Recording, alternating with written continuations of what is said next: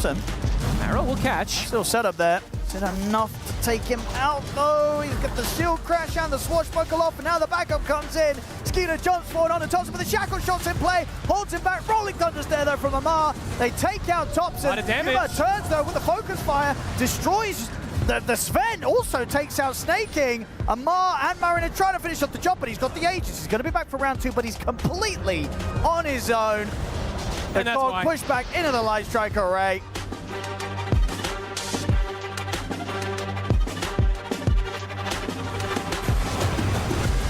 You've got the Glacier. Oh, like for this. aggressive force-staff telekinesis, the Drought dies immediately.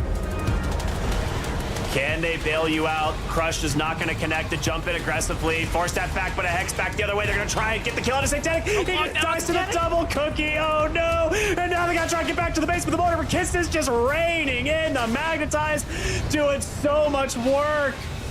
Resilience will take game number 2. BKB commits, and he is dicing up the Viper as well. That is not a tanky hero anymore. XM went in, and with this BKB, does some damage. Shiro's not going to commit, trying to go for Ace. Ace, he will get that kill, but Shiro, oh god, this Kez is just too much damage, an ultra kill, and XM will be run down by Nisha. GG is called. Vici Gaming have been drained from this game 1. Meanwhile, T4 Towers under siege again, I do believe, by our creeps. They've got to get back and defend the Ancients exposed. He wants to go in this Ghost. tower. Cowering. Cowering's on the Ancient. Cowering's trying to end the game. The right clicks. He's trying to end the game. Meanwhile, Fade. Fade trying to run. Fade will go down, surely. He will die. No buyback available. Ghost trying to save this game. The Ancient, though, going down. Ghost will drop. Oh, no buyback. That's a dieback on him. He'll get him. And there's the GG call. The Aurora, they've done it.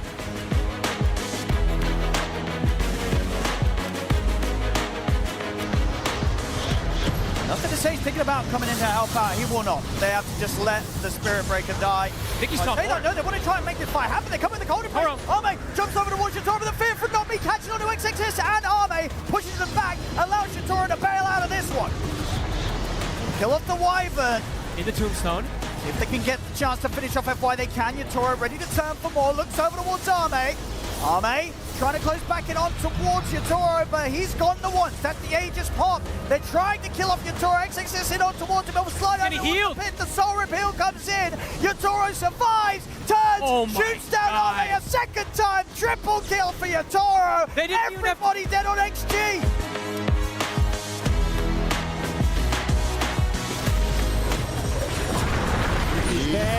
AoE Doom again.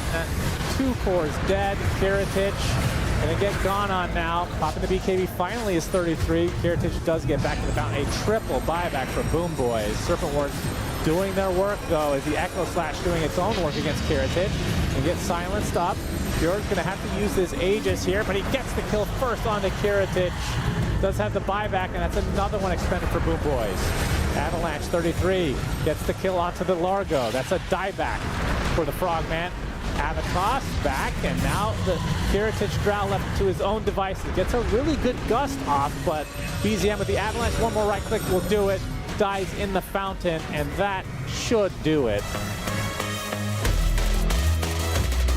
OG at high ground. Aegis on Gyrocopter, and Nigma Galaxy trying to defend. In the back, Sven has gone for a move. Got a black hole at the front though. Gyro and DK both stuck inside. Dragon Knight down. Fresh. I've got another go here with a black hole on the Gyrocopter, and this damage just comes through from Lorinov. Meanwhile, Sumail has managed to get in the back lines, stay alive for long enough, and survive. The onslaught has ended from OG. They don't have anything left to give.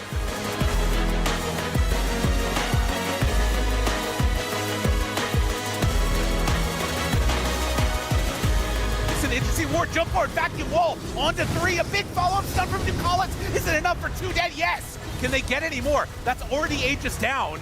Oh, but Viper under control, he's in trouble, but now Reen, he's stuck over to the side, the bear chewing him up. You're in the woods, mister! Get out of there! A satanic triple kill, looking for a little bit more. Skinner has got to get out of there.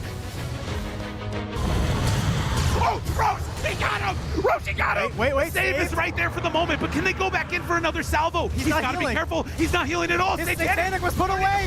Fire to follow more is right there. He's They got him. 2 down, no buyback. Roche did all of the damage and they came in for the cleanup. Nine Class is looking right now for a backline punch, but they're able to keep himself alive on Malrine for a moment. Nullified, now dying though, rolls out, gets some separation, but the turnaround and the kill is there. Buybacks come out. How much do they have left in the tank? Malrine is low, but not quite low enough, and now he's hitting Control throne. for a moment, Satanic, they're hitting onto the throne, trying to focus it, but there is going to be the cliff. Can they take down Satanic? Can they take down any of these heroes? Malrine doing good damage, but not enough. He's gonna be dead 2 minutes. Buyback from Is still open. 9 Class, eyes on the prize. Satanic. BKB taking it down and getting the GG. Team Vision come away with the victory.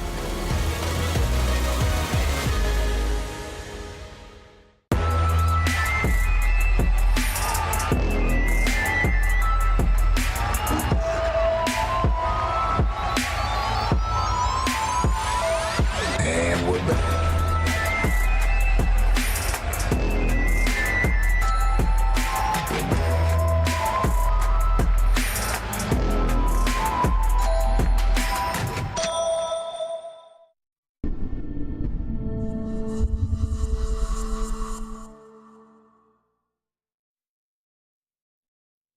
What is up, everybody? Welcome back here for another day of the International 2026. We're back.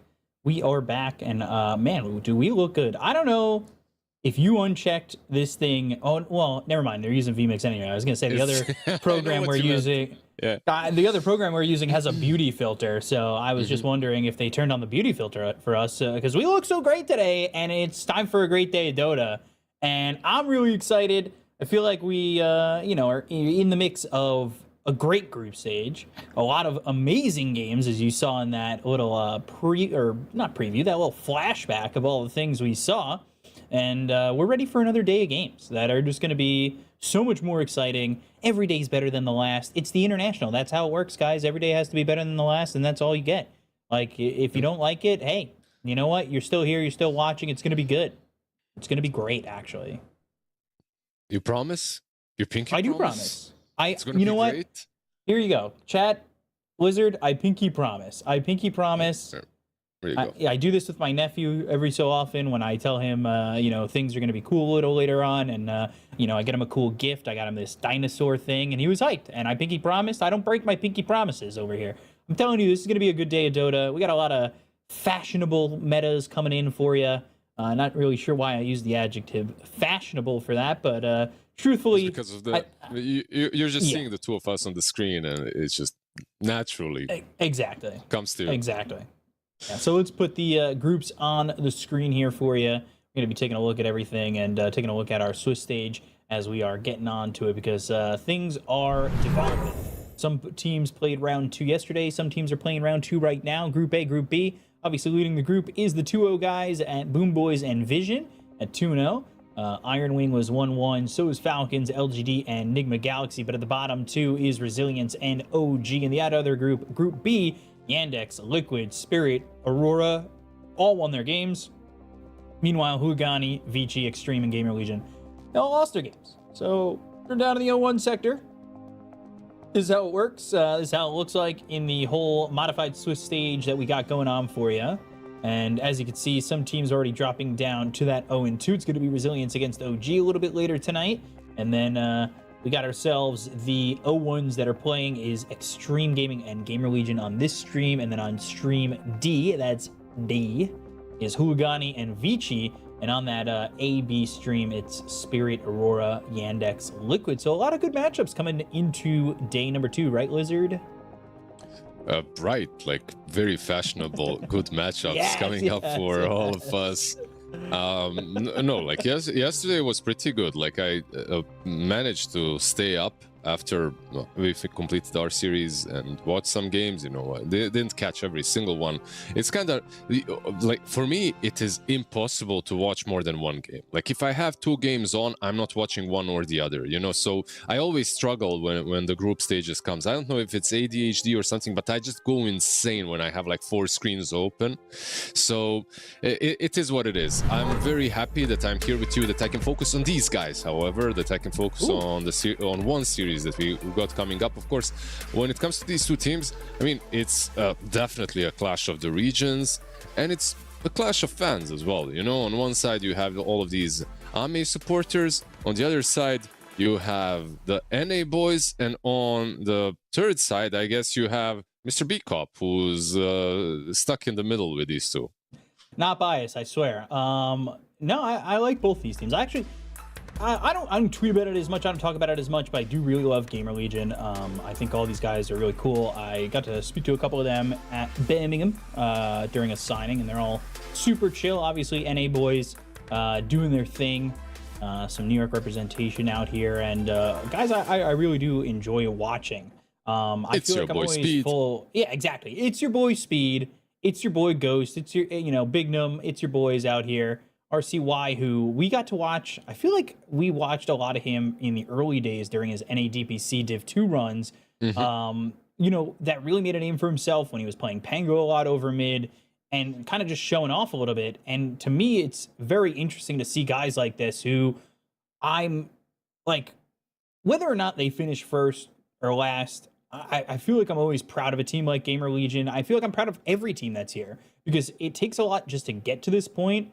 But obviously, I have out of work when I'm not having to be a professional Chinese team bias. I let that shit go at the door. I leave it. I get to my own studio apartment door and I go, all right, I got to leave this here. No bias. I'm just here for the Dota. Like, I really am just here for good Dota, and I'm always excited to see either team win. I don't know, especially these 2 teams. I got a lot of emotion for both these teams. Yeah, you're gonna be flip-flopping. I know. I can see it already. On one side, like, you're one of the most knowledgeable Western guys when it comes to Chinese Dota and all of these teams and players. And on the other side, you're an NA boy after all, so it's rough. I understand, but for me, I guess I have no one in this race. I mean, I like all of these guys. Like, they're all pretty cool. Some of them I flamed in the chat, they flamed me back in the day. Some of them still flame me, some of them I still flame. You know, it's the standard Dota pub thing. So overall, it's just an interesting game coming up for us. I feel like when it comes to the 2 teams and when it comes to favorites, like, you kind of have to value Xtreme Gaming a little bit higher than GamerLegion, of course, right? Like, most predictions out there put GamerLegion in the bottom 2 and Xtreme Gaming maybe even as elimination round winners. So we shall see how it goes. I don't think that GamerLegion are going to be an easy of an opponent at all for Xtreme Gaming, especially after their loss yesterday. But of course, we shall see. Maybe Xtreme Gaming can make it look that way, or maybe GamerLegion are just going to go swinging into this one. Like, from GamerLegion, I feel like whenever they play on Ghost strengths, they look like a different team, and also on RCY. That's another player that definitely needs to be mentioned, right? Like, if he has a lot of these cheese picks as well that they can, when needed, put together. Yeah, definitely. I think that's why they're focusing RCY over in the bans first for Xtreme, kind of maybe forcing them to pick his hero earlier. One of the things that, in my opinion, is kind of a big deal is the fact that, you know, Ghost played in the Chinese region for a long time. A lot of these guys from the Chinese region understand him pretty well. He was the kind of guy that back when he was playing for Royal Never Give Up, played Lone Druid out of meta. And you know, he's the kind of guy that I think they know how he plays, they know his styles. So the person that you gotta kind of focus is gonna be somebody like RCY, who maybe they don't see as much of, and that's what they're kind of doing with these first phase bans. So I'm very interested to see how GamerLegion kind of draft around that, considering that fact. You know, Lone Druid's already banned out here, so I want to say the Ghost out there picks. The only other one that's like truly out there that I think he might even play which is like a small 2% chance, is like Jug. I feel like he's one of those. Ghost is one of those guys that'll pull out a Jug out of nowhere, even when that hero is garbage. Yep. Jug and Lone Druid. Like when you mention Ghost, those are the two heroes as well that I would literally say. Like Lone Druid will be banned out in this series at 1000%. When GamerLegion have first phase, as they do here, they banned it out. When they don't have the first pick of the first phase, it's gonna be banned out by Xtreme Gaming. I don't think we're gonna see any Lone Druid this game basically. And Xtreme Gaming are focused on they're focused on a couple of other cores as well. Well, all of their bans were basically cores.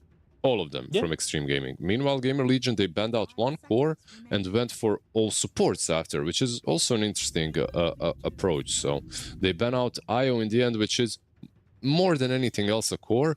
The reason they ban it out is because this is a scary combo with Largo.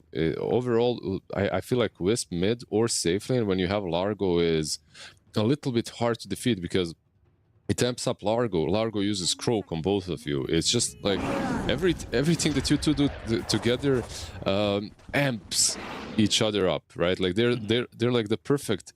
I mean, when you think about it, like the Wisp and Largo, they feel like they could have a show of their own.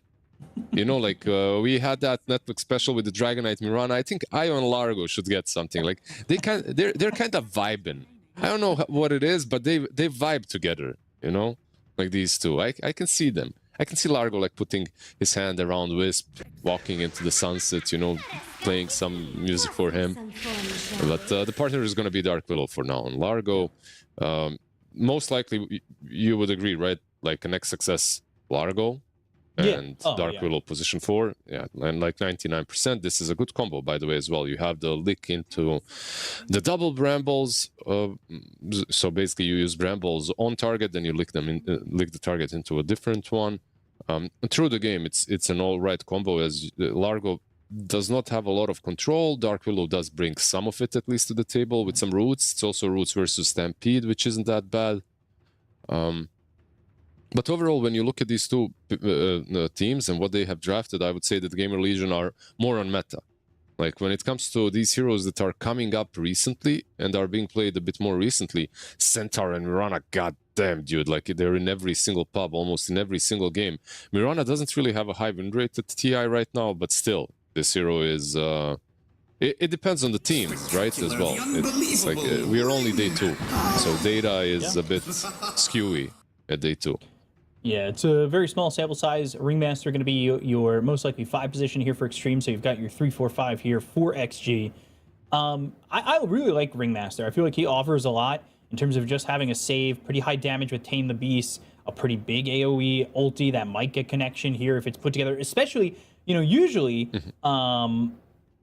you've got Ringmaster who's trying to force you into the Wheel of Wonder with his Tame the Beast and push you back. But now you've got this opportunity where there's potential of a Terrorize coming in that pushes you into Wheel of Wonder as well. And these two ults do kind of put together kind of the same, like, in very good chemistry. And it would be interesting to see how they utilize this. But, you know, we talk about supports doing a lot of chemistry. Shadow Demon and Mirana are definitely 2 of those supports that really do well together. Honestly, Shadow Demon Centaur do well, where maybe they just throw this Mirana 5, Shadow Demon could be 4, and you've gone to Disruption into Hoof Stomp and Double Edge. It gives them options in both these supports and where they want them in these side lanes. Yep, absolutely. It's super versatile. The main reason why Shadow Demon is picked here is the Purge, though. Something that Largo can deal with and Ringmaster cannot deal with. Like, right. But like you said, it's a good combo. It's the best feeling as a drafter is when you pick something that's good against the enemy team but also synergizes so well with your own. And those moments they don't happen all the time, you know, they just don't. However, here it did. Like you get the Shadow Demon, suddenly Ringmaster Escape Pact just does nothing through the game because you have Purge, so anytime you want to go on a target, you will be able to blow it up. Usually Ringmaster just sits behind the core that is the most vulnerable, and if you try to go on them, like he uses Escape Pact, he uses like his Tame the Beast, the ulti, and then suddenly you're the one being turned on. So yeah, the Purge just nullifies that completely. You don't need a nullifier. You also have, like you said, the setup for Mirana, for Centaur. Now you have Kez, another hero that kind of benefits from Shadow Demon's second spell. So the only one thing that GamerLegion do not have, by the way, of course, now that these two supports are obvious to us, is control, like good catch. You have the disruption, but it's not a good setup versus elusive heroes, right? And that's why Xtreme Gaming just straight up pick Puck. It's another hero that deals with Stampede. We talked about Largo and how low in control he is. It's another hero that benefits from Croak of Genius from Largo. So, yeah, like when I saw the Shadow Demon pick, like 3 picks in, I was like, yeah, the GamerLegion are cooking. Like, this is a good draft. When I see the Puck here as the 4th and GamerLegion's Kez as the 4th, I'm swaying a bit towards Xtreme Gaming. And I need to see what kind of a hero GamerLegion can come up with to deal with the Puck, because their last pick needs to deal with the Puck, whatever it is. Like it has to deal with this hero because they have nothing for him. This is a solo Puck game if they don't. So let's see. Ember Spirit banned out, Earth Spirit banned out, Void Spirit probably gonna go next, or Huskar. Like if you want to cheese it up, right? Like you have some options. There is the Huskar pick in the past. There's like a Nerd Shaker as well that was played into Puck a little bit. Like in some other metas, DK, MK, TA, these kind of heroes, but they're just not picked and they're not good currently into the Puck because they don't control him after the laning stage. You need something like a Void Spirit Axe, basically, for this game to be playable. Looking at this Kez, and Kez has been played mid a little bit, right? Like RCY, Actually, doesn't he play Kez? He does. You're very right, actually. They play it. Honestly, if it's Kez mid, then I like Xtreme Gaming's draft even more. I think Kez mid is fine, but he doesn't do what we just wished for. Like he has some silence, and why I say that is because getting a carry that does that is infinitely harder than getting a mid. That's the problem. Sometimes you can deal with a bad situation by buying certain items, like an Orchid or a Hex early on. Orchid, of course, comes way earlier on most heroes. I don't agree with certain analysts that have recently said it's all about the items, not about the heroes. I think heroes matter quite a bit. And then if you can fit in the items, it's great. But yeah, you know, it's kind of rough to... I'm more in a camp, if you have a bad draft, good items can rescue it, but I'm not in a camp in which draft don't matter, go for items. So when you see this Puck, like, what do you want? You want an Orchid, right? Like, you want a Hex, but when you look at GamerLegion, which one of these heroes buys it? Mirana Orchid doesn't feel great. Like, the rest of them forget about it, so it's not happening. Taking a look, Sven, PL. The PL you've been kind of talking about a little bit. Yeah, I'm a PL believer. When it comes to Xtreme Gaming, they need to round it up with the carry, right? We didn't even talk about it, but I was just going to say, you're playing into a you're playing a Centaur, you didn't ban out Lifestealer.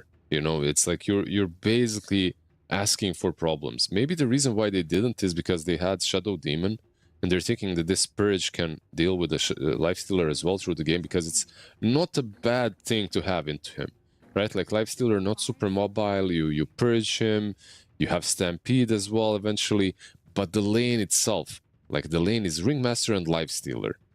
Like, you have a percentage-based damage dealer and another one in the form of Lifestealer. Like, both of them are really good against... Is this some mid Enigma? Or offlane Enigma and Centaur mid? Yeah, it's Centaur mid probably, right? Like, they're switching it up. Mid Shadow. Yeah. Nah. I think it's like what Falcons did recently at Essence, right? Like, they did the same thing. They put the Centaur mid, and they swapped it up a bit. This does change things a bit. Like, the lane itself for Centaur should be fine mid versus Puck. Like, through the game, you do have good catch, with the black hole, they actually don't have anything to deal with the black hole through the game. Like you have some coil eventually, but it's not that amazing. Like once Fade gets like a BKB blink, it can be kind of rough. Dealing with Eidolons in the lane as well is not that great. Largo likes to play prolonged games. He's not gonna push the tempo, and you have Enigma that kind of likes to play the game fast early on and then slow down until you get those items. This hero ramps up real quick and then just disappears from the map until you find the right items. Overall, I still don't think the puck problem is solved, but they can cook. Like they have Enigma now. Like this hero kind of changes my perspective on a lot of drafts, you know, because okay, we don't have to do X, Y, and Z. We can do the Wii strat or whatever the strat, you know, like we can do the strat. Not talking about the X-Pro player. I'm talking about just some random fourth strat, you know, where you're going for late game, you're going to have black holes. Like they don't have anything to deal with those black holes.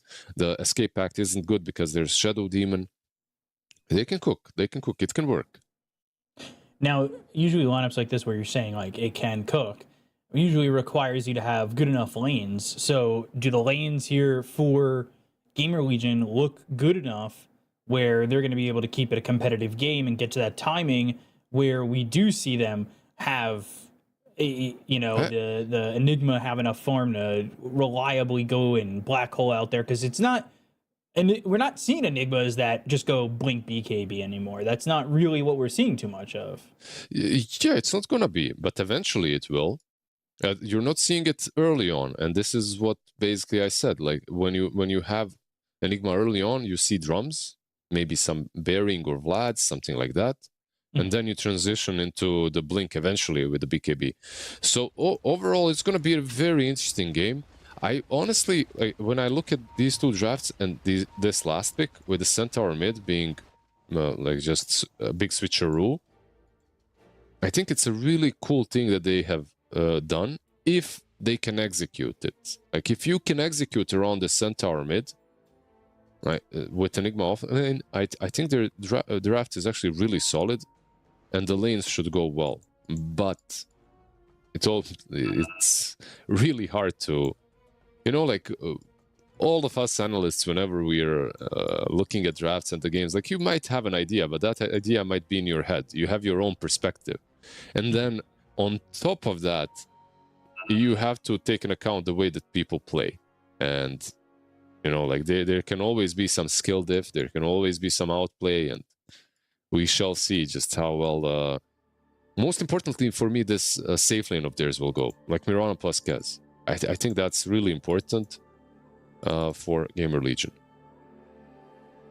Okay, well, we'll see how it goes once we, of course, get unpaused with them needing to fix their team speak.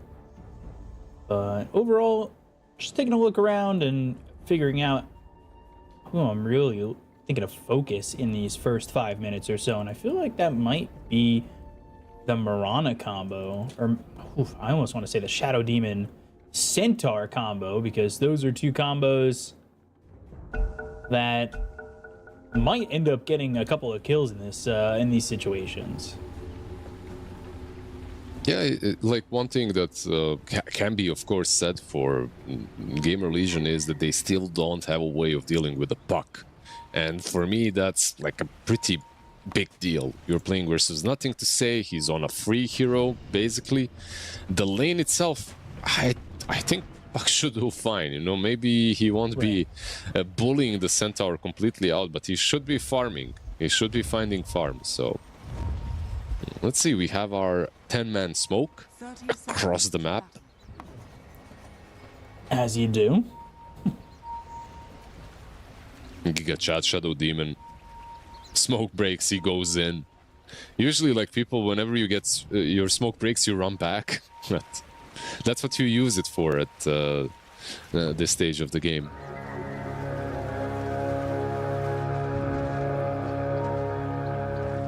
See if anybody tries to fight here early on. Catchy Lick RCY, Impalement Arts land, but the bounties are 2 apiece, nothing too special. He's like some hero would really matter, like it would really care about this kind of a play, but he's sitting on 900 HP and 7.6 regen, by the way, on level 1. So he'll be fine. He's gonna regen up by the time he gets into the lane, and he's still going to double up the HP of Puck anyway. And a DOTA, lol. The best DOTA in all the land, I know what you're talking about. And a lol. These 2 wards, by the way, I feel like I've never seen 2 wards that have just sat next to each other over mid like this. Like, surely somebody saw one of the other. Yep. Good old smoke wards. Help them out to do it. By the way, this bot lane I feel like isn't that bad as well for speed plus ghost. I think we shall see how it goes. But if speed, you know, manages to not get, I feel like they can kill Mirana. Kez is a hard kill, but it's also doable. Right. But let's see. Ghost needs to be very careful. Shadow Realm Strike's going to do some decent damage on him. Of course, he only has 1 Tango double, Fairy Fire, and a couple of charges on that Magic Wand to have that little bit of regen ready to go. But when that combo starts to come through, they've got the Catchy Lick and maybe the Bramble Maze at level 2. That might be a moment in which Xtreme are really trying to make the jump forward. Yep, they have a very strong level 2. I would say their level 2 down bottom is much stronger than Radiant's level 2. So it's level 3, however, when Mirana gets a level 2 Starstorm can be a bit tricky. Like, you have to be careful. The damage output from Radiant is not insignificant here. And even though they're getting bullied right now a little bit, it's playable, I would say. Seems playable. They just have to continue to survive. Will they? Trying to go, making a move over bottom, and Ghost trying to parry as much as he can. The Starstorm doing a real decent amount of damage on an FY, and now he might be the one who ends up getting traded out. And as Ghost gets that first blood, Catchy Lick will grab Ghost and get themselves a return kill. But first blood coming in for Ghost. Starstorm again on XXS, Frog Stomp on speed. But arrow. Can he land the arrow? Now he's behind the creeps. He didn't even go for it. He didn't try. I mean, yeah, of course, you're not gonna hit XXS like that. It's not happening. So better save it for a better opportunity. But yeah, you could see what we just talked about. Like, even though Dark Willow and Largo, they seem like the stronger lane, you kind of have to respect the damage output from these two. Kez is still an insane laner, and then on top of that, you have this Mirana, who, like, this whole exchange, sure, Kez gets the first blood, and that's great. I think what matters maybe even more so is the experience that Mirana got on her own.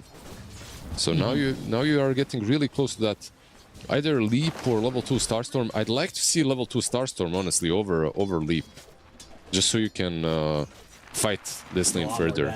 Yeah. Doubling that damage and getting 2 Starstorms on somebody might be enough to get a kill early on, especially if they're going to try and continue to play aggressive with that Bramble Maze Shadow Realm Strike Catchy Lick combo. What about mid, by the way? Do you see the CS? Like, nothing to say. He's actually kind of getting stomped. No pun intended. Like, this Centaur is doing really well.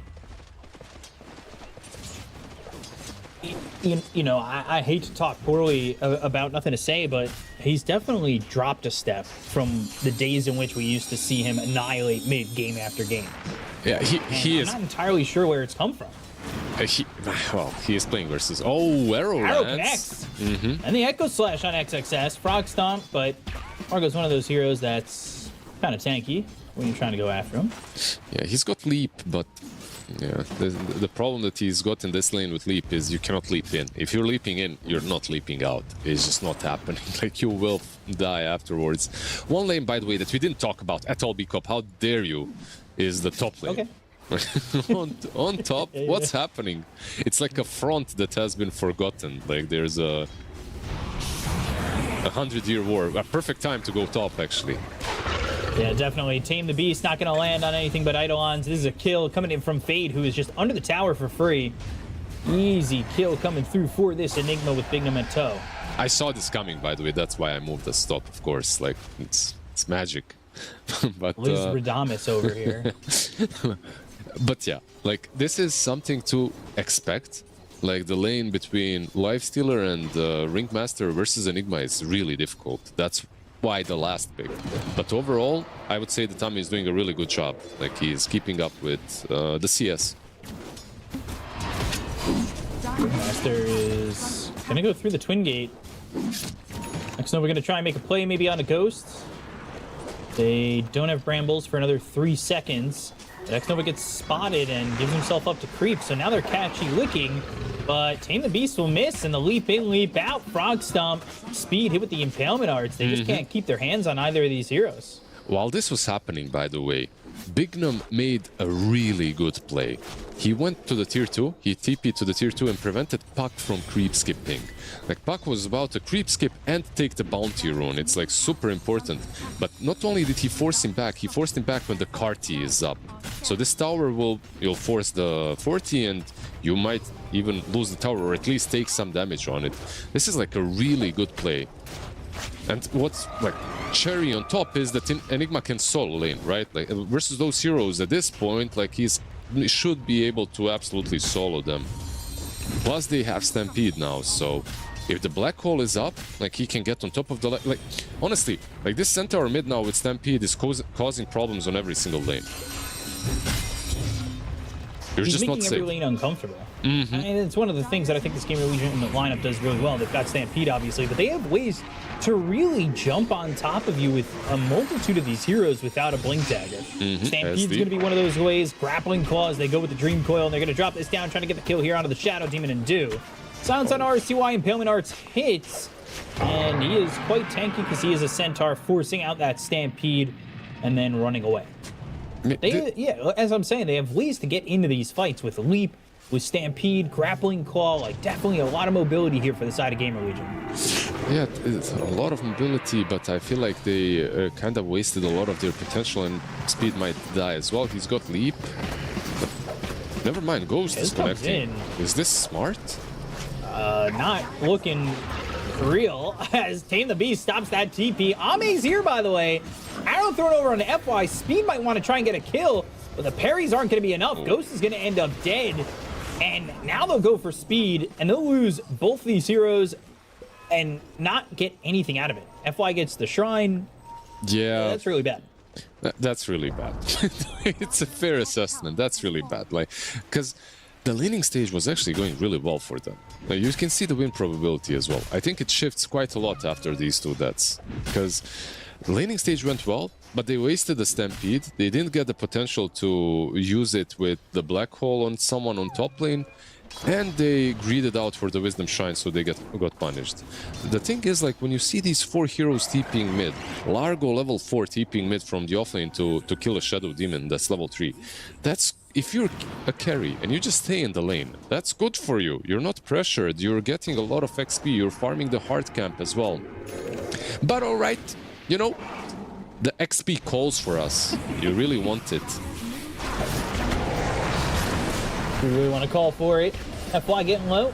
Saved right now with the escape back, trying to stay alive, but the Shadow Demon will get that kill. They go to the Dream Coil with the Illusory Orb right on top of 2 of these heroes as they try to Stampede away.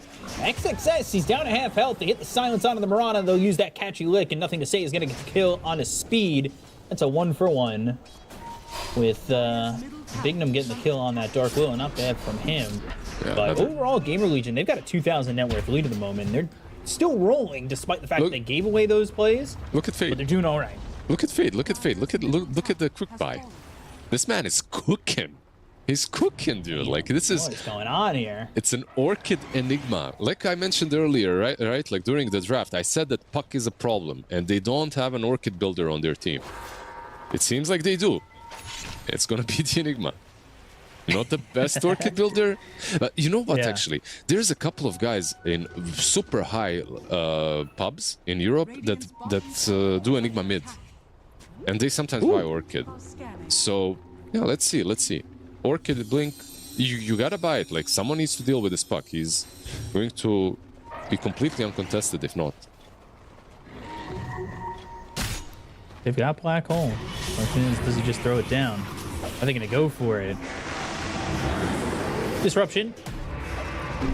And they're going to try and go. Shadow Realm, Hope Stomp comes through. Now Arrow lands, connects onto the Largo. They got the double edge to follow it up, but the Escape Act is there to do just that and try and get an escape. But the Black Hole stopped immediately. Fade, he had it there for a second. Not the greatest usage of that Black Hole, as all these heroes are still alive. And Ame is going to make the rotation over towards mid to try and poach somebody on the retreat. Dream Coil used by Nothing to Say. He's got that Waning Rift. He'll hit the Silence. Stampede to try and disengage. RCY maybe thinking about going back in on the Shadow Realm Dark Willow. They've got speed nearby. They're looking for the last shot on him. They get the kill into FY. The catchy look on RCY. He's down to about half health. Ame popping that rage, trying to still go after the Centaur. He'll infest into an Eidolon and continue this chase. Who does he want to go for? That's the real question. Who can he go for? Arrow connects on Nothing to Say. He's trying to back away as they'll both retreat from speed just in their face. This is a level 5 Mirana with Eidolon help that is doing a lot to push back Xtreme.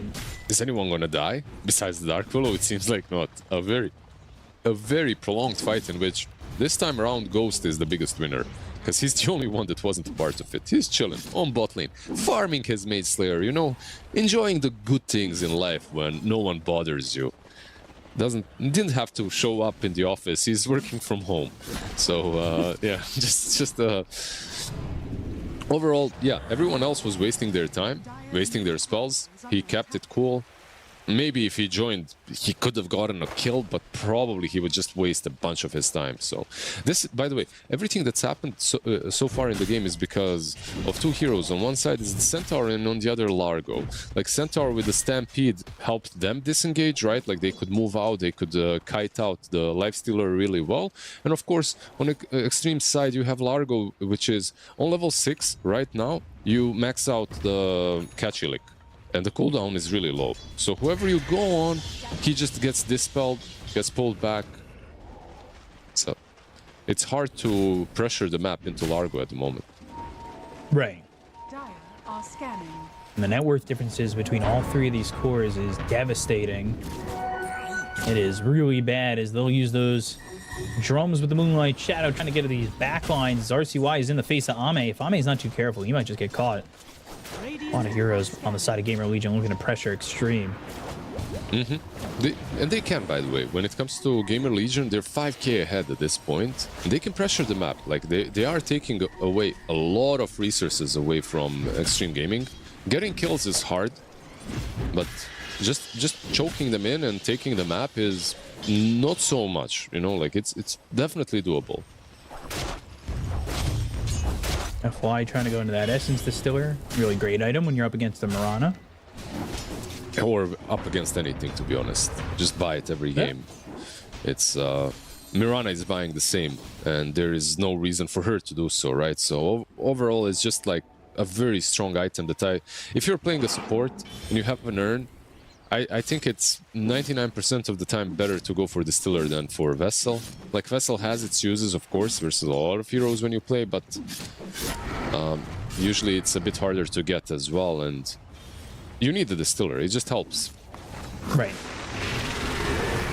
Catchy Lick, Ghost, Raven's Veil, he'll be running out of there. Yeah, I listen to this advice. I listen to you talk about getting items like the Essence Distiller. I've listened to you and Lacoste to tell me what I should get. And I do this in my pubs, man, and it's exactly what I get flamed for. I swear to God, they ping it. They're just like, what are you buying here? Why didn't you get a Vessel? Stampede use bottom. RCY is going to try and get on top of XXS as they throw the Terrorize out. They land the Fear, but the Starstorm damage just too much for him to handle at level 4, and they will get the kill into the Largo. When they flame you about the Distiller, you just answer with, why don't you get it? Why don't you get the Vessel? Because you can have both now. Oh, there you go. Flame back. That's the best approach. Always argue. Always argue. Spoken like a true lawyer. Orchid top puck. First death, maybe. Yeah, certainly possible. They don't get the damage within the Orchid. They'll just throw down the Black Hole, but they don't even need it. Fade's got the damage. Nothing to say. He might be a little shocked by the fact that he picked up this Orchid, and meanwhile, bottom, they thought about going into a Ghost, but the Brambles did not go down to that low ground, which he grappling clawed too. I think this is now, like, a little bit of a surprise to Puck, of course, as he did die to it. But at the same time, I think it might force him into perhaps a little bit of a different item build.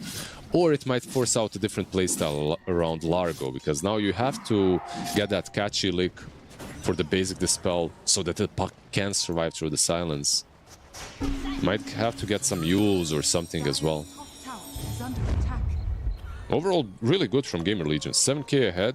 Like, they're pressuring the map. Tier 2 on top lane halfway through. I mean, this is looking good. And I've been mentioning the Orchid against the Puck. It works really well against Lifestealer with Radiance too, preventing him from using Rage or Infest. It can mean like the difference between getting a kill or not. There's a black hole available as well as an Orchid. Nothing to say he's going to get behind these heroes. He needs to be very careful. Jaunting in could just mean his death.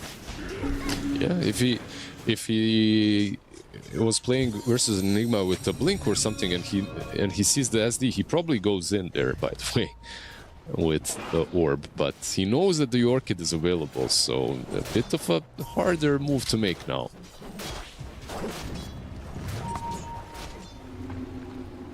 Xtreme really trying to find their opening, trying to grasp back this massive deficit that they're up against. And XXS, he's sitting down bottom. He's trying to farm as much as he can.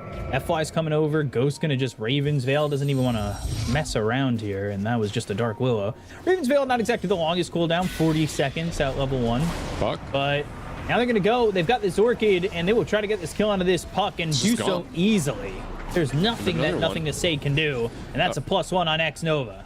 All right, like I'll give my take of this game right now. Xtreme Gaming are playing on Puck. They're not playing. They picked Lifestealer for the lane. They picked him so that they can defeat the Centaur and make him as miserable as possible. And then Puck had no counters, right? But this switch up with Enigma on the offlane just completely negates the Lifestealer's presence in the game, and your Puck is suffering. And how do I know that they're playing on Puck? It's just a Puck Largo. Like, this hero, Largo, doesn't do a lot on his own. Not at this point, at least. No, like, Largo is, at this point, like, not at this current point in the game, but the idea about Largo generally right now is to buff up one of the cores, right? So you have an unkillable mid laner with Croak and a Dispel 24/7 and maybe a Lotus down the line. But they're just... like, the Puck got demolished. Okay, he's 2-2. His last hits are not great. Tough game. Almost a 10,000 lead. Just 17 minutes into the game. Running away with this one. RCY's got Stampede. He's got that ultimate Centaur build of having that heart with the Helmet of the Dominator ready to go. They could do from any position in which you play this hero from, it seems like. And now they're trying to steal some stacks. And it ain't going to be that hard. They need to be very careful about how they approach this. Now they're looking for the Terrorize, but the Silence is onto the Largo. Look how much damage XXS is taking. There's a blink on Enigma as well. Like, you gotta be super careful how you approach this game now if you're Xtreme Gaming, but honestly, just being careful might not cut it. They're 10k behind 18 minutes in. This is one of those leads at 18 minutes where you... Все, пишите, the new voice line. It's all, call it. It's hard. It's really hard to play this game. Wasn't sure which voice line you were reaching into the bin for, but there's a lot of good ones this year. I thought you were gonna just give me, oh, you know, when you're down this much, Legenda, and that's it. And you were just gonna hit me with that. That's the normie one. Oh, okay. It's the first level, the entry level one. It's good. Level? All right. It's good, but it's entry level flame. It's just Radiance phase boots for Lifestealer. Ame trying to find a way, but uh-oh. There's that Orchid. There's that Black Hole. And a Starstorm. Getting past the event horizon to slam down Ame and get yet another kill.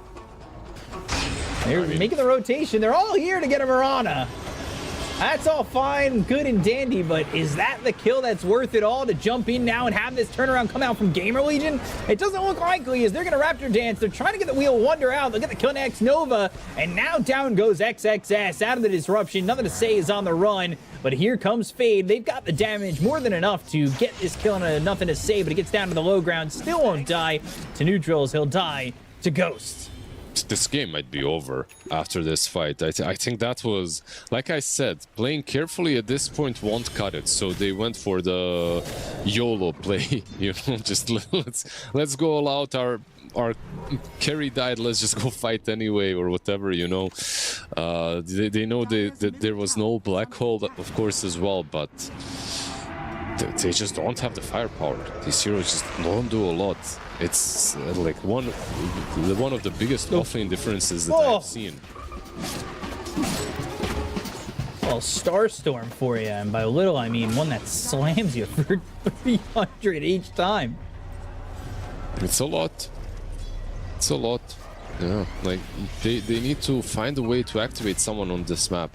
The thing is, if you're Xtreme Gaming, you're hoping for late game now. Like, you can't even do anything on the map. Even when you get these next items, that doesn't cut it. Like, that's the biggest issue now.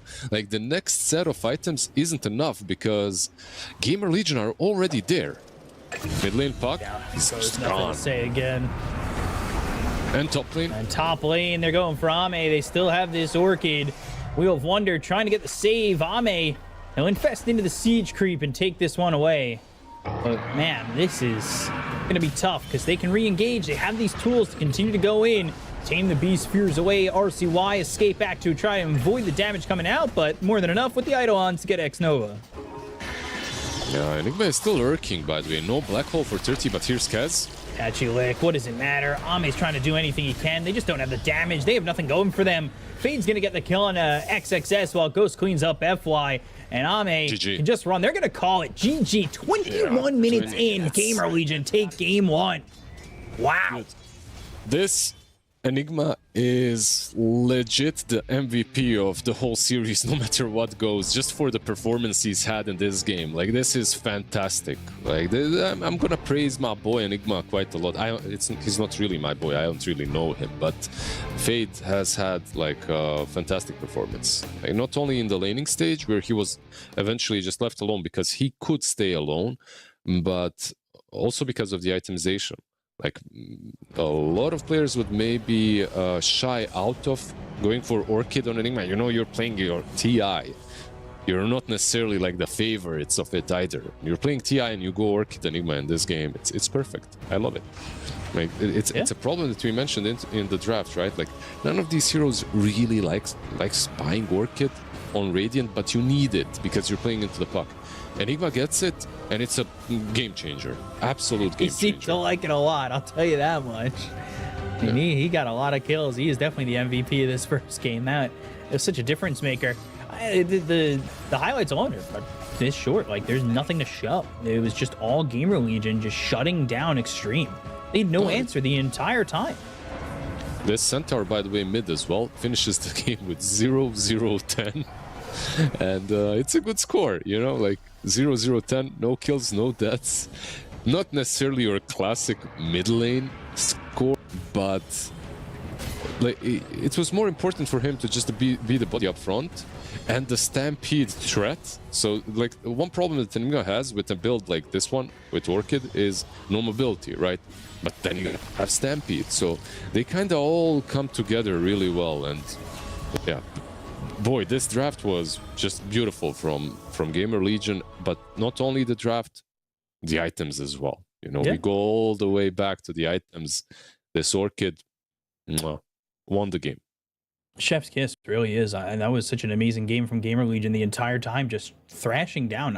All lanes went well. It looked like maybe it wasn't going to go, their way out of the draft. But hey, man, drafts are drafts. And then all of a sudden you get that item, you get that Orchid where you're able to just shut them down. And that's exactly what they did. It was kind of, not just slightly impressive. That was a really impressive game from GamerLegion. I think a lot of viewers underestimate a team like this, and again, you're putting them in positions with, especially the Enigma, which is one of their signature heroes out there, is something that they really did quite well. Drafted well, itemized well, and a great game one for GamerLegion overall. So they're up 1-0, and they're about to send Xtreme Gaming to the 0-2s while they're trying to rebound to the 1-1s. But we're going to see game two after a quick break. We're going to see you guys in just a moment. Stay tuned. We'll be right back.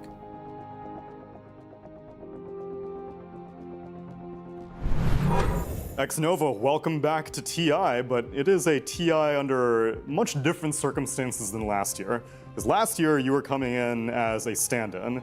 When you were getting on that plane to Hamburg, what was your mindset like about getting into that TI?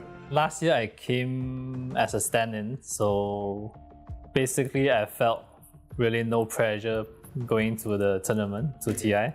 So I was really enjoyed throughout the whole tournament until the finals. Yeah. The whole tournament, because that's what I was wondering is, at any point during the run, were you ever like, oh, this is getting kind of real now? Like, it's no longer just for fun, like we're going quite far, or you're saying the whole time you were like, whatever happens, happens?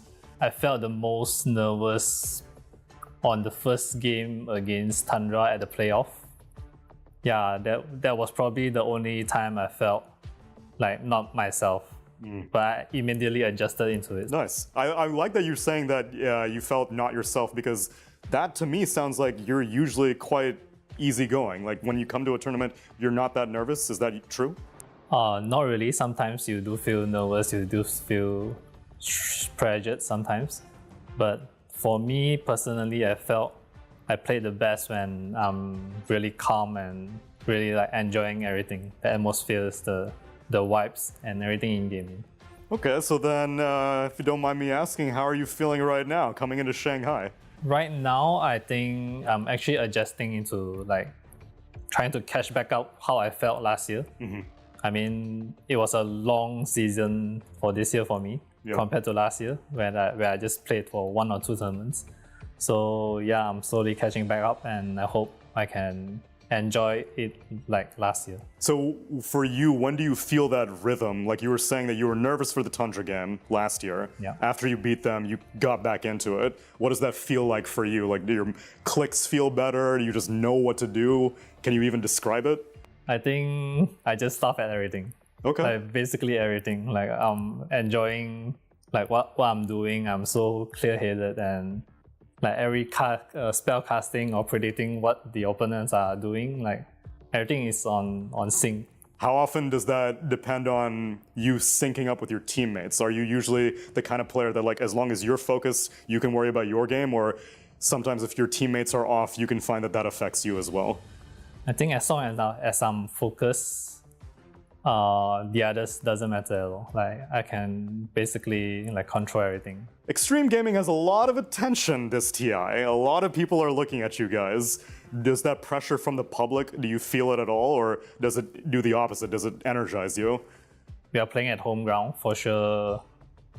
There would be a lot of expectation for us and the tension would be there, for sure. There's no doubt. You think that home field advantage, you're going to be able to feel it, like not just with the crowd, but like I was talking to Bach earlier and he was even saying that just seeing the signs and like you're seeing the Chinese script for text and stuff like that, it makes you feel at home. Yeah, for sure. I think being here just feels like comfortable. And then how about your team's state right now? How are you guys feeling as a group of 5 in the current patch, current meta? Throughout the year, we had some struggles, we had some up and downs, but now I think we are like getting ready mentally for it. Nice. Well, I think that mentality is going to carry you far. Xnova, looking forward to your Shanghai experience. Thank you.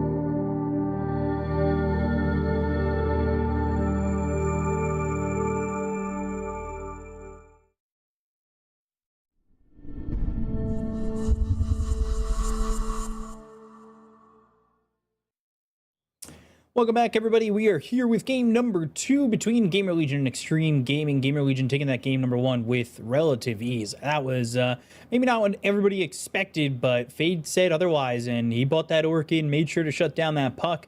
They never really got themselves going on the side of Xtreme. Engine stayed cold, engine stayed stalling, and GamerLegion ripped through them in game number 1. So game number 2, Lizard, they need to figure this out. If they want to force this to 3 games, it's got to be a different draft. It's got to be different execution from Xtreme. But GamerLegion, they're rocking with some momentum right now. And what do they need to do coming into game number 2? It was like a really good... by the way, half of this game was the draft itself. And I feel like that's how much the game lasted. So the draft was 10 minutes, 20 minutes of the game, like 50% more or less of the game duration was the draft duration. So overall, I feel like... yeah, my dog agrees. It's 4 a.m. For some reason, she's never awake at this time, but yeah. Yeah, overall 4 picks in, I think we had really good picks on both sides, and both teams like were really hitting one another with cool picks. Like you get some Lifestealer on the other with the Ringmaster, but you get the Shadow Demon to respond to it, you know, just a lot of big brain plays. Then the puck gets picked. They have no catch for puck, but they have Shadow Demon for everything else.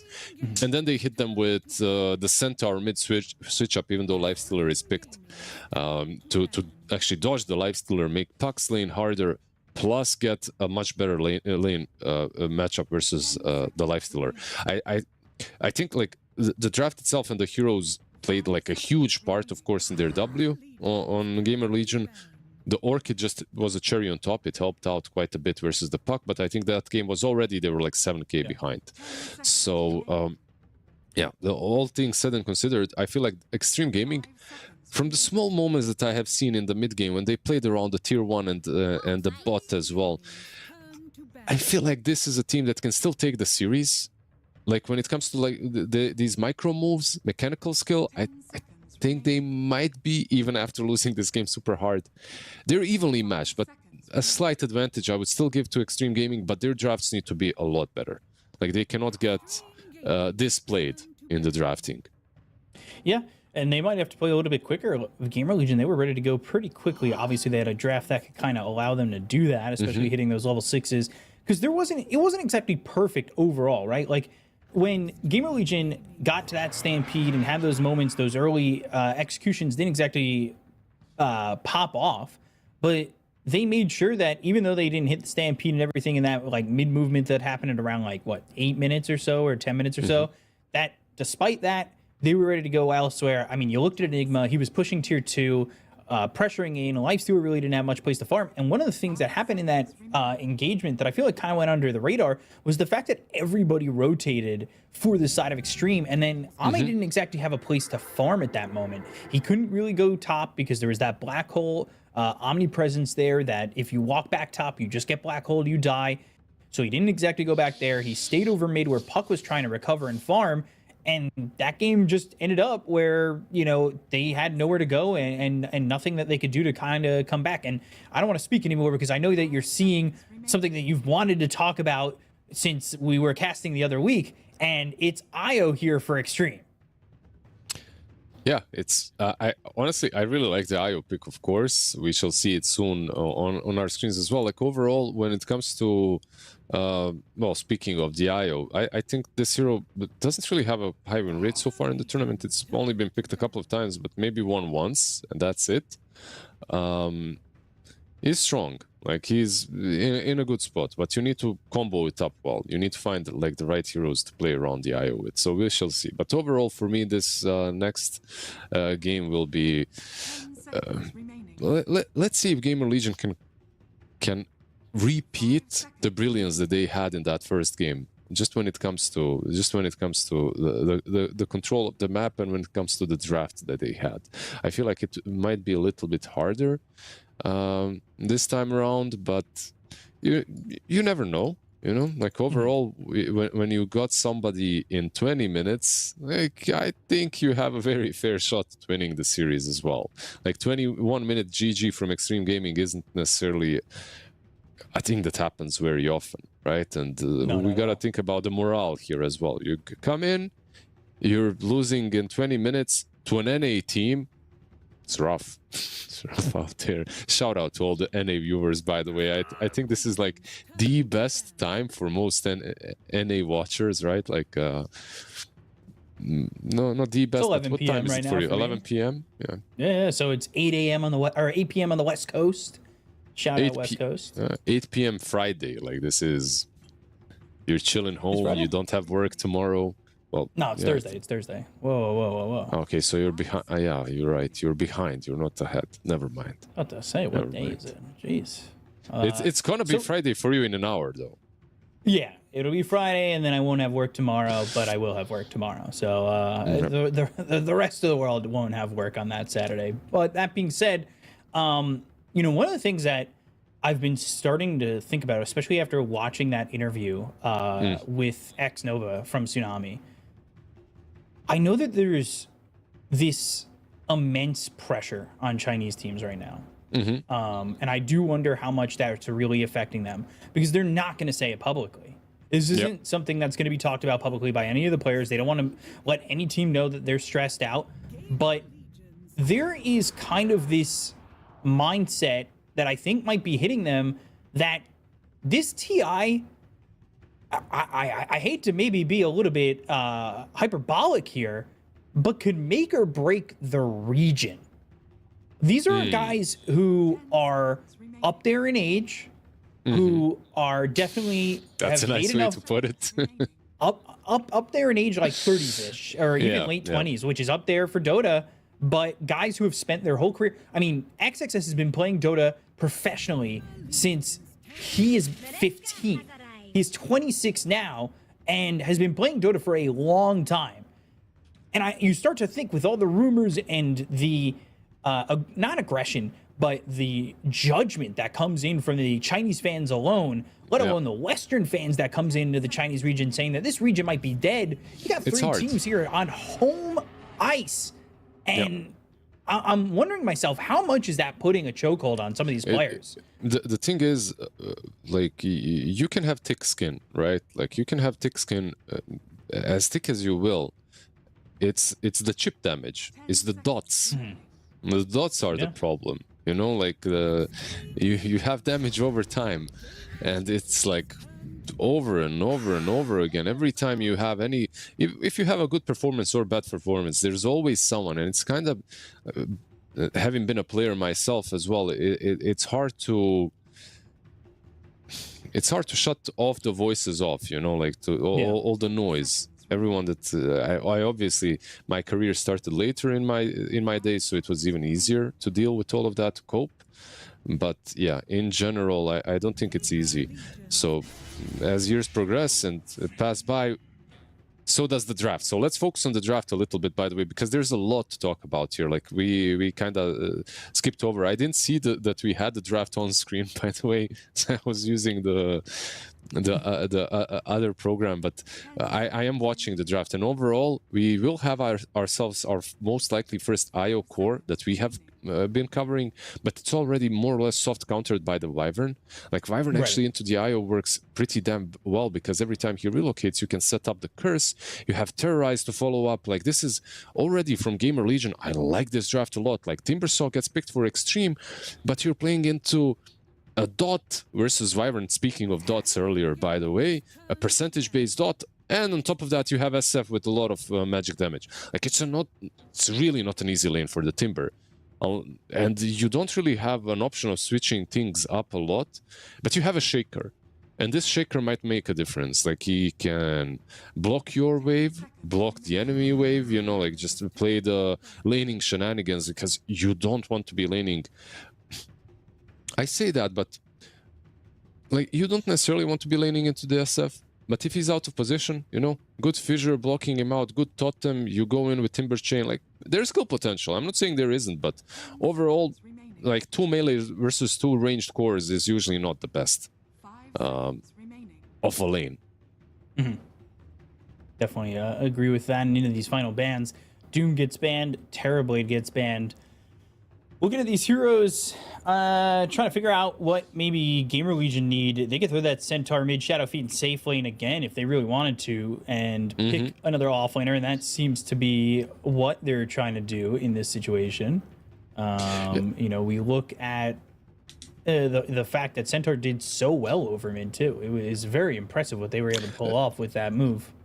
You know what's really cool with the Centaur first phase now? After the, like, you showed them a proof of concept, Centaur can be mid, and now you picked Centaur, and now they can't only ban out mid laners anymore, right? Like, they can't ban them out, and that's why Doom is banned, because they're worrying now.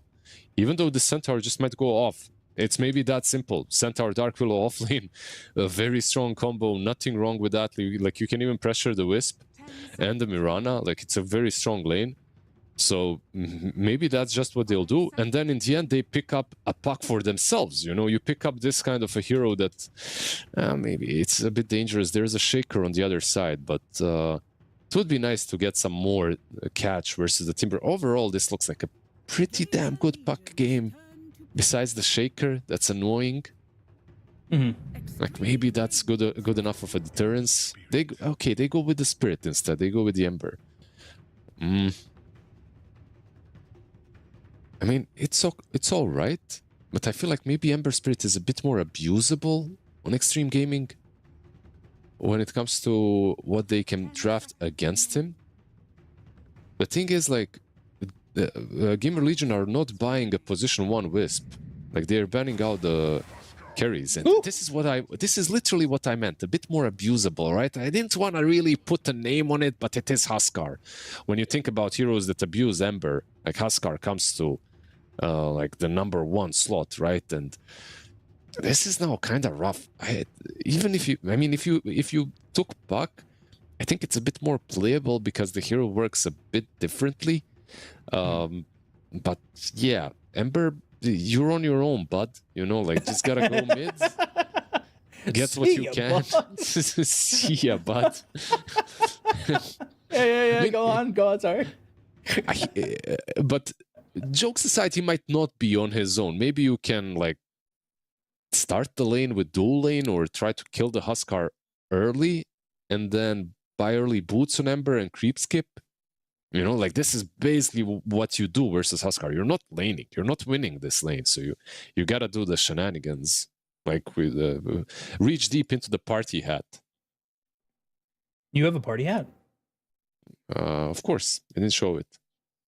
Damn, everybody's got party hats. I need to grab myself a Glitch Cosmetic party hat. I'm really interested to see how Nothing to Say kind of rebounds, because that game 1 was not a good look for him. And it's something that I pointed out during the first game. Like, he's kind of not fallen off. I don't want to say that. Like, I do think that he's still an amazing player. I'm not here to judge. You know, I can only give a legend badge of approval. That's about as high as it goes right now, as I edge towards maybe be giving an ancient badge of approval. But I will say this. Nothing to Say has felt like the weaker link in this team. And after a game like that, hopefully a matchup like this is something that punches well and gives him that confidence back. If you're rooting for Xtreme, of course. Yeah, I think they're probably winning mid. They should be winning mid. Like, if they don't win mid, something is really wrong. And there are some body snatchers in here. You know, Nothing to Say on Huskar versus Ember should be an easy W. When it comes to the side lanes, though, I'm not so sure. Like, you have Centaur Dark Willow into Io. I don't think that lane is too bad for the Centaur. And then on top of that, you have Wyvern and SF. I think that's also, I would give a slight edge to GamerLegion, with, of course, a chance of being outplayed with good fissure blocks, with some Timber Chain on top. So overall, I value the 2 side lanes quite a lot, but sometimes one lane going badly enough is all that it takes. And this mid lane can go really bad for Ember. Well, we'll see how it goes for Ember, and we'll see if Big Dick Lanham has cooked, or will he get cooked with this draft, as he is now the brainchild here for Xtreme, as they have moved on from Zhao 8. The coaches that have coached for Ame, ranging from QQQ to Zhao 8 to now Lanham and Maps, is quite the combination of guys that have been able to feed their brains to Ame.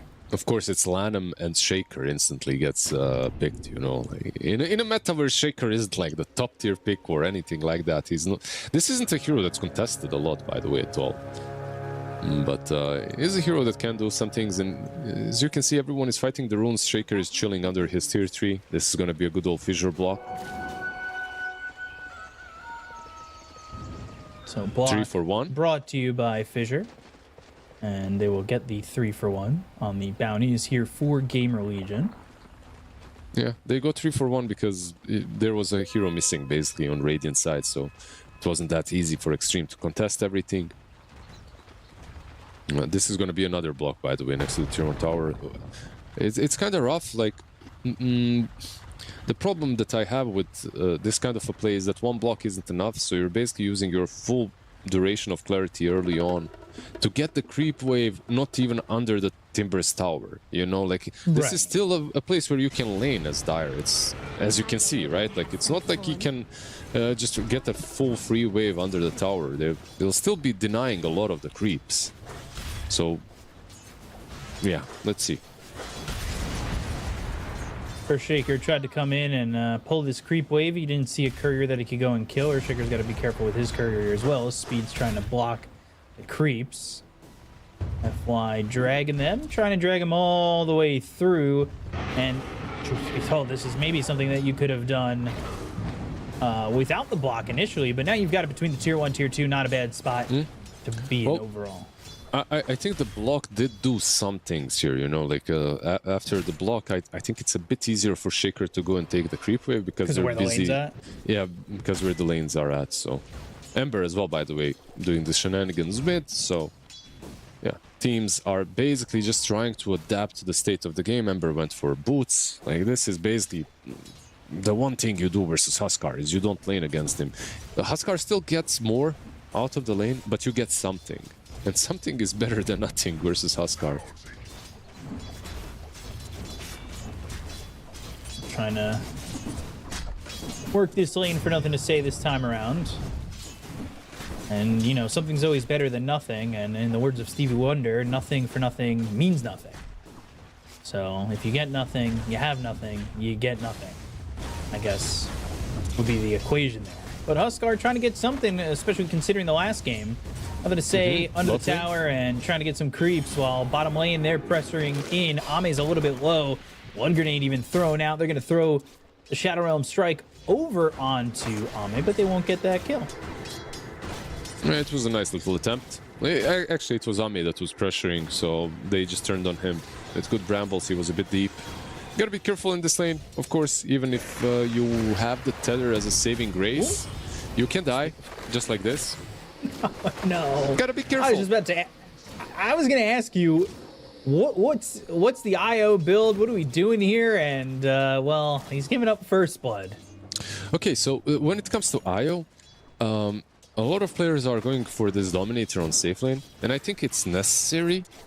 I've been playing IO mid and safe lane, by the way, recently. Overall, I've always been a Wisp enjoyer, so I like the Domi from the safe lane, but I think that this hero can still struggle a bit with mana, by the way, when you buy Domi. You don't necessarily... Like, the thing is, the mid lane build is a bottle into Ags. The safe lane build, I think you need a Soul Ring in there fit. You know, like, I think the Soul Ring is kind of necessary just so you can spam out, because you're not farming with right clicks, you're farming with spirits. More than with right clicks, at least. And yeah, we shall see, we shall see. For now, he's just queuing up the Dominator. It's the standard build. You go Domi into Aghanim Scepter. What you buy after is up to you. Like, is it some Krella, is it some BKB, is it some Heart, some Shiva's Hex, whatever it is. Like, there's just a lot of options, and all of them are kind of fine. This hero is more about the levels. Like, you need a level 10 talent and you need a level 15 talent. Level 15 talent that gives you plus 50% spirit damage is where this hero truly starts to hurt. You know, like, that's the big power spike. Right. See how quickly he can get there, what the deal is going to be with the early game. As Xnova taking a lot of damage on this. Mirana has a leap, one last leap away. Forced to salve up. Has gone the 2-0-1 route. Not getting that arrow. Something that we see Miranas do, especially in the side lane like this, is use these arrows to get a little bit of extra gold going their way, get a couple of creeps, and maybe make the pulls a little bit less desirable when you take out the big creep in these camps.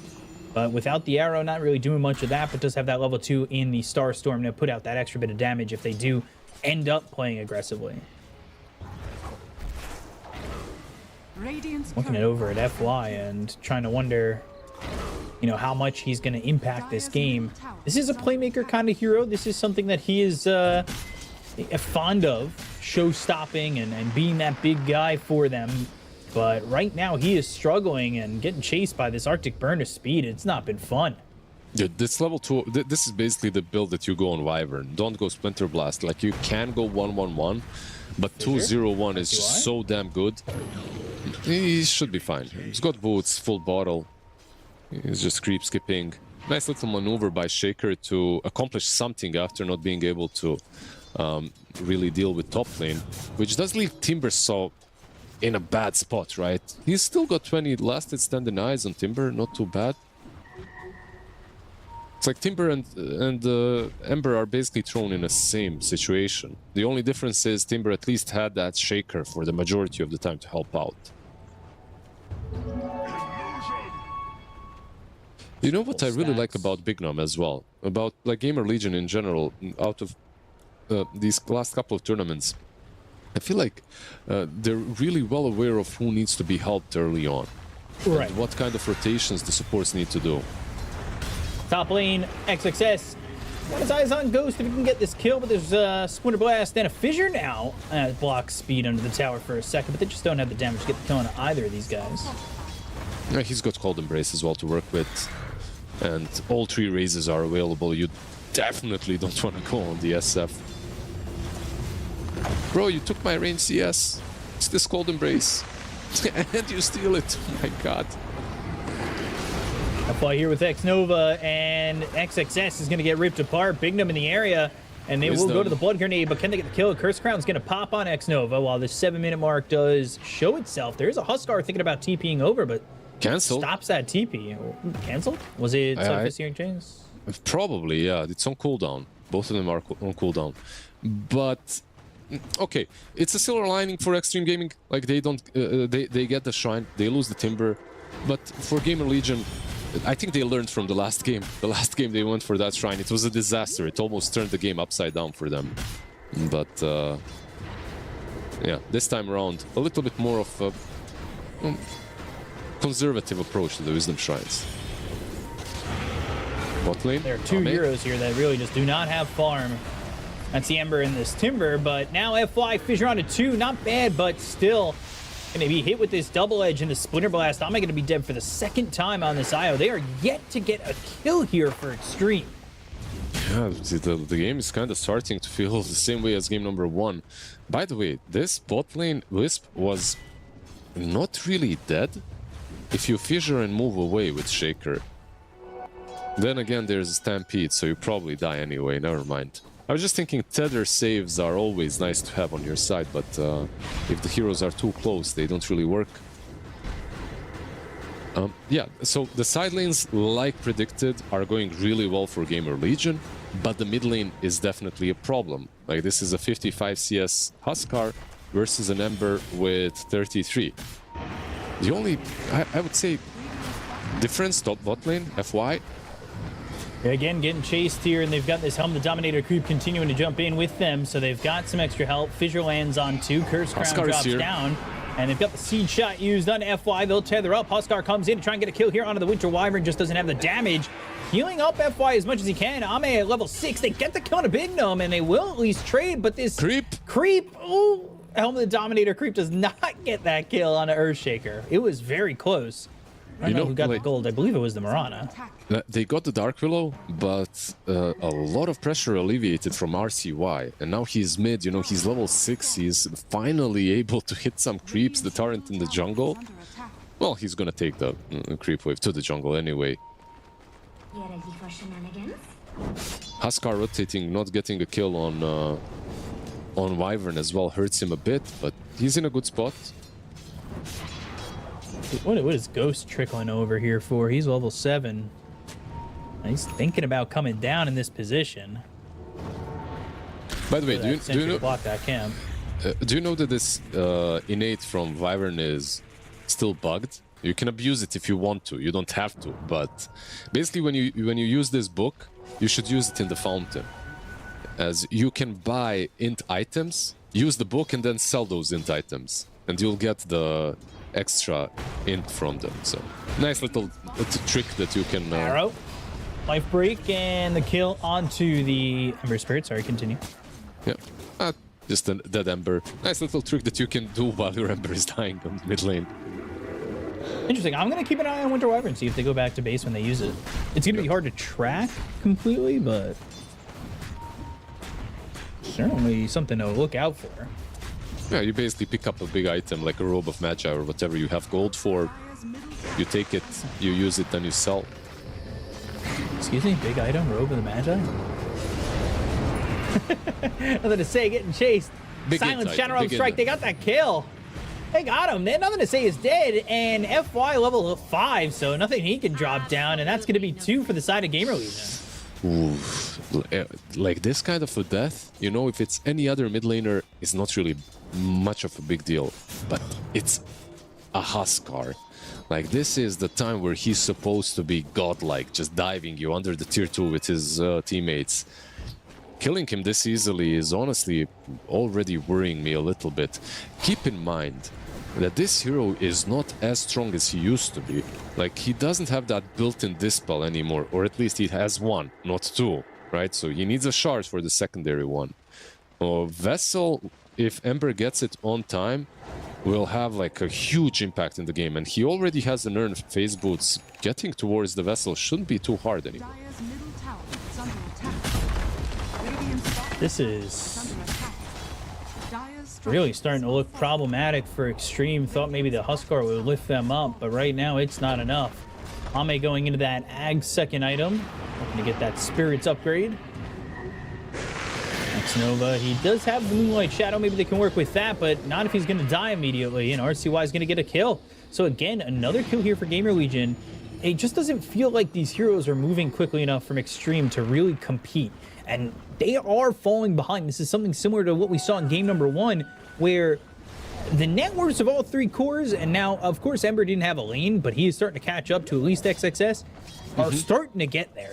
Both Ghost as well as Fade are in really good spots. Yeah, I just want to see the Wisp and relocate, you know? Like, they have this extra hero on the map.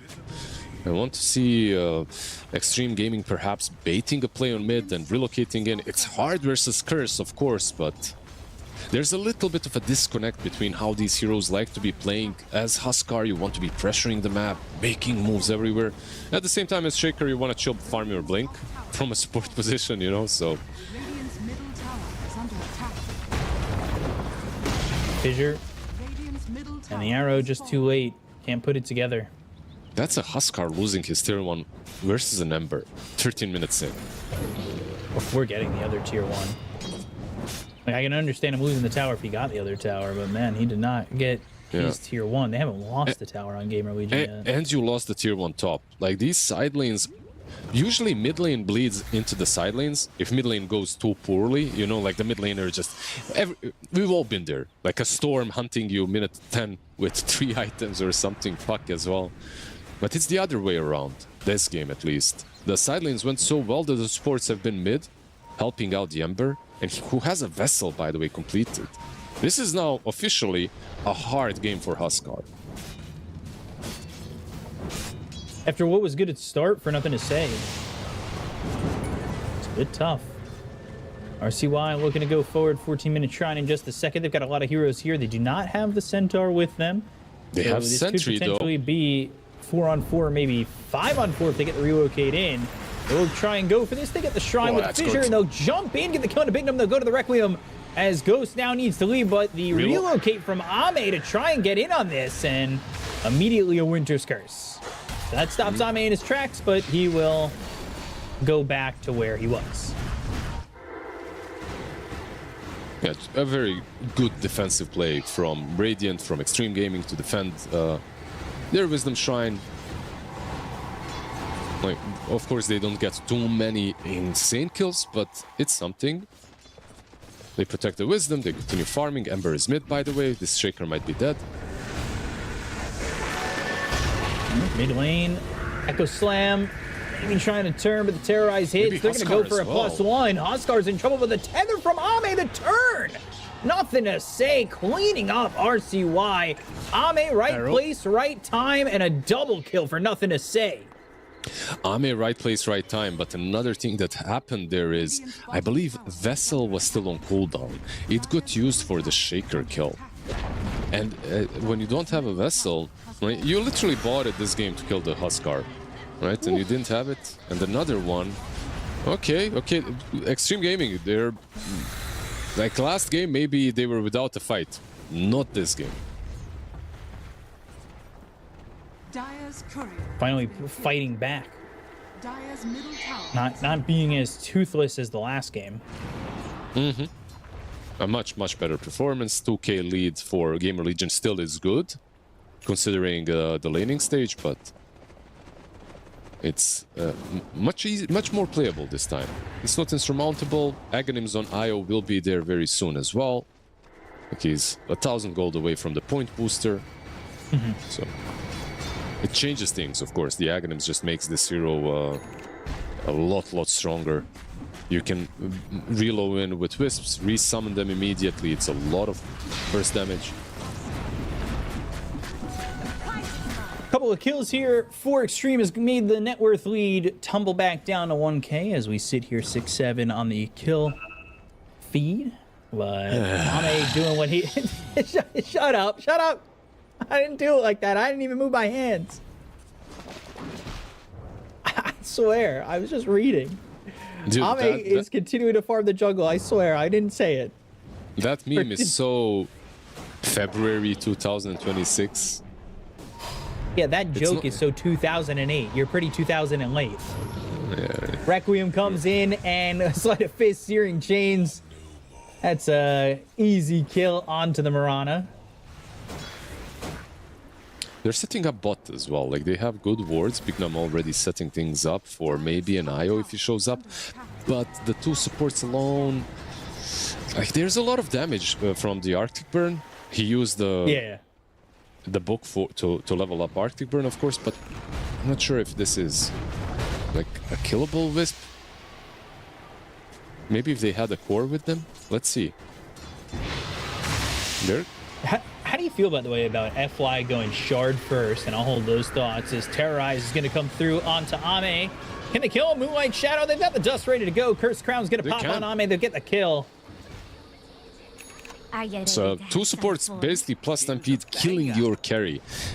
Like, the silver lining for Ame, at least before I go back to your shard question, is he did complete the Aghanims. Winter's Curse. RCY is here. They want a +1. Stayed too long. Fissure's going to land. They'll look for the leap, but the Remnant forward. X-Nova's got the Spirit Vessel on him. That's going to be another one. Just a bonus kill. Another Vessel charge, most importantly.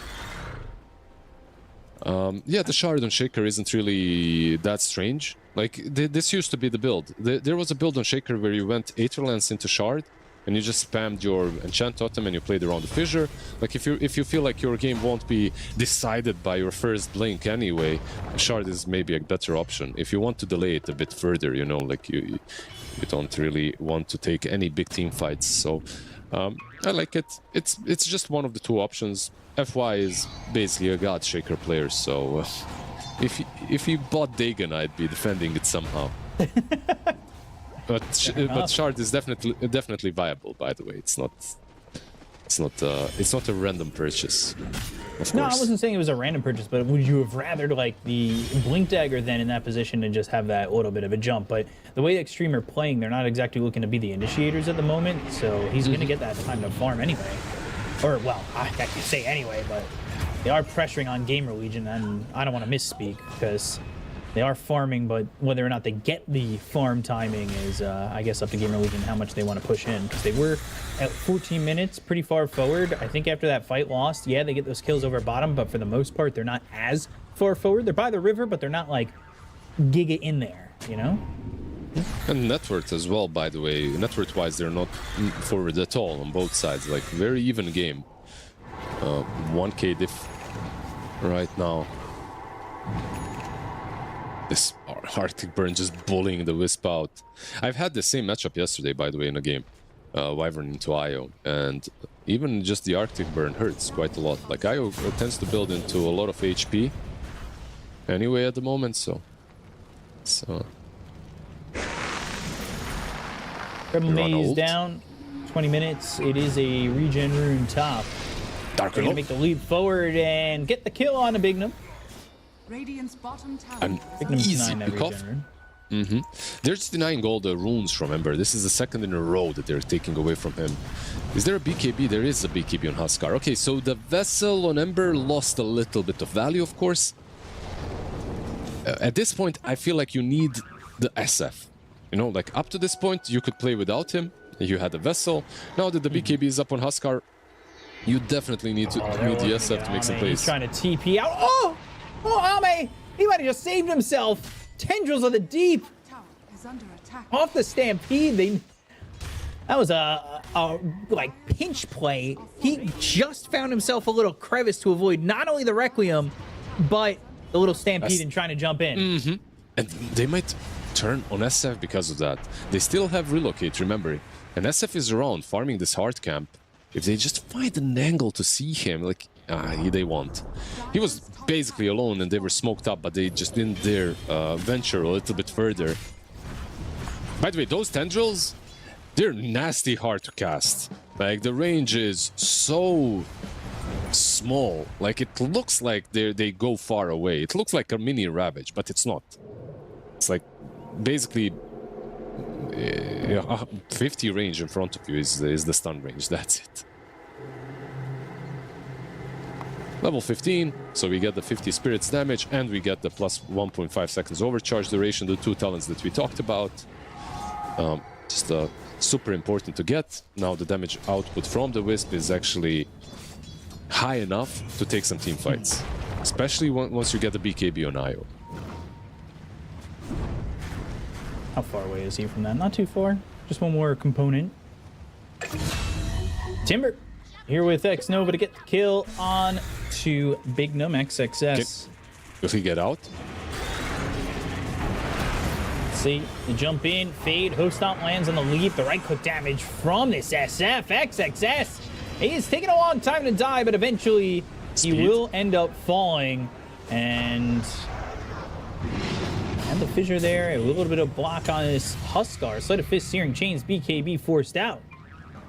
That's really good. Like a really good exchange for GamerLegion once again. Like the BKB being used by the Huskar is the best part of this fight, I would say. Like killing Timber is big, but wasting a BKB charge on Huskar actually opens up the map quite a bit for them. And they didn't even lose the Wyvern. Like he managed to... This Essence Ring just absolutely saving his life, giving him enough time to use the Cold Embrace after.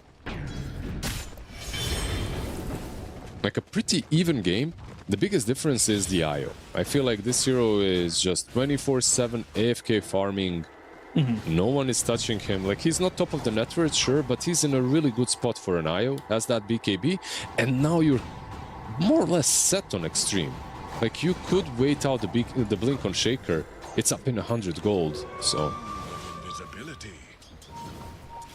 There's that BKB delivered. They're all coming through, smoked up, trying to make a play. Can they find somebody? Ghost, he was leading the charge there, only has the Shadow Blade looking for the Silver Edge. Brambles are down, and XXS, he's going to be terrorized, taking a lot of damage and killed very quickly. These kind of deaths are the worst in the game, by the way. Like, I'll explain. Like, dying as your team is reaching all its power spikes just makes sure that the enemy team have another minute or a minute and a half to work with, right? And maybe scout out what you've got. Now they know about the BKB on IO, that there is no Timber. They know about the blink on Shaker. Requiem That's going, that trying to was- make a play. It was on the edge. That's not happening. Moonlight Shadow Stampede, they're still going, but now Fissure, I don't really think they can turn this around, but I'll chase him out. Yeah, they were maybe setting up on Ember mid with Moonlight Shadow. Like Huskar was moving in, but he Remnant stopped, so he's safe as well. That Requiem was... It just wasn't happening. It's too far out. Even with the Stampede, there's a BKB on the Wisp. I feel like Xtreme Gaming right now are in the stronger position. They just have to find the right angle. Making a play. Can they cross over? Find anybody out? Tower is under attack. It's always Bignum, I feel like, this game. It's always been him. And that's fine if it's just him. Yeah, maybe if like you saw that he reacted, right? He had two options, Tumbler Toy or Shadow Realm. He went Tumbler Toy, so his Shadow Realm was a bit late. Maybe the other way around and he's safe. But in any case, like you said, if it's only the Dark Willow, they probably don't care. Yep. He's been the one who's been sacrificing his life quite a bit.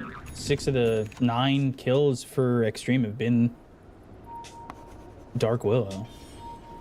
Doesn't feel good, by the way, if you're in the team and you're like 66% of the deaths. Feels bad, man. There's a smoke play here from GamerLegion. They don't have a BKB on SF, but they do have one on Ember. Ooh, high ground. Oh, Shaker! They're going to try and go in. Shaker getting stunned, feared up. He's not going to be able to make the move in. Nothing to say, as well as FY both dead so quickly. Dude, they had the high ground advantage and everything, but the smoke even broke, and there was like, I feel like there was a second of time where they could have reacted to go, like to press the BKBs, the Fissure, the Echo, whatever. They just weren't fast enough. Like this Centaur instantly with a double stomp. That was beautiful from Faye. Like he's having a fantastic series. Game number 1. He really is. The complete difference maker. Game number 2. He's got the best possible neutral on the Centaur at this point. The Seeds of Serenity. 25% of the caster's health region at the time of casting is distributed. And he's got a lot.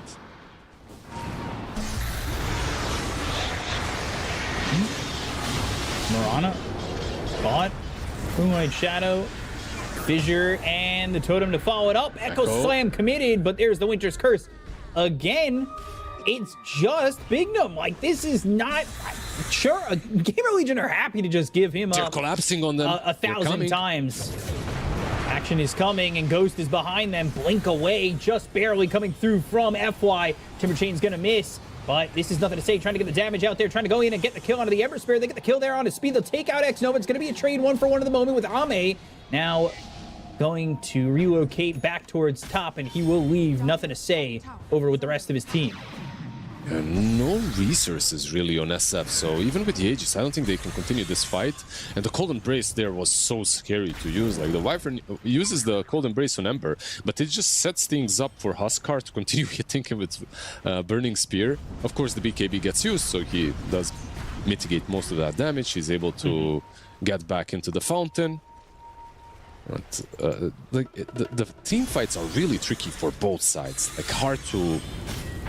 use your spells properly. Seth, that's not hard. Yeah. No, it's not. This is not fun for FY. He is trying to find kind of that perfect blink initiation, but he was willing to let that Echo Slam rip on the Fissure. Yeah, he connected on the Dark Willow and the Timber with it. That's all that really mattered, I guess, at that point, because they probably aren't getting the Centaur anyway. Like, he's got a heart at this point, building into a BKB of his own, too. Like, and, like, I'm trying to figure out the way to set things up for Xtreme. I feel like Timber needs to be up front, and then you play behind him. You bait for the perfect Echo. They have another Echo up in 5 seconds, so... they could take another fight. Thing is, like, you are fighting into an Aegis, so not really optimal. Radiant's bottom Not something you really want to commit on, but if you can kill everybody around Shadow Fiend, he is pretty vulnerable after that first death. XXS, Moonlight, Shadow, but Ghost is invis. Sentry's there. He thought about the Requiem. Chakram came across, and maybe Ghost thought he was spotted for a second, but he walks forward, gets the Requiem out, they go to the Remnant, and now Shaker caught again. FY just not able to find the positioning, the damage coming into Ghost, but now they'll look over at XXS. He's going to survive for a little bit longer. They'll go into the life break. Nothing to say with the BKB. He's trying to get the kill here on a Fade, but he's able to survive with the BKB of his own. The chase is on. Nothing to say. The BKB is over, and so is his life. Bignum, again, for what seems to be the nth time, is the only one that dies for GamerLegion. I didn't even see that he died. Getting away with this. I was looking at the other parts of the fight.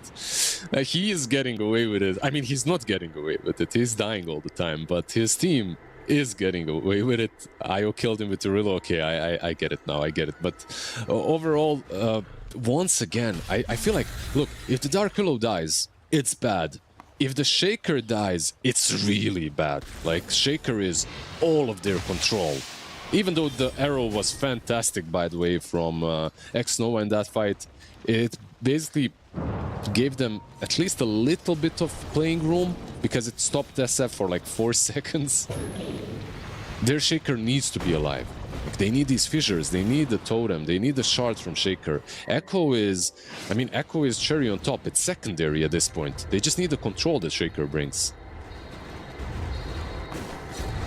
He is not had a clean Echo Slam at all for this game. The one Echo Slam he let rip wasn't close to the center of the fight. It was off to the edge, did its job, but it's just not exactly everything that they could really need in these fights. And FY, big struggle for him, 0-5 and 7. Looking for an A on disc because he is dying pretty quickly, looking for just a way to survive and offer more in these fights. Meanwhile, Tormentor taken down. Speed's gonna get himself that shard. By the way, use that Eldworm's Ida on Arctic Burn. I don't know. Yeah. He used it a long time ago. Yeah. It's the moment you get it, like if you want to, you can insta use it, or you can wait a bit, like I said, and buy some int items, as it will buff up. For some reason, it buffs you up still. Mid. Trying to go silence Winter's Curse though, and that is on 2 heroes you definitely need out of this fight. They're still trying to get a kill on a Speed. Terrorize lands on both this Huskar as well as Ame on the IO, but from the side with the BKB, going after Nothing to Say is Ghost, and he's got plenty of damage to get the kill into the Huskar. They'll look over at XXS, and he is making them feel paper thin. This is a Timber Saw that should feel so tanky, but yet he is paper mache in the eyes of a Shadow Fiend. Dude, the GamerLegion are just absolutely destroying them. These plays are... The Wyvern itself is a problem. Like, you could... without the Wyvern, of course, that's a clean kill on the Ember. But not only does the Curse save him, even though Ember had, like, a bazillion spears on him, like, he managed to use all the remnants to get towards Dark Willow, and Dark Willow had, like, a really big Lotus that heals the Ember in the end and saves his life, so... Like, dude... They're just putting all the pieces together really nicely on GamerLegion, and the solutions just aren't there so far. At least this IO is, I mean, it's doing fine. 32 minutes in, he's level 23, he's farming well, but I just don't feel the impact from the Wisp. I don't feel the impact from it at all. Like, the impact to TP in and kill a Dark Willow doesn't feel that much. Again, another kill on X-Nova while Ame is relocating into the bottom lane by the tier 3 tower to try and get a couple of creeps here, take out a full creep wave, and then take out 2 camps, and then back home he goes. When you get the level 20 talent, the minus 30 seconds relocate, like, you can start doing these plays on Wisp. Like, you just relocate. He's almost level 25. Yeah. Are either of these spells game-changing? I mean, relocate cast delay is really good when you're a support, and it's like a no-brainer. I want to see the left talent, actually. Requiem out. Curse Crown is going to be through onto Ame. He'll use that Ghost Scepter, but now BKB rip it apart, going after this IO. He's got the Lotus, but he doesn't have the health, and they will get this kill. He's dead for 100 seconds with buyback. Now, will he get to 25 is actually the question now. He does have buyback. Blink in, Hoof Stomp, GamerLegion not afraid of anything. They're forcing the buyback from Ame. He thought it where they thought, you know, you thought maybe the IO was going to go for this Krellis, but he stopped at the Ghost Scepter, by the way. Yeah, the Ghost is good as well. Like, it's just an item to reset. The IO, you don't really right-click. This hero is more about Wisps. It's just the spirits, the ones that are dealing most of the damage. You get the Ghost Scepter, it's a very valuable item on him. You don't have to complete the Krella. Well, Centaur's got one, speaking of it. Yeah. I mean, it's games playing...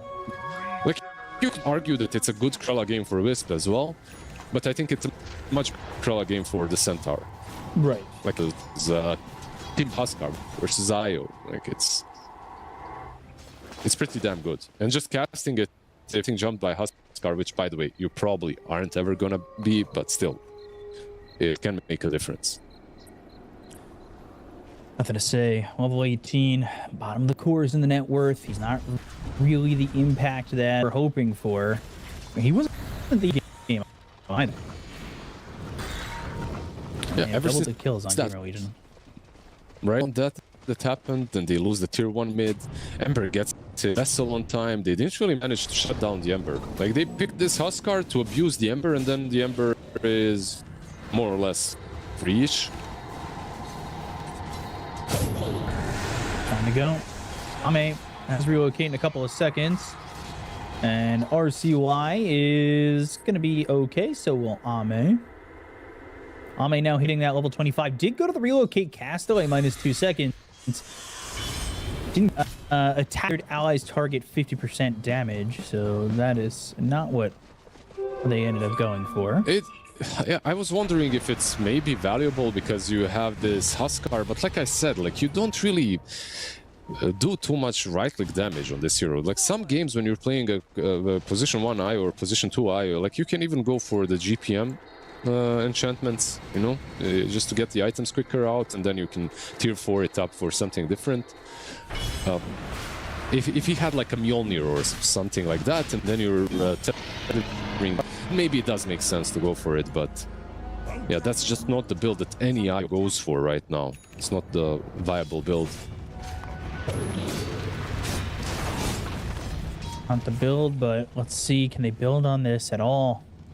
Deficit for Xtreme, reaching the ranks of 13,000 with an Aegis again in the hands of GamerLegion, back into the hands of Ghost. Yeah, how do they win these fights? Like, the high ground defense is not simple for them. This is going to be into a banner, right? So defending high ground is rough. You need like the perfect echo. You need the perfect shaker positioning at this point. The 13k at 37 minutes, like, it's playable against. It's not impossible, but so far it looked like it's all GamerLegion, and it feels like the net worth lead is actually higher, even though it's only 13k. What makes you say that? Just the way the game is played. Like, Xtreme Gaming are still just split pushing and trying to... Ame is in... That is... the wrong direction. I think this is what makes me feel that way. Exactly this.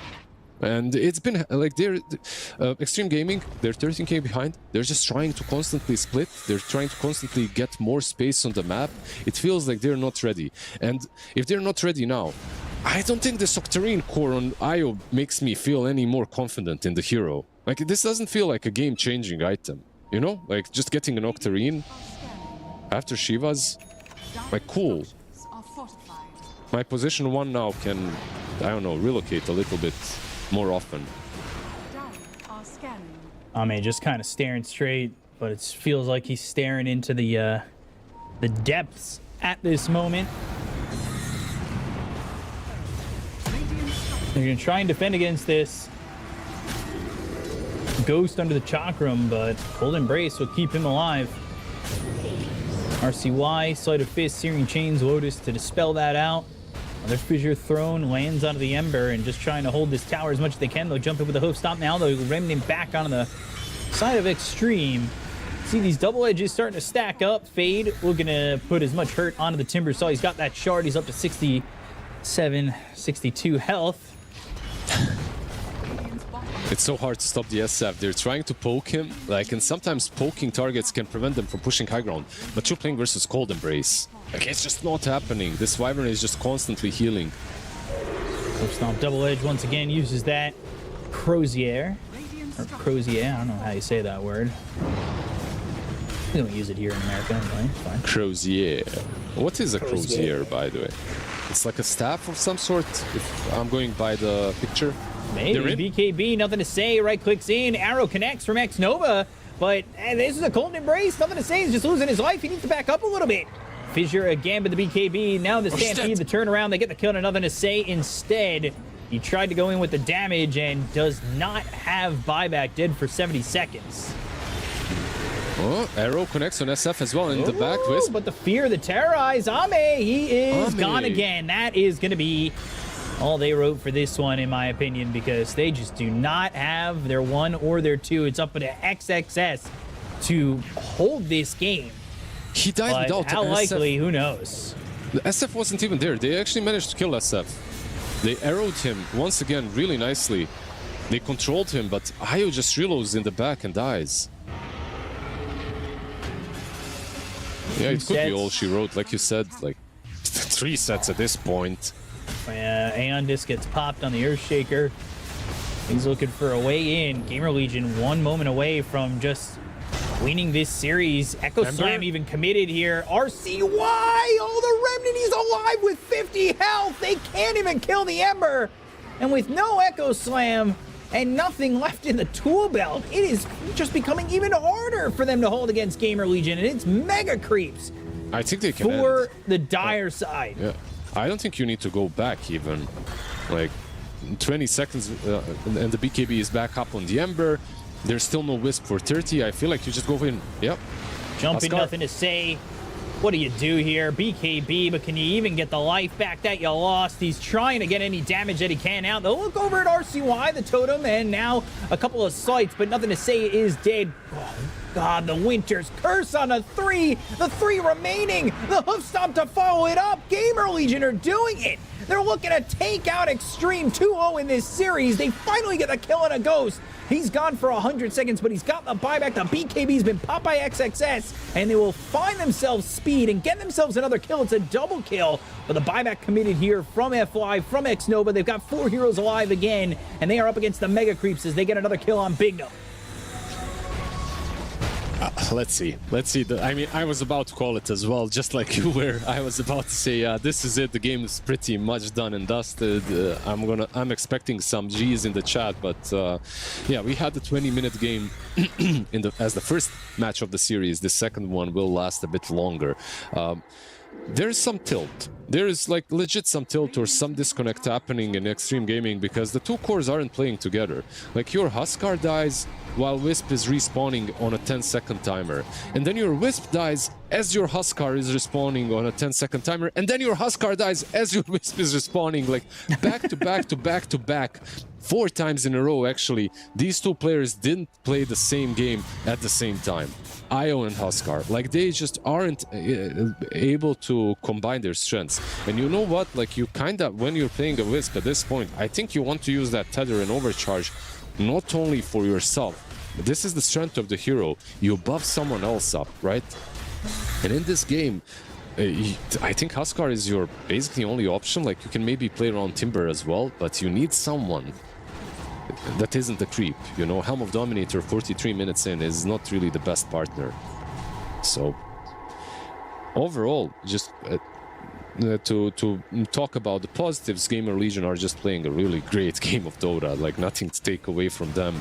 They're just executing well. They're just taking all the freebies that Xtreme Gaming are giving them, and all the fights that aren't so free, they're making sure that they look that way. Mostly, by the way, Centaur is still deathless in the whole series. 5-0-17 in this game. Didn't die a single time in the first game. Cold Embrace definitely playing a big part of that. that first game, though. Fade. But If you're talking Centaur in general, because he went 0-0-10 or something like that. I was talking about Fade because he didn't die. Oh, you're talking about Fade just in general. Yeah, okay. In general, yeah. But yeah, you're right. Centaur are deathless in this game as well. in this whole series. Yeah. It's the Centaur that didn't die hero. and Fade, right? Now they're looking to put it away. They're coming forward. Fade though stopped with the fissure. They've got themselves a Gleipnir, but there's Krella's. Might want to be tethered to something else. Can they make the comeback? It's not the most net worth lead we've seen in this tournament potentially fall away, but there are only tier 4 standing. It's a tough road. It's all uphill. It's putting the treadmill at the top degrees if you're trying to get up this one for the side of Xtreme. Stairmaster. Oh, God. I can't even think about doing stairs right now with my torn ACL. That scares me. You'll get better. It's fine. You know, it gets will better. this get better for Xtreme, though? Probably not for Xtreme, but for most of people, it gets better. Maybe in the next series, it's going to get better for them, because this one is pretty... I mean, look, there's always a chance. Yeah, 19... Exactly. So you're telling me there's a chance? There's always a chance. Maybe some crazy refresher on Shaker. Yeah, he's going Octarine. Okay, I mean, it's also good. Like, you'll have some extra echoes. Level 18 Shaker. Maybe he gets the level 20 talent as well, and you go for all in the echo play. And just as you jump in, your Aeon Disc gets procced, and you deal no damage. Stop. Could happen. Nullifier for the Centaur, by the way. That Aeon Disc isn't even that valuable anymore. He's fully slotted. Level 26. Centaur with the +1 hoof stomp duration. With the Aghanim Scepter on top, by the way. So whoever you go on, Cold Embrace into the cart, and that's it. BKB, stun, XXS, Timber Chain gets a little bit of distance. That is the BKB down. Shadow, Bignum in, Yule's up into the air. Now they're going to try and make the move. They've got the air that's popped on Bignum as well as FY. RCY is going in with the Sleight of Fist as well as the Searing Chains. FY can't even get the Echo Slam out. They're going to pick up this Ember in the cart. BKB, Winter's Curse, locking up 2. Exactly what they need to follow it up with the Terrorize. They've got the Fear. On to Nothing to Say, and he will have his lips shut and sealed. He is killed off once again, does have buyback, and he will use it immediately. Speed's kind of low here, but they do get XXS. He's also got the buyback needed to potentially fight this. They have to use them. The Carties are taking the throne. Yeah, both tier 4s are gone. Bignum, he's the one in trouble, but they're going to jump in, trying to get the kill on a Ghost. They will find him. No, he's going to be able to get the Satanic over the BKB. He's going back to full health. Starstorm down, Nothing to Say. Date again. Remnant to the back line, looking over for Io. They've got this chart again to pick up Ghost. GG is called. GamerLegion. They are doing it, and they get the 2-0 over Xtreme. Home field, no field, who cares? These guys just destroyed a lot of predictions, by the way. Like, overall, they're going to be taking a lot of points from a lot of people, it seems like, if they continue playing this way, at least, because this was a really great performance. Like, a great performance, very stable drafting. Game number 2, I would say, like a AAA draft, S-tier draft. Overall, game number 2, really good. At the same time, the Ember got exposed a little bit in the mid lane because of the Huskar pick, but the Huskar pick, it's not the Huskar from the last patch. Huskar in the last patch was literally, if you pick him in a game in which he has no counters, game is over. Like, that's it.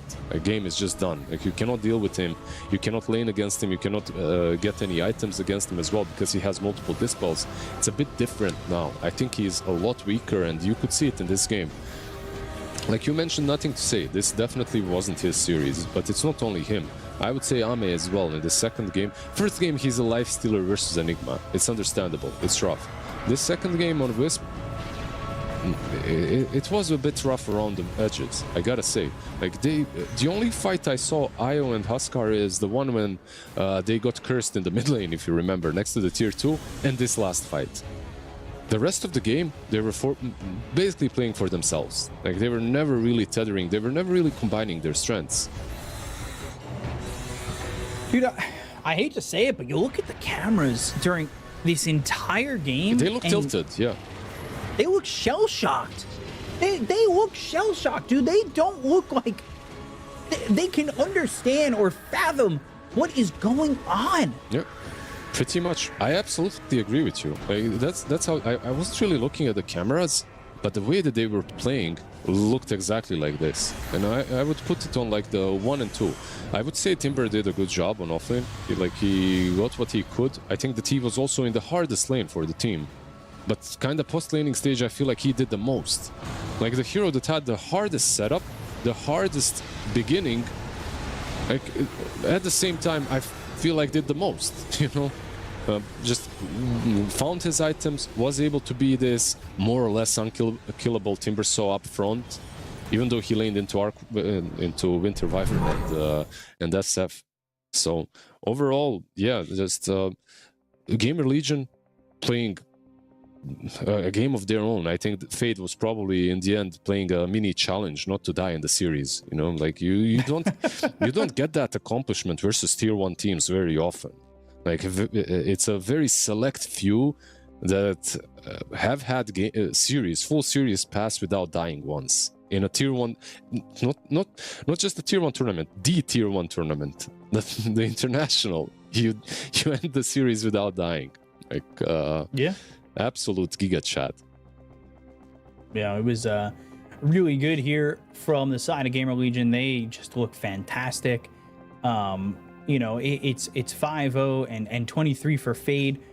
This guy's the MVP of the series. It looks amazing. Can't take away anything from the rest of the team, man. GamerLegion looking really good and just Xtreme looking lost, man. Looking so lost. And in the Swiss stage, I feel like you kind of have time to figure it out because you need at least 2 wins. 2 wins gets you to 2-3 or 3-2, which means you go to the elimination stage. You need 2 wins. Now GamerLegion are a second away from that. You know, 1 more win and they've got themselves at least guaranteed elimination, right? Yep. Xtreme and potentially Vici and Resilience and all these Chinese teams, they are struggling to get 2 wins, and it is a scary time to be a fan of the Chinese Dota scene, especially in Chinese TI.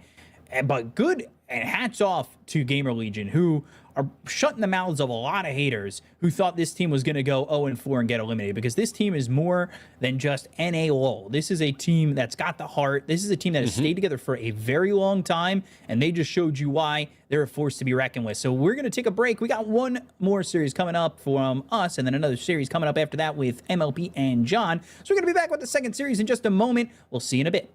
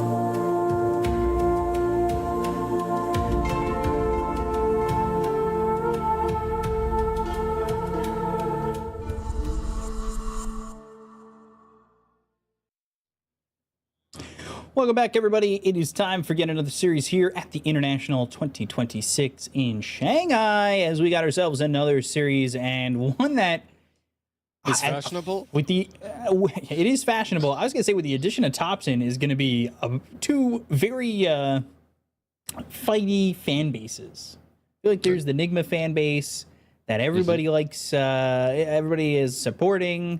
Then there's the LGD fan base and the Thompson fan base. And then they're just gonna fight, and they're fighting each other, and it's gonna be a lot of fans in the chat while these two teams take each other on. We're gonna take a look at the LGD roster though. When it comes to all of our games, like we've had some pretty good series so far. Unfortunately, the last one might not be classified as a very good series overall. But when it comes to the teams, you know, like we had good teams, good games. Like you said, this one might have the most, like you said, spice behind it, right? Like it's a very cool matchup that we're going to watch. Exactly. No, please. That Salt Bay is like he overdid it. He overdid it. But we've got this guy on one side, and we've got Thompson on the other.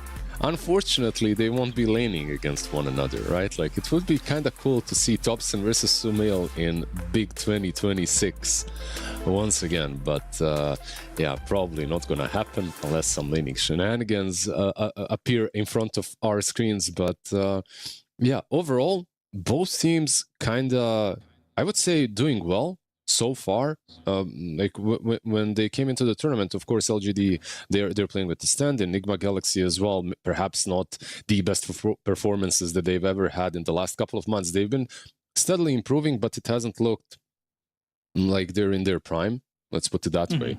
But they 2-0'd OG. LGD Gaming took games off of really good teams. Like they took a game off of Falcons as well. Like a lot of, I would say, when it comes to LGD, I think they are a little bit more unpredictable because of the Thompson factor, if nothing else. When it comes to the drafts, I feel like they can innovate a little bit more, and they're free with the mid picks, which can be a bad thing as well. As anyone that plays with Thompson in pubs knows, like it can be a really good thing or a really bad thing. When it comes to Nigma, I feel like they have these stable picks, stable cores, stable supports that you can always go for. Keeper of the Light, of course, being one of those. I think we most likely will not see the hero like in our game. Like this is just something that if you give it to Nigma, if you give Coral to GH, or if you give Io to him, the hero is just on a different level. We'll have to see what they want to pick here. As in that last series for LGD against Team Resilience, they were willing to pick up heroes like Bloodseeker as well as Sven. They had Grimstroke in there, Earth Spirit that made his way, and we're seeing a lot of this hero. A lot of people are enjoying the Dark Willow, as that's going to be picked up first for LGD. There's definitely a slot here for something out of the ordinary to come from LGD, and I guess the question will become which and what will it be? Yeah, there's also, by the way, the good old Centaur left in the pool, right? So when it comes to the openers, the Centaur, the Lone Droid, there's a lot of heroes, the SF, by the way. Just a ton of heroes that were first phase, first pick, or first ban are going through now in in a lot of our drafts.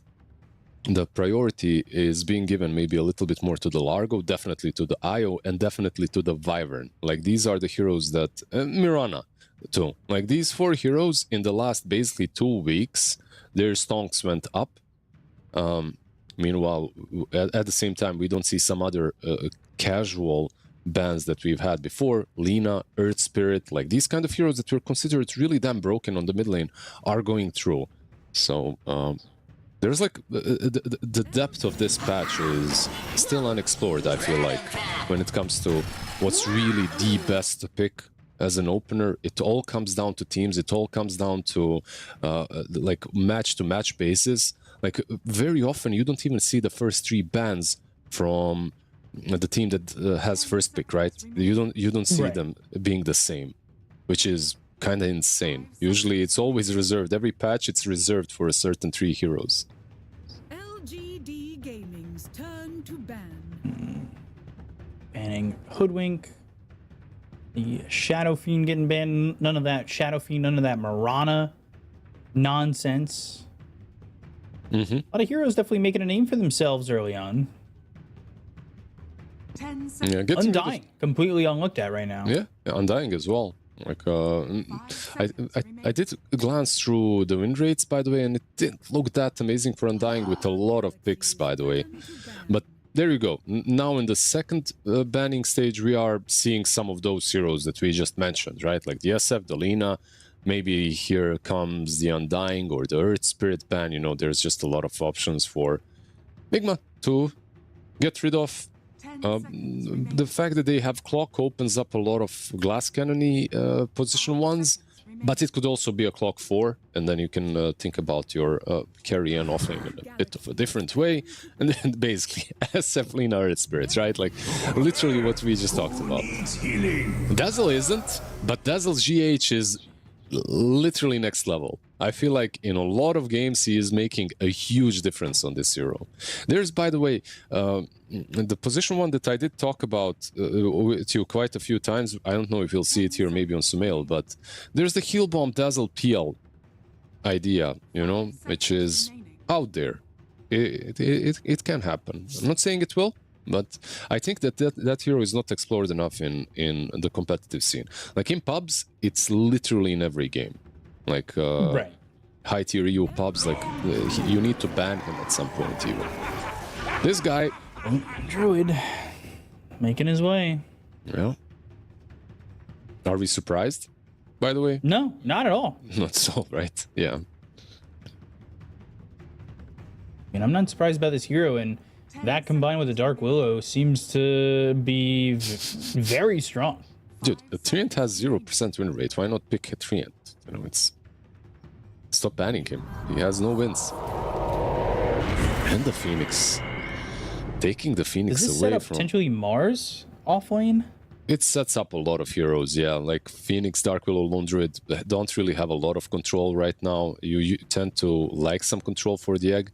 It's...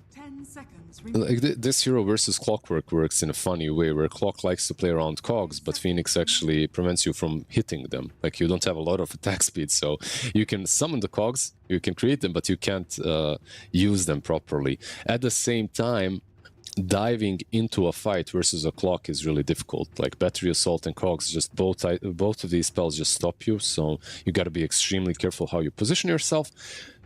The thing about Phoenix is this hero just isn't a strong laner.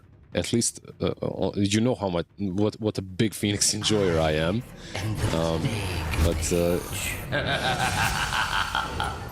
We'll see how it does here.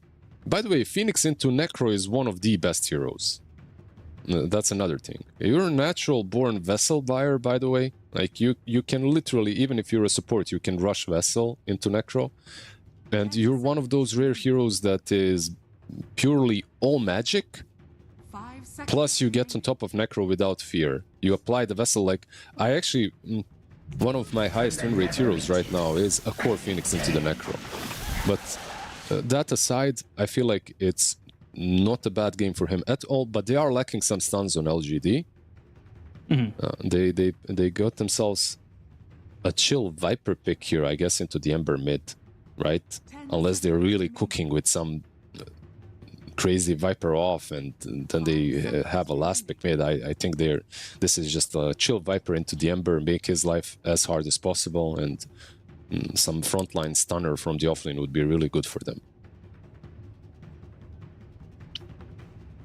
Gonna say this, the Ember is one of Warnoff's best heroes, so to see him up against potentially the Viper will be an interesting matchup for him. Very fashionable game and very fashionable Thompson, by the way. The slick back with the glasses and mustache, like he's embracing the dad role completely. He's coming in, he's like, I used to be a piece of shit. It's like, well, if you know the reference, I'm not calling him that, guys. It is an I think you should leave reference. Don't put me out of context here. I thought you were just talking about Thompson, the nicest guy, by the way. I know. That's what makes it a little bit funnier. He's super chill overall. Like one of those dudes that I don't think I've had a pub with him where he flamed ever. Like ever. He's just always having fun. He's just, of course, people do flame him though every now and then for the picks, but in general is super chill. When it comes to Nigma, by the way, what do they need? The question is maybe not easily answerable because Necro could be off. It could be your safe lane as well, depending on how they want to lane into the lone druid, if they have like a better idea into the lone. LGD have an inkling feeling that it could be a safe lane Necro because they ban out Lycan. It would round up Nigma's draft very nicely. Like if they had something like a Lycan or a Beast, you know, suddenly you have purely magic safe laner, you have a mixed bag from the Ember, and then you would have some objective taking from the Lycan or a Beast-esque offlaners. Heroes like Enigma as well. Look at those muscles, man. Tops are looking pretty swole right now. He truly. We are on Tops in cam for a while. We're all getting the look in. Take a look over here at Lauren-off as well. You caught our band, dude, you caught our cameraman. He's like shy now. Take it off Thompson. Put it back on Thompson right now. Yeah, there you go. The Enigma band, by the way, that we just mentioned. Like these kind of heroes, I don't like. The Beast is the last one. I feel like Beast is maybe an option too, but I feel like he's not as strong in the lane versus the lone druid. But it gives you some attack speed versus the egg as well. Overall, I feel like Enigma and Lycan were better picks if you are going for the offlaner. Because you need these kind of offlaners. You need to hit towers eventually on Nigma. Or you just get a carry. Maybe you get something... I don't think you get a carry, right? Like, you just put Necro into Axe now. And you're happy with the lane. I'm pretty sure you... What is it? It's Axe Willow? Like, who cares what's up with Axe? Who's coming with Axe? You have Necro there. Like, you're chilling. Like, that lane should be... And Dazzle on top, by the way, so that lane should probably be never lost. Double heal. Yeah, double heal with Ghost Shroud. Good luck killing the Necro. The thing is, like, just what do you put now on offlane that can lane well against Lone Druid, but that covers your weaknesses? And there are a few weaknesses on Nigma's draft. You don't have an egg hitting hero, and you don't have an objective hitting hero.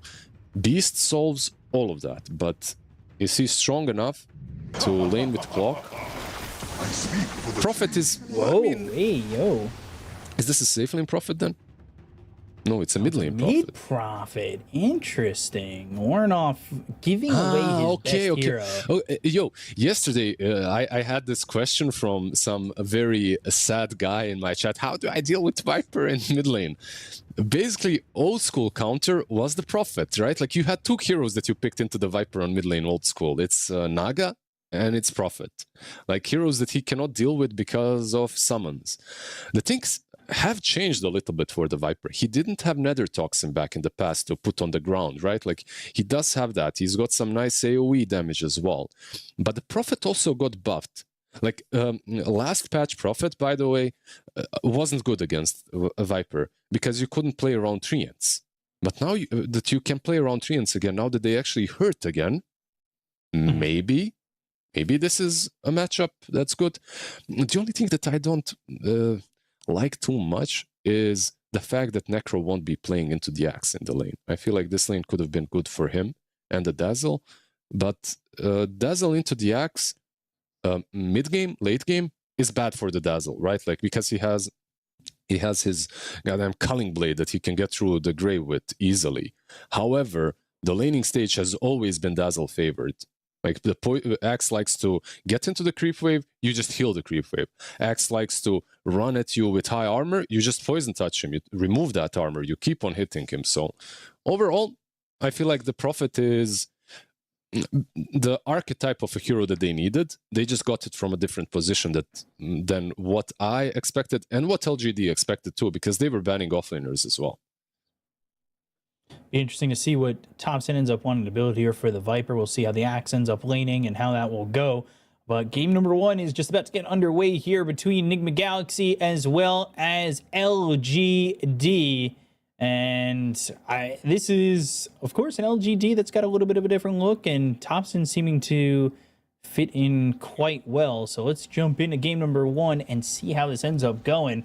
Okay, so we're always expecting a weird hero from Thompson or something a little bit out there, a little bit more fun. This isn't it, but could the build be it? Switch it up with some Dagon Viper. Let's go. Kanda Viper or something. I don't know, man. I don't think so. I think this hero is pretty straightforward. There's like a couple of builds that people go for at the moment, and the most common one is like a Maid Slayer Dragonlance kind of a build, which is what you pretty much need on the mid lane. Of course, in some other patches, Aghanim's Veil, Shiva's Dominator, it was all viable, but right now I feel like we're pretty much stuck in the same spot for the majority of the Viper pickers. We'll see.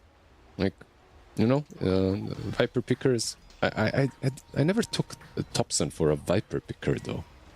He's the flashy guy, you know. Like, he picks a toxic hero. You're just talking him up. You're like, oh yeah, you know, he's the nicest guy. He's so sweet. This guy plays freaking Viper. The slick back was a sign. It's a sign. He's a changed man for real. Like, it's like that way back there, and all of a sudden you're picking Viper. Yeah, slick back Viper Brood Huskar player now, you know. When the hair is down and without gel, like he's picking these honest mid laners, but he's done with that. He's done playing.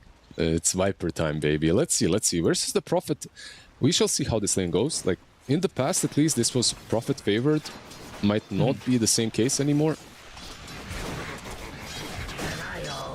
Oh, deny already to start from wearing off. It's over. I got that first deny. The morale damage of the first deny, yeah. He's got 2, by the way, to his name already, so. But no last hits. Nobody CSing currently. Yeah. Thing is, like, a Prophet, another reason why this is such a good pick here is it's an extra hero to hit the egg at all times of the game, as you can TP on top of it, and you build into a lot of attack speed eventually, right? I expect this Prophet, by the way, to be played from mid, but I expect a carry build. First Blood already? First Blood, you said it, that maybe this was going to be a safe Necro, but even Sumail taking a lot of damage and almost dying in that situation. But you also said Necro was going to be safe. It was going to be safe lane with the Dazzle, not in this situation in the off lane. I legit don't understand this switch up. Like, that's the one thing out of... I understand it because they wanted the Prophet, they needed to fix the draft. Brambles, but trouble for Sumail. He's just gonna die. Whisper gets the kill into Sumail, and GH, he's left alone under the tower. Theocora looking to just go in with the Shadow Realm, but the strike from a distance. So close. Didn't quite get him, had a pretty big stick. Yeah, so what I think happened for Nigma is I think they fixed 2 lanes. No, they fixed 1 lane with the Prophet pick, but they broke 2. Like, they broke their top potential and their bot potential. Searing Chains, Theocora. Brambles down, gets into the Shadow Realm, and is able to escape the grasp of Sumail, who's got slight, though, but Theocora's healed up enough. The Vi? Tops in mid lane. He's going to end up dead. Mm-hmm. I think the Icarus dive on Devi. He is in trouble. The chase is on. Yuma with this bear. They'll get another kill onto the Necrophos. So the side lanes for LGD going really well, but they did, in fact, just lose Thompson. Like, basically, like we talked about, right? Like, the mid lane is going well, but the side lanes are terrible for them. So we shall see if the mid lane matchup can like bleed over into the other lanes as well, because Prophet can't do that. Like, if you have a really good lane mid, like, you can start TPing top, TPing bottom. It's a bit different, of course. Like, you don't even he didn't even take teleportation just yet, so it will be a bit rougher to do early on. And if you're going for that carry build, it's not like you're gonna have an urn to work with. Icarus dive again right on top of Devi. The chase not on from the bear and Yuma just yet, but Yuma not going to commit to this. KJ did Icarus dive in, and he will back away with both those spells on cooldown. But the bear in the face of Devi, not exactly letting him try to come back and go to the KJ if he tried to. Yuma's got to control that bear, Death Pulse, and maybe a lot of golds coming in for Devi. This is also going to be a courier, potentially. I think, yeah, he got it. Devi got the bear, if I saw the color properly. Top lane, Sumail also dropping really low. Dude, these side lanes are crazy. Like, yeah. Bot lane again on the Vi move. Devi rooted. KJ doesn't have a lot of life, but he does have an Icarus dive. Omar is going to be dead, and maybe he wants to go in on Devi. Instead, he'll dive the other way. You've got Dark Will taking a lot of damage while GH under the top tier 1. He ends up dying into the Shadow Realm. They'll look for Sumail. They've got him rooted as well. Searing Chains aren't going to do anything. Whisper with the double kill. It's 6-1 LGD. We might be seeing a Brazil if this continues. Mid lane as well, by the way. Viper is just being dominated. Look at this. Like, don't look like we're gonna be getting that 6-1. He is getting run down by these treants and getting body blocked really well. Ooh, Lornoff looking at TP in front of him. One more right click. It's not even needed. He'll sprout and get the kill. Lornoff showing that ability from the mid lane. And the ult, by the way, to help out top. Maybe. TP's out. Thought maybe he'd get him. He was very low at the time of ult. Dude, we gotta move faster. Like, I gotta put my metronome on a higher BPM bot lane as well. Not quite my tempo. They were diving the druid. Yeah, this is a really quick-paced game everywhere. The kills, we have 8 already, 5 minutes in. So far, Necro is probably the biggest loser of the laning stage, right? Like, he's got 16 CS, not really enjoying his time. Level 3, about to hit level 4. You could argue maybe that the Viper is more or less in the same position because both of these heroes are lane dominators. You really want to do well in the laning stage so that you can transition into the mid game with enough oomph. Ooh, I do like using the word oomph. Or the homonym? I don't, is that the right word? Homonyms are sounds of things, I think. I don't know, dude. I'm so far removed from high school and my 2-year degree. Maybe I'm smart for a second. Who knows? Yuma gonna collect that Lotus on the bear. There's an onomatopoeia, I'm being told. I am not smart. Anyway, tier 1 tower mid, down under half health. And who told you that, by the way? Are you reading the chat? No, or is it production helping you? Somebody messaged me immediately. Or you're Googling it as you're playing. Oh, onomatopoeia. I see. Yeah. So somebody messaged me, I was stupid immediately. Ooh, Cogs stopped the Icarus dive. And good Cogs, but the Ulacor here. KJ is going to end up dead. Lornoff came in with the Wrath of Nature. Yuma having to ult. He is in some trouble under the tower. And they will get the kill on the Divide, but Omar right on top of Yuma trying to get a kill here onto the lone Druid. Where's the Dark Willow? Ooh, can they just get the bear? Why not just get the bear? Maybe they get the lone Druid as well. Okay, no. Yeah, 25 gold for Lornoff. Yeah, I was thinking maybe if the lone Druid is low enough and you kill the bear, you kill the lone because of that punishment damage. Anyway, but okay, they don't get the lone, they get his bear though. He has the resummon, so it's not that bad. But this is what we talked about a little bit earlier. Like, Nigma, even though the side lanes are going poorly, you have this Prophet from the mid lane that is literally God mode right now. And maybe...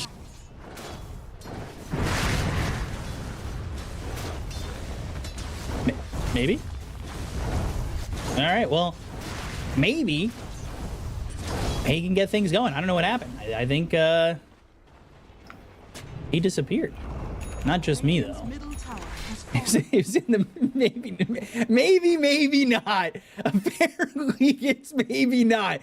Tops in mid, doing his thing. Go through the twin gate. GH will step up over bottom, maybe trying to get a kill here onto Yuma. The chase will be there with Omar, and he'll have the Cogs to push him.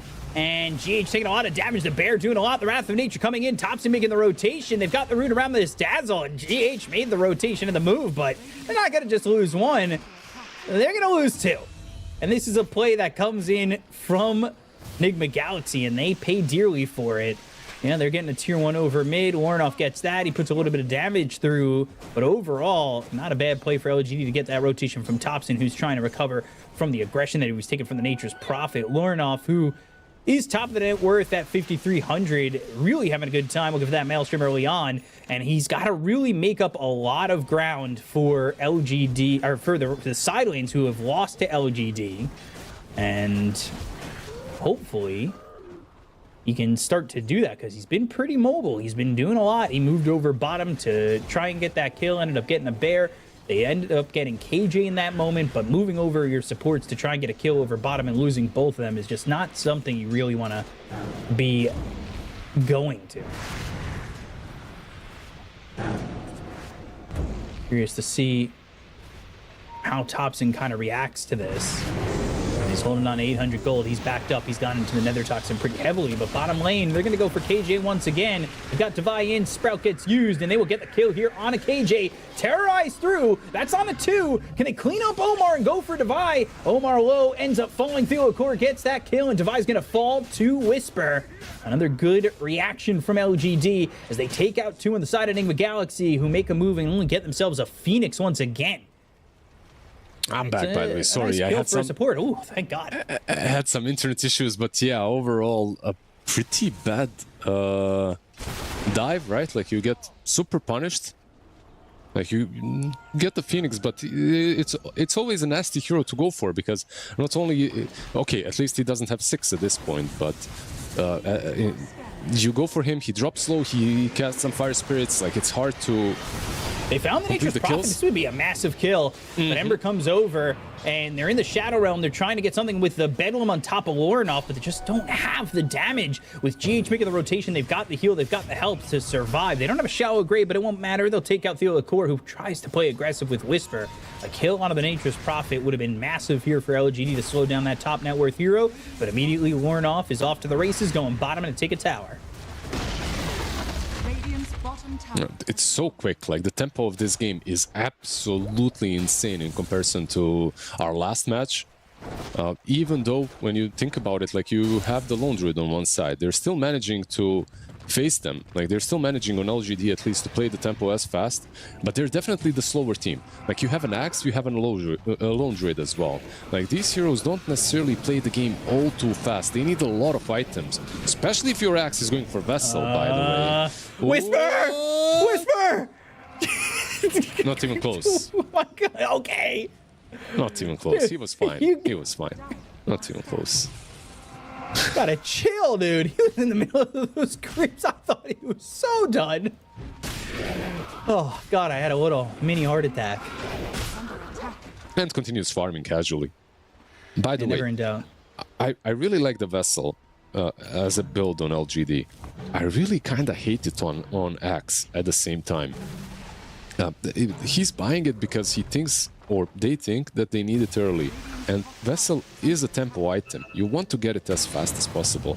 But I would even rather see it on a Viper or a Phoenix than on him. Hook shot. Cogs, Terrorize, lands on a 2.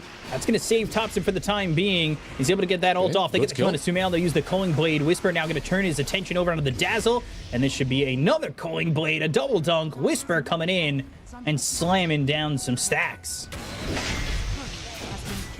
Ooh, getting and another. And why not? That's a Hyperstone. It's a the owner's going to have to wait. Item.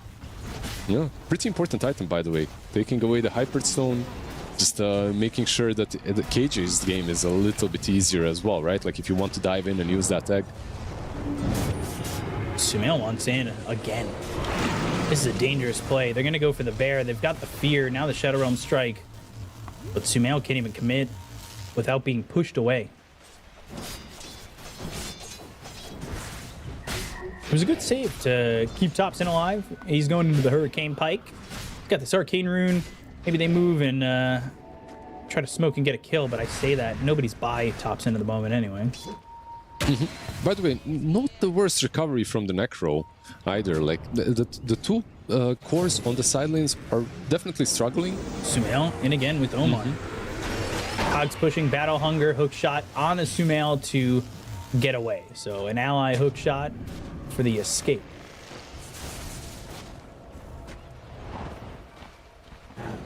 He's closing in on the Radiance. It's still a little ways out. Picked up that casual fluffy hat. Has himself a windlace.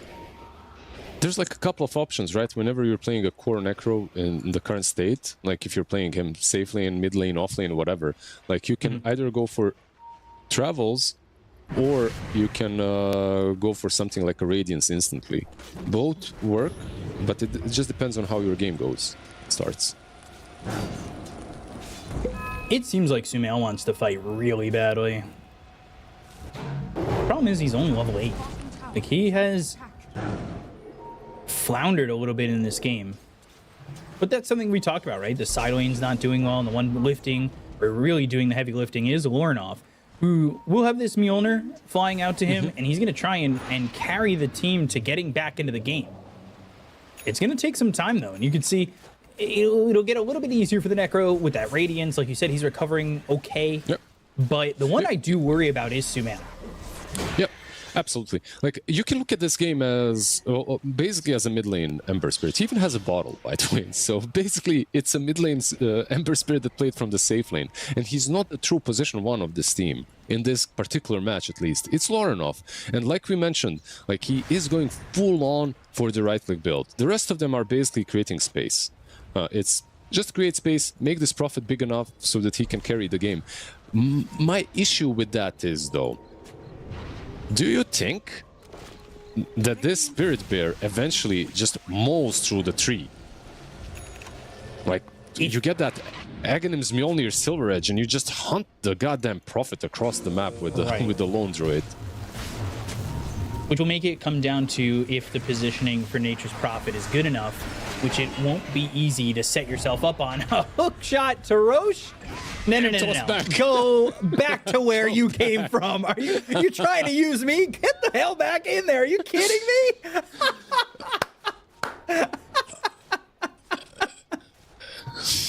That's actually so... Like, he could have tossed him in the other direction, by the way, as well. No, he said, fuck that, dude. Are you kidding me? You're going back, boy.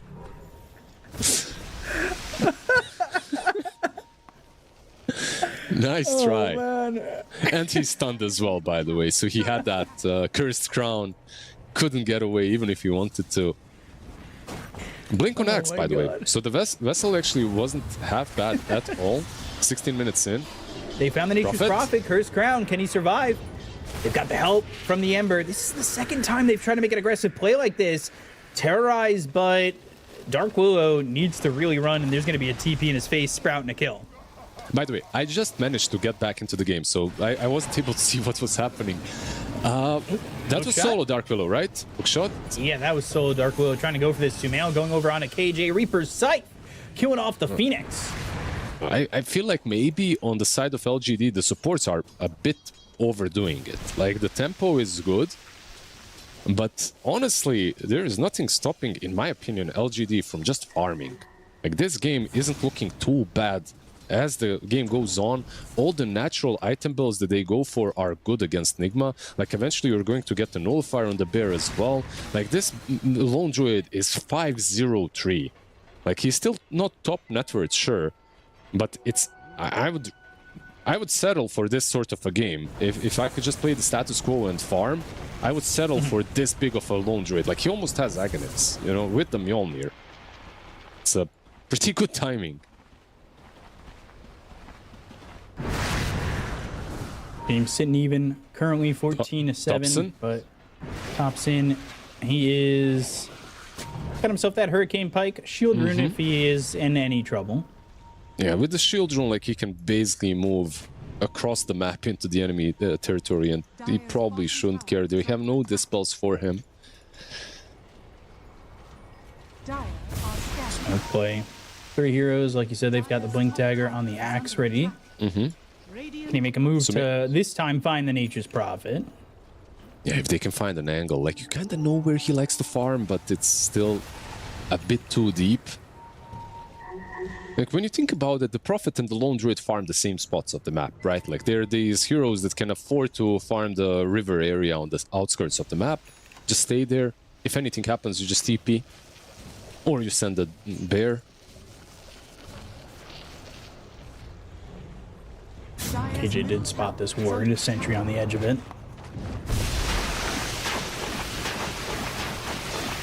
Game kind of slowing down, like you said. LGD, you're okay with them just farming? That's exactly what they're doing at the moment.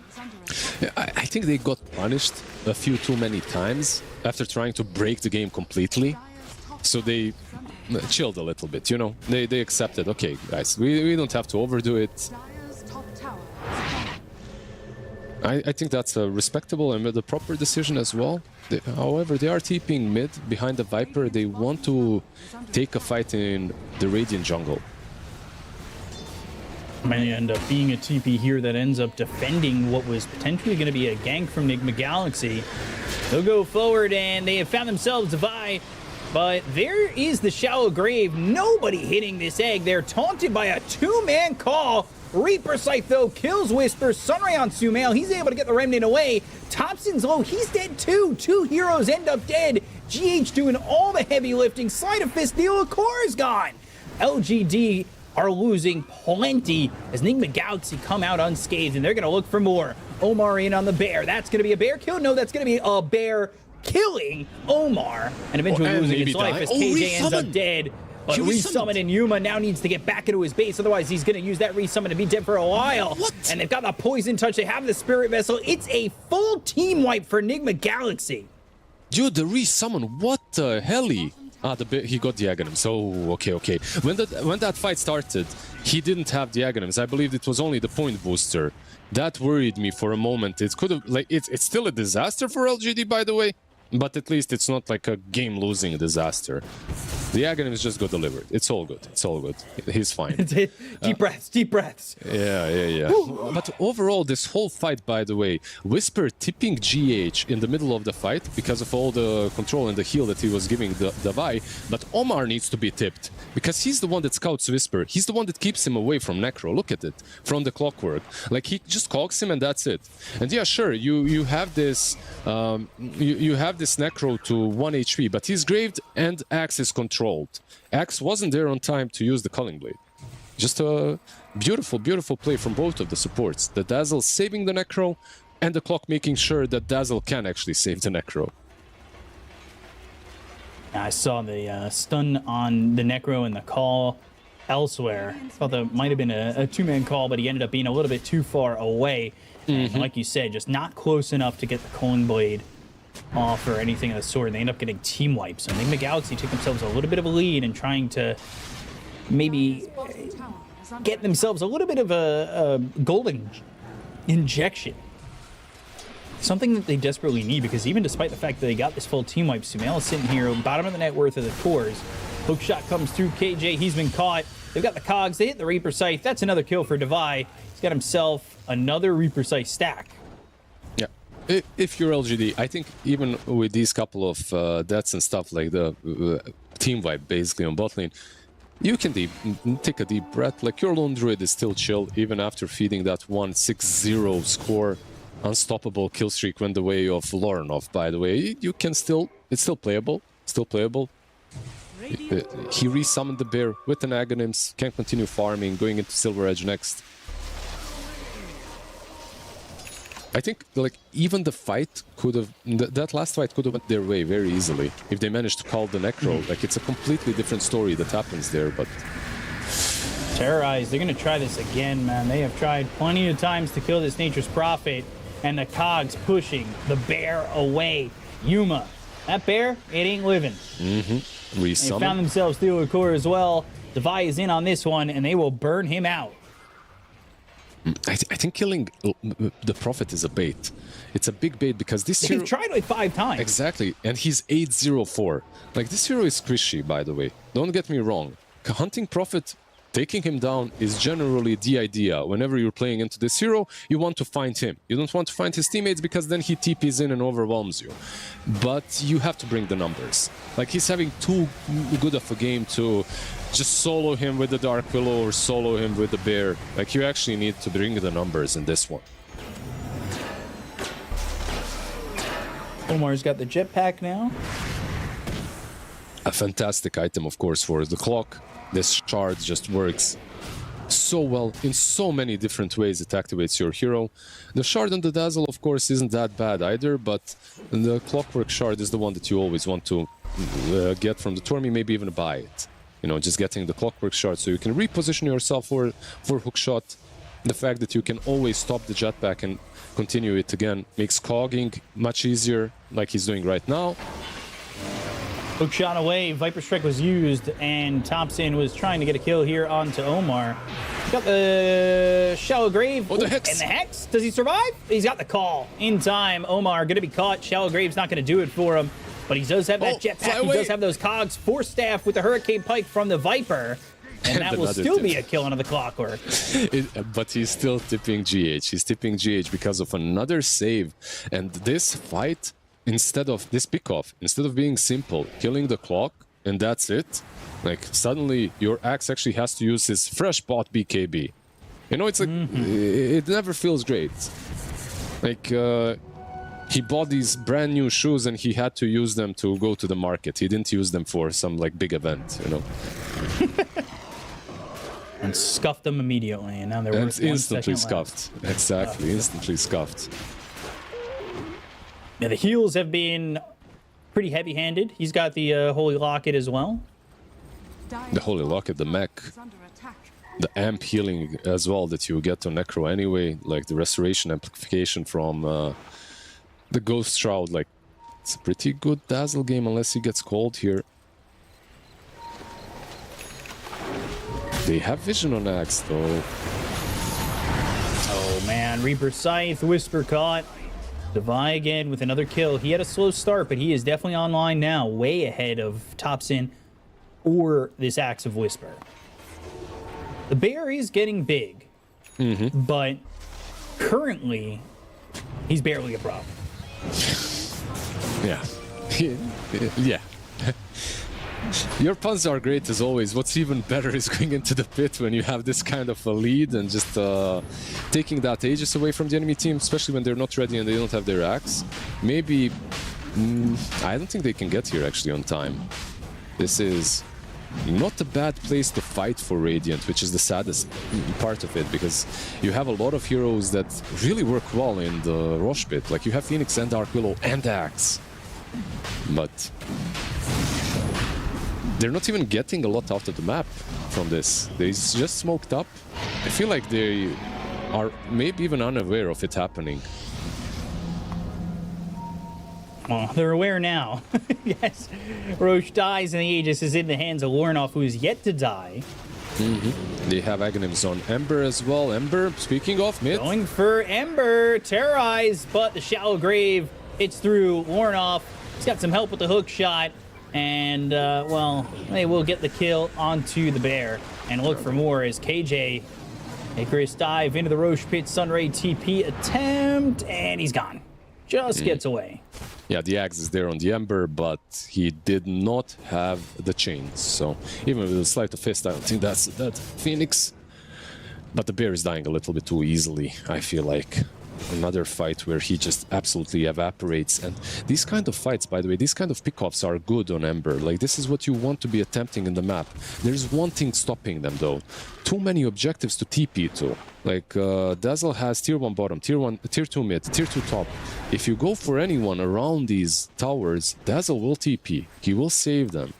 You cannot stop that from happening. I was just thinking if he's going to buy a blink, I click on him, has a blink queued up. Makes things even simpler for him, right? Like, it's all about that range. It's all about making sure that you can use the nodal projection on time and in range.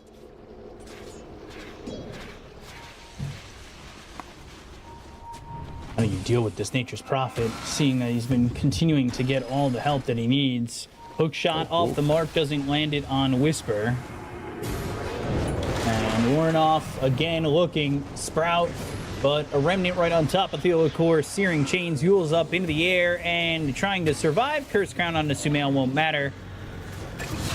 And he will be stunned, but they will get the kill onto GH.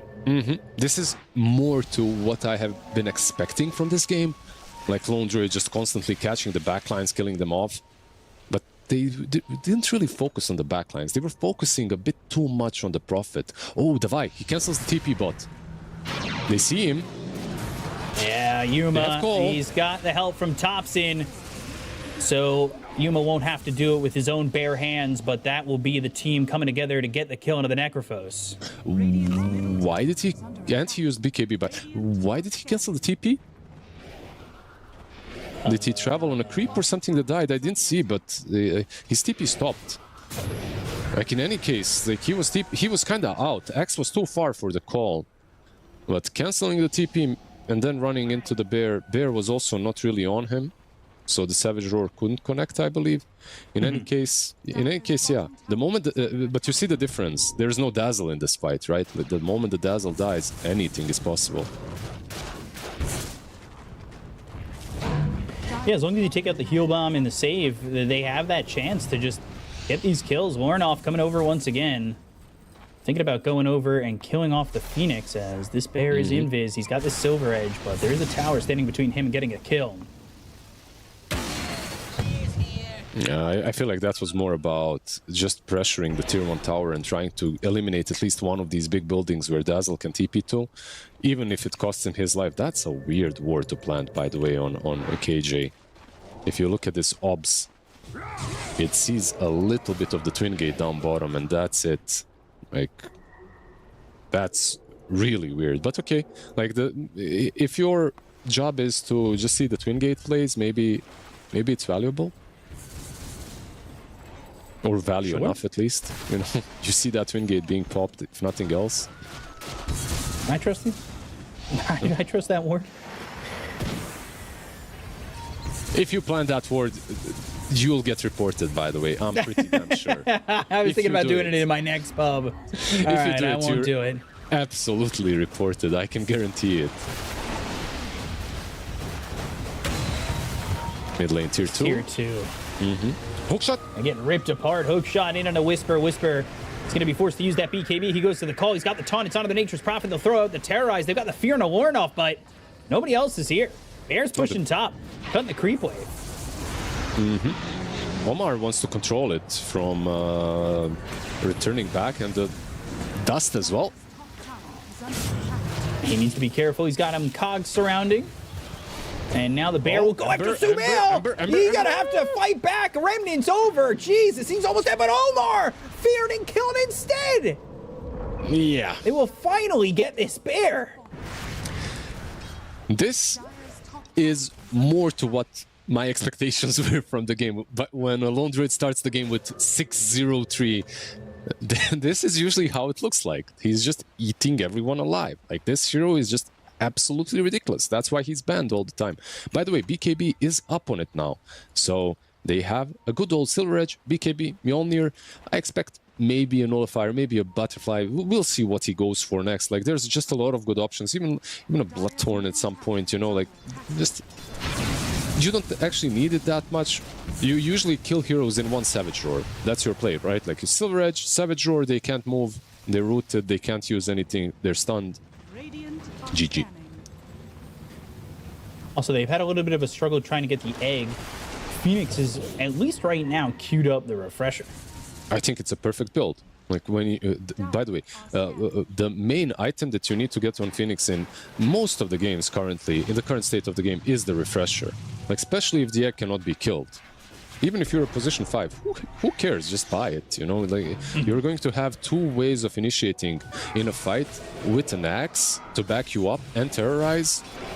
Not too bad. The only thing is, though, Prophet solos the egg at any single point. So that refresher can feel pretty damn bad if the first X dies. Right. It could be a waste of gold if he doesn't find the opening, and I'm watching this bear. He's thinking about Devi, also thinking about just pushing the bottom tier 2 tower. And the Nullifier, right, as expected. The next item on him, he's playing into Yule's Ghost on Clockwork, Ghost Shroud on Necro, of course, as well. Just a fantastic item for him. Even the Ember, by the way, with the Ghost Scepter on their side. All of these ghosts will feel pretty dumb once the Nullifier is up, but at least you survive for now. Game's been sitting pretty even. Has never really broken out into a massive lead of any sort. Nigma Galaxy had about a 7,000 network lead, but that was about it. Gone back towards even. LGD continuing to farm up pretty heavily, but so is Lornoff as he's getting closer and closer to that 30,000 mark. Looking for the Daedalus with the Satanic. He's already as rich as more or less you can get, right, for this state of the game. 33 minutes in, 905 on the Prophet. Yeah, with the I remember Satanic. this game. Yeah, with Satanic you'll have that second life. The one hero that we aren't really mentioning or talking too much about is the Viper, right? Like 1-3-4, a very chill game from Thompson. He had a hard mid lane matchup, but yeah, so far, like he's keeping up with farm at least. You know, some Vipers fall off. Call. Whisper. He is going to try and survive Omar, but he's in on the hook shot. Reaper Scythe comes through and gets the kill onto the Axe, so they will not have that control. And immediately they will bail out. I had a couple of heroes down here bottom, and they went right towards top. Yeah, it's a Tormy fight, right? Like they basically were setting up for Tormentor, and they caught a straggler. They caught that little Axe trying to play the map. They're not going to go into the Tormy. Instead, they move top instant. Okay, I think recognizing that they might be here from LGD. Yeah, that's what they're expecting. And also Tormy will move top anyway, right? So you have more value playing the top lane, shutting them off. In pretty far, looking towards the tier 2 tower. KJ's courier stopped in its tracks as these heroes from Nigma Galaxy are set up, and they're using these treants as well to get these heroes in. They've got the boots of travel on Devi. He'll TP in onto the treants, and then now Thompson isn't quite left alone, but they were thinking about making a move. Haven't dived in just yet. Yeah, going for the MKB next, by the way. And you asked if we were going to see maybe a little bit of a different build, so it is a bit different on Viper, by the way. Even just getting the Disperser this game is different. Like, he's got multiple ways of dispelling the Manta, the Disperser as well. Of course, you can use it on yourself, or you can use it on the enemy team as well for that active. It's not that bad. It's definitely a little bit weirder than the standard just bulk up build. This is more of a I want to carry kind of a build on Viper. MKB next. He really wants to be that hard right clicker. Meanwhile, Nature's Prophet hits that level 25 and goes to the 3 times tree in HP and damage. Interesting. I thought he would go to the remove teleportation. I thought so too, but treants have been buffed. They are stronger, and maybe eventually you can mirror the bear ratting with your own rat. Maybe he's already preparing for that mindset, you know? MKB finished. Smoke up for LGD, trying to find an opening here. Nullifier. Trying to fall behind again, but they get the blink into the call. They've got the BKB being popped here by Whisper, but can they get the kill out through? No. Shallow Grave is there to get the save as well as the heal coming in. They hit the hook shot. It's on a Whisper. They've got the Bear locked up in the cog, so Bear doing no damage in the moment while Lornoff is just teeing off on a Thompson. They've got themselves the Reaper, so they get the kill to Thompson as well as Theo Core. Down goes Omar. The Yuma Bear finally gets something out of this fight, but he was locked up via the cogs for quite some time. And just so much damage coming out from Lornoff. They're looking for the bear, but don't quite hang on to him just yet, and he barely escapes.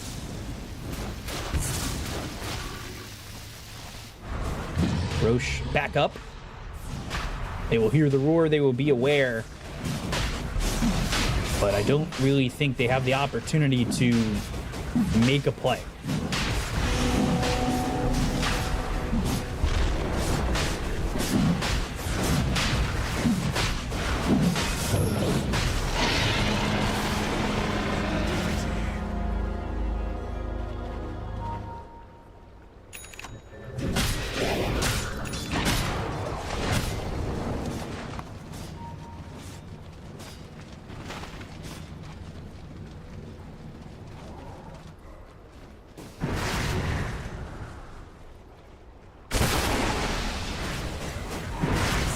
Really good play by not only the Dazzle, but Omar getting those cogs and the hook shot onto both the Axe as well as that bear. So just the damage lacking from LGD. Yuma is about to hit that level 25. Radiant's bottom tower is under attack. Radiant's bottom tower. Finally hits that marker, and he will take the Entangle root duration plus 0.6 seconds.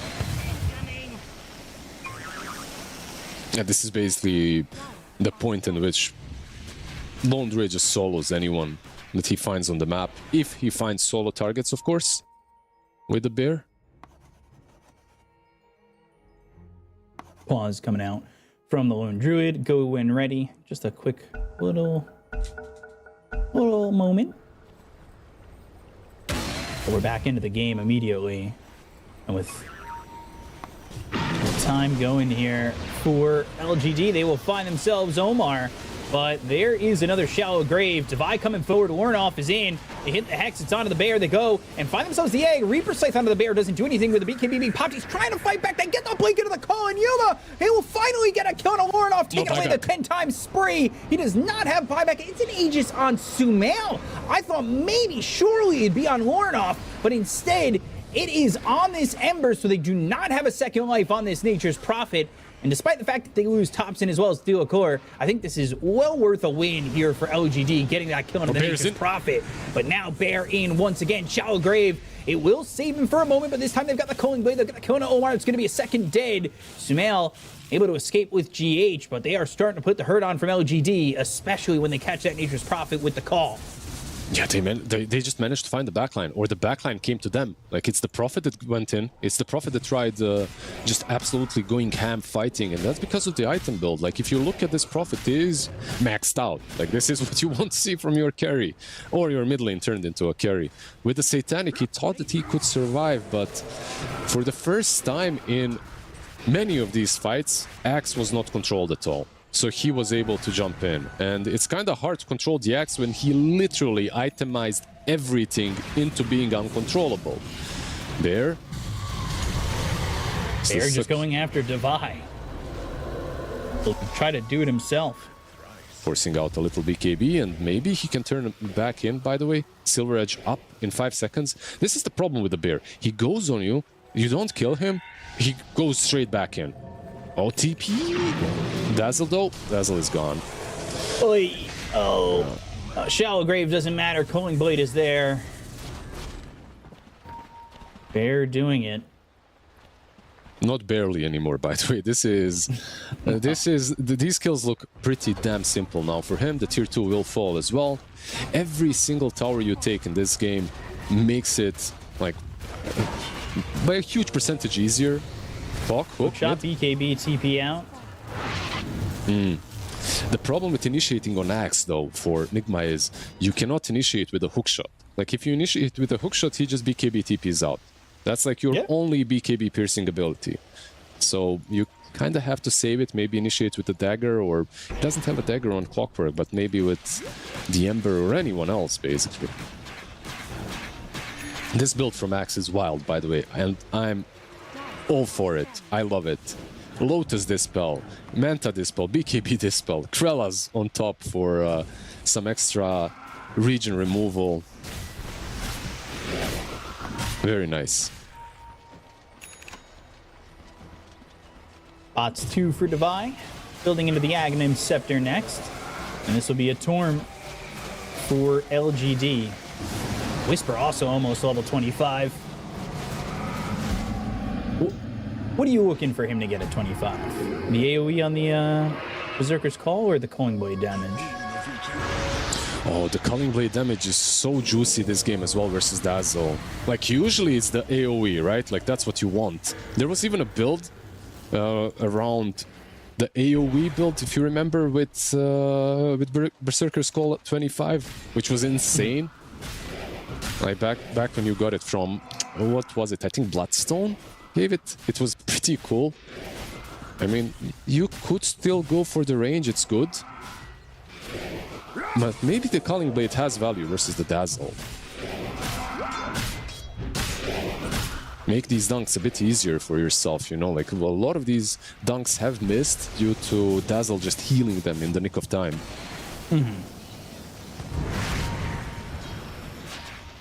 Bear top.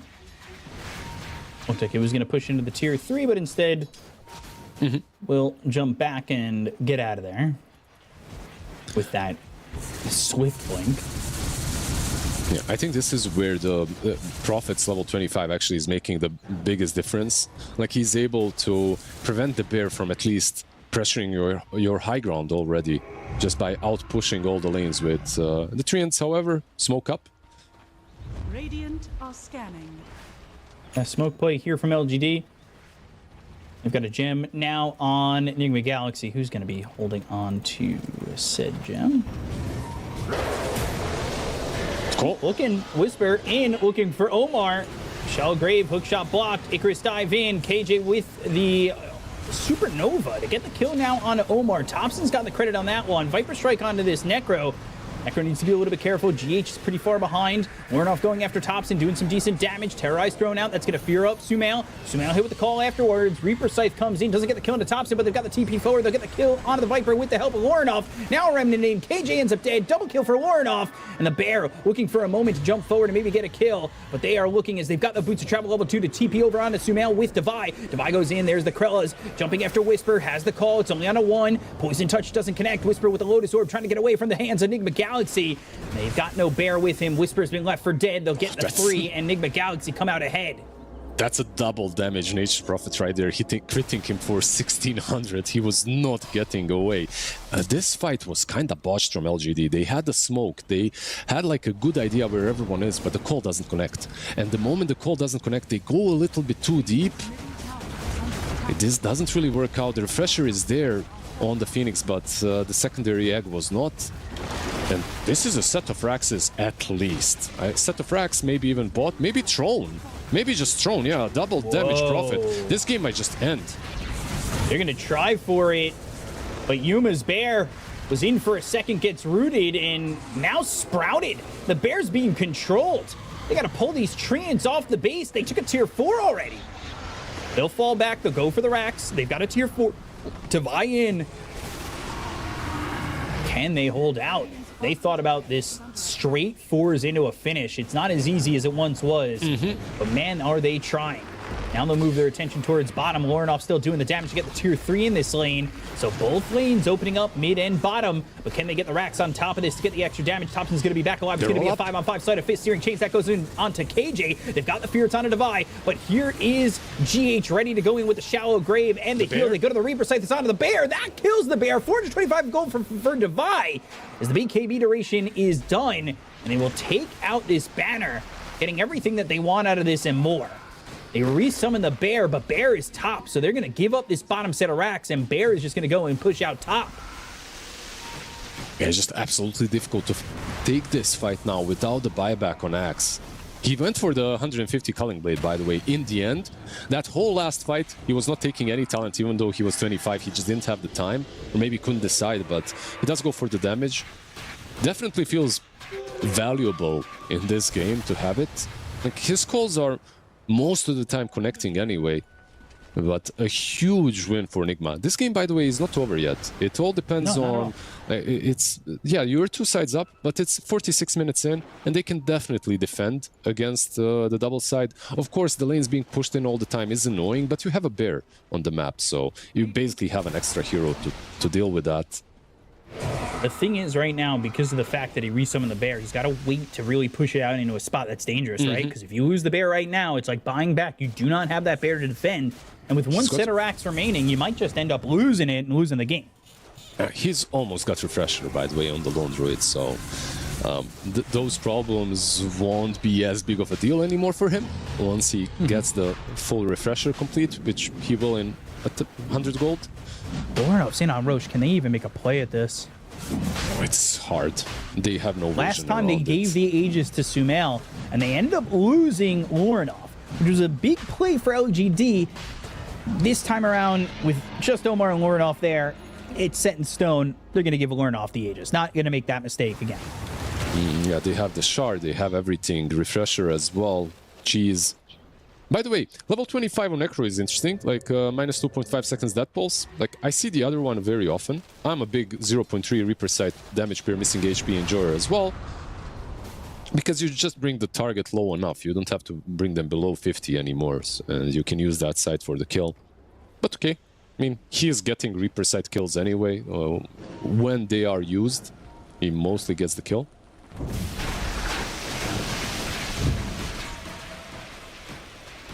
Looking at a massive lead here for Nigma Galaxy, but one you believe to not be too much. Question is, can the Bear do it? And they are grouped up together on Nigma Galaxy. They've got this second life on the Nature's Prophet, and in theory, potentially a third life with the Satanic, which he'll put out of his backpack into his hands when he ends up dying. So he could have that extra bit of regen. If they can get this kill onto this Nature's Prophet, maybe they can find everybody else out. But they have started to get the farm. You can see Sumail no longer the least farm core. He is ahead of that Axe. Just have that level 25 Hex, the extra Culling Blade damage, something you were talking about. But he's building a Yules to maybe slow down some of these heroes. And the Wind Waker, right? Surviving. Yeah. He's trying to get the Wind Waker as well. Oh, hook shot. Seeker in. Thompson.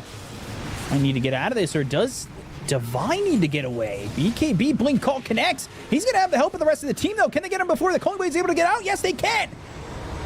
And by that, I meant hitting the Shallow Grave with the Culling Blade. Not going to be a matter of that, because they'll go for Omar. They'll get themselves a second kill. They're going to buy back on both these heroes. Remnant's back and forth. They're going to look over at the Axe. Yuma with the Bear. They got the kill on a Whisper. They take him out. He's dead for 2 minutes. Reaper sight through. Thompson gone. He's got buyback. So he's going to be back into the fight. It's still going to be a 6v4. And Lornoff's going to go for this tier 3 and the mega creeps. Thompson, how much is there for him to do? They're going to smoke up. They'll hit the hook shot. It's going to be out of Thompson. They've got the control. They'll go to the Remnant on the back line. As now Omar, the Bear, he's got the right to bear arms. But is he going to have the damage to get that kill? They'll go to the egg. And now they're going to look over as Sumail into the back lines with this Remnant once again. Yuma's Bear, half health. They'll explode on the Supernova. Lornoff down and low, but not out. And he's got this Aegis still to work with into the Shadow Realm. They've got no more heroes on this side of LGD that are dead with buyback, because they used it on this Viper and he bought back immediately, and now they've got no buyback on Whisper. So they're looking forward. They've got the Necro in the face of these heroes on the side of LGD. Yuma forcing back on that Bear. This throne is going to die. GG's going to be called, and Nigma Galaxy get game number 1. A 50-minute affair, and just a beautiful game 1, by the way, for...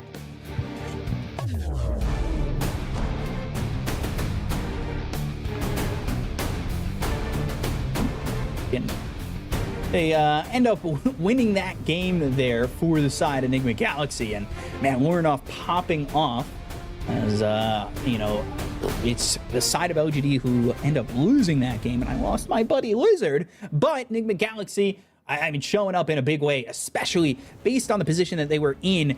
I mean, it was not an easy one for them. Lornoff is doing well, and he's the only one really doing well from mid, but the side lanes at the beginning of this game did not look good for Nigma Galaxy. You look here in the highlights, it's 14-5, but what was really holding them tough and strong was Lornoff on this Nature's Prophet. A couple of fights here, you see the call, it's not onto the Necro. Necro's down low, but no Culling Blade to finish him off inside the Shallow Grave, and they just do not get this kill. Instead, it's a Reaper Scythe turnaround. Sadist, he's going to stay full health throughout this, and this is where the turnaround happens for Nigma Galaxy. They've got the full team wipe that ends up coming for LGD, but ultimately, LGD, they fight, but they just can't fight enough. And it just, Nigma Galaxy showing up in a big way in such a struggle off side lanes, and really proving adversity is not a problem for them in a moment like this.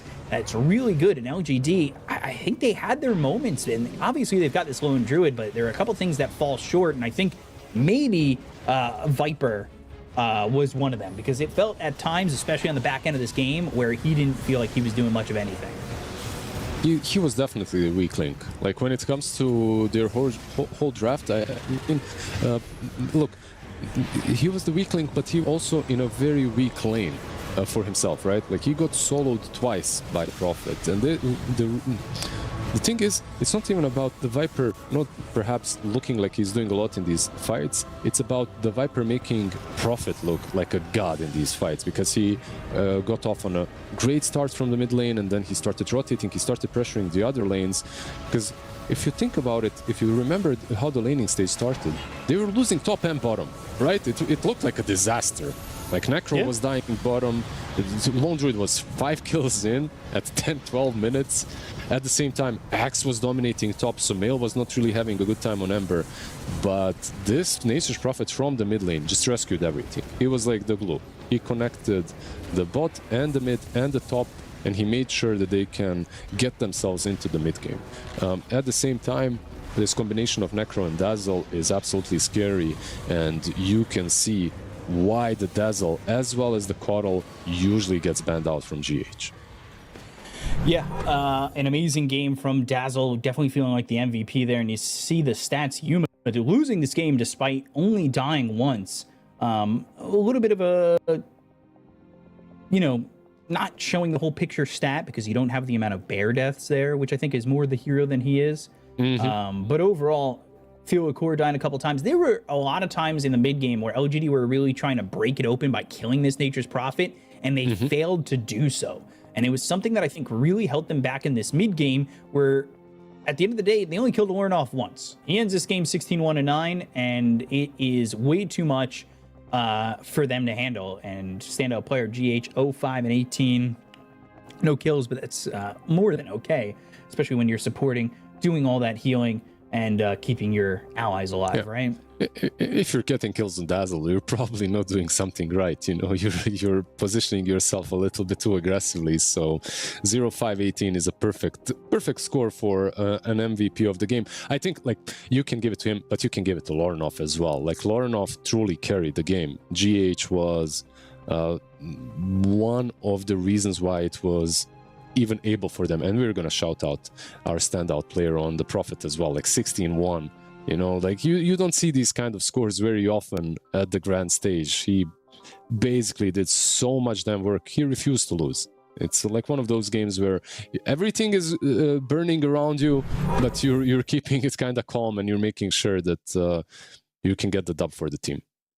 Yeah, definitely very big win here for Nigma Galaxy, one way and away from taking the series 2-0 over LGD. So we're going to be back with game number 2 in just a moment, so stay tuned. We'll be right back.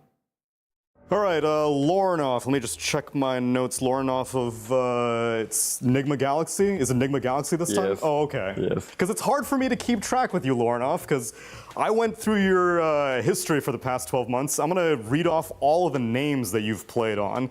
You played on VP. You played on Avalis. You played on Mouse. You played on Cheeky Breeky. You played on Aurora. You stood in for Falcons. You played on Mouse again. And now you're on Nigma. Yeah. Bro, what does your closet look like? Is it just 50 different jerseys? Like, what is going on? I have a lot of clothes at home. I have a lot of... So, you're famously known as, like, you are the mercenary stand-in, always.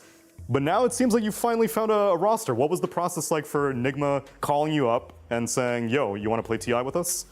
I mean, I was looking for players with who I want to play for EWC and for TI, and we just like speak with Nigma for this, and I was having like the choice to go to them. Leaving that team, were you confident that you would be able to find a new team for? Not at all. Not at all. Because I feel like in Dota it's really hard to find a good roster right now, actually, because teams stay together for a long time, right? And they don't change any player. So for you to like come to some team, it's actually really hard. So I was not confident at all. Especially for Nigma specifically, because you took mid from the King. What was the conversation like between you and Sumail joining back at least from publicly, it was the same time?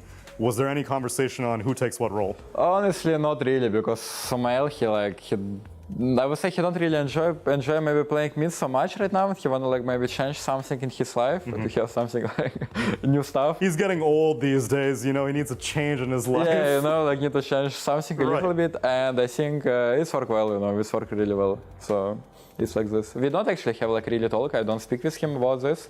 It's mainly was like her choice. So then did you even know who your carry was gonna be when you were gonna join? Yes. Oh, okay. So at least you knew like who the other 4 players were. Yes. Sumail's going carry, and it's Sumail. How bad could it really be? He's gonna be great no matter what. Yeah, it is, exactly. Okay. Now that you're on a team, interacting with a roster, is there more of a back and forth of you sharing your ideas with Kuroki? A little bit, yes. I mean, if you like work with people for a long term, you kind of like need to speak well with the guys and find the solution how you wanna play and work in one way. So I don't think it's really hard for me, honestly. I can like be pretty easy on this. Nice.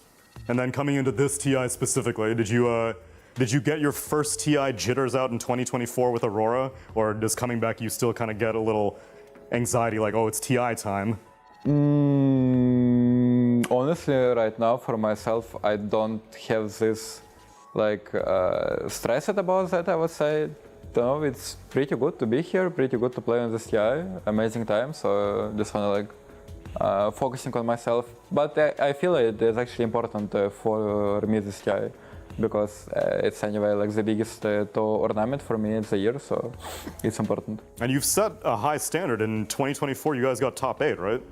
Kind of. It's not really like super high, but it's fine. Wow, you're quite modest. First TI top 8. I mean, it is not really high. It's just normal, you know. It's a top 8 only. Sure, only top 8. If you have high standards, listen, I come from North America. If we get top 8, it is a miracle run. We still look at Nouns back in Seattle. We're like, yo, top 8, let's go. But yeah, but it's maybe in North American, you know. Like, come on, you do me like that? No, I mean, because not a lot of players in North America. Sure. That's why it's just a bit harder for the region. Nice. Well, I'm glad to see that you have you got a good mindset coming into this tournament. Hopefully, this is your roster, and maybe you're going to stick with this one for maybe longer than like 3 months. We'll see. We'll see. We'll see. All right, we'll see. Thanks again, Lornoff. Looking forward to seeing how you and Nigma Galaxy do here in Shanghai. Thank you.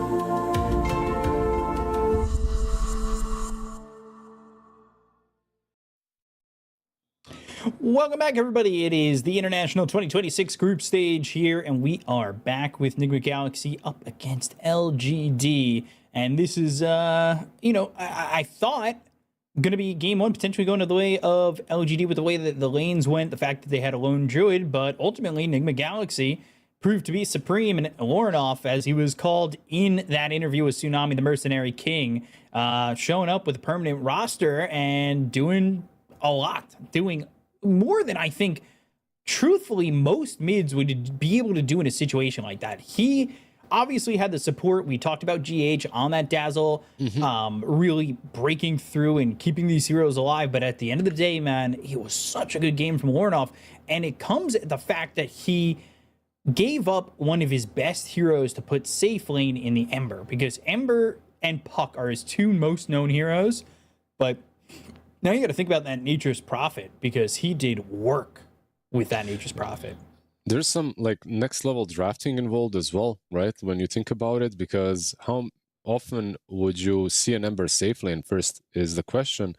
And another question is, how often would you see like this kind of a combination of Ember safe lane plus Ember being taken away from the full comfort zone mid laner, right? Like these two things, and I think no one is expecting the Ember to leave. By the way, Ember leaving and Ember going mid was not what broke the game and won it. It was the Prophet being mid, right? So not only did you have to move the Ember, but you also had to find this perfect pick that was everything that they needed. They needed a tower taker, objective taker, egg hitter. They needed a carry from the mid laner, and they got it in the end. I expected something different, like I was talking about Beast, Lycan, and so was LGD with the bans, but in any case, yeah, a pretty good Prophet game. Lornoff, we'll see if he can recreate something in game number 2, but Necro will be taken away from them, at least, by LGD. They gave away the Wyvern, though. What is also very interesting... never mind. I was going to say what's interesting is Coral is true, but no, he's not. He's banned out as well by LGD. But overall, GH, if he is the Wyvern, he got his saving hero more or less already, right? Like, you got the Wyvern, you have some Cold Embrace heals, you got the Winter's Curse. Like, this player is just way too good in clutch moments. He always finds the right positioning. He finds the right way to use the Curse or the heal or the Grave in the last game.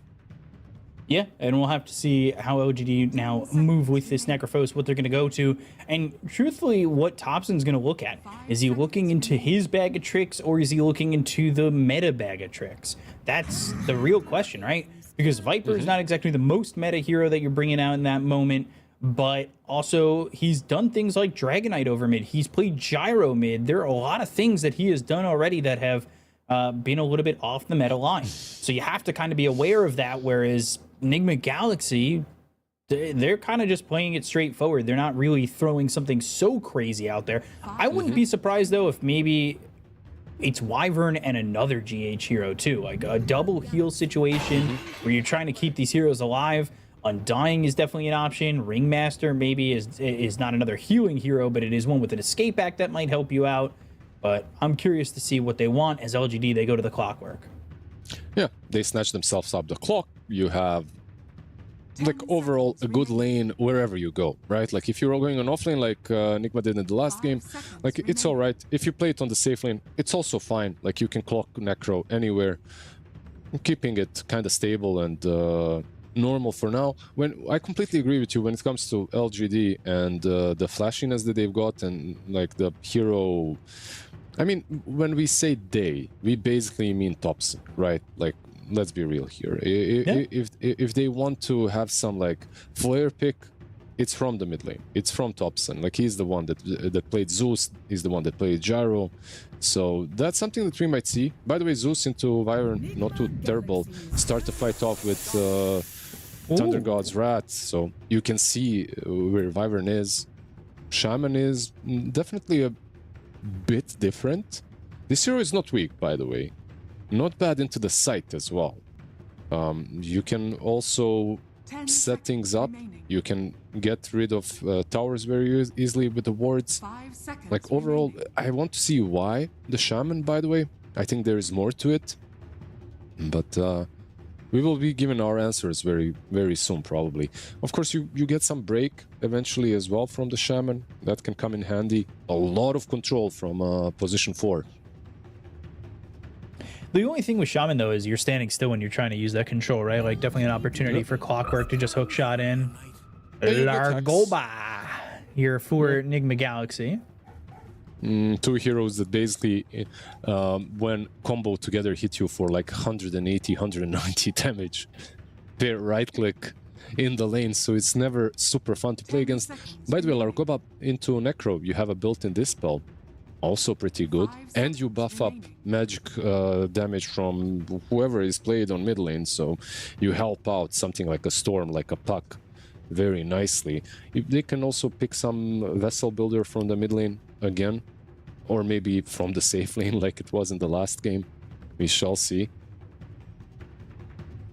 Give me the Storm worn off. I want to see that. Yeah, Storm Ember, like these kind of heroes. Like if you go for Ember though, there's already an option of Necro being laned against you, right? So that can be a bit of a problem. Gotta be a bit careful on Nigma. Like some of these heroes just laning into Necro is already an issue, and then the hero, if he has like the difference between usual Necro and the Necro in the last game, Davai actually had a pretty bad lane, right? Like he got killed 3-4 times. It was hard, and he still recovered. He still did a lot. There are games where the game is over by minute 15 if Necro has a good time. Like legit, the hero becomes unkillable. So. We saw that with Amar at the Essence tournament. He won a game in 11 minutes. Yeah, we covered that one, right? Like it was versus Liquid, right? Like they won an 11 or something. It was absolutely insane.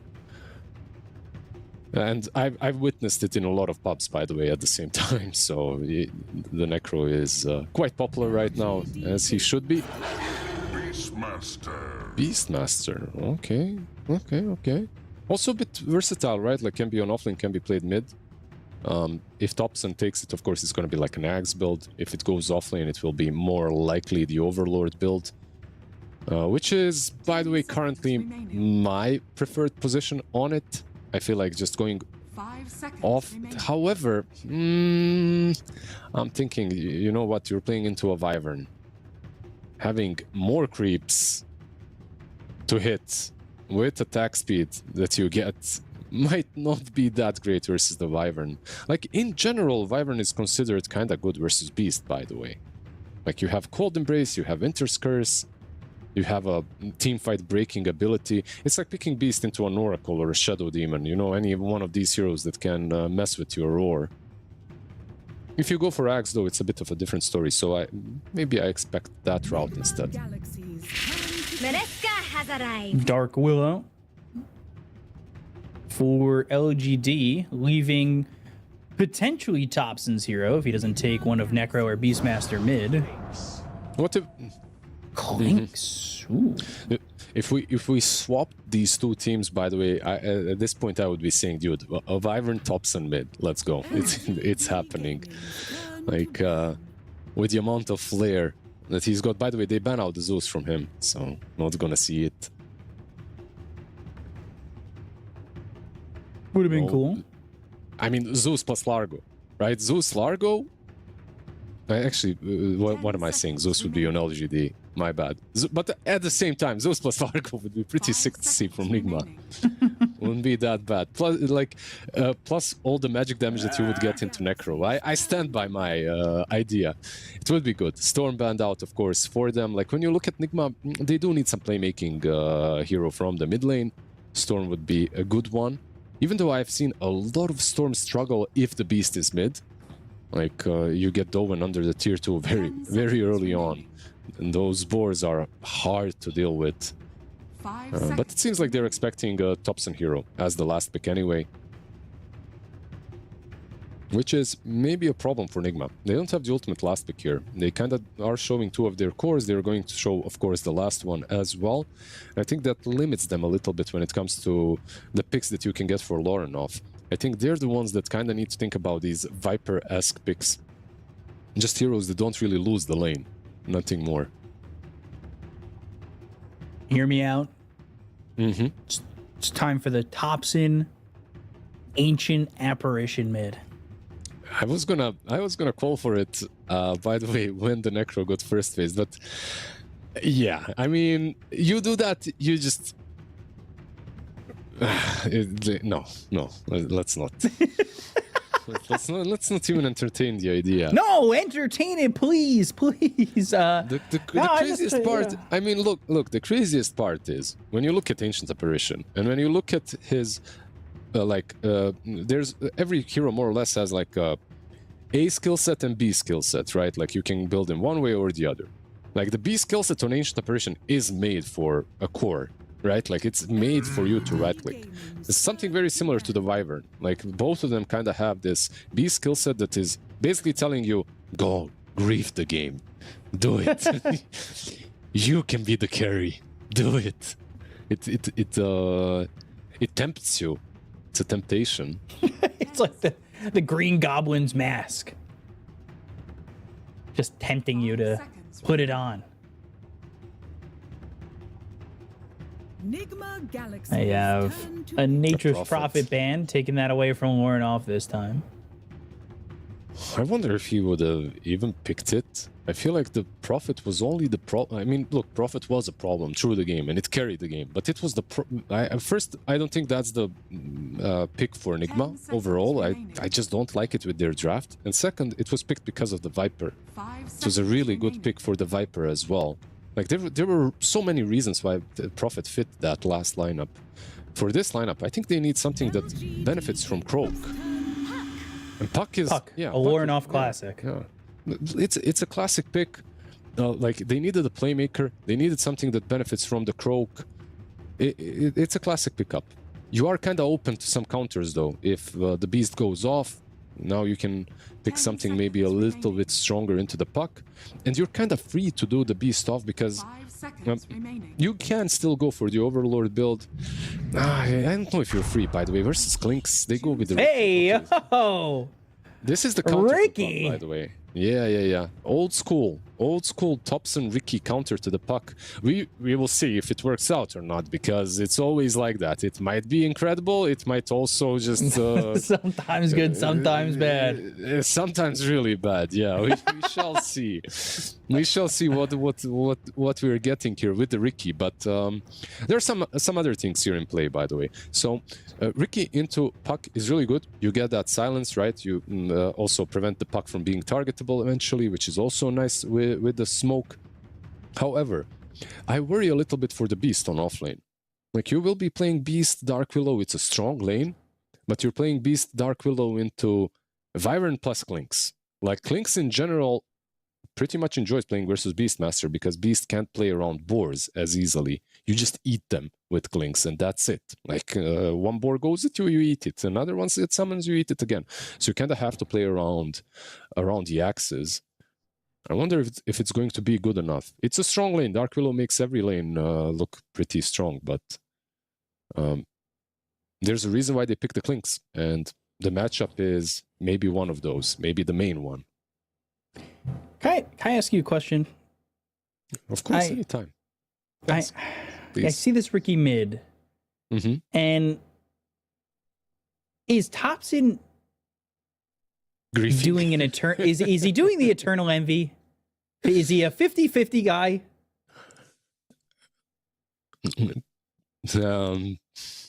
Is he modern day envying us? He used to be the Thompson or Dachshund back in the day. I feel like he's not 50-50ing us. Overall, like look, it looks weird, but this hero, like there are spammers that still play it. Like there are players that on high EU pubs, they still play Ricky quite a bit. So I think the hero is not maybe the most common pick, but it's viable. Like it can work. Especially versus a Puck who hates being silenced and controlled. So they didn't really need... all they needed on LGD was a playmaker. The objective taking is there from the Beast. He's going to go for Overlord most likely. The team fight and the damage will come from Necro. All you need is like the extra control that you do get from Ricky. Like the playmaking and the control. I'm curious to see if this ends up working out. I'm also looking at my own screen and I currently have just a tree that's sitting mid. I don't really understand it. It's not the hero. My screen has a tree. You have a tree in the middle? Yeah, in the middle. Of I had that the other game as well. I don't have it this time, but yeah, it's like almost transparent, translucent tree that's changing color. Yeah, I had that bug. I don't know what's up. Like there's maybe an Easter egg for all of us. Who knows? They can't see it on the PGM. Yeah. Dude, I played the game. I know what you mean. I see that tree, the red tree. I had the same tree in my game. It was terrible to play with. Top lane? Yeah, a lot of fights going on because they're looking at the clockwork. Now the shackle is on a Theo Core. He's trying to get away from Sumail, who might get this first blood. It's actually Omar who gets credit for it. Clockwork is a little bit low. Beastmaster turning this around, throws the axes onto this Shadow Shaman, but Whisper might have been baited in. Shackles are there. Another kill for Nigma Galaxy. Yeah, perfect. Absolutely perfect start for the top lane. Yeah, even KJ needs to be careful. He has no boots, by the way. Okay, never mind. Another set of brambles. Sumail? Okay, that's way fine getting back for LGD. Yeah, a couple of brambles that you walk into. Yeah, they get Sumail, but overall it's still good. It's still a good start. Shadow Shaman died to Roche. This bloodbath ends. I mean, this second game is literally starting off the same way as our first game, right? Like just absolute insanity across the map. Oh, good pull, by the way, with the axes by Beast top. It kind of prevents them from connecting. Like, so Dark Willow creep skipped, right? Like, took the wave. They tried doing the same on Klinks, but because of the axes connecting on the Centaur, it prevented the Klinks from doing it. So, yeah, pretty cool. Although, it also kind of benefits the Klinks because he does get the experience and the gold from the hard camp.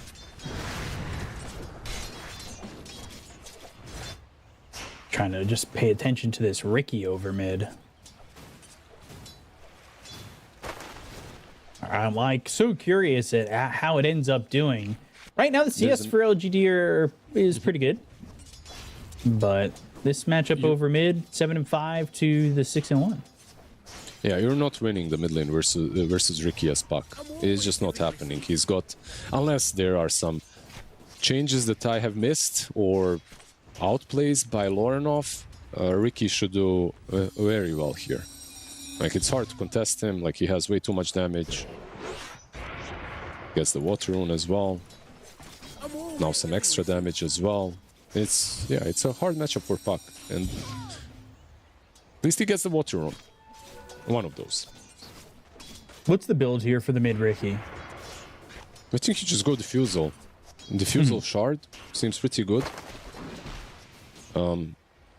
Yeah, Diffusal Shard, that's it. Like, you jump in so that the Cold Embrace cannot be used.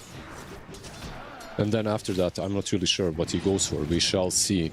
It stops, and after all, he doesn't have to abide by mere mortal rules. But at the same time, when you're buying Ricky, what is normal? This hero isn't normally played, so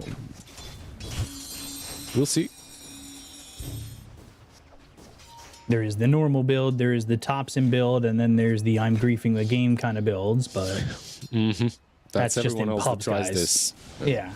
The thing is, you know you're going to see some Ricky's mid now, and they'll be played in the most difficult Ricky matchups, top lane, GH. Axe is thrown over, Cold Embrace goes into the Shadow Realm. Gonna need another set of axes on cooldown for 4 more seconds, but the Shadow Realm strike gets the kill, trying to draw them back into the brambles, but instead the shackles are out in time, and it's a double kill for Sumail. Yeah, just a beautiful rotation from Omar. And I love that right-click from Sumail. Just before he continues killing the beast, he makes sure the Dark Willow dies as well. And then he continues on to hitting the Beastmaster.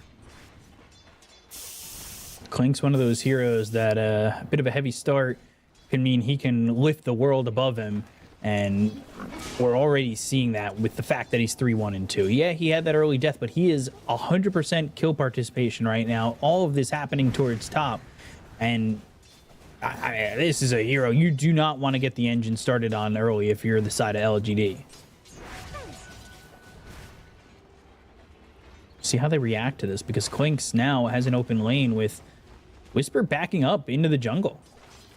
I kind of expected this, to be honest. Like, going into the Clinks in any way with Beastmaster is not easy. I thought that maybe Dark Willow will make the difference. They did get that kill on the Wyvern, but it still doesn't make things a lot easier, you know? Like, he's got the triple Sage's Mask on Beast. This is basically, I'm gonna jungle build. Get those axes out, just spam waves. At the same time, you know, it's not the hardest hero to jungle with. It's not going to be terrible for Beast. Like, he will find farm. We'll see how quickly he gets into his items, as Sumail is going to lose his courier to Theokor, who goes back behind the creep wave to find that. And still continuing to make these stacks. They've got the Shackle with the Frog Stomp through onto Yuma. He's half health, but he's got the Death Pulse and Battery Assault right on top of Omar, only getting him down to about a fourth of his health remaining, but under the tier 1 tower, so he should be safe for the moment. Death Pulse flies in, but does not hit on to Divide, but they are diving the tier 1 tower, looking for somebody. Clockwork, can he make a way in? They've got the Winter Wyvern. So how far is too deep as they throw down the Brambles? They've got the Catchy Lick, but the Cold Embrace. This is going to be Omar living for a little bit longer after the foul play, and still now having the Shackles surviving quite a long time as they're under this tier 1, tier 2 area for the side of LGD, looking to try and get the Largo. Death Pulse flies in, not doing a lot of damage to Devise. He's got himself those infused raindrops. He's down to the last one, but the Brambles are down, and now he's forced to run as this Arctic Burn slows him up, does a good amount of damage onto the Dark Will, but he'll back away. Yeah, and the teammates just absolutely abandoned him. Omar, oh, dude, he TP is just behind the tree. He might still get him. There's Shadow Realm, though. Yeah, you cannot... Blood Grenade, he's got the Clockwork coming for some help. But Dark Willow survives with 5 health. I saw 3 on my screen. I saw 3. 3 health. Yeah, 3 health. Like, he dropped really damn low. But he does survive. And they do get away with a kill on the Shadow Shaman. So the positive side for Nigma in this game, at least, is you can leave the Clink stop. Catchy Lick. Playing the Trilene, yeah. And the Arctic Burn, sorry about that. I fake hyped the potential of them jumping in for this kill, but the reason it stops is because KJ's in the face of Omar. Yeah, basically they can Trilene bot. The only problem is, even if you Trilene bot, like, are you actually killing this Necro? Even if KJ isn't there, I feel like this Necro is big enough at this point. Sumail's in on this, but they've got Primal Roar. And they get themselves the Shrine, so now Sumail is going to eat those boars and just TP out. All right, never mind. Yeah. He just leaves. That pact just ruins Beastmaster. In this lane, even though he is CSing really, really well, the game isn't easy to play. I gotta say though, Whisper net worth is not bad. Like, he's about to complete his Dominator in 1,000 gold. Mid lane, Ricky. Shackles and the Ether Shock, but Thompson surviving. He's also got himself a pack of infused raindrops. He's making his first rotation top, by the way. Or thinking about the rune, at least, for now. 8-minute mark. We'll see who comes over. It's a party. It's everybody. It's Largo. It's Necro. It's Clockwork. It's everybody. It is a party over mid. I mean, even Sumail is here. This is for the 8-minute rune. Arcane rune picked up by Sumail. They have the dust on Thompson. Still, though, they'll all disengage and nobody dies. Yeah, Sumail, the happiest one. I guess the Arcane Rune moves back top. Probably some extra death pacts on the board. He's hunting down Whisper, who's got Roar in 8. Whisper with his triple Sage's Mask. The Helm of Iron Will makes this a really hard kill to make. He just gets extra armor right from it, so it's just not happening. I gotta say, though, even though Sumail has been free farming top, he's top net worth. Like, he has been making a lot of moves, which does slow him down a little bit, and it opens up the space for the Beast a bit. Not that it's ending up the same way, but it's something similar to what we saw Ame do in that first series, where he moved a little bit too much and didn't get enough out of it. Hex, they have the Shackles under the tower, but the silence comes through from Thompson to save this Clockwork. A lot of rotations coming in from the side of the Dire. Pushed by those cogs, Catchy Lick. This is everybody showing up to party mid. And another move from Sumail, but this time around he does get the kill. Space technically being created. 5 mid. It truly is. Wyvern? Your beast.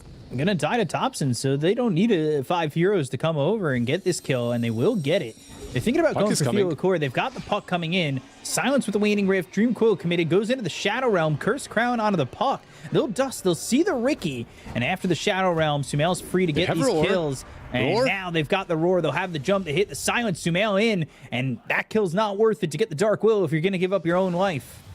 Absolutely not worth it. Minute 10 rune is coming up as well. If Ricky gets a good one, maybe he gets the shield. So super worth it for LGD. They get the rune in the end. They kill the safe laner that was having basically the freest time. And now suddenly it doesn't look as free. Like, he's still top net worth. Orb of Corrosion, by the way, good old Ricky item. Like, you can get Orb of Corrosion, you can get a couple of raid bands as well from the mid lane. It all comes in very nicely with the backstab. Jump in onto the Shadow Shaman, and now he will get low and end up dying. Thompson just into the solo kill, the blink strike, the tricks of the trade, overwhelming damage despite the foul play. Yeah, you can't. The thing is, they gave them the shield drone, and I believe they saw it, but yeah, they just didn't respect the damage output from the Ricky. You don't really play against this hero very often, you know, so sometimes that also hurts you, right? Like, you don't play against him, you kind of forget how much damage he can dish out. They catch you lick. Largo. They dust him, they go to the Dream Coil. Largo's here. The Cogs pushing him back, they hit the Hex. The Silence, though, protecting him to be able to jump back. They just can't get this kill, and we're still at 6-7. Yeah, just a beautiful smoke screen. By the way, the same duration on all levels, which is 6 seconds. It's quite long. Wyvern, tricks of the trade. That'll be a kill. And the GH, they hit the dust. Sumail's in trouble, and he might just die. They go into the Shadow Realm. They've got more than enough damage. Sumail is out too far, and it'll be a double kill for Thompson. You know, I talked extensively about Ricky into Puck, but Ricky into Klink's also not too bad. Getting on top of Klink's, using the smoke screen, the diffusal, not terrible at all. By the way, level 10 Ricky versus level 8 on the Puck. Oy, Puck. Oh, how do you get away? No more mana left, but no more mana on this Ricky either. He's got no bottle, got no wand charges, and now needing to kind of run it back a little bit as the bottle of the double damage is there for Lornoff, but just doesn't have the health and mana to really make the jump in initially. Yeah, this time around he didn't luck out with the rune. Puck had, this is, I believe, the first rune that he picked up when it comes to active runes. So, a little bit of luck for the Puck. Yeah, this time, by the way, you know, we haven't really been talking about Yuma at all. He's been on this Necro. He's been quiet over bottom. There's just been so many moves over mid. 5 heroes coming in multiple times for the side of Nigma Galaxy. The whole time, it's just Necro who's top of the net worth. Farming away bottom, just doing whatever he wants. And he's happy. And yeah, you could say that maybe they have some ways of dealing with him, but they're kind of far away from reaching that state of the game, right? Like, when you're looking at Necro, how do you deal with him? You deal with him with Croak of... Maybe a Croak of Genius Puck, right? Or a Nullifier Dazzle Klinks. But we're not getting these heroes online at time, it feels like. Oh, what crazy hero win rate stats! 0 picks, 0%, 0%, 0%. We see this hero, of course, for the first time so far. I love when that stuff gets put up there. Maybe the last time as well, depending on how this game goes. So far, so good for him, by the way. And he's not even unlocked his true potential just yet. He is 200 gold away from Diffusal. Diffusal plus Shard, that's basically your main build. This is what you want to see. The moment he gets Diffusal, I think he can solo anyone on the map. Like, basically anyone, as long as Wyvern isn't around to stop it. Right. Puck dies, absolutely. The supports also die. Mid lane Omar gonna be chased. There's the jump, tricks of the trade, Bedlam on top. He'll foul play, but it won't matter. Thompson's got himself another kill. He is unstoppable. The better and better this does, the worse and worse that your pubs are gonna be. Yeah. Unfortunately. You guys must hope for a 2-0 here from Nigma because, yeah, Ricky mid is coming your way. Guys, I saw it on Thompson's screen. Yeah, do you know better than Thompson? Thompson did it. He did it at TI. We're in the meta. Boozer your orb, luring off, just trying to get as much farm as he can as he's sitting here bottom of the cores in terms of net worth. Not enjoying his time. Very different. A juxtaposition from where he was at in game number 1 compared to now. So it's very tough for him to kind of find that movement, find those spots. They're going to move over as a team once again, coming through. Octarine Core Largo, by the way. That's what he queued up. Catchy lick. And they've got the Serpent Wards down, but the Terrorize well placed. I don't know if it's going to save Whisper. They have Thompson coming in. Winter's Curse is going to be through and landing on just this Ricky. Ricky looking to maybe make a jump. He's at half health, goes into the tricks of the trade. These heroes on the side of Nigma Galaxy, are they going to jump back in? Not yet. Sumail, though, looking for an opportunity. They've got the Sentry, so they see Sumail. He's forced to go back with the Cursed Crown about to pop on him, so he needs to get back towards the rest of his team. It was a sneaky little play attempted by Sumail, by the way, to go back and defend the Serpent Wards, because he knew that they will try to farm them, but the Sentry was well placed. Back to the Octarine Core as the first item. Shot in. Hookshot mid. Oh, good hex by Omar. Stops him from going to the cogs afterwards. Not sure it's going to matter, though. Lornoff. Silence, Cursed Crown, it's on him. Thompson gets the kill. Omar's next foul play doesn't matter. And Devi, you can only throw down a Frog Stomp and throw the Catchy Lick out onto Thompson, but yet it's not enough. I know this hero is contested a lot, the Frog, and I know that he does a lot as the game passes, but it feels so wonky to me to see like an Octarine Core as the first item on him. And in general, I'm not even like sold on any of the items that I'm seeing as the first. Like we see some Meteor Hammers being purchased, we see some Radiances every now and then, we see some Lotus Orbs. I feel like this is one of those rare heroes where we don't really have a consensus on what's the best build to go for from the get-go. Even with the skill build, yet alone the item build. Whisper, by the way, level 14. He is had a wide open game after being punished out of lane pretty early on. Yeah, they made a lot of stacks for him. Like that's one thing that they did really well. The top lane, sure, a couple of kills on him. He's 0-3-4, but it's a very playable game for the Beastmaster. He was not shut down completely. He's got Overlord. The Dragon is farming the lane now while he's farming the jungle. He's in a good spot. One of the things that I've noticed is Nigma Galaxy are grouped up pretty close together, and now a double silence on these supports. Oh, Wyvern done. Foul play again. Dead once more. And that's going to be 2 kills here for the side of LGD. KJ getting one, Thompson getting the other. This Ricky is just brutal to deal with. And the worst part is they got punished while they were trying to kill the dragon. Right? Like, that's the only thing that they were trying to accomplish. Stop the Ancient Black Dragon from farming the Croaker camp twice. Like, it got stacked. Largo. Another kill, maybe? He's got no mana. Cogs around him. He's dead. Thompson now godlike. And I think that the angle has become very downhill. They will get a kill on a KJ, but this is Ricky being a big nuisance. They hit the hex. Maybe they got him this time. Silence, though, for a second on this Roar. Lynx won't matter as they'll use the Roar, and now the Reaper Scythe is in. You may have killed the Ricky, but you forgot about the rest. They'll get the kill into the Shadow Shaman after the foul play. Winter's Curse, it'll hold down Yuma for a second, but not do enough. Serpent Wards are down. They're going to still move forward to kill off these Serpent Wards. They've got the Beastmaster and the Necrophos ready to go. Dark Willow in the back. Oh, in with the Bedlam. Trying to make a play, but the Cold Embrace saves the Winter Wyvern. And now Largo back alive. Frog Stomp, Death Seeker trying to keep this Dark Willow alive, but Devi's got the kill on Athela Core. Ricky's about to be back up. I think they were a bit fighting, though. And they were a bit disconnected, right, between the supports and the core. Like Dark Willow goes in, Beast and Necro weren't really following. They were pressuring the tower at that point. So also the Brambles didn't connect, and it was a hard target to catch. Like Wyvern flying over the trees, Bedlam does absolutely nothing against him. He's got a shard as well. Yeah, just overall, this is basically the core build for Ricky.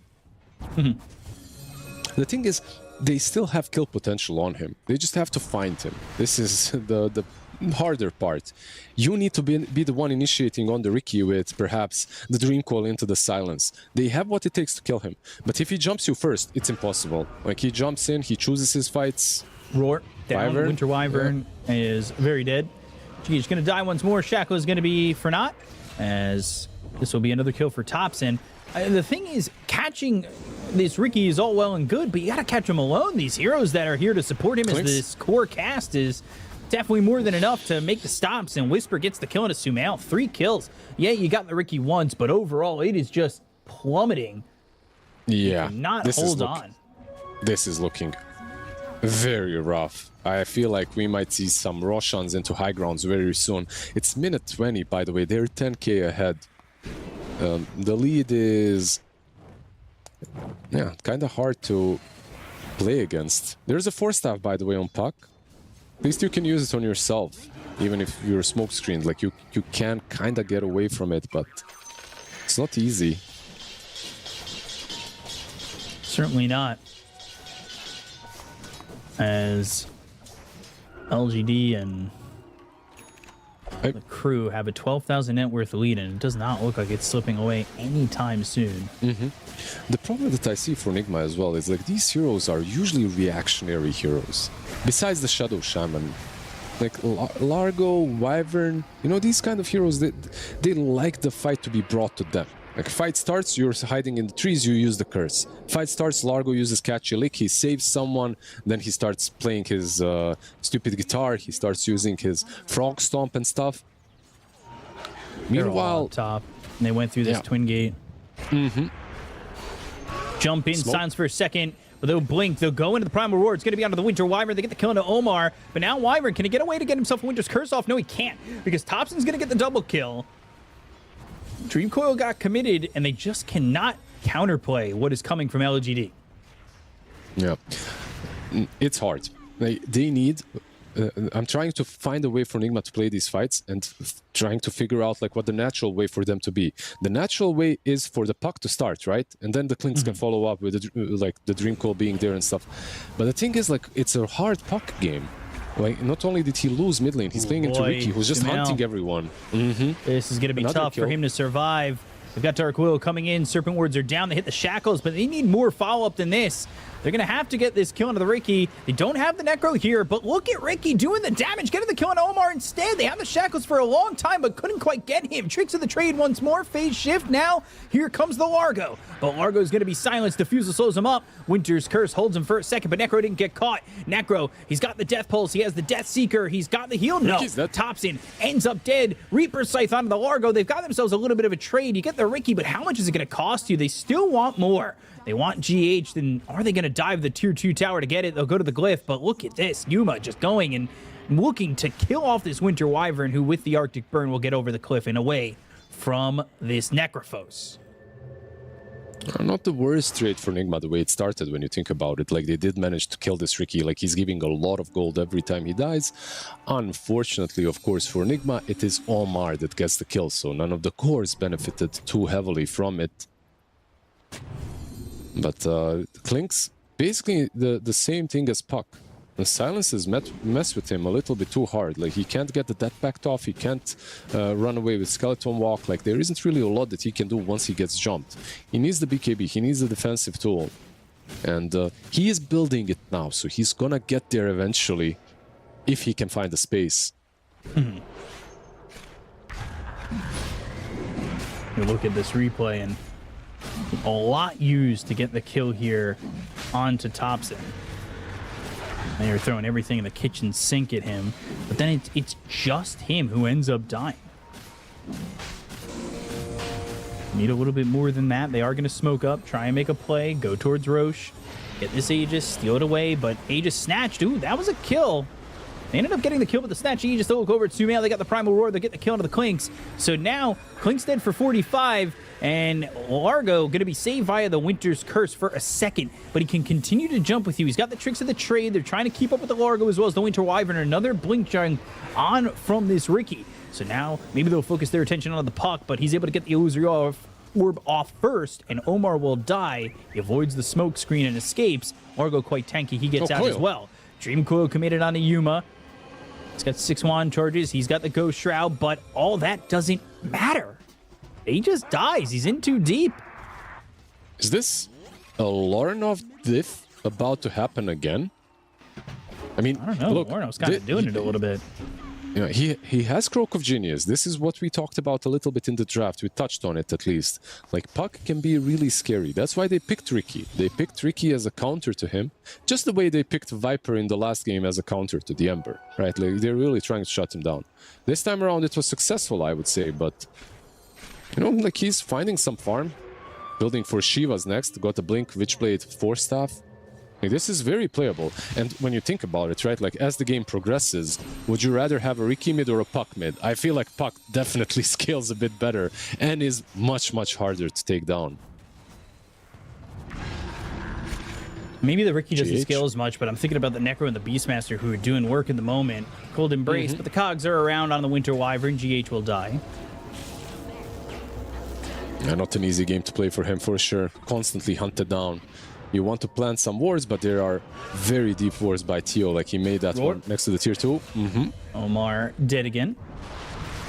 He is dead for the 12th time this game. Yeah, I love this casual build on Beast, by the way, from the offlane. Overlord, AC, Blink, BKB, that's it.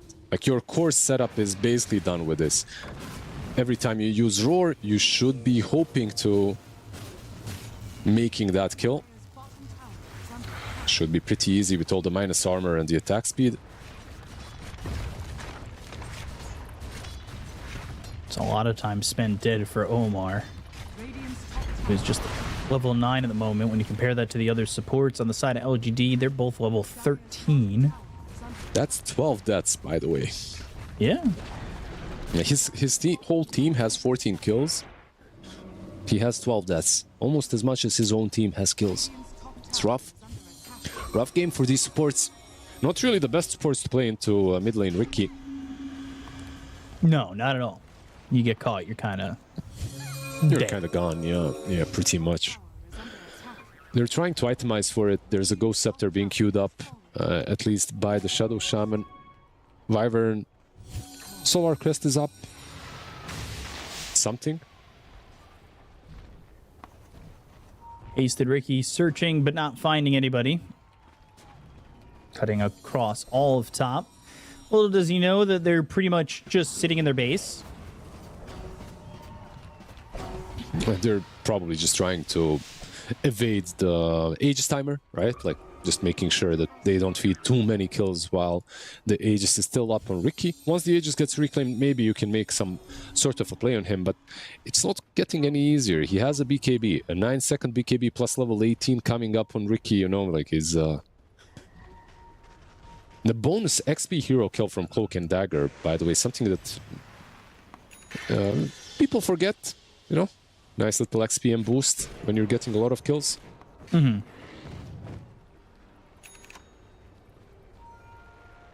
Thompson deep. They picked up a gem. Problem is, if you die so quickly, you're giving that gem right on back. They have Shivas on Puck. That's the idea, right? Like, yeah, it is, but you have Shivas on Puck, he's got a lot of armor, the attack speed slow as well. He should be on paper surviving with the 4-staff. The thing is, like, there is one silver lining for Nigma here. Like, you can still use Winter's Curse, right? Like, you can't save your allies with Cold Embrace, but you can use Winter's Curse when someone gets gone on. Omar? Ooh, all right. And a little bit of control onto the Ricky for a second. Ricky was absolutely alone, but they still didn't want to try for it because they didn't see anyone else. They were still hiding on the map. Necro all the way on the left, and the other teammates were just not in any sort of a vision. Aegis expires. Might be the time to think about moving at this point for Nigma Galaxy, but they are down 14,000 net worth. It's hard to make a move that is guaranteed position with the way that LGD can move. Got the boots of travel on the Necrophos. Got the invisibility of Ricky. Obviously, you've got that gem, but Beastmaster now with BKB has a blink. He's going into the boots of travel as well. They're going to be able to move pretty fluidly throughout the map. And then hookshot obviously is a very good counter to any initiation that Nigma Galaxy are going to try and make. They need to be very careful. Yep, gem on both sides, by the way. And I mentioned the Octarine on Largo. But there's another Octarine being built this game, by the way. You see it? I do. Fuck. At least hasn't queued for the moment. Yeah. Clockwork Octarine core is not something that you see very often, if ever. That's an interesting take, let's put it that way. The hero. Like, once you get level 15, like, it used to be the minus 10 talent, right?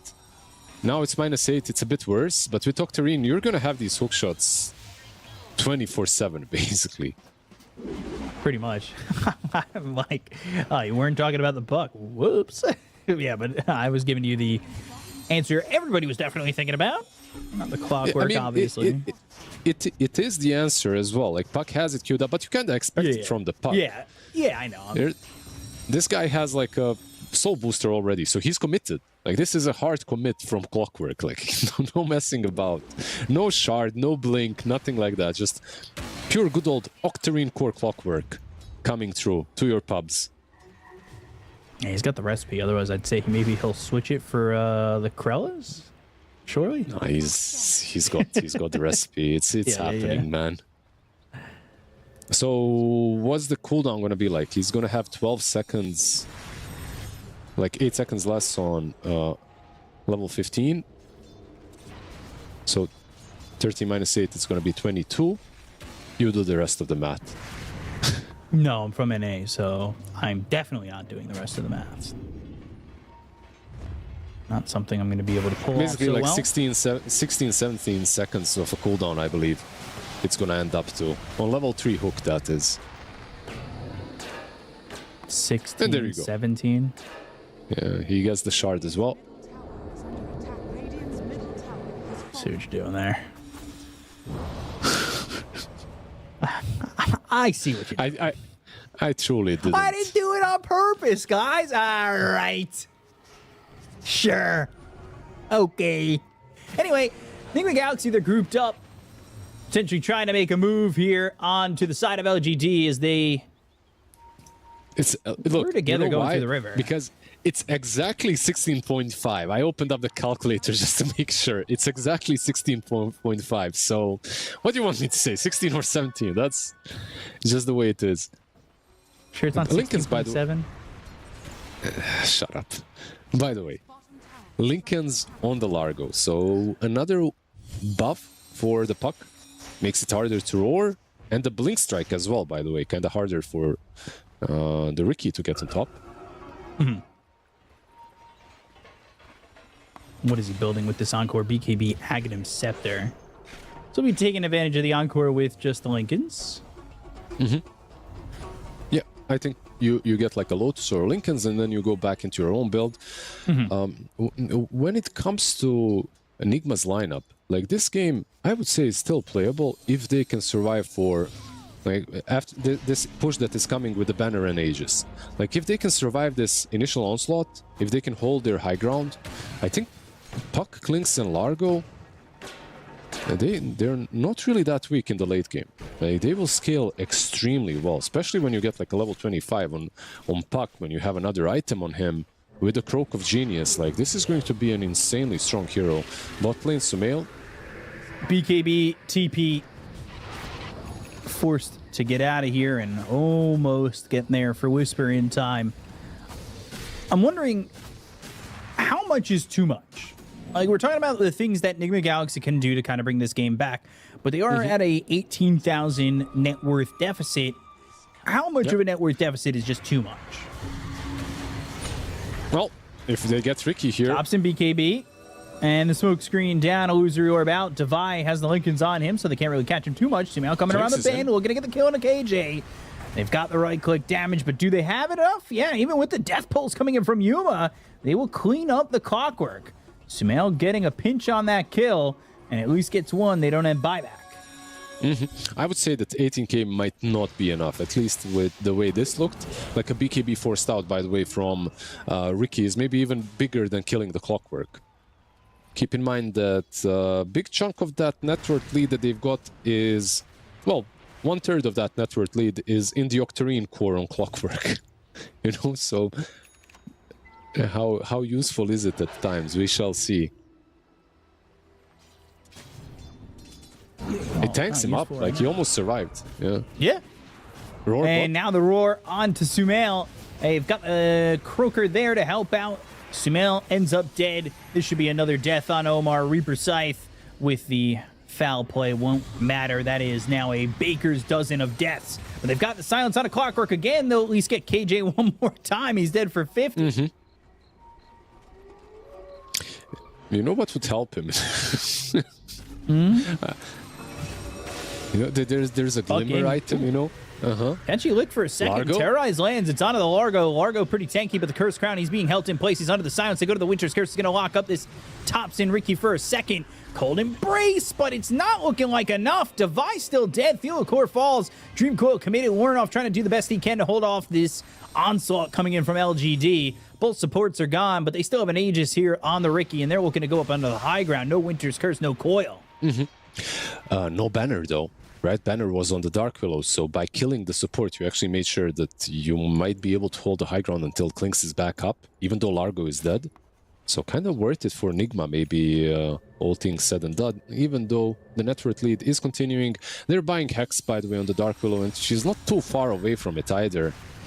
Puck's game might be... the banner from the stash, gave it to the Clockwork. He's going to be here with the banner in a second. Okay, good play. Hex. Necro caught for a second. Sumail trying to hold. His tier 3 is getting low very quickly. They'll take the Aegis away from Thompson. Can they hold him down? His heroes are going to be right there next to him to make sure that they can help him out. They go to the Serpent Ward. It's going to get the damage onto Thompson. He's quite low, but now Shackles, it's through onto Yuma. But you're looking for the damage from Sumail. Even with the BKB, just can't put out enough. That's going to be the range racks falling. Still channeling, still trying to hold this high ground, and it's level 25 for Yuma. He's got that Death Pulse cooldown reduction to 2.5 seconds, so a lot of heal coming out and potentially a lot of damage.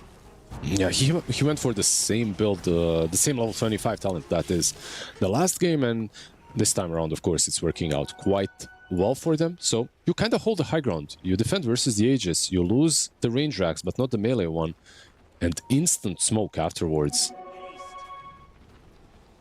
The only, not the only thing, there's a lot of things missing on Nigma right now with 20k deficit, but the big one that you mentioned and saw correctly is the damage output from the Klinks, right? He just isn't really packing a punch right now.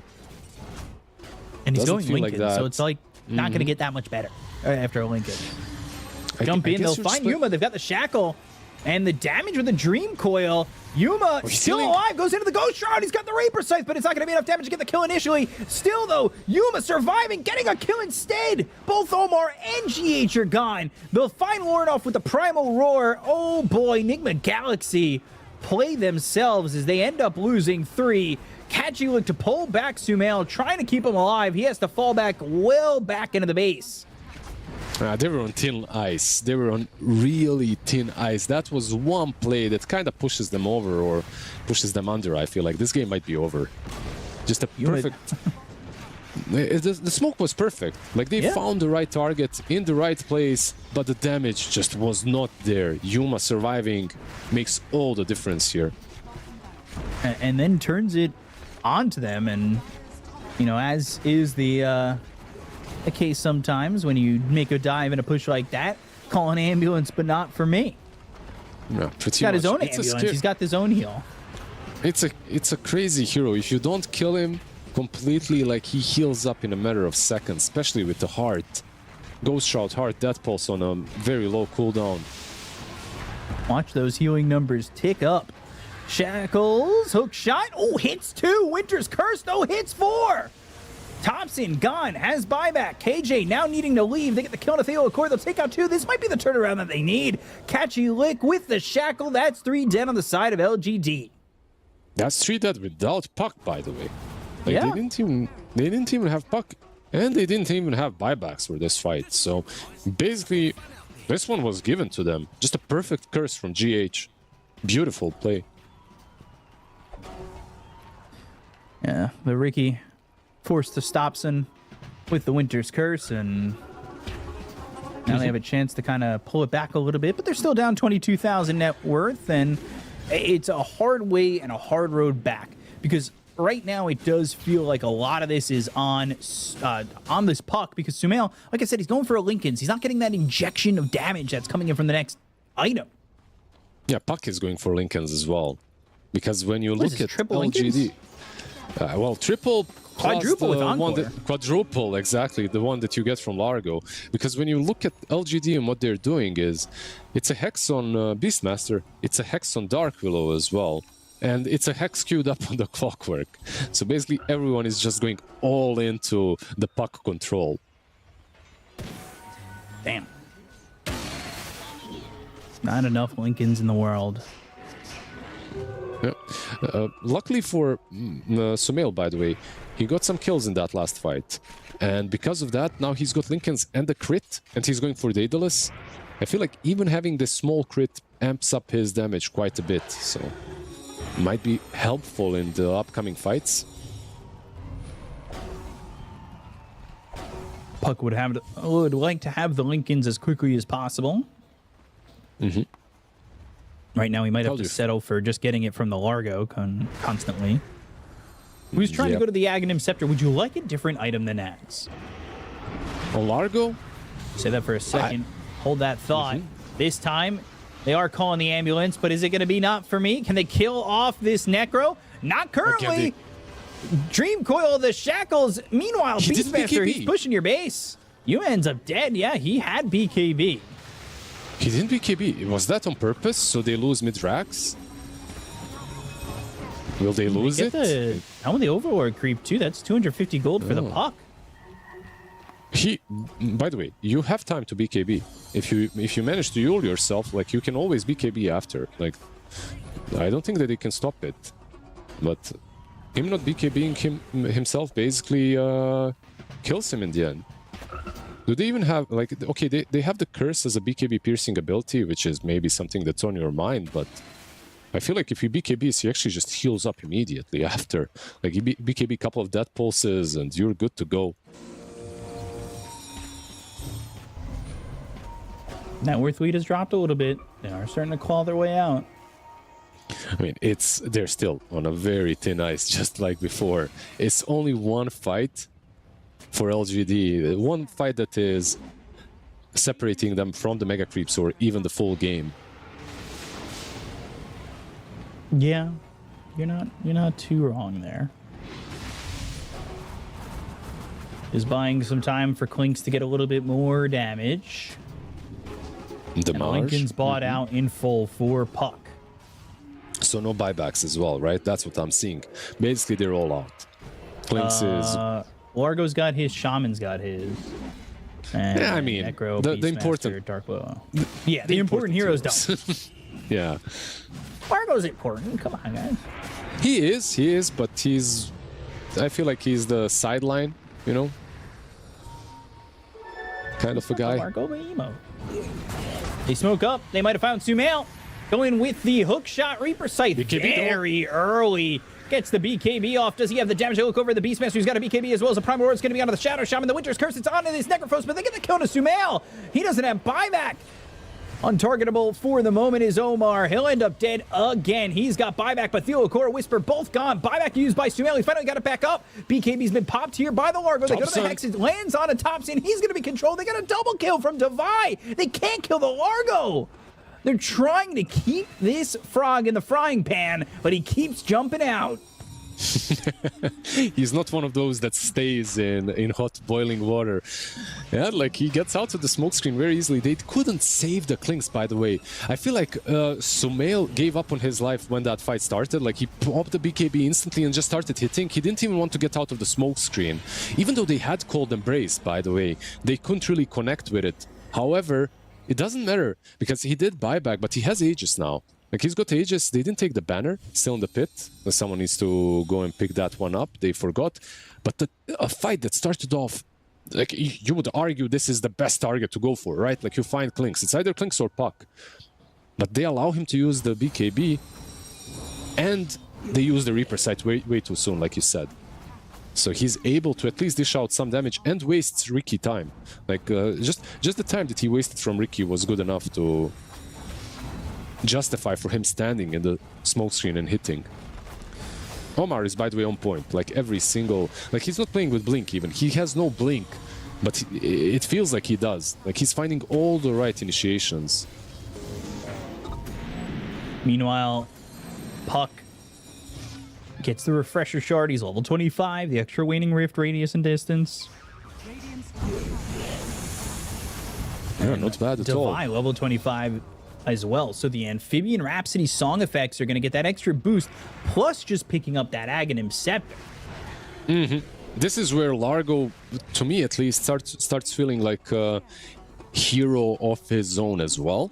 Up to this point, like whenever you're playing Largo, you're basically, I'm gonna catch Illic twice, I'm gonna croak, I'm gonna give Lincolns, that's it. Like you're basically a utility offlaner, right? Once you get the Aghanim Scepter plus 25, this hero actually starts to hurt. It's not only about assisting your allies, like you can do quite a lot on your own. And the Conjurer's Catalyst on top of that, he becomes level 25 and picks up this Ags. He becomes a real Freddie Mercury. And, you know, as Nigma Galaxy fans start to see the net worth go towards even, they're starting to say to themselves, is this the real life or is this just fantasy? Because Nigma Galaxy are kind of making this comeback happen. But as comebacks are, they're easy come, easy go. And we'll see if Nigma Galaxy can hold on any more? Are you gonna go through the whole entire album? Song? Yeah, I could. Yeah. Maybe I could.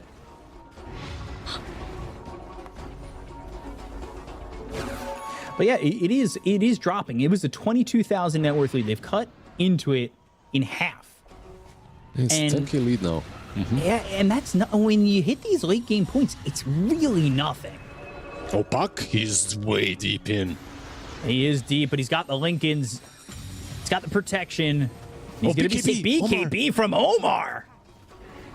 My caster's curse is strong. Like I was praising him in all the fights up to this point. Like he was on point with the shackles, with the hexes.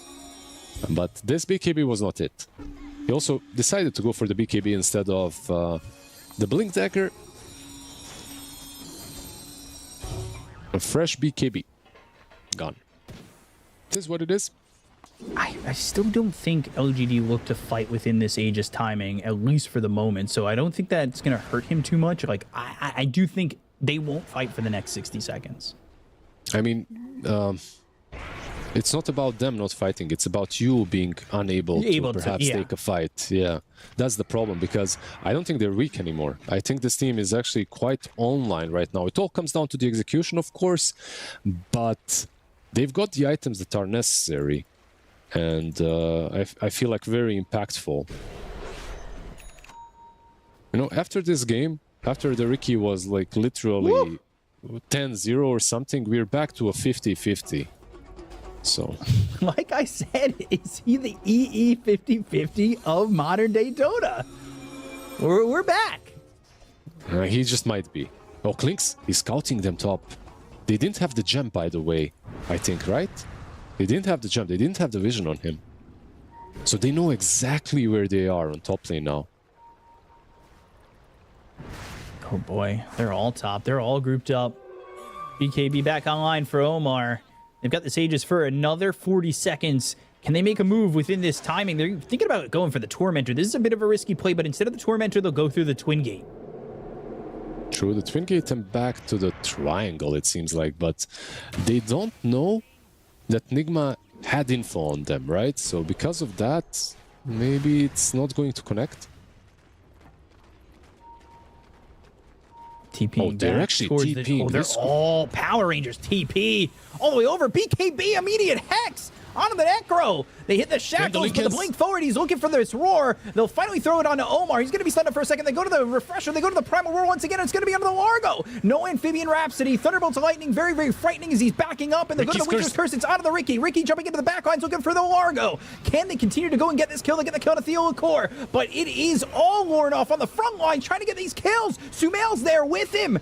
Do they have the damage? There's no more Primal Roars. Untargetable within the smoke screen. Thompson's kind of running out of gas. He's going to jump over to the rest of his team. They still have this Winter Wyvern with the Lincolns on him. They go to the Cogs. It's going to push these heroes away. They get the kill on a Sumail. They'll take out these Clinks. Clinks now not needed as they'll get the kill on a KJ. Lornoff still doing it all. They've got the silence out of the Necrophos. Necrophos inside the Frog Stomp. Largo still alive. Lornoff down low mana, low health, but can he get some help here? Necro heals up into the air. Lincoln still on Devise. He's still trying to run away, and these heroes starting to disengage, but they don't have buyback on Sumail or Omar. Damn, that roar was almost there. Like, he lifted his hands but couldn't really get it off on Puck. Of course, the Lincolns is there as well. And Puck is back in. Oh, Puck back in, looking for Whisper. I think he's got him. Oh, the roar. Does he have any help? No. Oh, nope. Gosh. Nobody else was there. I thought maybe Thompson or Necro would be there shortly, but no, it's just the Beastmaster dying. Yeah, they all left. They all just left. The Beastmaster, or maybe Beastmaster stuck around a little bit too long. And this Beastmaster kill kind of makes it even in the end, right? Like, the fight was pretty good for LGD. They only lost 2 supports. But in the end, by the Beastmaster dying, it's even, if not even beneficial for Nigma. As this Puck is growing and growing, he's becoming bigger and bigger. The whole fight, to me at least, for Nigma looked insane. Like, they're TPing in because they had pretty good wards. They know exactly what's coming their way because of the GH ward in the lane down bottom, right? So they saw the smoke. They knew what's coming. They BKB instantly on the Rasta, on the Shadow Shaman. But I feel like they just weren't ready. Like, the Shadow Shaman is in the position to catch the Necro, but the rest of them are not there to dish out the damage. So even though you BKB and you catch the Necro, you don't really have the damage to kill him off. It becomes sort of a disaster. And you can see Beastmaster waiting patiently to roar Omar, by the way. Look, he waited for the Lincolns and then he used the roar after, so making sure that Necro is alive and well. Like, actually, the secondary roar that was onto the Largo pushed the Shadow Shaman onto the low ground. It didn't matter. He was Reaper-scythed anyway, but he ends up dying. Yeah, there was another Cog, by the way, play that actually pushes Clinks away from everyone and saves him. Here, you see? I mean, it saves him for a couple of extra seconds, which these little plays, they do matter a lot, because then Winter Wyvern can connect, use the Cold Embrace. Clink still dies, but all these little split seconds, they matter in a fight like this one, because they buy your team enough time to perhaps get a clutch kill somewhere else. Yeah. Bot lane, walk, hook. Hook shot in. I'm not sure that's a good hook. Can they get the kill? Maybe not. Yuma's here to try and help out, but KJ, even with the jetpack, eventually dies here to Lornoff. Yeah, that Octarine core is hardest to get away. Almost hookshot, by the way, back up of cooldown. Maybe he was out if he managed to survive a couple of extra seconds. Didn't really work out. 66.7, come on, man, like, read it, it's on the screen. I know you like these numbers. 6-7, guys, oh my god! All right, you happy? I did it, I did it. I'm not really, no. That's so sick, dude, 6-7! I'm legit surprised your voice line didn't include 6-7. I was one of the 10 people who was, no, 6-7 was never on my list, come on. I'm sure it wasn't. But maybe in 2067 at TI 6-7, I'll put it as my voice line. Blast all the way down to. You know what? At that point, it's gonna actually be cool. You know? Yeah, it'll be cool again. It'll be so nostalgic. Exactly. Yeah. Exactly. Okay. It's gonna cycle back to actually being cool. Straight into the pit, by the way, on LGD. I think Nigma can fight this. Like, the only thing is they have a good ward as well, which isn't rewarded. So they know they should definitely fight this. With a good ward, you absolutely can hold. Roshores for a second. LGD, 5-man smoke trying to wrap around. Lornoff in a very good position. They've got the Sobs down, but the smoke is available. They're going to make the jump. It's onto the Winter Wyvern, pushing him out of the fight. They've got the silence to do on a Yuma. Dreamcore's going to be used on 2. Now, Thompson caught. Hook shot too late. Thompson dead. He's got no buyback on for 100 seconds. Can they re-engage on the side of Nigma Galaxy? Is the reach long enough? They jump forward. They've got the brambles around on Lornoff. Illusory Orb still going forward. Now he's going to jaunt over to it. The pop the Lincolns will go to the Hex. It's on to KJ, but they've got the fear with the Terrorize coming in on Omar. Cold Embrace keeps him alive. Winter's Curse on a 2. Now the Primal Roar gets used. It's going to stun up Lornoff, but they get the kill on a KJ. These are the Lincolns being popped in the TP out with the BKBs coming through. Yuma's going to be dead. He's dead for 100 seconds. Has buyback. Even with all these Lincolns, they just cannot break through on the side of LGD. This is straight into the pit. Like, they have no buyback on Clock, no buyback on Ricky, which is, of course, even more important.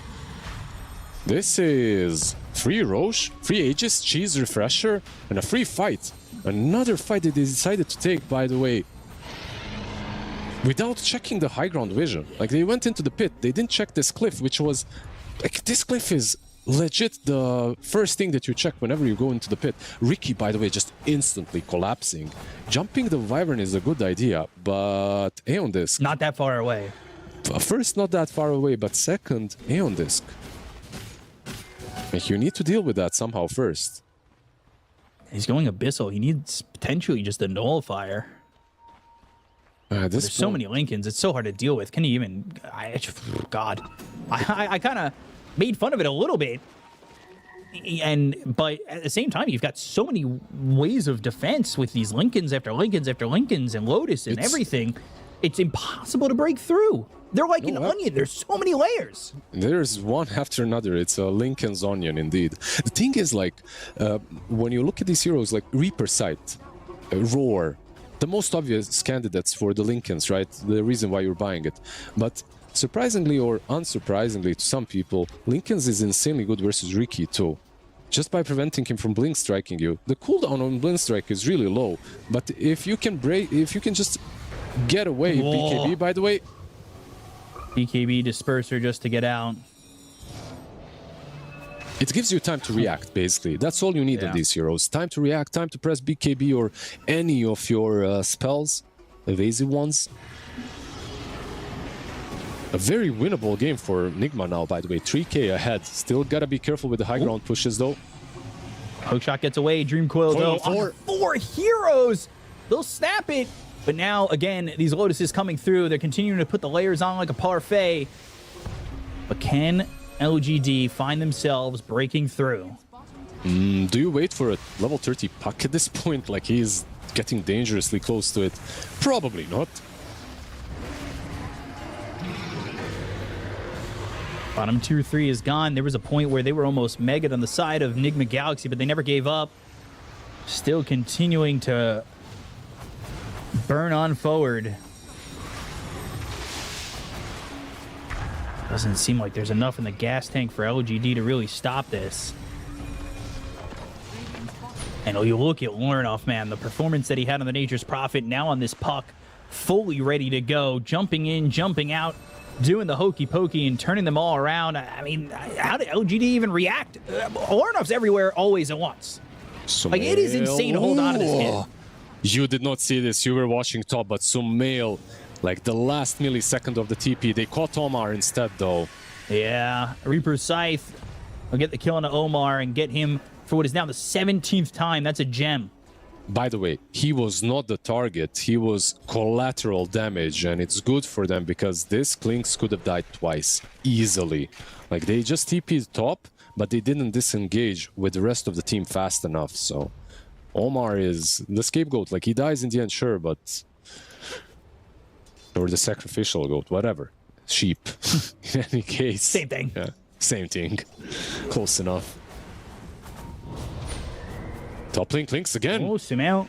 Yeah, Lincoln's pop. But again, it's with an Aegis, so even if you get this first kill, the team's going to be able to respond. And so far, they're going to respond with the Largo, who's just here to be the queen for this Clinks. Hook shot goes down on the 2. Now they've got the Cogs around him, but Tops is just dead immediately. Winter's Curse to try and turn this around. Necrophos forced to Wind Waker away from the team. They're the ones that initiated this. They wanted to go in onto this Clinks, and they're paying for it. It's big moves coming in from Largo. He just boots and travels level 2 right onto the Clinks, and they have no answer for the lives and just the healing that he's got to help out his own Sumail carry.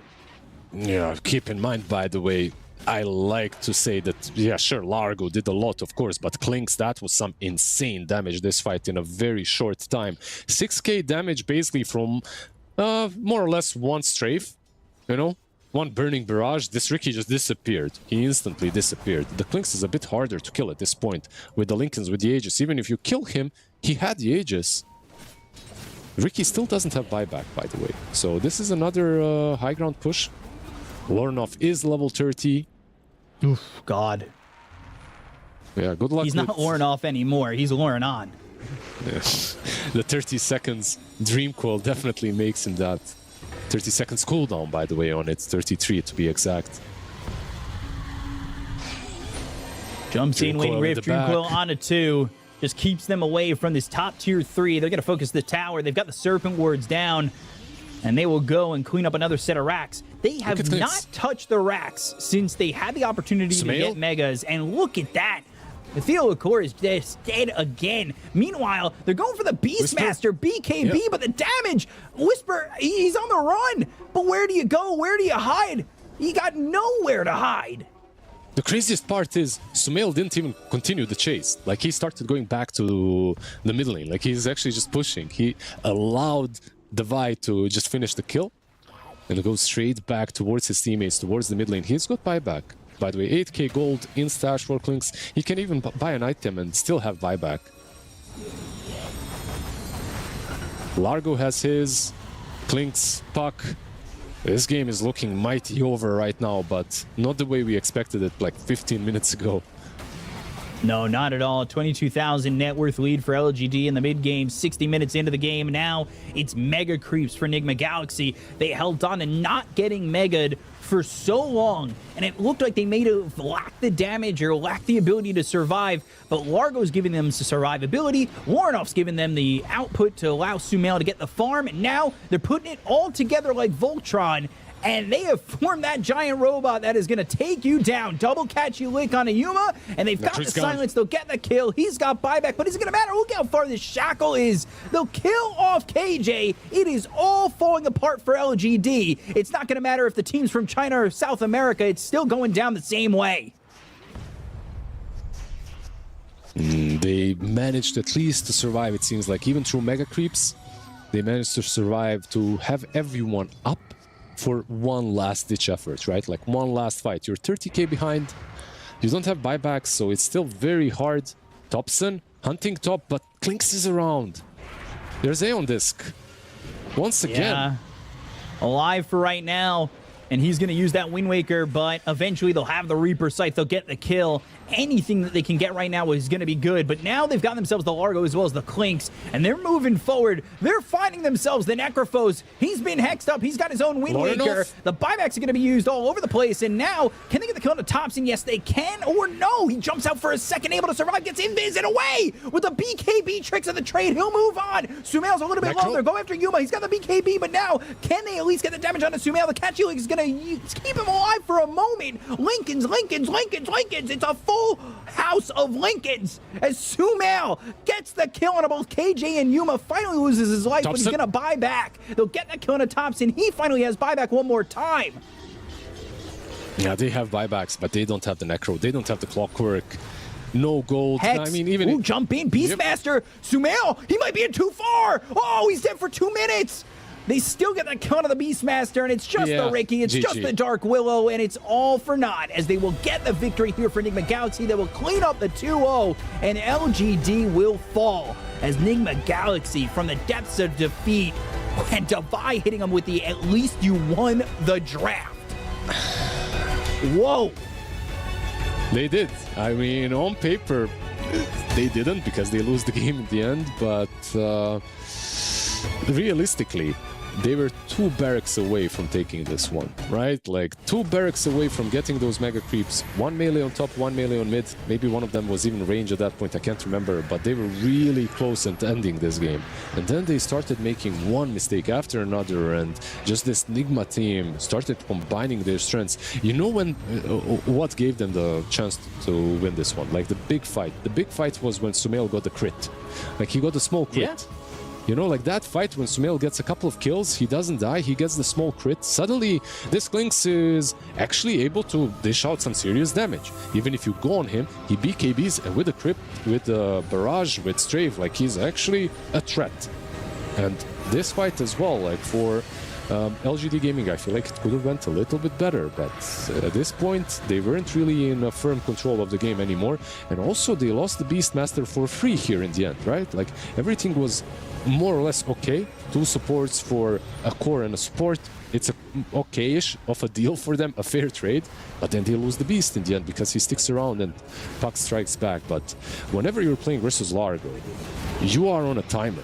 Like, this hero is scary good once he reaches level 25. Like, level 25 Largo becomes... I mean, it's kind of dumb, right? Like, if you're waiting for a 25 on a hero, it's not really a good plan. It's not the best plan in the game. But it is something with Largo. You always have to keep it in your mind. Like, the plus 30% Rhapsody effects is pretty damn significant. And then on top of that, of course, through the game, you're giving the croak to the Puck, just making him an absolute beast. For me, by the way, personally, Lorenov is definitely the MVP of the series.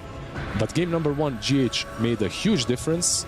Game number 2, Shadow Shaman Omar made a huge difference. Meanwhile, LGD supports might have dropped the ball a little bit. I know this game felt free, but, you know, one extra defensive item on the Clockwork or on the Dark Willow might have made a difference in this game. But instead, we saw some readier builds, you know, like an Octarine on Clock. Sure, I don't really mind anything from Teal Core. This is like the standard Blink Yules build from the Dark Willow. Maybe one of these cores of theirs needed a Lotus or something, some glimmer, you know, something to push them over the edge, so that this Riki isn't dead every time he gets caught. Like, you're playing into Shackles, into Hex. Like, he needs an extra layer of saves, just like Nigma had. They had the Lincolns, the what the hell not, they had everything. The cold embraces. It was really just an insane amount of layers to get through to kill off Nigma Galaxy. You can just see they just don't have the pieces at the end of the game. I mean, Thompson at a certain point, it felt like he fell off a cliff and he wasn't really doing much of anything. Pretty much, yeah. Really insane how quickly they were able to kill him off. And honestly, the Largo coming in on all these fights, keeping everybody alive, the double catchy licks, having that Amphibian Rhapsody, filling up Wembley with the amount of healing that he's doing in this game is insane. I mean, he really was keeping a lot of guys alive and making sure that they were always with somebody, right? These catchy licks all the times when he's just singing away using, as you would call it, the stupid guitar. But that's because you play bass, not guitar. You know, you're trying to put him on the 4 string, of course, for the Arcana. But it really he's got like 3 strings. He's got like 3 strings, I feel like, on the guitar of his. By the way, he dealt like 38k damage, which in this kind of a game doesn't feel insane, but he also dealt 13, he also healed for 13k, so not too bad. Meanwhile, the Puck on their team, guess do we see the damage here? Actually, we do. Hero damage, there you go. I mean, I was gonna make you guess, but you can just read it. You don't see this number very often. God damn! This game... For Lorenov, this game needed to last like 5 more minutes, just so you can get a nice little 6-digit number on the board. Damn, he really hit him with that Puck. And we talked about that in the draft. This is one of Lorenov's best heroes. He got to show up here, gave away the Ember in game number 1, goes to their Nature's Prophet, destroys game 1, gets an opportunity for a comeback here with his Puck, his patented Puck. And he does so, and they get the comeback. And truthfully, like, this is the Nigma Galaxy land buff a little bit. This is the, hey, I'm Lorenov, I was a mercenary, now I found my full home buff. Like, this is so good from him. And shout out, honestly, to Devi on the Largo. Like, I feel like he really did a lot. He knew where he needed to be, and there was a lot that he did right in this game to help activate the team. I mean, it's a full team effort, right? Exactly. Like, whenever you are coming back from this kind of a deficit, like 20 minutes in, they were 10k behind. Whenever you're getting this kind of a deficit back into your winning hands, I feel like it has to be the team effort. Everyone played a part. Omar just and GH, both of them, just perfect with the itemization, with the positioning. Lorenov, sure, the glue that connects it all together once again, but everyone played a big part. Yeah, definitely played a big part. Yeah, this series made me go Radio Gaga, but me and Lizard got a Radio Go-Go, and we're going to be out of here. But they've got one more series with MOP and John X Fire that's coming up next. We'll see you then. We'll see you in a bit. Stay tuned.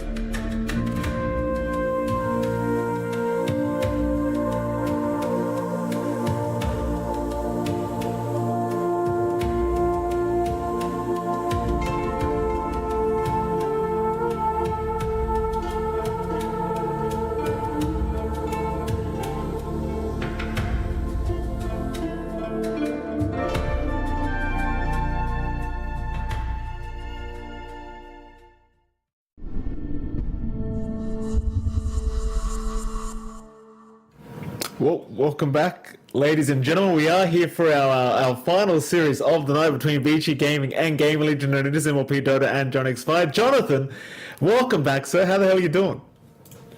Doing great. We've had a pretty quick day already here in day 2, right?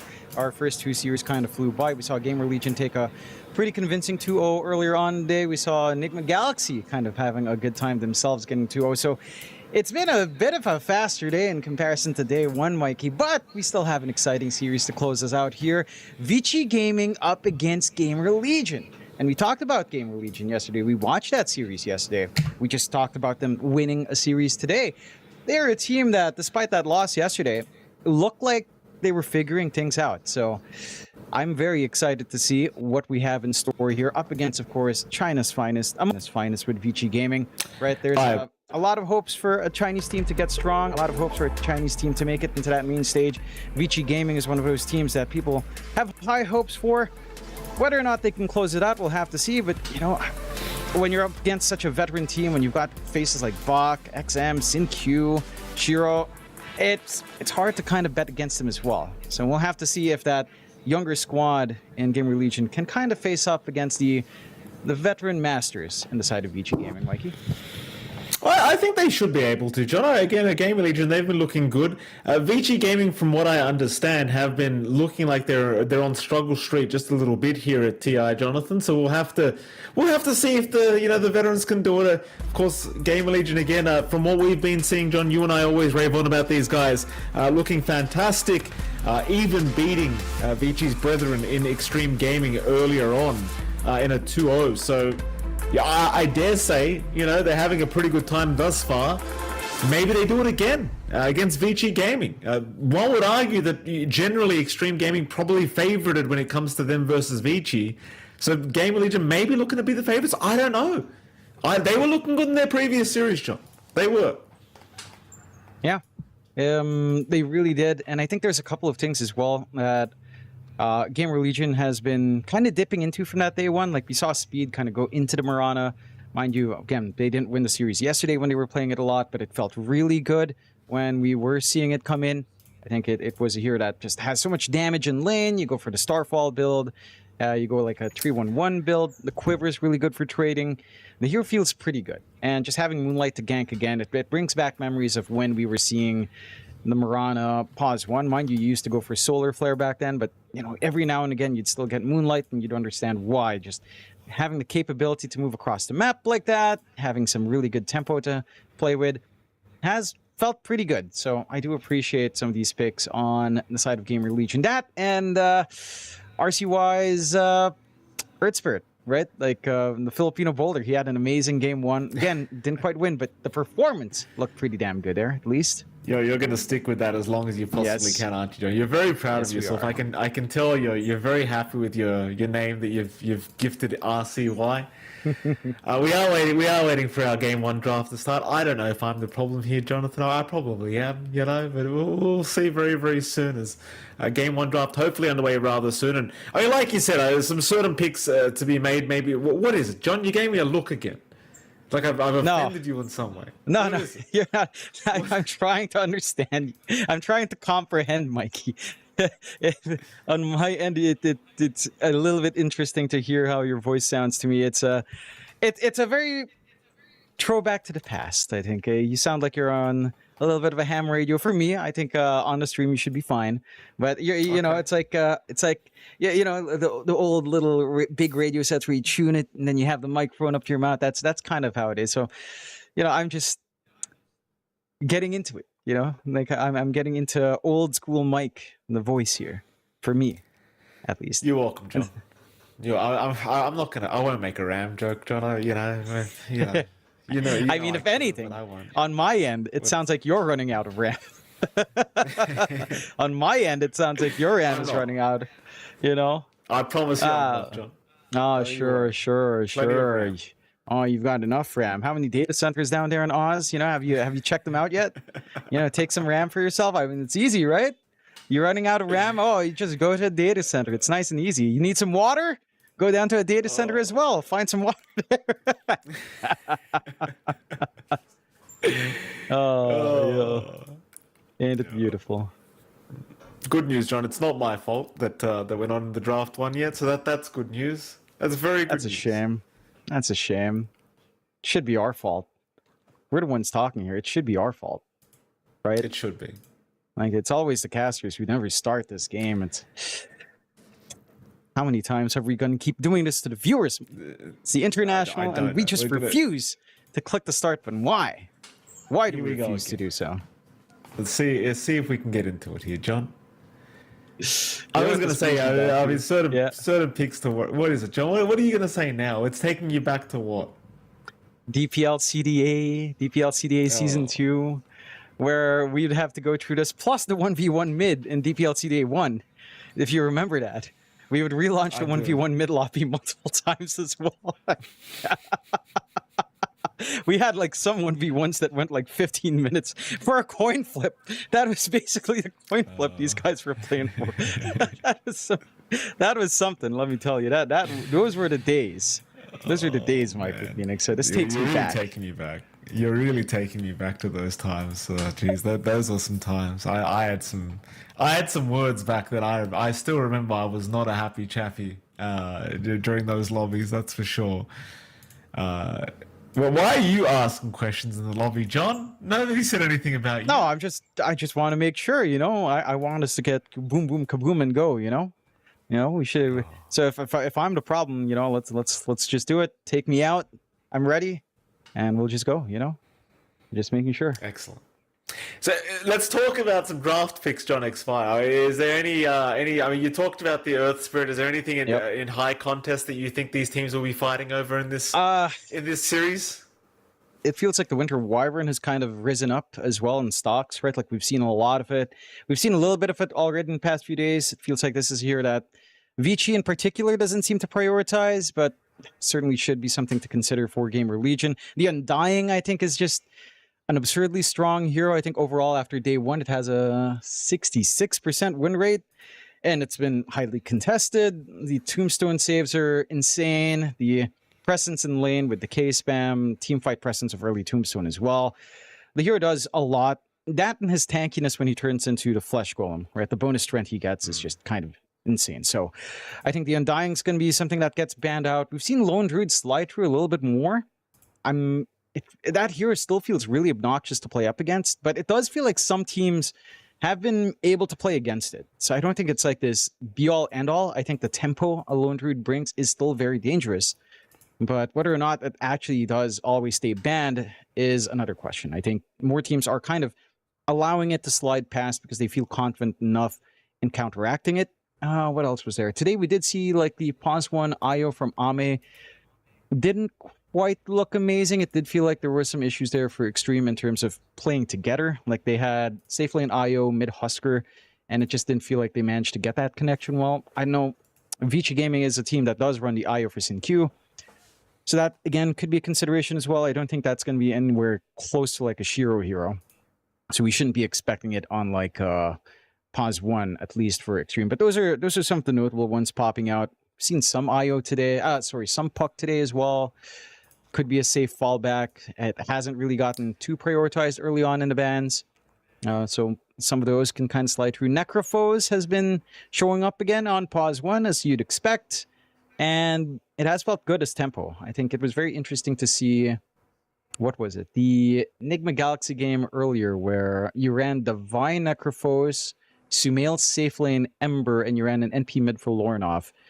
And that Necrophos, once it hits the tempo, it's just really scary. And that was Devi having a really rough lane. So I think it's going to be like, again, some of the heroes to watch out for. Undying, Winter Wyvern, an IO pocket pick, but that doesn't feel like either of these teams do that. Oh. Along with, what was I just rambling on about? Hawk. Who cares, being, Jonathan? We've got Lone draft Druid, one underway now. We've got draft 1, Jonathan. Who cares? These pro players, they've got something to say here in this draft, I'm sure. What about Largo as well? I mean, Largo has been very popular, hasn't it, Jonathan? We've been seeing a lot of Largo in the game. You look so disgusted when I said that. What's wrong with Largo, John? You don't like Largo? It just sounds like... No. Largo is great. It's just when you said Largo, it feels like... You know the sensation of when a paper vibrates a lot? You know, like like a high frequency vibration on paper, like a sound. You know, try to make sound with paper, and it's like that in my ears. So when you said Largo, it just felt like my headphones were, it's just like shaking really hard for me. But Largo is a top tier pick. I think Centaur mid as well, I forgot to mention, is something that has been popping up. It has looked good. I think RCY was playing it early in the day. And spoiler alert, it has been banned, as you can now see our initial bans. We got the Mirana coming out for GamerLegion. Like we talked about, Speed was enjoying this hero when he was picking it up yesterday. And it has felt good. Like going for Max Storm in lane has felt amazing. The Quiver is just really good free poke. The arrow to secure range creep, or even just take a large creep on the camps, can be quite nice as well, and getting a little bit of early snowball. Moonlight Shadow is always useful. So Mirana does provide a lot that you want for your team to play with, and it really doesn't lock you into anything. Even without, say, a laning combination, the hero does still feel pretty good here. As your Lena coming out for Vici Gaming. Lena also been pretty darn popular as of late. Just, you love seeing that Ags rush into the burst potential of this Lena. Very, very potent. Pretty standard picks so far from either side. The Mirana in particular, we saw a lot of Mirana from GamerLegion, and obviously very flexible between the pos 4 and 5. I personally really liked it when Speed played it. I'll be frank with you, John. I think Speed was being an absolute menace when it came to this Mirana pos 5. Would love to see it again, but we'll have to wait and see, as we are, of course, going into some more bans. No Undying ban. Oh, no, there is an Undying. Never mind, John. There's an Undying. It's okay. I won't rave on about why they don't ban Undying. It's fine. Yeah, don't need to worry about the Tombstone saves here. I think just starting with Lena for Vici Gaming, it's pretty safe. We've seen a lot of Lena in this TI already. It has felt pretty good. I think the win rate has been pretty much net positive. Despite some rougher Lena games showing up, there's been some good variety and itemization as well. We've seen some mid Lenas just go straight for the right click, Dragonlance, Maelstrom. We've seen some of them go for like the Ags, the Kaya, going for more magical, even some Dagon on hand as well. So I do like the flexibility that Vici Gaming set themselves up here for. Whether or not you just throw that to XM or Shiro.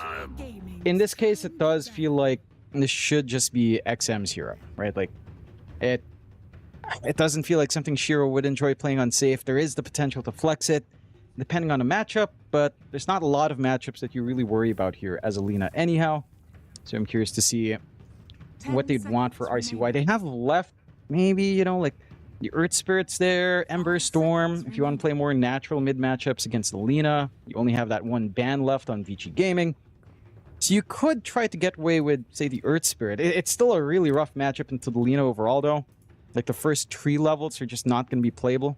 So I'm curious to see, again, what the priority for Vici Gaming is in terms of maybe securing more of that mid-lane matchup.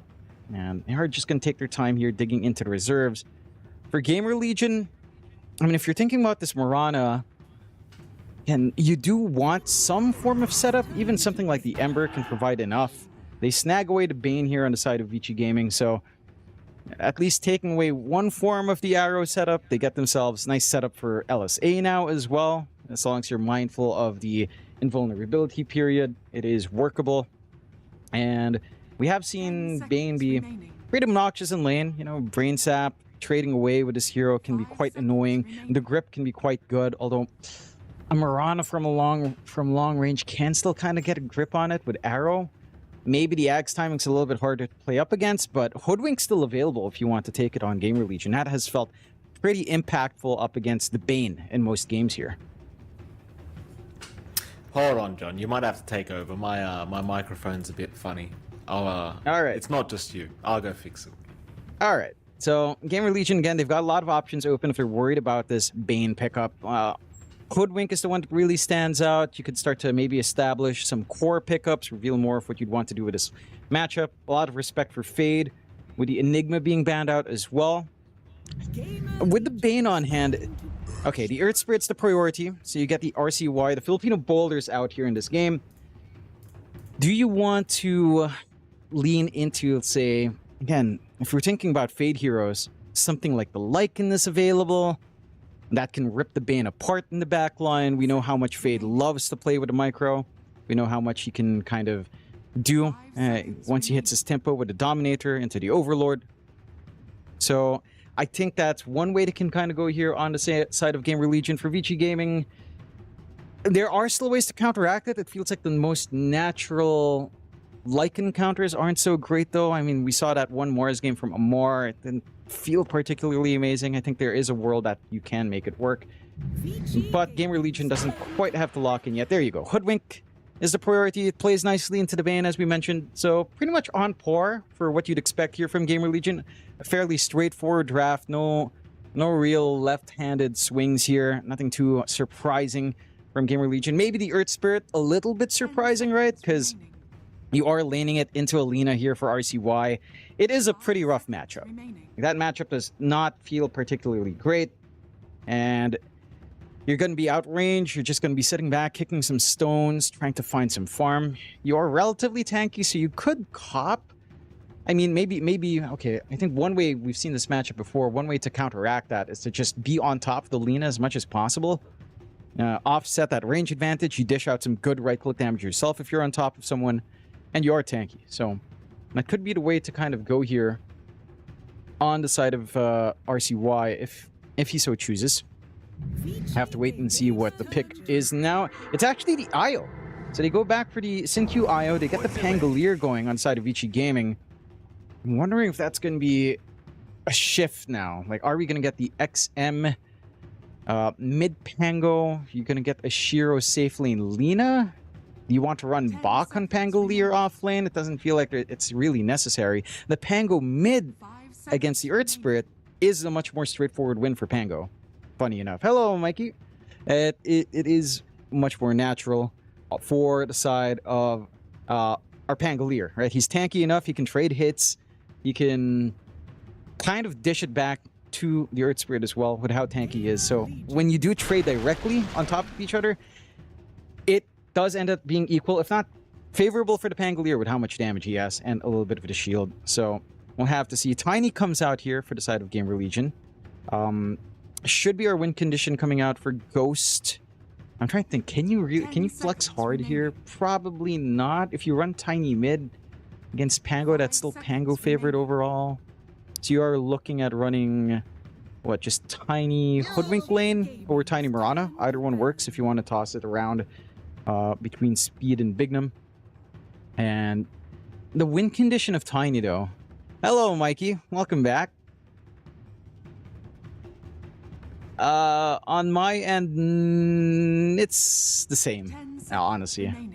For me, it's kind of the same. But we'll see, Mikey. Get the Tiny out. We have a little bit of the draft on hand. We're starting to close out here, Mikey. Look what happened. You know, the Earth Spirit came out, the Hoodwink came out, the Tiny a little bit more surprising. I'm sure you're very happy to see Tiny Pawns 1 here so far. You must be very pleased, Mikey, to see that hero as a win condition. And it is quite an interesting one to pick for Ghost. I think out of all the heroes Ghost plays, you know, he's been playing the Wind Ranger, he's been playing the Necrophos, and the Tiny. It just feels so awkward, right? 'Cause especially on safe lane. Normally, I'm okay with Tiny safe when you have a harder scaling mid, which in a way RCY's Earth Spirit has proven to be, but there's this timing for Ghost that just feels awkward. It's like Blink, Echo Saber. No, Echo Saber first, into Blink, into Shadow Blade. Kind of changing around the Shadow Blade and Blink. And then probably a BKB here, maybe even a Linken's if you're concerned about the Bane. So there's a lot that you kind of have to build up on the Tiny to just be protected. Maybe not needing Linken's so long as you're positioning here on Bignum and Speed are fine. Or even RCY gets the silence off in the Bane, no problems there. I'm curious if we're going to get something like the Crozier here on RCY, because you are into an IO matchup. So there's a lot of sustain to worry about. We see the Lycan and the Magnus being banned out, so all the Fade here is kind of taken away. Beastmaster already banned out earlier on as well. Did ban Underlord themselves. Not a lot of options in the offlane. We've seen stuff like LC, but it doesn't look amazing in this game. There's Mars, but overall pretty dead. What will you want to pick? A little bit more normal, I think. It sounds like it peaks a little bit, but it's a lot better, I think. As we do get the Dawnbreak, that was left alone. Not too rough, but I'm not sure. I can't say on actual, feed out. I just hear you, Mikey, and to me, anytime I hear you, it's fine. Yeah, you will just get a facial reaction from me. I can't hide that. I have a very expressive face, but you don't see it now. See, again, Dawnbreaker out. Fade's only hero left after all the bans. Not too bad of a Dawnbreaker game. Can collapse onto the same relocate target if someone's getting jumped with the IO +1. The sustain's always a little bit helpful. You can scale up in damage depending on your itemization here for the Dawn. We've seen like Harpoon, we've seen Desolator be viable, AC, more focus on right click, and kind of scale up a little bit more than your Tiny would, so I don't mind that too much. Vici Gaming close out with a Monkey King though. So again, keeping their cards open. This should be a Bach offlane Pangolier, the XM mid Lina, and now Shiro and Monkey King. That lane matchup for Fade, all the lane matchups, pretty rough, right? Like Pango into Tiny, you can kind of tank through his Pango, you can swash down the Tiny quite a fair bit, you can cut the tree line up against the Hoodwink, which is what you're going to be aiming for. The mid matchup for RCY maybe is the more playable one, where you just get on top of Lina, you get a couple of right clicks off, ensure that the range advantage isn't there, so she's not trading freely. And that can become manageable for Earth Spirit. It's still better for Lina, but certainly an angle there for Earth Spirit that we've seen before. My concern for GamerLegion is the laning phase. It doesn't feel particularly amazing. The one thing they do have are better aggressive supports in comparison to Vici Gaming in terms of the laning phase, right? Like IO +1, it doesn't do much. I mean, it's a lot of sustain for Bach at least. So the Pango lane's going to be very hard to shove away. And yes. There. It sounds normal now to me. Okay. All right. All right. There we go.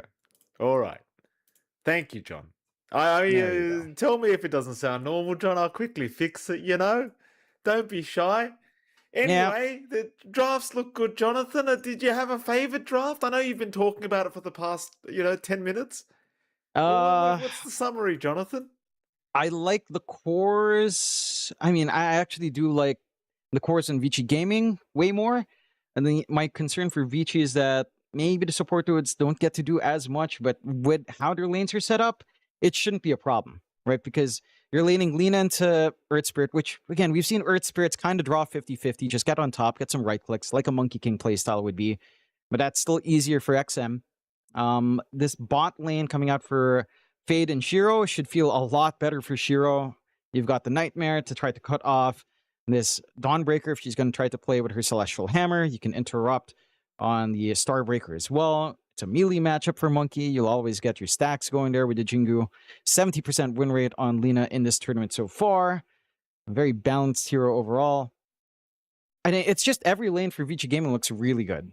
For the side of GamerLegion, the supports look really nice. It feels like a lot of this game is going to rely on RCY once again.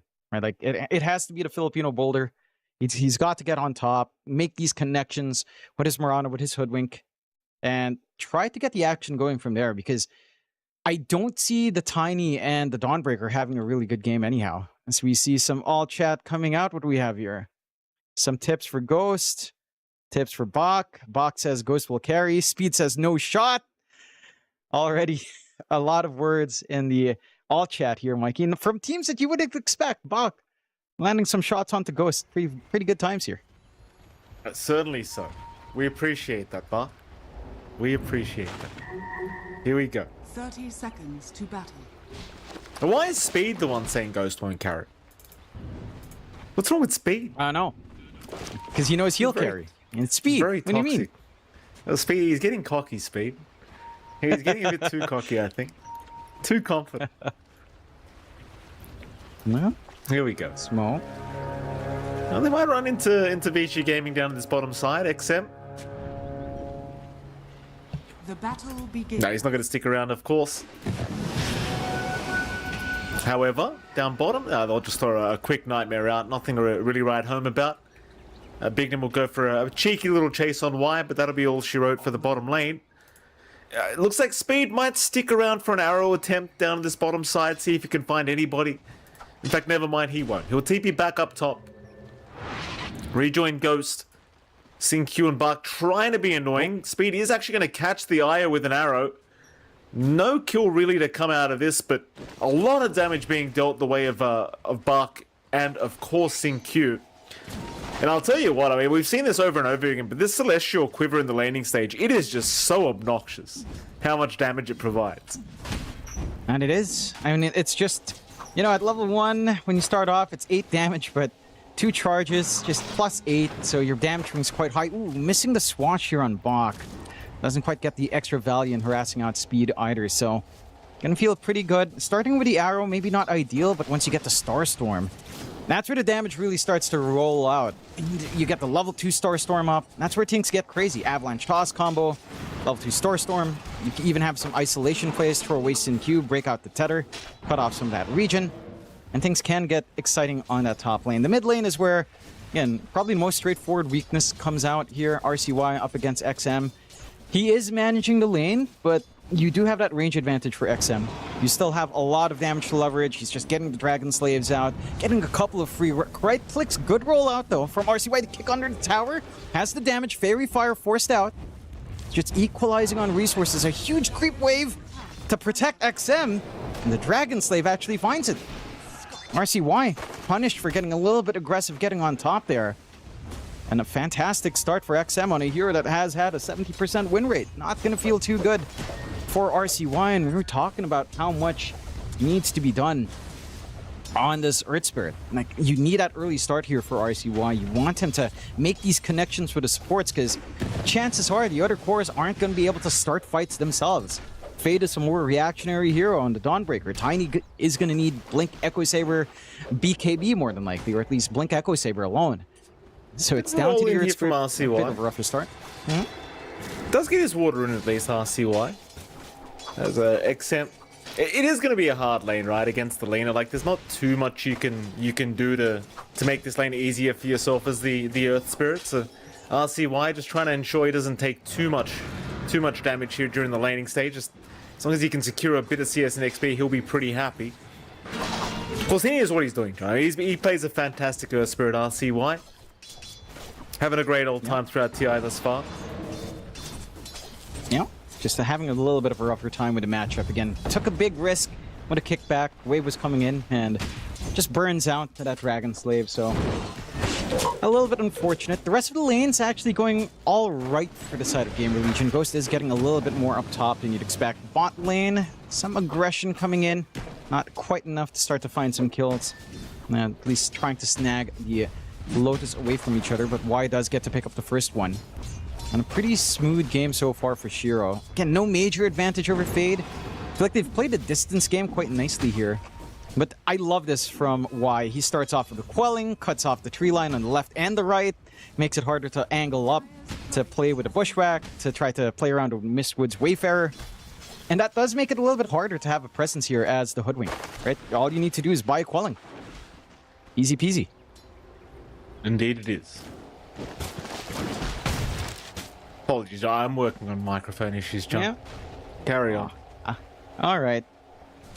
So, already early rotation. Nice little deny on the water rune here, but Vignum might pay for it with his life. Decent Nightmare setup. No point in the LSA. The damage is pretty good. Bushwhack cuts off. Roll. RCY finds XM under the tower, but creeps are there to protect. The right clicks will be enough. XM does end up falling, but RCY can't go in for the secondary. Bignum will have Bushwhack up, though. Earth Spirit cooldown's a little bit longer here, but maybe just enough time to roll. Not gonna connect. Brain Sap adds a little bit more HP, but RCY finds 2. Get some compensation for that earlier solo death to XM. Top lane, lots of poking and prodding as well. Not really panning out to anything. And RCY, you get the Water Rune denial. You manage to get the kills. You will get that kill eventually on Bignum, as he does deny himself to the tier 2. Just to get that refill, get back into the lane, not waste too much more time. See if they can start to abuse Fade being solo, but it doesn't feel like it. And you're at that point with Dawnbreaker, level 2 Celestial Hammer. You just play pretty far from the lane. Play with a hammer, snipe some creeps, get some chip harassment if you can, and just try to avoid the monkey. So Shiro in lane that should be crushing a little bit more, isn't quite finding the extras in kills, is still having himself free time in farm, but you compare that to top. You compare that to Ghost right now. This guy has not been contested at all. Like, this IO Pango on paper should be able to get more harassment. Speed's been doing such a fine job of just staying away from the orbs, coming on our IO, from the swashes as well. Hello, Mikey. Hello, John. I'm just testing right now, but I was going to say it is pretty impossible against these Miranas these days. Again, that Enchanter, the Celestial Quiver rather, is just so potent. Are you trying to stop me from talking, John? Is that what it is? No. Tell me. No. Tell me the truth. Keep going. Right. Tell me more. Tell me more. It is very annoying, though. I will say I was having some times with Mirana today. It was very, very fun. Let me tell you, Jonathan, just abusing people in laning stage. Yeah.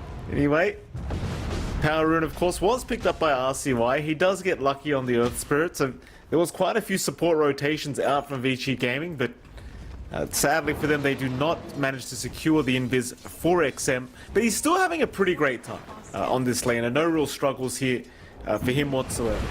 Spot him? No. So they are going to find Y on this Bane. Y should just be dead, though they will rotate in Shiro to try and help out. But Y indeed is just going to end up going down. Shiro unable to find any form of a trade. No. Tries to wait out to get the Jingu. I mean, doesn't get the Jingu before getting that full boundless strike. Gets a Jingu after getting the right click on Bignum. So you don't really have that threat for the big hits, unfortunately, with that boundless, and that's enough space there to just allow Bignum to step back. No contestations for the Shrines of Wisdom in this game. 1-for-1 coming out for both sides. Again, you are finding some openings actually coming in there for GamerLegion and for the side of Vici Gaming, right? Like XM's mid, yeah, there were a couple of rotations out for RCY, but that solo that still set him back a little bit. That was very early in the laning phase. You've got some room coming out now for Sin Q to kind of just play in the jungle. One good thing about having a Pango. Really tanky. It is going to be the Mage Slayer build up here for Bach as well. He's looking for some durability. Going to be feeling pretty good to get that debuff onto, say, RCY and on Ghost earlier on. Heck, even just getting a swash off onto speed with a Mage Slayer does cut a lot of that damage that the Miran is trying to pump out with the Starstorm. So, it should start to ramp up once you get some of these initial items up. I am curious as to who Sinq's tether target will be when they make these rotations. Monkey King's viable, Pango's viable as well, and you will always have your Lina on hand. It's going to be a Travels rush for XM. Speed, getting away another Power Rune. So no joy still for XM, unfortunately. And they've done a great job in GamerLegion just targeting that mid. Water Rune denials, Power Rune pickups, and just ensuring the Lina's never going to be comfy enough to try to make an early play, and maybe even providing some opportunities for RCY to consider making his own moves. He's got the Magnetize ready, Power Treads up, a lot of right-click damage when he's on top of someone with a decent chunk of Stone Remnants, and Moonlight Shadow's already up in speed as well. Alright, it is top lane. Bach gonna get caught out. Arrow's gonna land as well, of course. They are gonna bring an RCY on top. Bach, it looks like he should be falling, though it does get the Rolling Thunder, but it won't make the difference. They are able to secure a nice quick one onto Bach. A nice quick snipe, and again, surprising how much speed has gotten out on this Mirana, and the top lane hasn't been fully contested, right? Like, you don't block the camps, you're getting free arrows every now and again, just clearing out a large creep, you're getting some good EXP.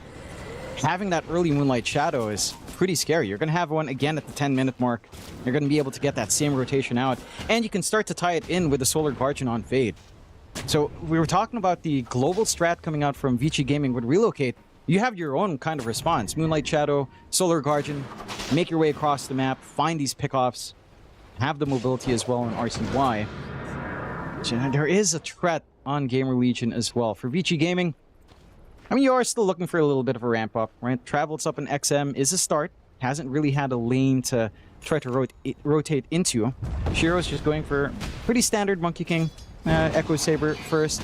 You do need some of these initial items. You're a little bit more item dependent, I would argue, on the side of Vici Gaming more than anything else. Power Rune, do you get lucky now? Yeah, finally a Power Rune for XM. Illy Rune, maybe some protection. At least the silence wouldn't be a problem now if that commitment does come out from RCY down the line. And again, just stability for Vici Gaming. Just take a look at the wards they have. A straight line of vision from bot into mid, just to watch any sort of swings. Trying to, again, just buy time. Ensure that GamerLegion won't be able to get as much punishment as they'd want. We'll start hunting in a bit though. Smoke is out. Speed and RCY set to go. It's that timing. Moonlight Shadow is off cooldown again. Just need to find a proper target in that triangle. It's Bach and Sin Q hanging together. RCY. Find the angle. They are going to find Sin Q. He's got help around him though. Bach not really going to be able to get there in time. Sin Q is still going to die, and well, the aggression from GamerLegion still very, very impactful here. As they are continuing to just find whatever the hell they want across the map very quickly. Sin Q just no chance of surviving through it. They'll move on to that top tier 1 tower. No issues so far for GamerLegion. No. They do a great job again playing around these timings on the side of GamerLegion. TP's coming in for the defense up top. Bach doesn't manage to get the roll off first. Get the Solar Guardian down as well. Tried to get the damage off. They've got enough. Sin Q to sustain just isn't there. RCY is blown up by XM though. And Ghost is stuck all by his lonesome. Doesn't have quite any way of getting out. Good 3-cut Shiro on the ground, but do they have the damage for this? An excellent Starbreaker coming in now. Starstorm cleaning up the job onto XM. Wukong's command dropped, but they've gotten some good hits off on the side of GamerLegion. Even the Sharpshooter out. Sin Q not safe. Boundless to save. Starbreaker. Fade gets the cleanup once again. On the side of GamerLegion, just so clean so far. Even with that death on RCY, it's just not enough for the side of Vici Gaming to get some relief here. And so far, again, 3-8 start. Very quick tempo coming out from GamerLegion. For the side of Vici Gaming, it just needs more time. Like this Echo Saber on your Monkey King for Shiro, it's a start. You know, the Mage Slayer being up for Bach, quite alright as well, but you compare that with just having this Earth Spirit who can just get on top of people, having Solar Guardian, having just that little bit more sustain, just having these levels up, does allow you to play quick. They're still not really relenting. All they have to do is just wait for these cooldowns to get back up. Magnetize is ready once more on RCY. Inching closer towards the Spirit Vessel, going to cut off Sin Q's regen by a massive amount. And for the side of GamerLegion, again, it's pretty smooth going so far. Essence Distiller already up on speed. They can maintain their vision on something like the Monkey King quite easily now. Always spot out that target in tree line.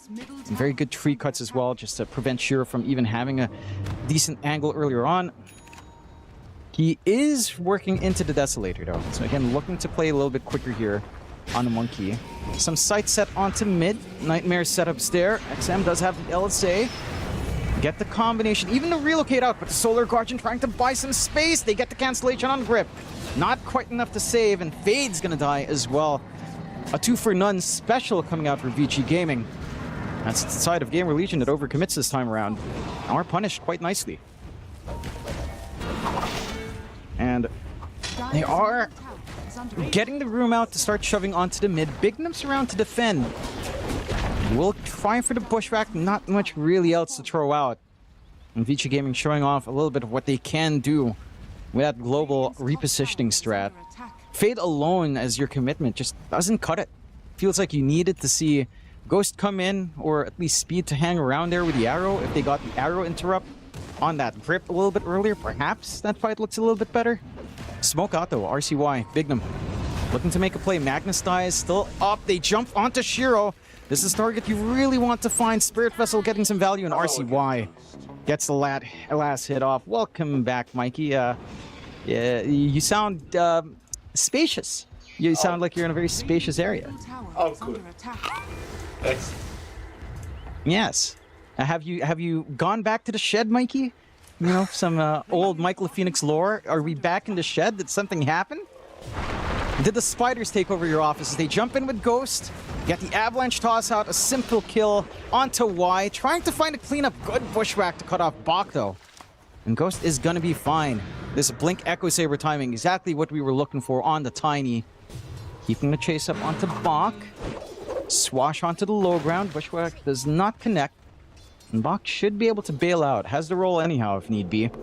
Hello again, John. We'll be out of there. Hello, Mikey. Is it still very spacious? Am I still back in the shed? You are in the shed, Mikey. I'm sorry about the redbacks in the office. I thought you would appreciate them as a gift. That's all right. As a late birthday gift, but, you know, I guess they love copper wire or something. But hey, maybe a data center nearby could help you out, Mikey. You should check it out, you know, see if there's one in your area. As we are in a relatively action-packed game. I mean, I say relatively, it's almost a kill per minute. Advantage towards GamerLegion, but not by much in terms of net worth. Is that concerning? Mildly so. You are still hitting these much bigger, earlier spikes on side of GamerLegion, and they are not relenting. Moonlight Shadow, looking for the rotation, does fade away as they are heading into the mid lane. And they will just go for the steady siege onto the tower instead. RCY just using his body forward. Not really keen on the counteraction here for the side of Vici Gaming. Just looking to pressure on their own down bot as well, where they should be able to find a tier 1. Ghost building himself into that Shadow Blade timing that you tend to see on the Tinies. So it's, again, very standard build-ups. What are we getting here on Fade? It's going to be the Harpoon, so more of the Hitter Dawnbreaker coming up. Wondering how far in he goes for that sort of right-click focused build. As there is room for him already having the Shard. You could maybe bypass the BKB. You could still go for some utility. It's either like Shivas or AC, depending on what's the higher priority. Bach, hanging on the gate area, does reveal himself. RCY now seeing him. Does have the roll to get out. Solar Guardian with silence on top. They'll get the chain control. Nightmare will buy time. Bach, again, still has the roll. The Avalanche toss does give them that kill. Why? Going through the gate to help his teammate will be a bonus for Ghost instead. So Ghost turns them into a couple more Ghosts here in the game. So it's 5-12, 2K lead for the side of GamerLegion at this point. And for GamerLegion, again, easy going. For Vici Gaming now, it does feel like they're banking their hopes on XM just having this insane amount of magic damage. Like one part away from the full Ags on Arlena. That timing is going to be pretty sharp. You're getting the solo push for Fade down bot. Finds that tier 1. So again, just shrinking down the map a little bit more. These wards, I have to say, from Vici, they actually aren't doing much. Like we mentioned them earlier, that line of vision cutting through the river from bot to mid hasn't really stopped these rotations out, right? Because they're constantly playing top anyway. And again, they're playing with the Moonlight Shadow. A few of those wards do have sentries next to them, but they're not in the areas where they run around here. Let's see. Starting to ramp up really hard here for the side of GamerLegion. Shadow Blade coming out for Ghost now on the Courier. They're playing right under vision though, so this can make it a little bit more awkward. Shouldn't be anyone biting that bait.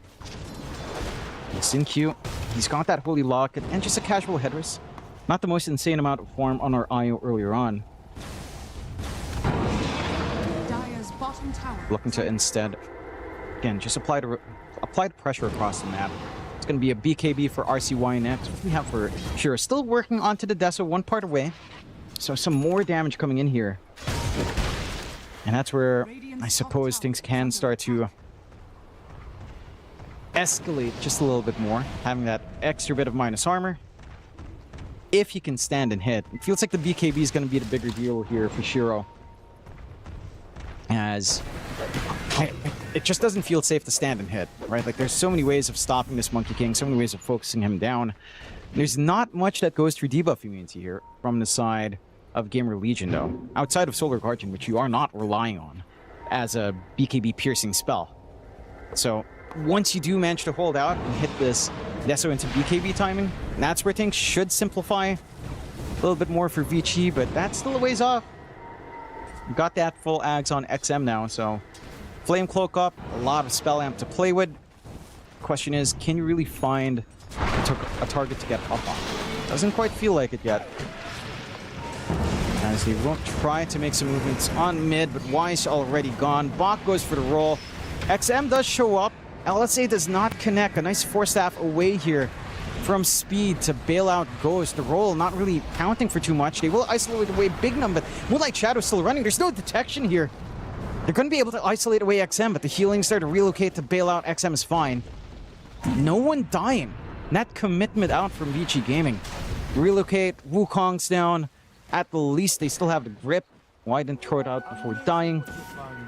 So you are happy enough there, but You did commit a lot as well from GamerLegion. Solar Guardian down, Moonlight down. Not the longest cooldowns. Magnetize down as well. They still get away with a freebie kill, and that was while they were kind of scattered away.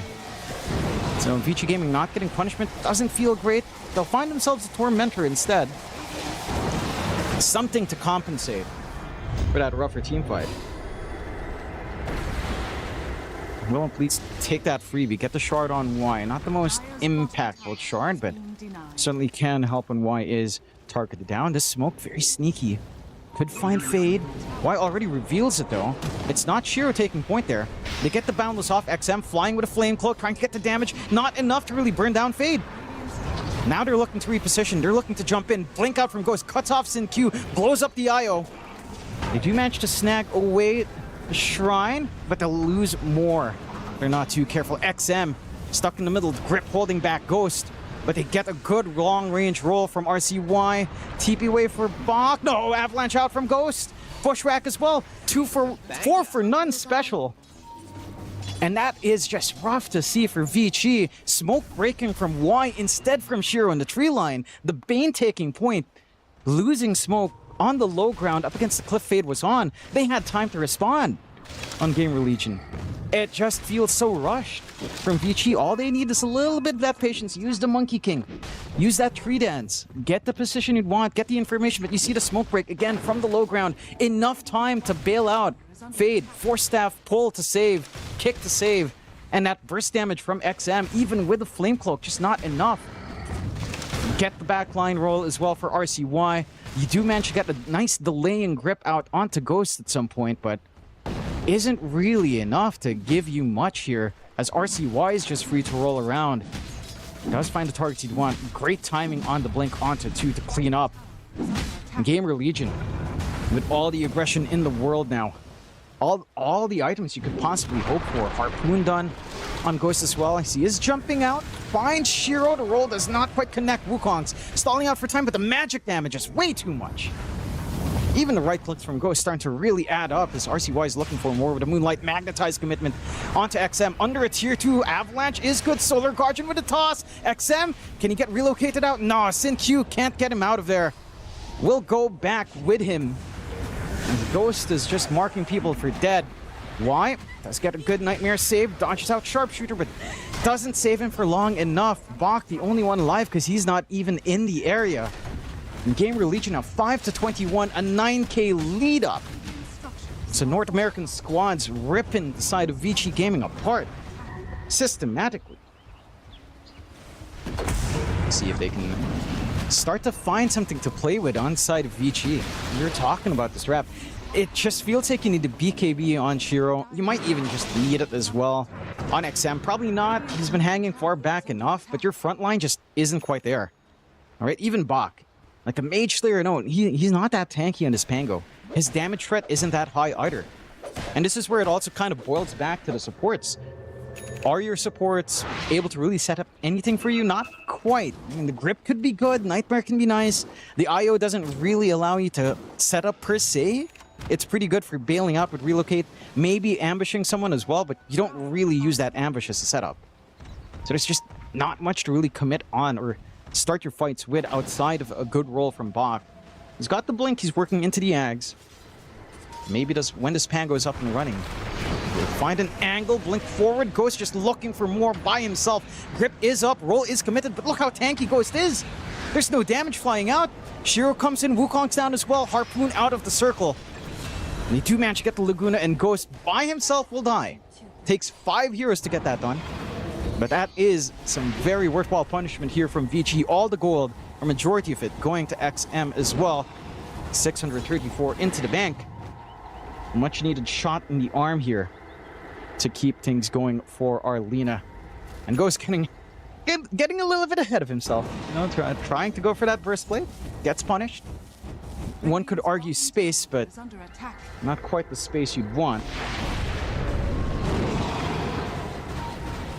See how much more the side of Vici can kind of grab for themselves, as and every single bit of gold counts. You're inching closer towards BKB on Shiro. You've got XM with a Yash and Kaya. Starting to go into the Dagon build-up. Probably wants the side of Vice first, I would say. And does look like he's diverting for the site first. So some additional control. That's finally some way of starting these fights outside of just having the blink roll. GamerLegion, for their part, though, not too dissuaded. Right, they're still taking a forward position. RCY still has his 9-second BKB set to go. You are going for the Assault Curious build-up for Fade, so again, a little bit more right-click focused here. Should help up against the Wukongs and some of that right-click damage on XM, although not the emphasis. Smoke instantly breaking onto Y. He does comp the gank. So at the least, you're not getting anything higher value here for the side of GamerLegion. Worthwhile for the greater good. Let's see if they can get more. Wukongs was dropped. Fade in the middle of no man's land, but here comes RCY. The magical damage starting to do some work. Magnetize getting refreshed. Sin Q looking for the relocate out. Can he survive long enough? Looks like he might be able to. The stun, no! They will get Sin Q in the end in the base, but XM does manage to bail out. No, not enough. Ghost! He was in position. Across the map, Ghost goes. Sends one more into the grave. It's GamerLegion 6-25, 11k up. Finding these kills across the map like that, just perfection. Perfection in knowing where they'd show up. There was no vision there. Ghost was in the area, decides to check, and gets pretty damn lucky. So a clean set of events coming out here for GamerLegion. Into Roche they go. Ghost has the damage. This does not take too long when you've got a Tiny dishing 400 per right click. Should find themselves that secondary life. Scan is there. Is there anything that you can actually do in Vici Gaming? And Bach is somewhat close by, still has the roll, but not going to be able to do much unless this entire team commits, and your burst damage is kind of stuck on XM, who isn't there. Clear out Roshan. Relatively quick, but actually not too quick when you don't grab a tree here for Ghost. Still no contest coming out. There are some cheeky wards of would spot when they do decide to move forward. There's that BKB for Shiro. Whether or not makes the difference, we'll have to see. Roshan eventually falls. Ghost has his secondary life up. Vici Gaming starting to feel the burn in this game for sure. It's a Harpoon for Shiro next. Sight of Vice still a ways off here for XM. He only has the Circle de Tiara up right now, so still a lot more gold to farm up for that control. Moonlight Shadow out. Looking for a long flank around on the side of GamerLegion. Not quite finding anyone. They are hanging down bot. Playing around where the wards are. They spot speed coming down with that ward sentry combo. So they should know there might be an attempt here. Perhaps onto Bach. Fade alone can't really get the control though. And so they won't get too much value here from the Moonlight. And Ward is still giving a ton of value up here though. Speed not really getting the read on like a Ward there just yet. Nothing to reveal that. Perhaps onto XM. He's flying along. Pop the Flame Cloak early. The roll doesn't quite land. Avalanche toss. Solar Guardian as well. XM just melts.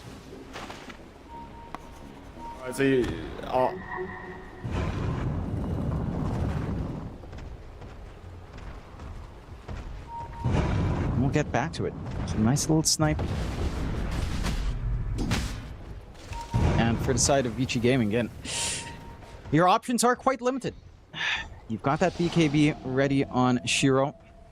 Hasn't had an option to use it. He's only gotten one stack on Desolator. Just one kill that he's participated since picking up that item. We'll see. Why just bailing out? High ground siege already happening up top. Age is still up for another 3 minutes here. So a ton of time for Ghost. Hello, John. And go on to the tier 2 mid instead. Play it safe. We'll find it, no problems. BKB, just about 20 gold away for Ghost. And hit that point where stopping the Tiny is going to be a huge problem. Even with all the damage in the world from XM, unless you get the jump first. Which again, for the side of Vici Gaming, starting these fights just... It's not simple. Bach, if he doesn't find a roll, that's it. You're collapsing bot. Shiro hanging around farming with Sin Q to roll. Doesn't quite connect. You'll be able to jump away here. on Shiro. Will leave Sin-Q for dead. Walks into the sentry, walks into the dust reapplication. Rather, that was his dust. Still eventually finds Sin-Q. Sharpshooter flying out. They've got the damage. Couple of stones wasted, but find yourself a support. You're happy enough on Sin-Q. You buy the space for Shiro to bail out.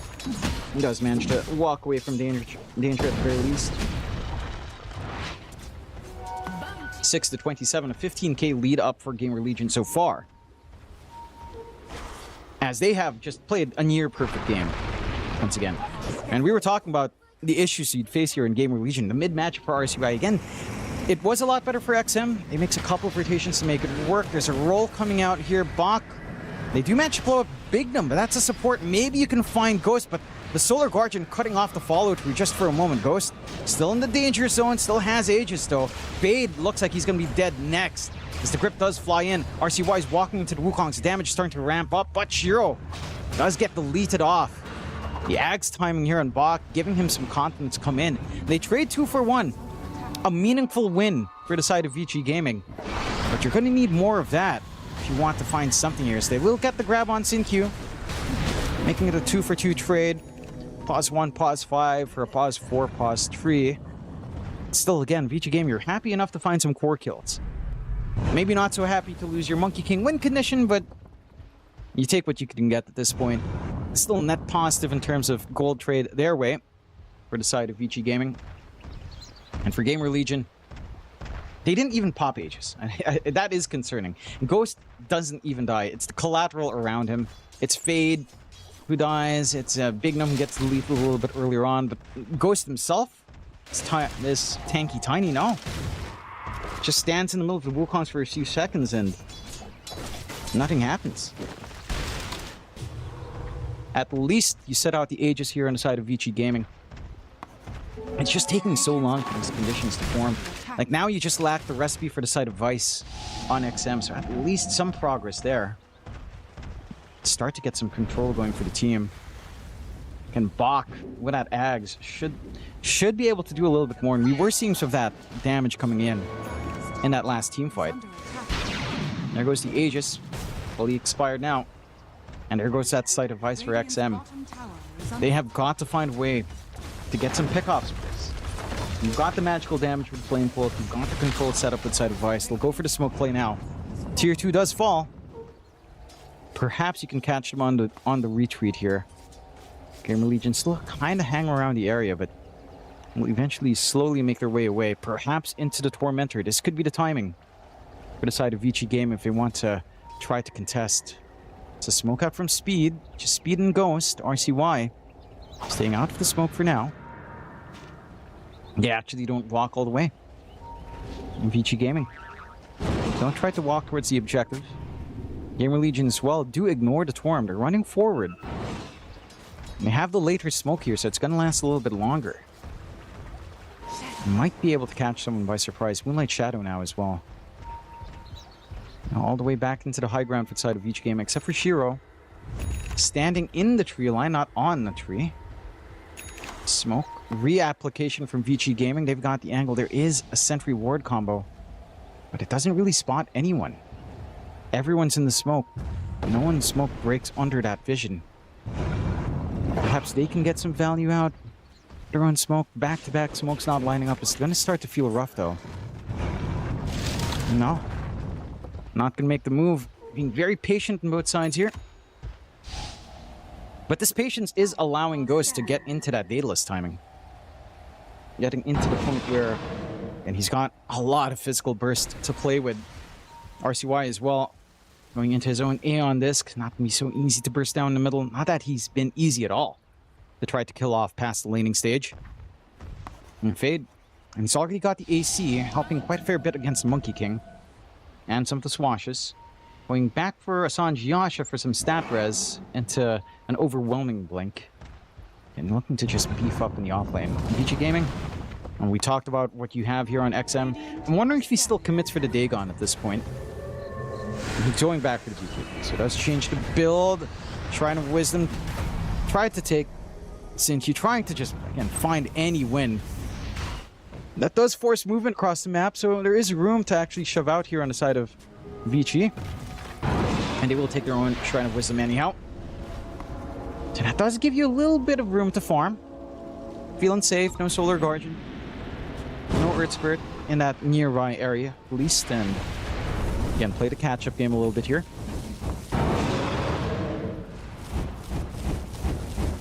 Still, GamerLegion.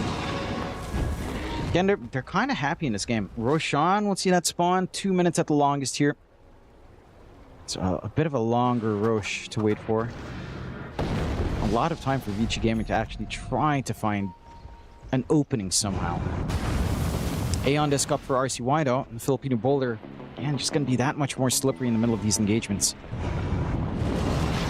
Rolling along, no vision. No one being spotted under any sort of wards so far. And Vici Gaming smartly playing along their vision lines as well. Not even crossing the further part of their bot jungle. Don't want to take the risks. 8 to 30, 18k lead. I mean, this... If you were going to say GamerLegion find these leads, I mean, after day one, I would say they could. And now, I mean, it's just... It's looking scary for Vici Gaming. Again, the ideas were there. Maybe they go a little bit too flexible. You know, with a Monkey King pick, with a Pango, kind of saying, all right, we can try to flex the Lina. Instead, just going with, you know, the players that probably make the most sense to play each hero. Bach, I think, it felt like him missing out on that initial swash and speed that we saw up top as well. Kind of cuts off some prowess in the lane, so speed can trade extra. You know, he can kind of afford to go for a Starstorm level 2 at that point. Skip the leap because he wasn't harassed out. He's got the mana and HP to play with. It leads to this cascading effect in the laning phase. They had the right ideas on the mid. But this lineup, I mean, it still scales, don't get me wrong. It's just hard to see that scaling kick in when you're 18k behind. Daedalus fully up for Ghost. He's got the damage. To really get things going. You've got the Kaya Sanj being queued up by RCY. Could just buy out. Another smoke out for GamerLegion. Roshan in 17 seconds now. So a big fight here into Rosh could be good. They're right by Y. The Bane out of the picture ASAP. It'd be big. He breaks the smoke with a ward. They don't find the angle for the roll. But they will find the angle with Ghost. So Y's taken care of. 4v5. No grip to worry about. And again, they could just angle for an easy Roshan, and they will. Rosh is back up. Ghost has the damage. This one shouldn't take too long. Speed slow. Trying to scout out with a smoke, but not really going to be too much. Fade is alone up top. XM could look for the snipe. Tree line doesn't get cut here. Shiro will be able to run away. That's 3 heroes held up top. They do rotate RCY and speed along. They're leaving our tiny solo Ghost to clear out Rosh, but does not want to overstay his welcome either. We'll eventually make the call to clean up on it. Vici Gaming just brought all across the map. Rosh is still alive though. And Ghost does not feel safe. Oh, they scan it out. This movement across the map could start to work against the side of GamerLegion. Can you find the angle in Vici Gaming? The roll's ready on Bach. Got the angles lined up. They'll find RCY with the Aeon Disc. He's going to be fine. And that alone cuts off the smoke, cuts off the opportunity to steal out the Roshan. Yeah, you pop the Aeon Disc, but RCY does his job. Ghost gets a harpoon use, gets the avalanche, tosses out. They get the sharpshooter onto Y. No grip again. But another 40 seconds here. Roll forward, RCY. Won't be able to catch anyone out. And BKB's up for XM now. Some protection for the Lina, but RCY without smoke break buys the space for Ghost to clean up Roshan. Got the banner ready to go as well for the high ground siege. And Vici Gaming. Again, how do you start these fights? Bach isn't able to cut past or Earth Spirit to try to reach into the Roshan. Can't make those big plays you really need at this point.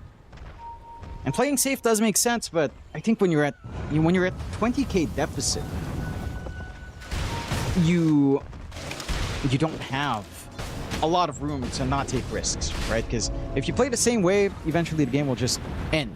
You're way too far behind. You've got to take a gambit, find an opening somehow, take a risk. They've not been able to play around vision. They've not been able to play around relo. On the side of GamerLegion are kind of hanging together quite hard. We've got the Basher up in Shiro going into the Butterfly next. So let's see how long this farm for the Monkey King to be relevant will take. GamerLegion for their part. Again, still in control of the game. It's going to be a heart for Fade instead. Try to go for the smoke out now. SinQY, XM. Looking for one. No one showing though, just a massive creep wave top. Looking for the U-turn into triangle. And GamerLegion's hang around mid and bot, and there's no vision to really spot. This doesn't feel like that smoke will find Joy once more. Maybe they can drop some warrants. Do they have vision? No, they don't even have vision on hand. Full heart up for Fade. Much harder to kill off now on the Dawnbreaker, and quite a fair bit of damage if you allow her to actually get some hits off with all the strength. Onto the high ground they slowly go. Banner drop down here from Ghost as well. Siege Creeps protected the roll. RCY does get side advised up. Does still have the A on this. Solar Guardian was popped to ensure his safety. But the banner's still going, and the Siege Creeps are still hitting away. So despite some resources being expended, I mean, the high ground siege is still there. Fortify does come in. Siege Creeps do walk beyond banner range now. As the blink forward, Ghost does manage to get the toss back onto Bach. He doesn't have that roll up anymore. Let's get stunned up with a pushback as well. They will take care of the first life onto Ghost. They get the grip onto RCY. Will they have the damage? You know, force that forward. Actually, RCY is just fine. Why? Gonna be in trouble instead. Ghost walks away from the Wukongs. And Shiro protected for now, but can he actually find any kills? Nah, he's just getting twacked away on.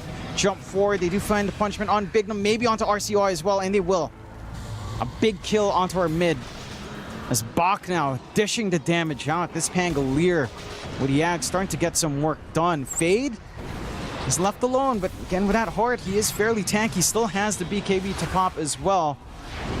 Not using it just yet. Ghost looking for a little bit of a reset. Wants to re-engage Bach. Just being such a nuisance, but they don't have the burst for Fade. Now they will perhaps BKB pop by Fade, looking to just teleport away. Is there damage? Can you get Bash? No. The Basher is on Shiro. You don't have anything just yet on Bach. And despite all that action, they do manage to hold on to their racks. The GamerLegion getting a little bit hasty. You do get a decent grip to re-engage an RCY without that Aeon disc. Let's get melted away. Vici Gaming get to stay alive for a moment longer here. Hello, Mikey. Welcome back. Yeah, it's going. You know, it's just 30 minutes of the game passing by, so we're getting to the juicy stuff, Mikey. You know. Oh, good. I've made it back into the 20 minutes. Yeah.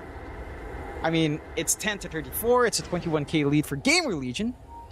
They've been having fun. They did fail on a high ground push. Really good defense coming out from Vici. Only losing their tier 3. So GamerLegion might look to sit back, reset, wait for the next Roche, but shall see what their expectations are here, Mike LaPhoenix.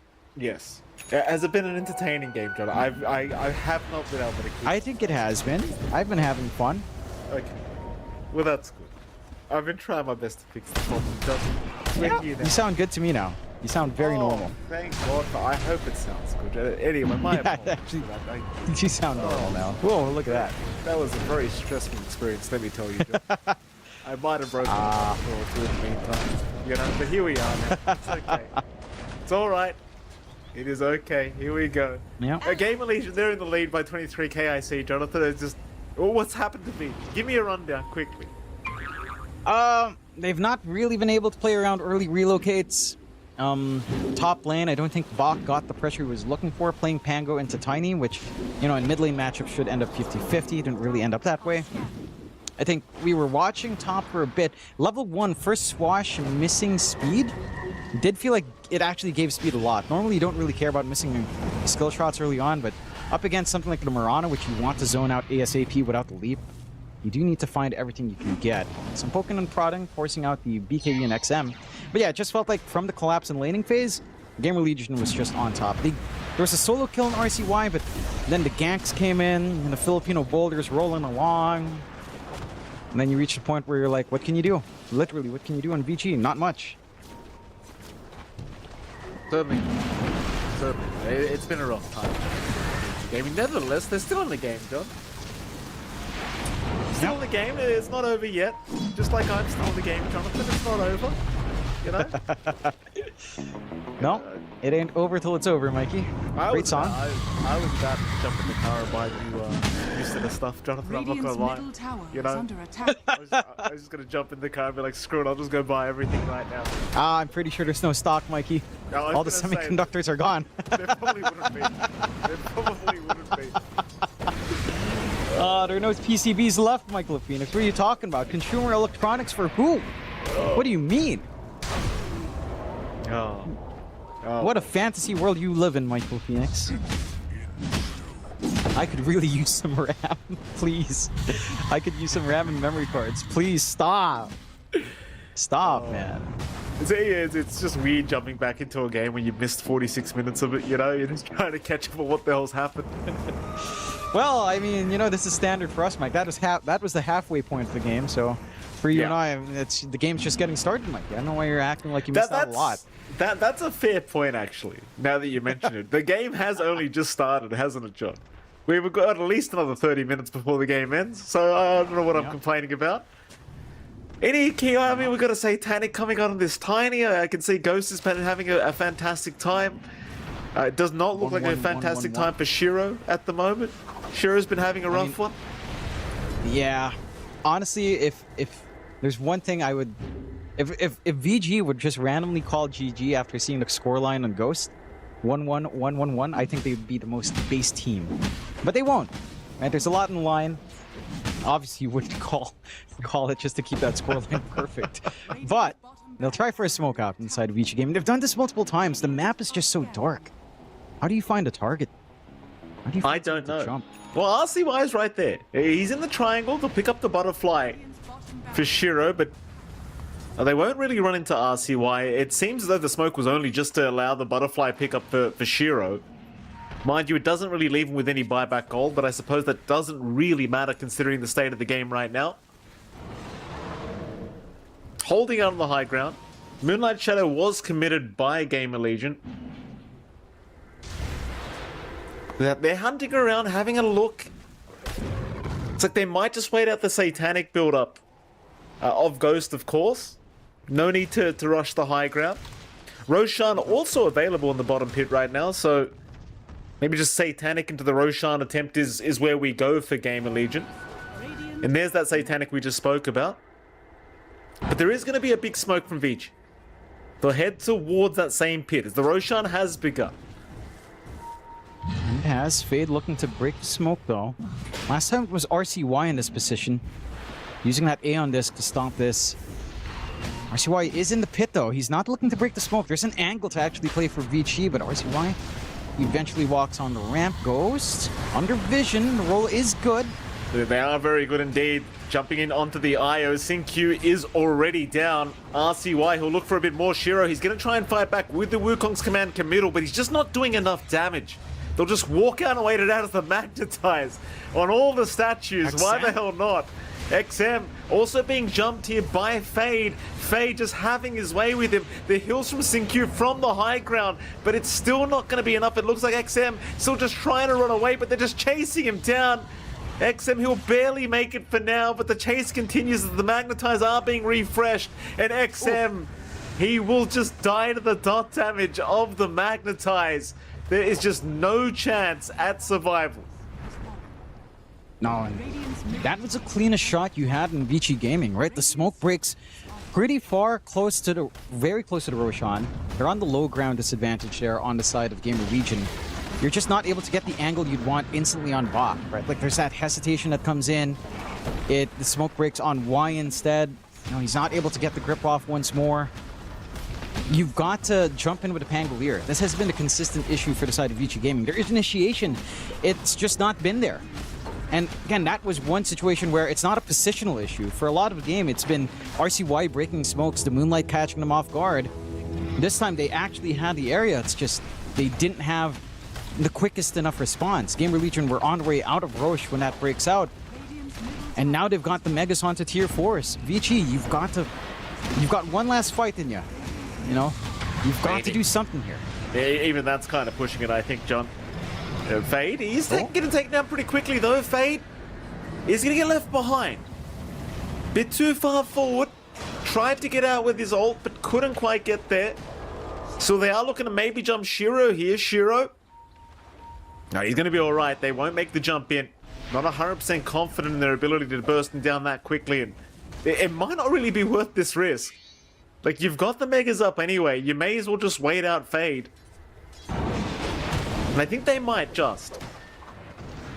Though I say that, GamerLegion, they are still waiting. Still hoping for an opportunity, but it doesn't really feel necessary to do this. You could just wait for the Dawnbreak. Yeah. No need to rush. Megas are up. By the way, Fade was worth 873 plus 1,572 gold for the one kill. So if you make a mistake here, punishment is severe. Unfortunately, you lose your Parasma here for XM. That is not great. He's not going to be too happy about that, I'm sure. So they will just back off for now. Can Roshan, I forgot, just was never taken out. They just won the team fight and went straight for the base. So Roshan's still able to be played for. Oh, jump in. Who have they caught? It's going to be CQ straight off the bat on the IO. In fact, they do find Bignum. Y is also going to go down in the meantime. The Magnetize again just being pumped out here by RCY, but he's going to look to roll out of there. Doesn't want to fight into the Wukong's command as the FPS is dropping very quickly here. Kick away onto the Monkey King. Shiro in trouble again. Shiro trying to jump out of there, but there's just no chance in hell. He'll buy back into this. Fade moving in onto XM. XM just trying to juke and jive away from this Dawnbreaker. They'll be forced to fight this one out. Shiro is just man fighting, but he's not really winning the man fight. He needs to get away, but GG's called. They've seen enough. It's all over. Game 1 will go the way of GamerLegion. In I think, pretty convincing fashion based off the scoreline, John. Though you could probably confirm for me. Very convincing indeed, Mikey. And for GamerLegion, it just felt like they had the right ideas, right? And it was kind of going back to what we were saying in draft. The core pickups coming out here for the side of Vici Gaming look pretty solid. But then you look at the support duo, right? You had to win out those lanes because these supports are not going to make these connections for you. You have an IO Bane. They really don't start fights all too well. You need it to be on the Pangolier, you need it to be on your Lina to be quite active, or your Monkey King to make these moves across the map. And because of how the lanes went, that never really happened, right? Like, you had a really strong time for Ghost up top. You had RCY die solo on mid the one time, and then start really applying the pressure onto XM, offsetting that death with a couple of his kills of kills for his own. You had some really good execution moments here for GamerLegion as well, as you are seeing in our highlights. They play a wonderful game. They all connect with each other quite nicely. And it just felt like the options were just so limited for the side of Vici Gaming. I think going into game 2 here for Vici, they're going to have to relook at what their ideas are from supports, right? Because it felt like they were drafting to counteract these cores. They allow the Earth Spirit mid into the Lina. And like, yeah, theoretically, Lina does have an easier time, but Earth Spirit on top of Lina, it's just fine. As you do see that random snipe from Ghost across the map. And good call to just kind of hit that area after the reload. But I think you've got to reconsider how you play your lanes, because IO plus Pango, it's a very stable lane. It's not a lot of harassment. Tiny's just so tanky. Mirana has so much damage, it doesn't care. The Dawnbreaker Hoodwink lane as well. They were cutting the trees with Y, but you were still getting some opportunities to actually poke back. It was still very awkward for Shiro to try to outright win the lane. So these direct core-to-core ideas just didn't go the way they'd expect in the laning phase. And that's where Vici's draft was kind of all planned around. Win lane for your core matchups, and it just didn't happen. Then the rest of it just falls apart when you don't hit that tempo. No, certainly not. And there you have GamerLegion again, proving to just be quite a strong team here so far throughout TI. And Vici Gaming gonna have to go back to the drawing board and try to figure out what really went wrong here in this game number 1. Because again, GamerLegion taking it in rather convincing fashion. Maybe you're gonna get some respect bands going. You know, this ES of RCY, we've just seen him performing so well. The speed Mirana, I dare say, is probably worth a ban at this point. Yeah, there is certainly some favorites coming out from GamerLegion in this draft that you might want to consider respect banning in that Game 2 draft. Though again, I can't really confirm, John. I wasn't really here to watch it. You know, I'm just assuming at this point that they performed very well as GamerLegion. I'd love to choose a standout, John, but would you mind? Do you mind telling me who the standout is? Yeah. In as much, I want to hand it to RCY, but I think Speed did a lot of work as well. I feel like both of them deserve it. So the Filipino Boulder and Mr. Absolutely Broken both deserve a little bit of a shout out here. Of course, the Filipino Boulder will take it first. Good old RCY. Already playing, you know, a spectacular like Centaur mid earlier today. Shows up with the Earth Spirit again in a matchup that's just pretty tough. And Speed as well. I mean, how often do you see a POS 5 go 8-0-17, man? 8-0-17. He is broken, this bloke. We talk about this all the time. He absolutely broken his speed, and it's, you know, nice to see he's given up his streaming career to come here and play at TI. Good old Speed, and very, very, very humble of him. I thought he was having a pretty. I'm #1 streamer in the world, John. I don't know why he gave up that quickly, but here he is performing at TI. And we're performing too, at least I am, Jonathan. I feel as though that was a long game for me. A very tiring casting experience, if I do say so myself. So we're going to head to a break, and right after that break, we'll be back with Game 2 between Vici Gaming and GamerLegion. We'll see you soon. I'm here with Speed from GamerLegion, and we're going to chat about the international. Speed, welcome. So my first question is, looking back on your last international, you know, you got into the elimination round and you got knocked out by Vision. How do you feel looking back on that international and your performance there? Considering it was my first ever TI and one of my first lands at that, we were super stoked. You know, we did pretty well against Team Vision. We almost took a game off them, which at the time was like insane for us. So yeah, it was pretty good, and hopefully we can do it again, or even better. Maybe. I mean, how do you feel differently coming into it, considering last year, you know, you're a wild card, this year you're GamerLegion? What's different? I mean, we're way more experienced. Like I said, like last TI, it was one of our first lands. I mean, we got destroyed every qualifier before that by Shopify, and we like clutched up and made it to TI. So we kind of just like came into TI, right? Sort of randomly. This time, we've played a ton of lands throughout the year. We have a lot of experience, so yeah. Going back to, I believe it was after Birmingham, where Ghost joined the team. How did that sort of change things? It changes a lot, right? Because, I mean, we went from Yamson to Shad to Ghost in a very short period of time. You're dealing with different people. You know, they see the game differently, different skill levels. So yeah, it changes a lot. You have to learn to communicate. Ghost had to get on board with a lot of our ideas. So yeah, it takes some time to get used to new players for sure. Yeah. All right. Well, throughout the season, of course, what would you say was sort of the biggest challenge for you guys to overcome? Kind of everything. Like we had to learn how to play against good teams, which is insanely difficult. I don't think people realize how the level keeps going up and up and up as you even move from like tier 2 to tier 1.5 to tier 1. It's like the game keeps changing and changing and changing. We're obviously still trying to work on all these things. So that mental, playing on stages, playing in lands is way different than playing online, just mentally, stress-wise. So yeah, it's very different, very hard. Awesome. Well, in this international, you're definitely seen as an underdog. Do you embrace that title, and do you think that gives you sort of some freedom in how you can play? Yeah, I think it's nice, right? Just a little bit less stress, but I wouldn't say it's easier than for me for last TI. I think last TI I really had like no expectations. This TI I do feel like I want to make it to playoffs. I feel like we are capable regardless of our last few tournaments. So maybe there's a bit more pressure there just because it's not our first TI. We had some decent results throughout the year. We keep getting, well, we've gotten pretty close to playoffs multiple times now. So yeah, I really want to break through. Yeah.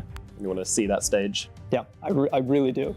Especially this stage. I mean, come on. Yeah. Playing Shanghai on the stage, I mean, that's quite the honor. So yeah. I noticed outside of the game, you guys tend to do quite a lot as well. You know, I see on the socials you guys like going on walks and going to bars and stuff. You know, do you feel like that's good for the team, and who's sort of leading that?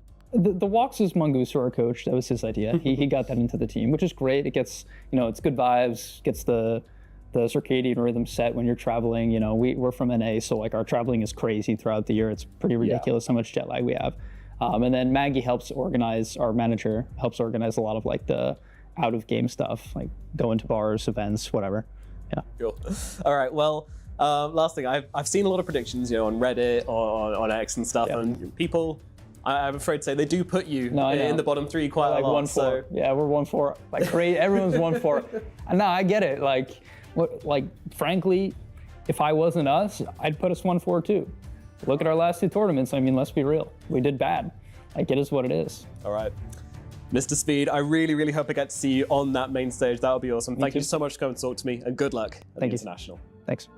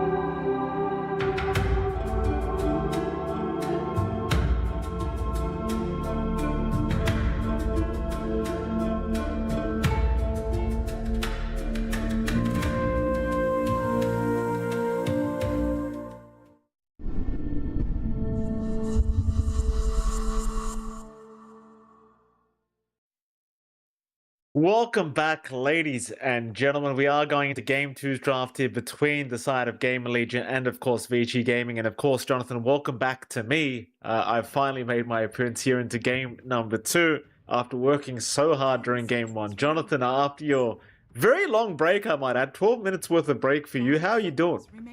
Doing great. You know, really excited to see what we get going here because GamerLegion have been... I can't keep saying surprising us because I feel like you and They're not surprising us. Yeah, exactly, right? Like, you and I have had this expectation because of how the team's been evolving. And it feels like GamerLegion's kind of peaking at the right time, right? It's TI now. This is the best they've looked the entire year. And they show up. They absolutely crush game 1 up against Vici Gaming. I think Vici, again, they had some good ideas with their core-to-core matchups. They had some good ideas as to what to achieve in the lanes. I feel like the supports just kind of let them down. Not in that it's in queue and why we're playing bad, in that the supports can't do anything in that kind of game. If your cores don't absolutely crush these matchups that you did draft these cores for, then your support, though, doesn't start these fights at all. Like, maybe relocate, sure, but you still need a body forward to let that relocate happen well. And there was just no way you were getting that done for Vici Gaming. So I want to see them get something that can actually play a little bit earlier here. I want to see them pull something out that can kind of set some action across the map. We'll see what's allowed true here. Of course, as we are looking at our draft, we see the Centaur being banned out, along with the Bane and the Lone Druid being taken care of by Vici Gaming. Side of GamerLegion taking care of the Undying and the Treant, so you're leaving the big ones like Hoodwinks there, Earth Spirits there. The SF gets banned out, so you do leave some of those bigger heroes as you see it in the win rates again. I'm surprised Miranda doesn't get respect banned more. And maybe not the highest win rate in the world, considering how often the hero shows up, but it has felt good on GamerLegion so far. And it's the same opening for Vici Gaming, just back to the Lina first pick. I don't know how to feel about this. I mean, you did ban the Earth Spirit yourselves on GamerLegion at least, so you don't have this body that just goes on top of the Lina. And the lane for RCY wasn't fantastic, right? Like, he died at level 2 solo, so... maybe there's a better solution here coming out from GamerLegion, but I'm just surprised they go back to it. XM was having a decent enough game. It's just that you really need a launching point elsewhere now because this Lina doesn't start fights either. It's not mobile. It's not something that goes for Blink. So someone else is going to have to start these things for the Lina to start cleaning up on. Yeah, I mean, we'll see what they get up to here. And Lina, at the very least, like, although it feels a bit awkward going for that start of the draft again, Lina has looked pretty good. You know, it's been pretty popular at TI. Still very, very impactful, assuming you don't have a game like you did during game 1. A GamerLegion, see what they want to try and do against this hero. And like you said, RCY didn't exactly have the greatest time anyway throughout the laning stage up against this laner. So it's not like he's going to have a worse time during the lane. Mm-hmm. So again, I didn't see most of the lane, John, in fairness, so I can't really comment too much. GamerLegion, they're going to go back down the Mirana route, which I really feel as though you might want to start respect banning this against GamerLegion, because I think the impact, it's a little bit too strong. Speed had a perfect game last game, 8-0 and something. 17, the nuke damage is ridiculous. The laning is ridiculous. It's mobile. Moonlight Shadow's always good utility. Like, it really feels as though the hero does provide a little bit too much at the moment. That it does. And you have to consider this as well, Mikey. I never got a chance to slip this in. But Speed, what did he use to create content for, Mikey? Do you remember the name?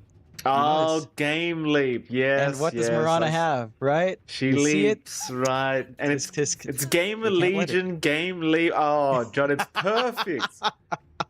It's perfect. It's all come together. This is Speed's master plan. You know, does Game Leap sponsor GamerLegion? Is that? No, I don't. Do they not? Oh, no. I think it's that's just Speed. That just seems wrong. That just seems wrong. Speed should sponsor himself. Yeah, come on, Speed. Sure. You know you can do it. You know, all these tiny connections kind of working out. I mean, obviously that's not where you pick it, but again, going through why.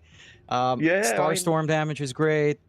Quiver, okay, think about this in this way. You get, what, 3 charges of Quiver at level 1, 8 damage each. That's free 24 damage in trades. That's kind of insane. It's 2 charges, no? Is it? I think it's 2 charges. It's still 16 damage you're trading away for free. Cooldown refresh for it is very low. Like, you just really do so much for free. Yeah. Like 6-second restore time. It doesn't even feel like it's going on cooldown. No. Most of the time. It feels like you're just spamming it. It's like you wouldn't assume 8 bonus damage, 8 magical damage is that much, but in laning stage, it's so ridiculous. It's just so atrocious to play against. Yeah. I mean, it is what it is, I guess. It just really does feel quite broken. If you think about the gold equivalent of that, like 8 damage is like what, 4 fairy fires, right? 2 damage per fairy fire, if I'm not misremembering my numbers. So it's economically very, very broken. And you know, Speed loves stuff that's broken, as he would spam his voice line later on. Do you see the Tiny and Puck being banned out? More natural matchups against the Lina.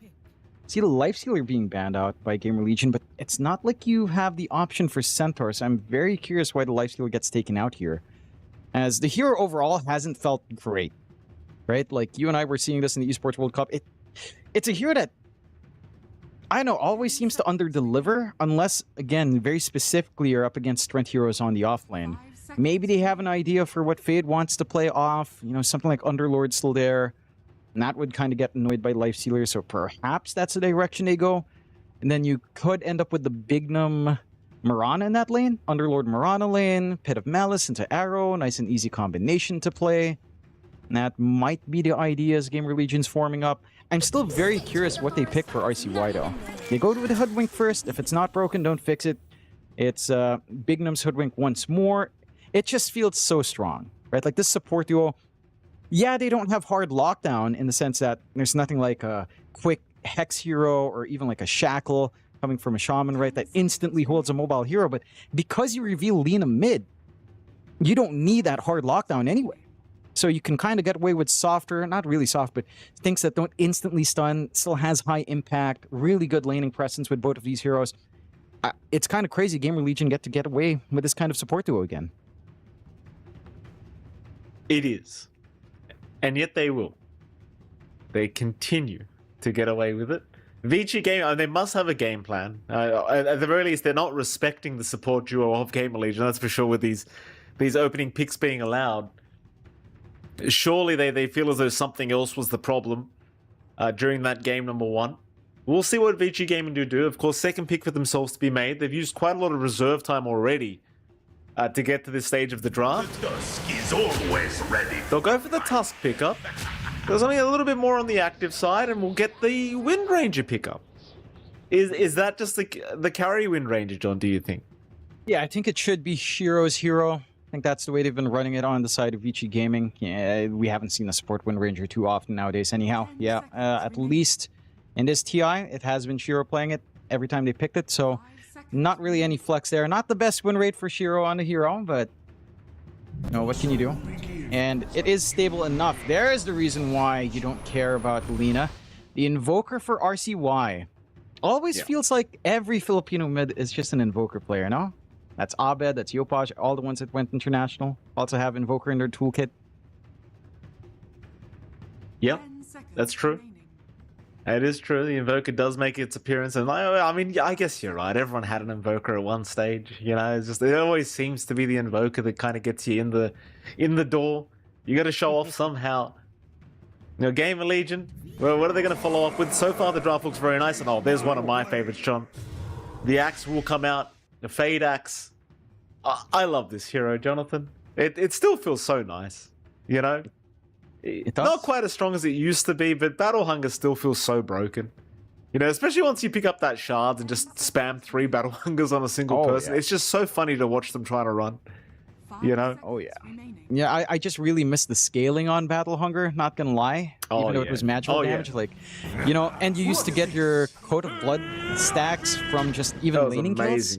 Yeah, so you could end up with like, you know, it was less armor per stack, but if you had a runaway lane, you could end up with like +5 armor at 6, plus your Battle Hunger being maxed out like by level 8. It's a stupid amount of damage. So I do miss that. Vici Gaming, just go back to the Pangolier.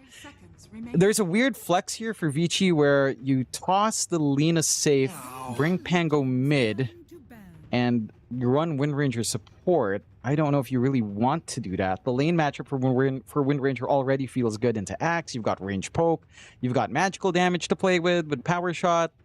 So I don't think it's too concerning. Wind Ranger Tusk lane is pretty stable as well. So you are likely to just keep that locked in, you know, into the pause 1. Bach running the Pangolier once more, and just gonna, try to get as much as possible in comparison to that last game. What I am very curious about is what win condition will we get out now on the side of GamerLegion for Ghost.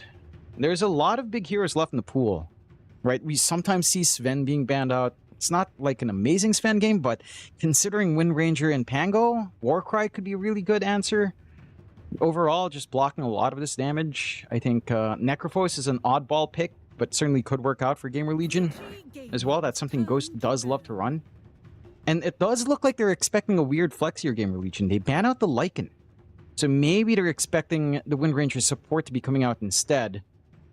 Force in Q could be the way, but we'll have to see. Showing some respect for what Bach could at least kind of bring out of his pocket here in case. 5 seconds. Let's see what they do.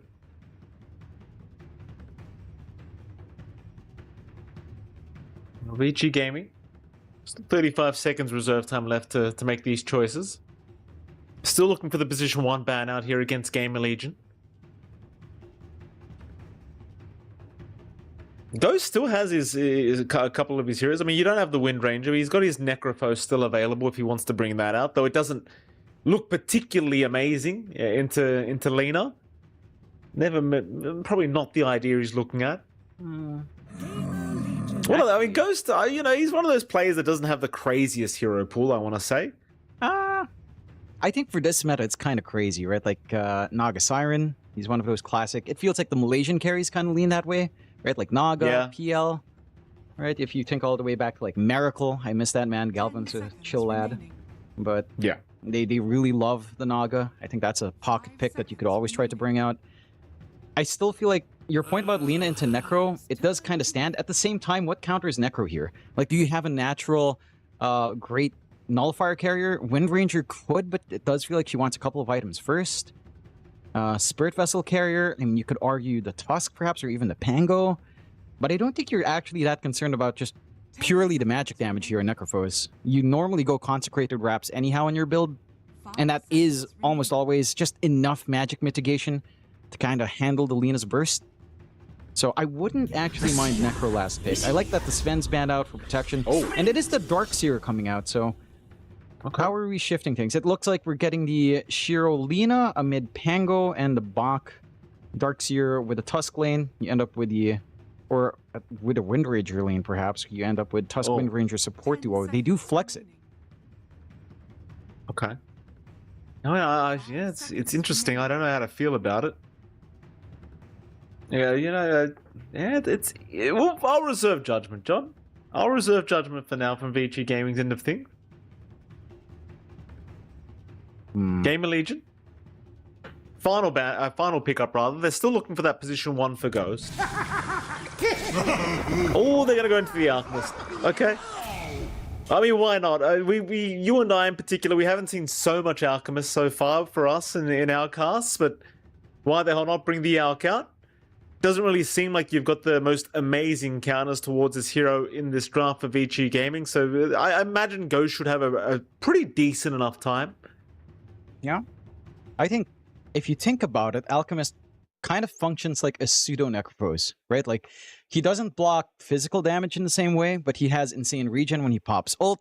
You build a Radiance, you're kind of just standing in the middle, trying to apply your debuffs off, get get your acid spray going, soften up the heroes. You don't nuke people down, but you certainly do kind of function like the Necro. So I think this is an interesting way to give a very similar sort of style, although again you're a little bit more farm focused for sure here for Ghost.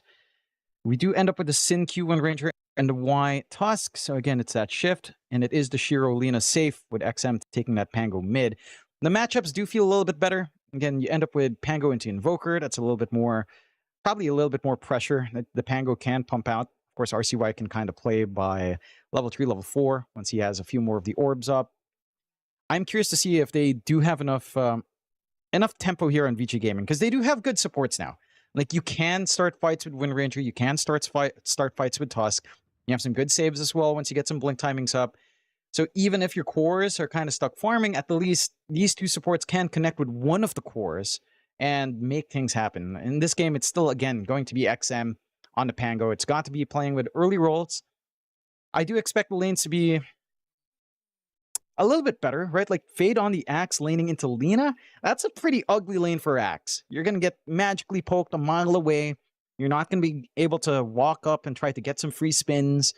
You're not going to be able to really battle hunger or battle hungering the Tusk as well. Shard is always there to clean up a last hit. So the value for Fade here is going to be a little bit rougher, and I think that's what to capture on the Vici game to get value from your lanes, because you have drafted some good cores to play for you. I mean, absolutely. We'll see how it does go. I mean, at least for Fade, like on the Axe, I agree that the value's not there, but as I think as long as he doesn't die, like if he can just get into his build-up, he's not really going to care that much. As we do get into game number 2, we'll see how all this does pan out. Of course, Vici Gaming, they do have their backs against the wall now, 1-0 the way of GamerLegion, looking to try and tie this up 1-1 in this best of 3 series if they can. Every win does matter in the Swiss format, of course, and Vici, we'll see if they can make it happen with this style of draft. I will admit, though, I have my doubts about POS 1 leader. I don't think I necessarily like it, but Shiro will probably prove me wrong here in this game number 2, as we are going to see a smoke-on-smoke situation between these two sides. So GamerLegion going to head up towards the top side, where you already have Vici Gaming hanging around the area. See if they actually run into each other. It's like XM might actually end up having his smoke broken, but no, he'll get some wards down by the mid lane. Fade's going to rush in towards the top side of the map, see if he can find anyone. Not quite yet. But it seems though both teams are interested in a fight. In fact, they might find Xingqiu. Xingqiu going to get run into. Let's throw the battle hunger out. Bushwhack's going to land into the arrow, though no! Slight hesitation, but it's not going to matter. Speed will still secure first blood on that Mirana. That's a great start once again for GamerLegion. Even with the hesitation on the arrow, the little miss, it doesn't matter. No. And they get away with 3 bounty runes here as well. So that's a huge boon for your Alchemist. You're going to be pretty happy here on Ghost, just to get a little bit more of that extra gold going for you in lane.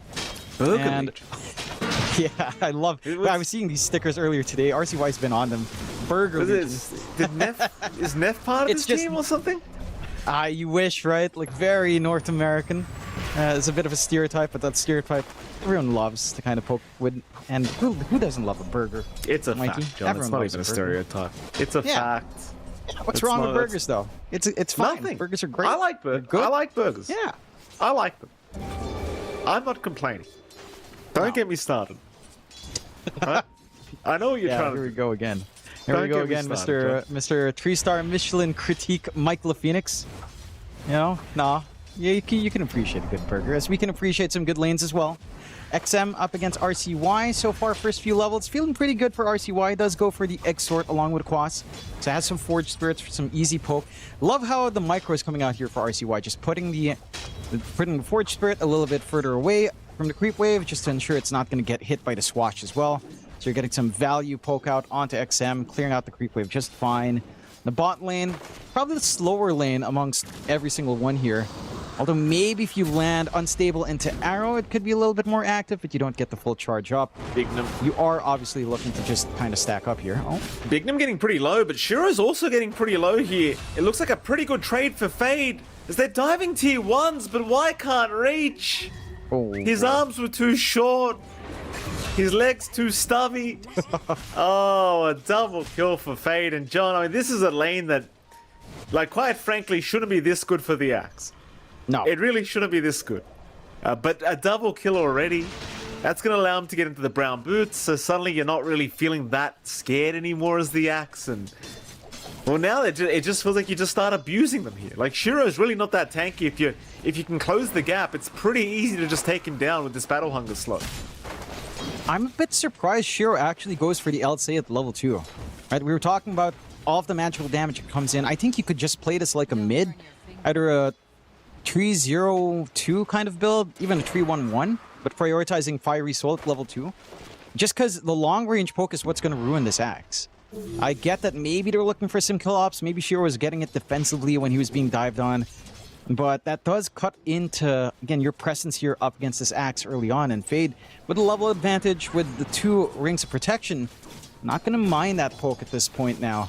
So you're finding a strong start for GamerLegion. Every single lane going in their favor. RCY mid having a slight advantage. Your bot lane here for Ghost, pretty much free farm because you do have to play ultra passive here for Bach. Like, he's just stacking up the creeps and playing with Iron Shell. They're not even getting the pulls off. They can't get the pulls with XM, with Sin Q. So he's not even getting lane creep value here on our Darks here. A pretty rough start for Bach. And this is just going to give Ghost like the freest ride into Radiance he's ever seen on an Alchemist. And that is concerning if you don't manage to find a way to slow down this Alch. Every time I see that damn spray now, just gonna giggle to myself. I feel like Neff's got something to do with this. There's no way. There's no way it's not Neff. It's gotta be Neff. Top lane still going pretty badly, I might add, for Vici Gaming. Jono, Y is not having a good time. Neither is Shiro by the looks of it. I mean, 13 CS. He's already 5 behind Fade. Shout out to Fade, by the way. I know I compliment Fade quite a lot throughout the games we've casted, but this guy, every time we see him, he's improved even more. You know, he's really been the standout, if you ask me, on the side of GamerLegion. He's been, and it feels like he's really maximized his classical hero pool, you know, and even outside of that hero pool, he's just been performing to a very high degree. I do agree. I think that goes for all of GamerLegion. Right? Like these guys, from the depths of NADPC to here, they get the control into Y. You mean the heights of NADPC, John? The heights of NADPC. XM is gonna die. RCY able to find the kill and the burger. The burgers are too strong. The burgers are better in the mid lane, as they say, John. RCY, he's having it. Have they not got a burger sponsor yet? No. Somebody. I won't say any names, but somebody surely. Is Shiro's going to lose a courier now? Oh, boy. And there's so much pressure up top. They're just getting dived under the tier 1. Creep waves being caught. You did see Bach kind of try and get his own creep wave caught, getting some farm, but this constant harassment's really hurting. Oh, Bushwhack's not going to land. Nice dodge. Yeah, nice dodge indeed, but it won't matter. At least they'll trade, surely. Scurry's out though. Speed's going to show up. He's thinking about an arrow onto the Lina. Shiro is still trying. How? Bignum, he will die. Speed, what can he do here? Here comes Fade to try and help out. Oh, they're going to get the taunt as well. Sunstrike, Shiro's going to die. Sin-Q is man fighting out of rage, I think, here, John, as Fade's going to clean up. Yeah, they are fighting badly, I will say, John. Fade is not wrong. No. This is very rough to watch, because again, the idea behind this draft for Vici Gaming was kind of the same as Game 1. You get these core-to-core matchups that bully out what you have in GamerLegion, doesn't really materialize in the lane, and now you're going to be stuck in a situation where I suppose XM is your early tempo hero. He has lost this matchup up against RCY as well. I did want to say this about RCY. We're calling them the Filipino Boulder. How about the Filipino Burger as they get the Bushwhack off? That's wonderful, John. That's a wonderful way to put it. Speed, he's going to keep moving in, and that's going to be another kill on XM. That is not great news. Not great news at all. The Filipino Burger will get it done. RCY is going to hate you, John. Because you think it's a joke. I'm gonna stick with it the whole time. His whole career now. I'm just gonna call him the Filipino Burger. See where you go, Sin-Q. Arrow, oh, speed, perfect. Boy. RCY cleaning up. It's 9-2, John. Yep. At 7 minutes in, it's 9-2. And I'll tell you what, I mean, you know what must be nice for NA fans? They've finally got a team that they can call their own. And you can say that confidently, you know? Yeah. This is a proper American team. It is. It really is. These guys have all been playing in NA for so long. Ooh. This is the problem, John. RCY failing the Americans. He is a Filipino Burger. Getting eaten up by XM. Yeah. Nice little pickup, a shot in the arm for sure. Bach, though, left alone. He surely is going to go down. Bach. I mean, there's not really much of an escape from here, is there, John? Bach. Well, nice shackle from Sinkyu at least, but it's only really on the arc. Ghost. He doesn't really seem to care. You know, unstable, rather chemical rage. Still going. He's okay.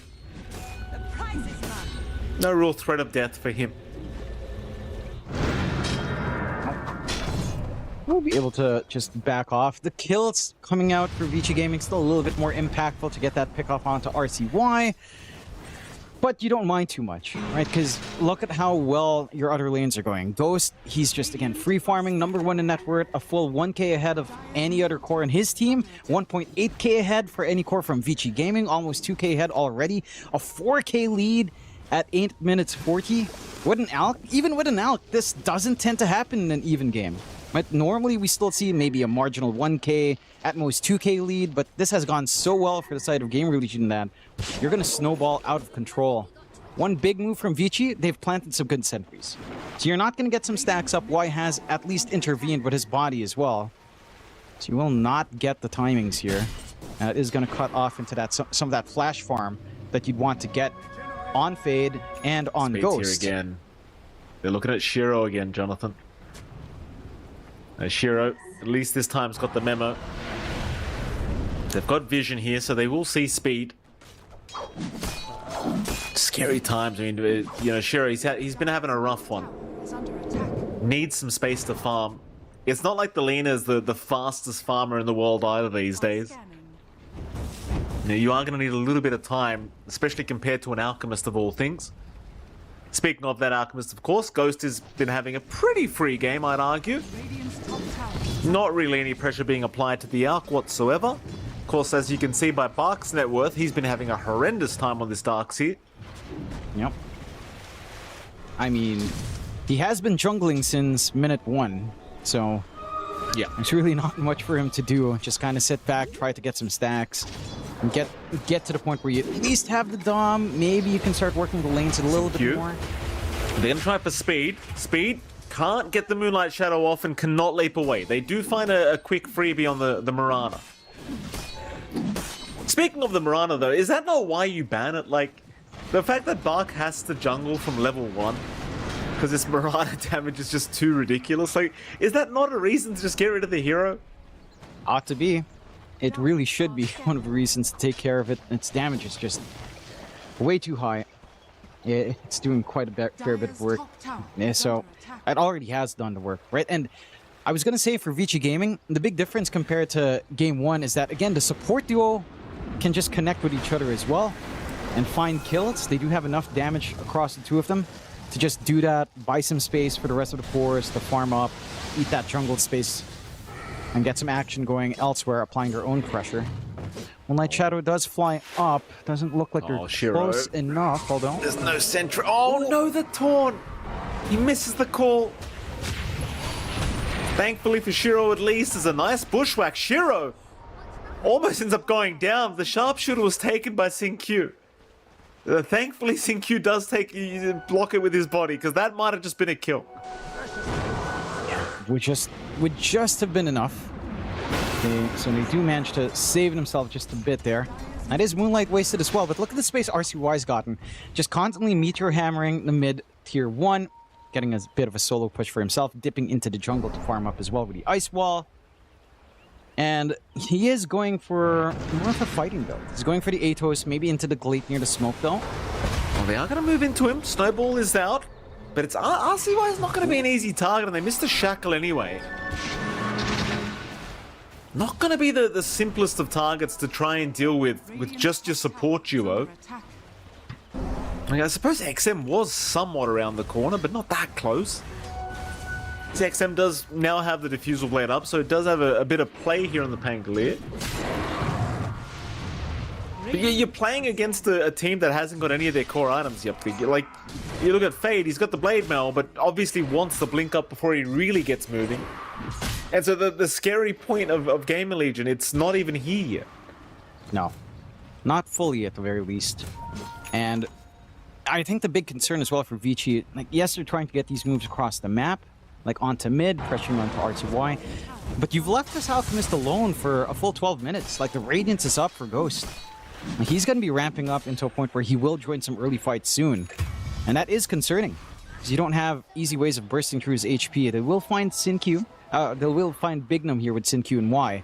It's going to support duo doing what they can to get some momentum their way here on the side of Vici Gaming.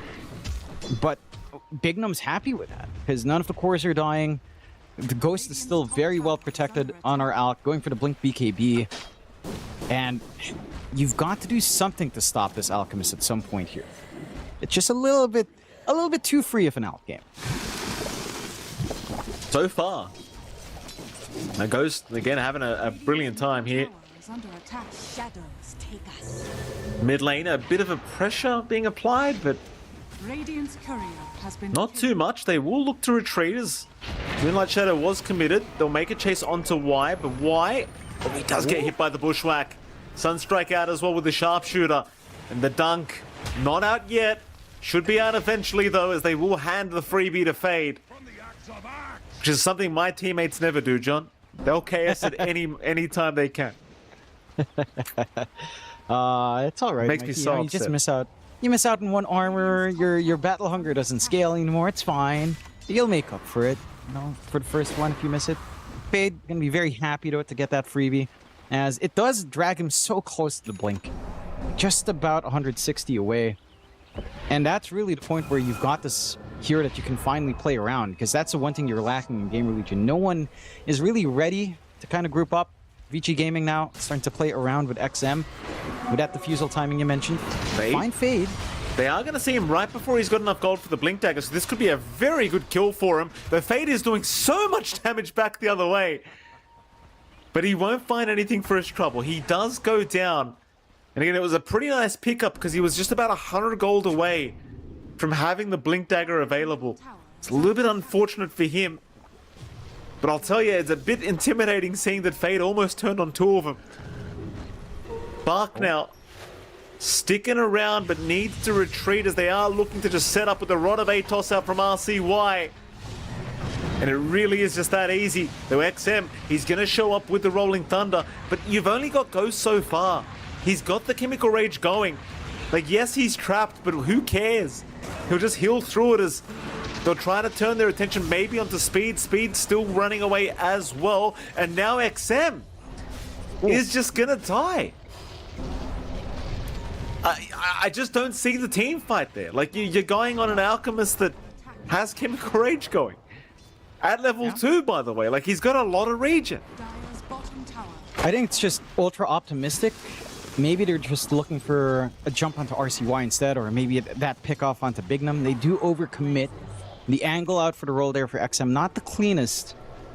They did manage to get this Shackle into Focus Fire combination onto Speed, but even that damage isn't quite there for Marana, getting a good leap angle out. So you managed to get away with a lot here on the side of GamerLegion once more. Blink timing already up for Fade. Courier does deliver, so he's got his initiation angles lined up here. And he'll finally start to commit for some push. Ghost has his own blink up as well. Only a little bit more into the BKB, about halfway there in terms of net worth. So really, this Alc is just fully online at this point. Shiro's doing a great job of keeping up. Does go for the Maelstrom, will go back for the hybrid sort of build of Lina with the Ags, have that flying movement up, have a little bit more spell amp. But again, it just doesn't compare your farming pace in comparison to this Alc. And the rest of the cores of the side of Vici Gaming have kind of taken a step back. Bach is still recovering. XM is at least close to parity with Fade. It's just, at some point, you know, you need to find a way to connect. You need to play with a vac wall, with a roll, have some good connections with your Tusk blocking off with the shards, isolate some heroes away that way.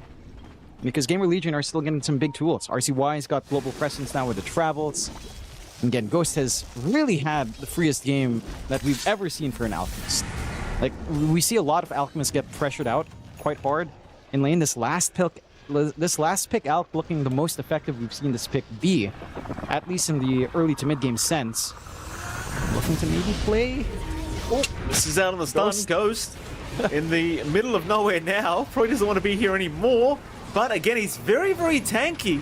However, with so many heroes on him, oh, Shiro's gone. Ghost still in danger though, still trying to escape as they will eventually take him out. But can they salvage any more? Can they get away from this horrible team fight? Vici Gaming, they do look to retreat, but no, they're losing 3 for 1. I mean, I guess in some sense you call that a somewhat of a win, you know? But it's just 3 heroes for 1 Alchemist, and that was off the back of Ghost making a bit of a mistake. I don't know. It's a stretch for me to call it a win for Vici. You still lost Shiro.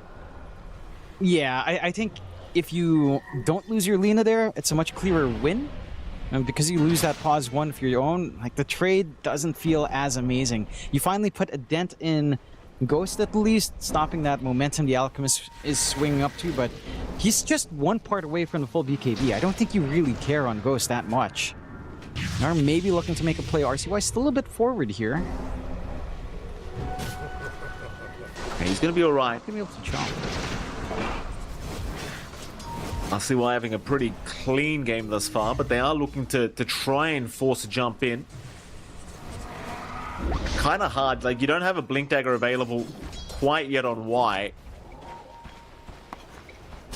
Nothing on Bark either. So back to the drawing board. Again, on the brighter side, even though that team fight didn't look, you know, amazing, at least they do find themselves an Alchemist kill, which is something that is rather valuable in this game at the moment. But again, that was probably off the back of a mistake made by Ghost, just jumping into the tier 2 tower without actually landing a stun. Shiro, gonna be spotted. Bushwhack is out. Sunstrike, no. The drag away. The Force Staff saving from Sin-Q, but the chase is on for Shiro. It seems like they won't have enough though. Shiro, no, he does go down. Still trying to trade, but Ghost has made his appearance as well. Buck, he will buy some time for Y, but I can't really say the same for Sin-Q. Sin-Q looks like he slowly will be burnt away by the radiance of Ghost. Actually could have just given his life away to the arrow there of speed if he wanted to, but does try to run and eventually will die to Ghost anyway. Pretty dangerous time now, because that's the full BKB for Ghost coming out from that kill. I do agree. I think if you just hand that kill over to Speed, you're a little bit less unhappy. I mean, it's still pretty rough overall. You'll get the assist gold on Ghost, and that's still going to be BKB on top. But that timing's fully online for Ghost. He's going to be much safer going in for these jumps. And that was a Force Staff coming out there from Sin-Q as well, which I don't know if that was worth it, because that Force Staff moved Shiro away from the body block of Sin-Q from the sharpshooter. So you had the angle from Bignum to get that burst damage on. Maybe not expecting Shiro to turn forward that way. If it was a Force Staff further away, I don't think you get that kill on the Lina, but again, maybe just a little bit of a last-minute decision that does cost him a fair bit more on the side of Vici Gaming. 18-8, 7K lead for the side of GamerLegion. And things are still looking pretty solid here for the North American lads. BKB for RCY coming up next. BKB for Fade as well. So triple BKB timing going to be locked in within probably 2 minutes here. And once you hit that point, it's going to be a ton of pressure coming out here onto Y to identify the right target, to get the punch up, to isolate away, or at least slow down, waste a little bit of that BKB timing when it is popped up here. Does need the blink before that's fully safe, and he'll actually just go for the shard first. He buys out the drinking buddy, so no blink on our Tusk. No blink snowball saves. Maybe the pullback from the drinking buddies could be enough. We've seen it do some work here, especially with some of these skill shots you have on the side of GamerLegion. GamerLegion will take the Tormentor for free, get their own shard up on Speed. So he does get the temporary Celestial Quiver charges now when he leaps, and does get a little bit more leap charges up, a little bit more slippery now on that pesky Mirana. Always nice to see. Absolutely. You love the timing of the Ags as well on this Mirana. Like, yeah, again, that added Starstorm on the arrow, it's just so much nuke damage flying out constantly. It's infuriating to try and play against, let me tell you. There's Vici Gaming. Not out of this game too yet, but they are 9k behind. You could make the argument they're 9k behind an Alchemist draft, which is a fair point to be made for Vici Gaming. You know, Shiro is getting to the point now where he could be a bit of a problem, considering he does have the full Aghanim Scepter available. We've seen the burst potential with the Ags up is pretty insane. They will group up behind Shiro. Bignum does see him, but just looks to clear out the creep wave with the Bushwhack. And seems to be pretty well aware that there probably is a team behind, and in fact he does land a very nice scan. So, fully aware that the smoke is happening right now from Vici Gaming, they do just retreat through the Twin Gate. And they'll leave that tier 1 tower to go down if they may take it. Still the smoke rotation now ending up in the mid lane where they might run into speed. In fact, they will run into speed. But that's a Mirana. He's not going to make life that easy for you. No. Certainly won't. It's so funny to just watch a Celestial Quiver charge. With a shard, 1 leap or 2 leaps used up, he gets like 10 Celestial Quiver. It's a dumb amount of damage. Can't believe it's so dumb. Oh, you don't like it? God. Oh, I actually do like it. You know, I feel like more things in Dota should be broken. Now, why can't every hero have something dumb like this? You know, and that's the goal. I love it. I love it. Bottom tower is under attack. We reach our triple BKB timing now as well. RC Wise is flying out along with Fades. So there's not much to really wait for now in GamerLegion's end. Vici Gaming, like you said, they have their own spikes. The Ags on Shiro is quite nice. Dragonlance to fly in now as well. A little bit more reach on Arlena. You're slowly inching your way towards that blink on Y, but still a long ways off with that diversion for the Shard. And Roshan is open for the side of GamerLegion now as well. Vici Gaming, no vision in this area. All their wards kind of focused down bot.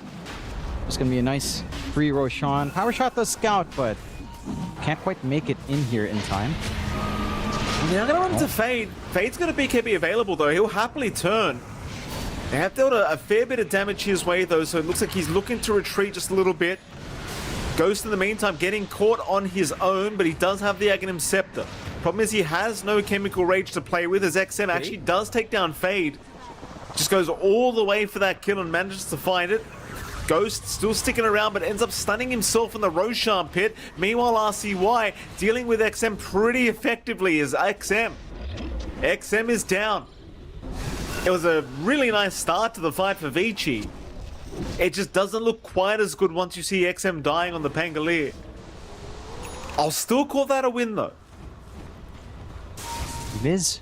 Like, you get a big kill, you make it a bit uncomfy post Aegis to try to take a direct fight. I hate how much damage this Ghost Walk does. It's just so annoying to see that. Yeah. Do you remember when these were facets on Invoker? I used to say the funniest way to play the Invoker was this facet, the Quas facet, because of the Ghost Walk. You'd go Radiance Invoker as well, because it was a little bit stronger, I believe, than the Ghost Walk when it was there. It was just a tad bit stronger, so you'd go Radiance and double down. You're like a hyper-effective invisible Necropose. It was so dumb. This is still pretty annoying though. Like, this is still equally annoying to play into.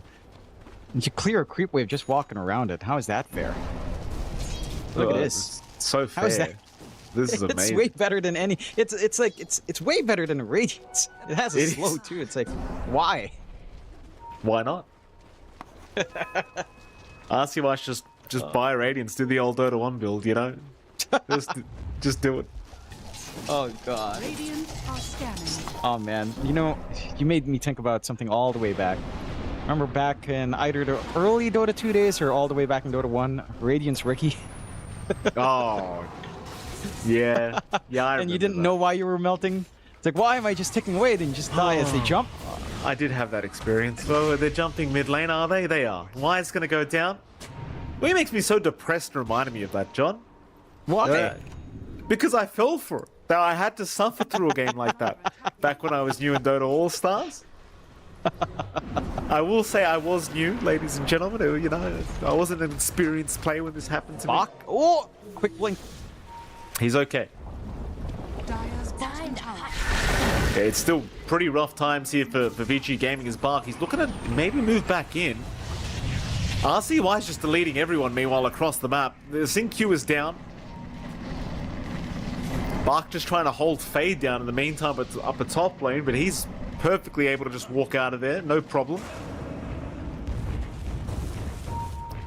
Once again, another very clean performance thus far from GamerLegion. Dire's middle tower is under Ghost, it's just like the impact from Ghost is just unnecessary. It feels like he's 2-1-9.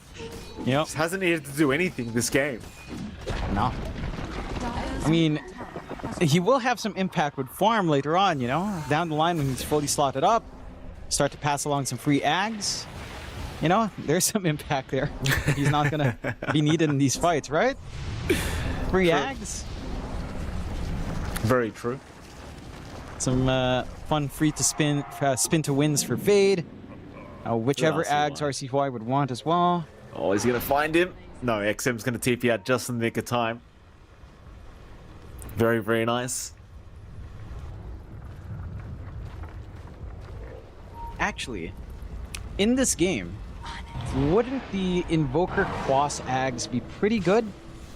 Get the call, drop the Ice Flow, get the root afterwards into Meteor Hammer.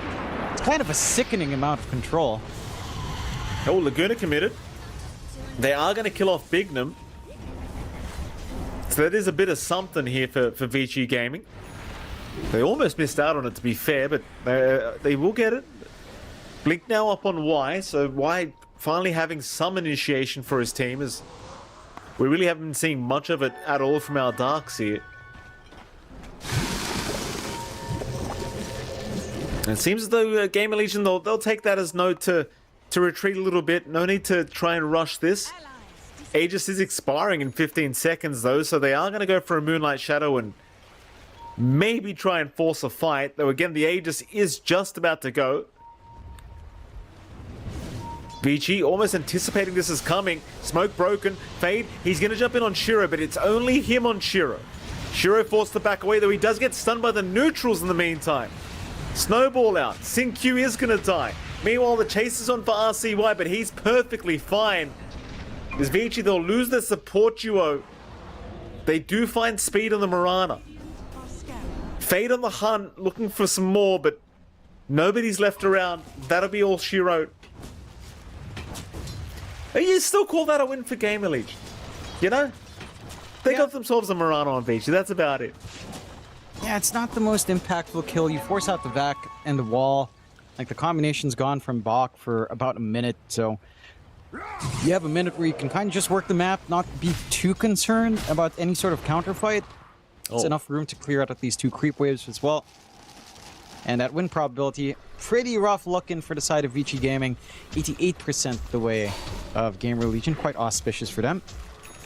And for Vici, I mean, look, we're reaching a point where you could start to talk about like high ground defense potential, right? With a Tusk, if you eventually hit the Ags on Y, you can never really count them out. With the Vac wallets as well in such a tight area, there's some potential. Although saying that, we'll caveat that as Bach did get a good Vac wall in that jungle area by the ramp. It didn't feel like it really did much. He's having to think about Shiro. Keep in mind, Shiro still has nothing like a BKB to play with. He's trying to farm it up as we speak. It seems like RCY, though, not intending on trying to force a play onto the laner on his own. The rest of GamerLegion still hunting around the northern side of the map, but we'll find nothing for their trouble. Vici Gaming just completely intending on allowing this BKB to come up on Shiro. But as I say that, they do go for a 4-man smoke up. Rather than 3-man, as it seems like SynQ does miss out. BKB is on the way though. Shiro will have it now. RCY. They'll see him. They'll jump in with the Rolling Thunder. But the Blink was on cooldown. Well, what happened to the Blink? Fade is going to have to be forced to running away, but the Rolling Thunder's been completely whiffed here. They don't have Chemical Rage at least for another 10 seconds, so maybe you've got that going for you. But GamerLegion, they're looking to just try and kite out and jump back in eventually. So now the Chemical Rage is available. They want to force the fight. Speed's looking around, trying to find some targets.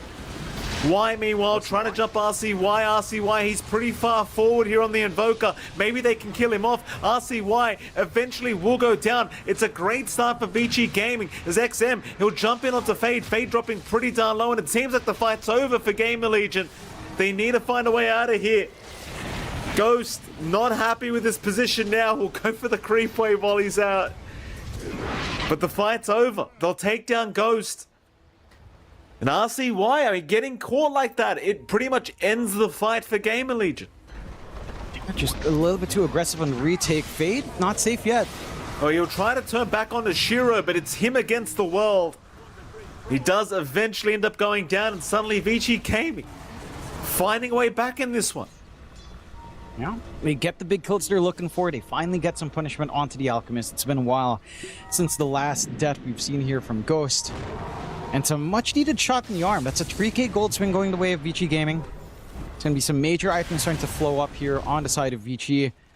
And it was such an awkward start too, right? Like you mentioned, the blink on XM, just a little bit short in the roll. You get the jump in from Y, but the quick reflexes initially from RCY, popping the BKB, getting his combo off, managing to back off a little bit, buying time for the rest of GamerLegion to come in. The big issue was on the reinitiation, right? Because Speed was jumping across. It felt like they split that fight into two areas, right by the triangle and on the right side of the map, the extended jungle. And with their focus kind of split up a little bit too far, it left them susceptible to all of that happening there as well. So that's a crazy shackle. You go into the base if you're watching on the replay.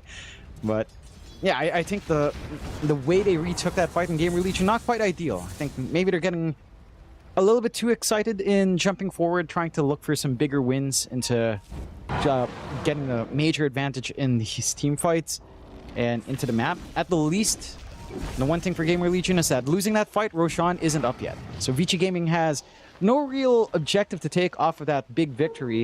And they take a mid-tier 1, that's really it. GamerLegion are still in a fairly safe spot in the game, considering no map loss yet. But they're going to have to be a little bit cautious going into the Roche fight. They know there's output on the side of Vici Gaming. They know there's utility lying on the side as well. Like, I love the itemization on Y. After the blink, straight into Vlad's. Get some lifesteal going there for Shiro, for XM to sustain through on. They are proving to be quite tanky, and there is a little bit of lack of direct damage here from Ghost, right? Like, he's going for the Swift Blink, trying to amp it up a little bit more, but you do not have something really big and bursty outside of maybe some magical combos here from RCY and from Speed and Bignum. So, having that extra bit of sustain on the Tusk for the entire team, it's going to lend itself well here in with how long some of these team fights are taking. Absolutely. Radiant's top tower. Here we go again. 4-man smoke is out. Looks like Ghost has decided to do some bobbling, as you would say, Jonathan. Here we go. Moonlight Shadow also going to be committed. Roshan, of course, available to be taken.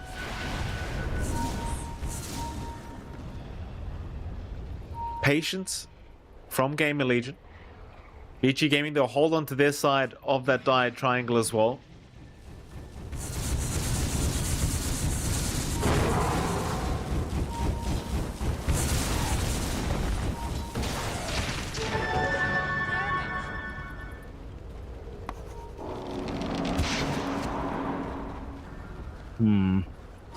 You know, it's starting to get fully slotted up here on Ghost. Right, like, maybe you can toss away the phase boots now that you've got the Swift Blink. Is it time to start thinking about, like, Ags? Because there are some pretty big upgrades. A free one for RCY, getting a bit of a bonus with either Kata or the Ice Flow, is pretty darn big. Passing on the free Ags for Fade as well allows him to just frontline a lot better, especially in jumping onto something like Shiro's Lina. So you can kind of face tank a lot more on our axe, get a lot more damage going. Even the utility on these supports. Shiro. He's going to move in. A little bit sneaky. With the axe flying. Sunstrike going to hand over the vision. Bignum barely misses out on the bushwhack. Go again. Speed does get the blink away just in the nick of time, away from XM. Another Ghost stun on himself.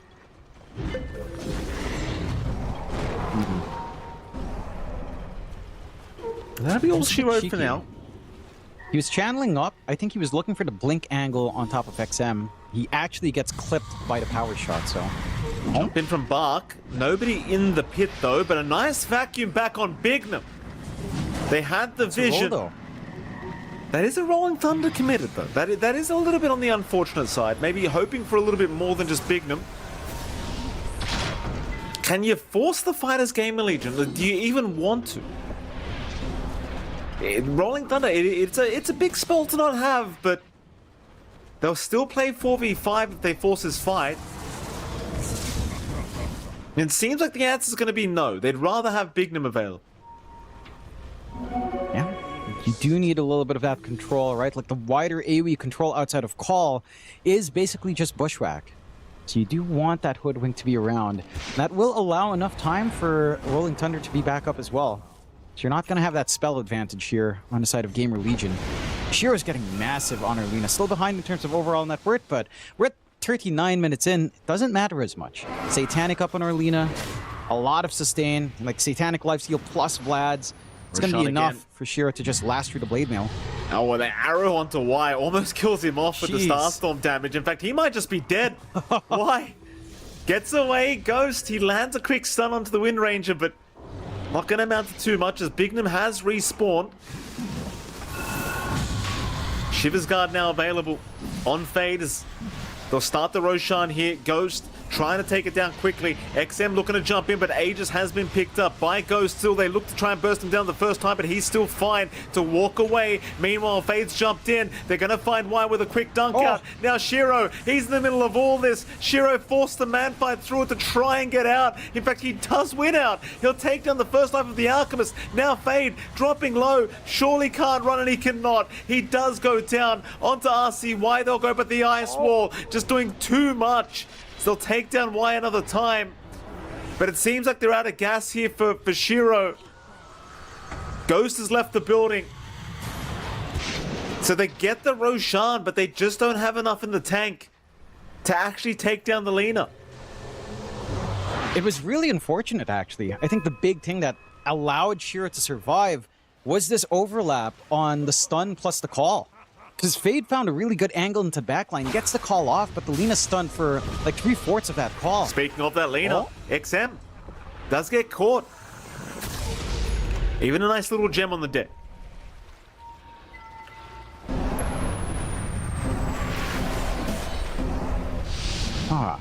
Yeah, like that fight would have been a lot smoother if maybe hold out in the call a little bit longer there in Fade. You get the blink forward, you wait for the stun, you get the call with the blade mail.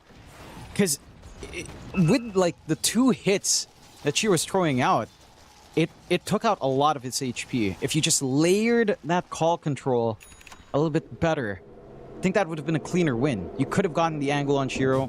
You would have been able to overwhelm, dig into the high ground. Now, you're sitting without Aegis. Ghost survives, but you don't have that big advantage to help you secure onto the highest. We see, again, that replay. Look at Shiro's position. Very isolated away. The call is good, but the stuns also connect at the same time.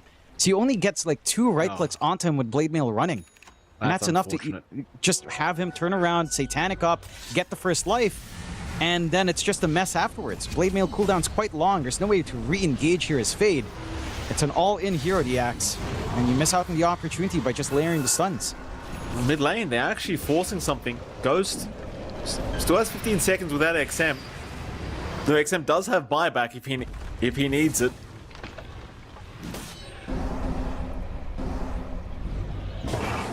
Love the Conjurer's Catalyst with the Ghost Walk, by the way.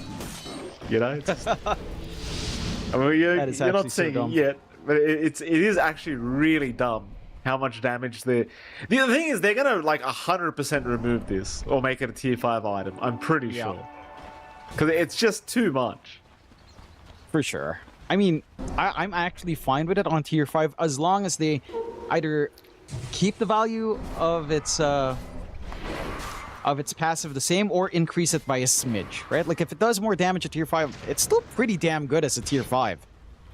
Same thing with Pendulum. Like if they buff it up to its old damage delay numbers and move it to tier 5, it's still pretty damn good there, right? As well. We'll see though. GamerLegion smoked up. It's good, right? But it's also boring. You know? It is. It's boring. It is. I get you. I mean, I find it fun. I don't know. There's something about... See, the thing with Prophet's Pendulum, it allows you to stack hearts and be... It's really funny when you're a hero that stacks hearts, like Centaur. So it's boring, but for certain heroes, it's just ultra funny to never die. You know what I'm saying? Yeah. Like, it's hilarious. I do love hilarious builds, Mikey. It's really fun on a hero like Axis Conjurer's Canvas. You know? Because it just, every time you spin, it's just fireworks are going everywhere. It's just unbelievably fun. I love it. Wait, I'm checking Mr. Ghost. Again, he's fully slotted up. Either he replaces... Okay, he's going for the Ags. He's queuing up the Ags. Who gets the first Ags, though? Is it RCY? Is it Fade? I mean, Fade's Ags is pretty nice. Like, you know, in terms of just surviving. Like, if you can jump the Lena with that Ags, the damage reduction is pretty ridiculous. I guess you could just give it to RCY as well. Wait, this timing. They're smoked up for the Torn fight. Oh boy, Buck, he gets a 3-man back wall. But Buck, he might die. Don't know why. He'll save him with the snowball. RCY's already gone though. He will buy back, but they'll lose Ghost as well. Oh, it's not the fight that GamerLegion wanted. They'll look to retreat. Fade also looked like he might be left behind. He'll continue trying to run, but he can't do it. Perfect timing from Vici Gaming. And very unfortunate timing for GamerLegion. And that was a very strange decision to go for the Tormentor. Because RCY was kind of backing off back into the gate. I'm not sure if he was scouting out for like gate movement first, or if he was thinking of just swinging up top, trying to get farm. The supports were also really far away. Like Bignum and Speed weren't actually in that general area. It was literally just RCY plus Ghost for the most part, along with Fade just being close enough. Very optimistic. That's a huge swing. Vici Gaming are back in the game fully. Shiro's #1 in that port. The Alchemist is starting to drop off. The damage isn't there. You're getting some big saves out from Y. That Blink Snowball just ruining a lot of the plays you'd want to do here as an Axe. And he's being very patient with his positioning now on our Tusk. GamerLegion. And this does not bode well. They need the advantage and they don't have it any longer in terms of net worth. And when Alk loses out in the net worth advantage, he really isn't... He's not a hero. He doesn't do damage. He's barely tanky with his regen in the late game scenario. You're going to have to rely on some big calls and maybe some big plays from RCY here as well. And it's getting harder and harder to see these opportunities arise here for GamerLegion. No, it's looking pretty tough now, and this is the classic Alchemist experience in all the games we cast, John. You know, just free farm into nothing is what I usually see.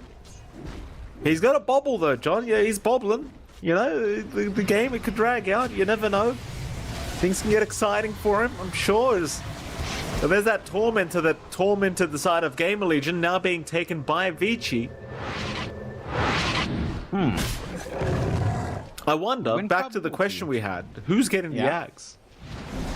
I think the first Ags actually went to Speed. And because you already have the one buff here on Ghost, you already sent the first Ags to Speed, which is fair. Fine. The second Ags, it's just a question of...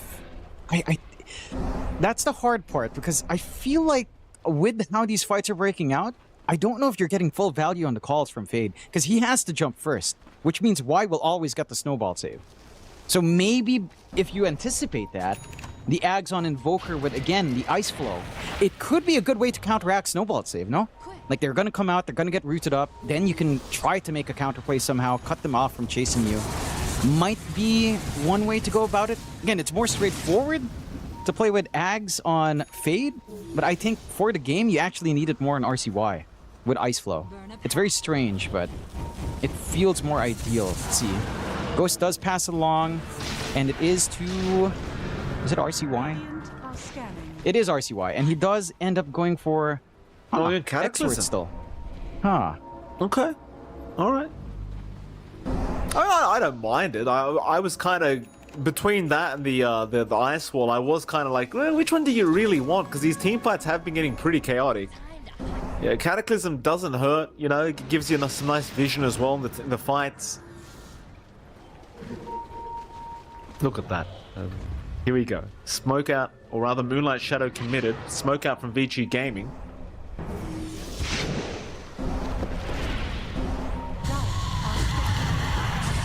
Jump in from Bark. He's going to find himself Fade. Fade, though, happy to walk away as they'll pop the Aeon Disc of Bark, but Fade's still being jumped. He's a tanky boy. They're trying to force staff him out of there. Meanwhile, Ghost, he's jumped in with his BKB, but also looks to retreat. He's not seeing the fight they wanted. Fade's going to go down. Shiro's become a real problem here in this game, too. Fade at least has buyback. They'll burst another Aeon Disc out. This time, Y is going to lose his Aeon Disc. Or at least it's going to be popped. And that's all Shiro again for the team fight. I mean, just... Shiro's a bit of a problem. In fact, I say it's all Shiro. It's not quite done yet. Ghost was being jumped, but he'll blink away. It's RCY looking to rejoin. Now has the scythe device available, so they could think about moving in. Onto this Lina. Arrows off the mark, but there's your Hex out onto Shiro, but he'll be dragged away by Y. The Rolling Thunder once again being committed as Ghost, trying to avoid giving any information over to the side of Vici Gaming about his location. He's looking to jump back in now. Ghost will channel the stun. Meanwhile, RCY, he's been jumping. He gets the BKB TP away. Ghost now looking to retreat for Fade. He's brought back. Now the Cataclysm will jump in, but the Aeon Discs once again saving the lives as the Bushwhack now onto 2 from Bignum. Can they actually kill anyone, though? Shiro's still fine, though he has dropped pretty low. Ghost will make the jump in on the leader. They've got Shiro down. No buyback. Bark in trouble. Bark's going to get dunked by Fade. They've even going to find Sing Q. No buyback on Shiro. He bought out the full Scotty before that fight. Uh-oh. I mean, the health regeneration reduction on Ghost is good. They do overstay their welcome there. The big game changer for Vici Gaming in these engagements have been these Aeon Discs, right? Because you're looking for instant burst out from GamerLegion. You're looking for that big call commitment into the follow-through damage, into the Cataclysm. It's cutting off all of these spells with all of these Aeon Discs you have in Vici. Do they? But you overstay, you take another fight. You don't have Aeon Discs to bail you out at that point. They'll buy back in the other heroes, but Shiro doesn't have an option to do so. Do you get a read on this? Like, do you just know that he's got no buyback?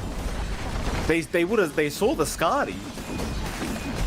Surely, though, they think to themselves he has buyback. I mean, well, if they thought that, they'd be going for the secondary racks right now, I'm sure.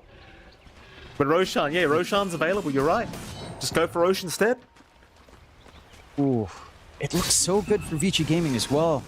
I mean, all these Aeon Discs counteracting Kata, not able to get that instant burst from Fade, forcing out the buyback and Fade as well in that engagement. You're covered pretty nicely now. There's no way you're making it here in time on the side of Vici Gaming, not with Shiro out for the count. So that's going to be the Aegis, the banner, the cheese, and the refresh on hand. Double Kata potentially coming out for RCY, or a double call for Fade. Either or kind of working out. It's Fade who'll get the Aegis to cover the buyback. Pretty smart heads up kind of distribution here for GamerLegion. Of course, Vici Gaming aren't out of it again, and you're seeing the tail end of that last fight. Just how well the turnaround works. Once the Aeon Discs fade away, the follow-through here from the side of GamerLegion is huge, and you did have to commit your role. You did have to commit pretty much everything on VG on that initial jump in. GamerLegion does manage to dance around. It's still a very precarious game, I want to say, for GamerLegion. Being one racks up is nice. That means you're always going to have to manage at least the bot lane, but you see how close these engagements can get. It is anyone's game at this point. Still. I mean, you say anyone's game, John. I mean, Dota plus 91% the way of GamerLegion again. It was going down, and they were making some waves here, Vici. What a roller coaster. You know, Gaben does not approve of that last play, though, I'll tell you. Not too happy. Ghost is queuing up a Skadi. Does he toss anything out or just backpack the Skadi into a fight with the Travels? I'm not sure, but that is going to be helpful into the Satanic plus Vlad's. It's more stats. I think I would also really not mind if you just go all in on Ags. Just get the 4 Ags blessings, or I guess you could gift it to yourself. Just get the max bonus damage you can, just to help really burst down that Lina as well. Or even, you know, at least give Fade his Ags. I can't believe he doesn't have his.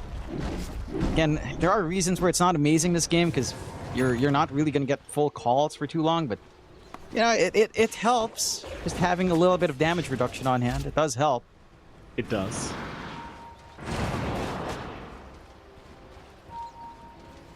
Oh yeah. There we go. GamerLegion once again. Not looking to rush anything. Well, we've seen this before. You got the Crozier now available on Fade. A bit more survivability for him. Would love to see the Ags build up still for him, but it does not seem like it's being built up here by Ghost. Not yet. It's incredibly selfish. Maybe next. You know, perhaps would be worthwhile. Yeah, I still think it's so good. Like I know it's hard, but in terms of survivability for the Ags, it's just so nice. It is. It really is. And if you do get a good call where Snowball doesn't save, then you are just going to be spinning to win. And that is an outstanding amount of damage because of no internal cooldown. It can get ridiculous quite fast, especially with like Darkseer illusions on top of you. Just so many things hitting you as well. Oh, with the smoke out. All you need is a Conjurer's Catalyst, then it gets really silly. I believe me, I've had a few experiences. It's very fun. Shiro's having an experience, John, but oh, there's your drinking buddies once again saving the day. Ghost, meanwhile, he found a 3-man stun in the back. Big back wall there from Buck. 4 targets being caught on that. Shiro trying to fight back now. Ghost, meanwhile, in between a rock and a hard place, getting taken down by the look of it. Ghost. Huh? He's going to go down. Keep in mind, he didn't have the secondary life. It's on Fade. And Ghost, once he's been targeted, it's not too hard. No, certainly not. He was completely isolated away as well. He went very deep. I'm surprised he went past the axe from Fade's angle for the blink call. Just goes all the way to the back. No one's there to follow through, and they threw Cataclysm early. There's no follow-through damage for that kind of move. Good punishment out from the side of Vici Gaming. And 1 minute until the respawn. That means when you do respawn on this Alk, Aegis is gone. So your opportunity fades away here on the side of GamerLegion. Vici Gaming, they can keep that scaling game going, and it just hurts when you kill off the Alchemist as well. This is time where he's not farming, he's not getting this build up into the next Ag, save up for buyback on top. So it cuts off some of this scaling that you're kind of trying to plan out for GamerLegion as well. Pretty big win for the side of Vici Gaming. Of course, doesn't quite swing the game back their way. They have no way of capitalizing with that kill. No objective to take, no Roshan for another 3 minutes minimum. And that does mean you're just going to be fixing your lanes, playing it safe, getting that farm game going for yourself, and trying to go from there. You have some nice items being lined up though. XM working towards his Nullifier into his own full Disperser upgrade. Just a lot more damage set to come out on our Pangolier. Got the Overwhelming Blink for Bach lined up as well. Just more durability now on our Darkseer as well. And for the side of GamerLegion, has anyone even... Yeah, you do have the Nullifier on the Ghost, so at least the one Null to take care of the Aeon Discs. Respawn's up, but again, Aegis down. GamerLegion gonna have to maybe take a step back, just a moment. Get that farm going, save up for the buybacks, buy out the next Ags. Honestly, at this point, you should just look to get all the Ags up, right? Because you could use it on Bignum as well. The decoy is pretty cool. Like, getting the free Bushwhack's nice, getting the free Sharpshooter is also pretty big if you manage to line it up. So you really don't mind. Yeah. Is there an argument, Mike, for one really unique Alk interaction with Ags, wherein you could gift multiple Ags to Invoker? Would that not be unique? That would be interesting, wouldn't it? That would be interesting. You know what? I approve that. I approve that message. We should make that happen. Yeah. Hold on a minute though. Moonlight Shadow, Jonathan. This could be cheeky. Oh, they've got good boards here. Cheeky, Jonathan. some decent wards here for GamerLegion. They saw Shiro. Although RCY's been spotted as well, they'll jump Fade. RCY with the Aeon Disc will be able to walk away as Fade. He gets Yuled up, trying to buy a bit of time for himself. He'll get the BKB off now, looking to retreat a little bit. Chaos Meteor's being dropped. Meanwhile, Ghost, he's trying to go after Y, but Y has a snowball to buy himself time. It doesn't really seem like this is the team fight the GamerLegion really wanted. As now, it seems the Ghost forced to just continue running. He will do so. Bignum, the one to be left behind. Bignum will die. RCY refreshes, goes for the Ghost Walk, but it may not make the difference for him. He is looking pretty dead, though he does at least take Y with him. But it's a great fight now for Vici Gaming. Are they moving back in? Bignum's gonna buy back. There goes Fade. He'll find Buck with a call, but it's not really a big committal. They will also force out the buybacks from RCY and Y. Here we go again. Ghost! He's in the middle of nowhere! Ghost! He's alive for now, but surely not for long. He'll get the Chemical Rage off, but it seems as though Shiro's gonna have his way with him. Oh boy, and now Fade in the middle of all of it once again. He'll try to run with a call in the Crozier, but it's not looking good for Fade. He will die to boot. Bignum died back in the middle of it, by the way. What was the idea? I mean, I have a lot of questions. It's not just that refight. It's also the initial fight. You saw where they set up their wards. They set up, you know, right below the steps to the gate. And they walked way past their vision into the wards of Vici Gaming themselves. I don't understand. For most teams, you stand by the Lotus area, you wait for the creep wave to shove out, and you take the fight under your wards. They just completely leave their vision circle, and GamerLegion gets severely punished. So many buybacks forced out, not quite panning out. RCY committing a buyback. He's going to have to play so safe now. He's not going to be able to just sneak around, cut off creep waves with a Ghost Walk, because they're going to be hunting him. Am I the problem, John? We're at 60 minutes again. Is it me? Could be, Mikey. Could be. Here we go. Oh, man. I mean, it's a great game. I don't care. I love these kind of games, John. Top lane. Yeah. Speed. No leap charges available right now for Speed. He's just going to go for the TP play out, and he's actually going to make it. Very nice for him. Time to farm up some tier 5 items, boys. Yeah. I mean, Ghost, he's got the bobble. He's been bobbling, John. He is. I don't see any good stat for him to kind of pick up here, though. To kind of bobble along. Roshan scouted out at least with a Sunstrike. Can you try to snipe? It goes way too quick with the damage they have. Yeah. It's going to be the Aegis coming out here. Coverage for Shiro.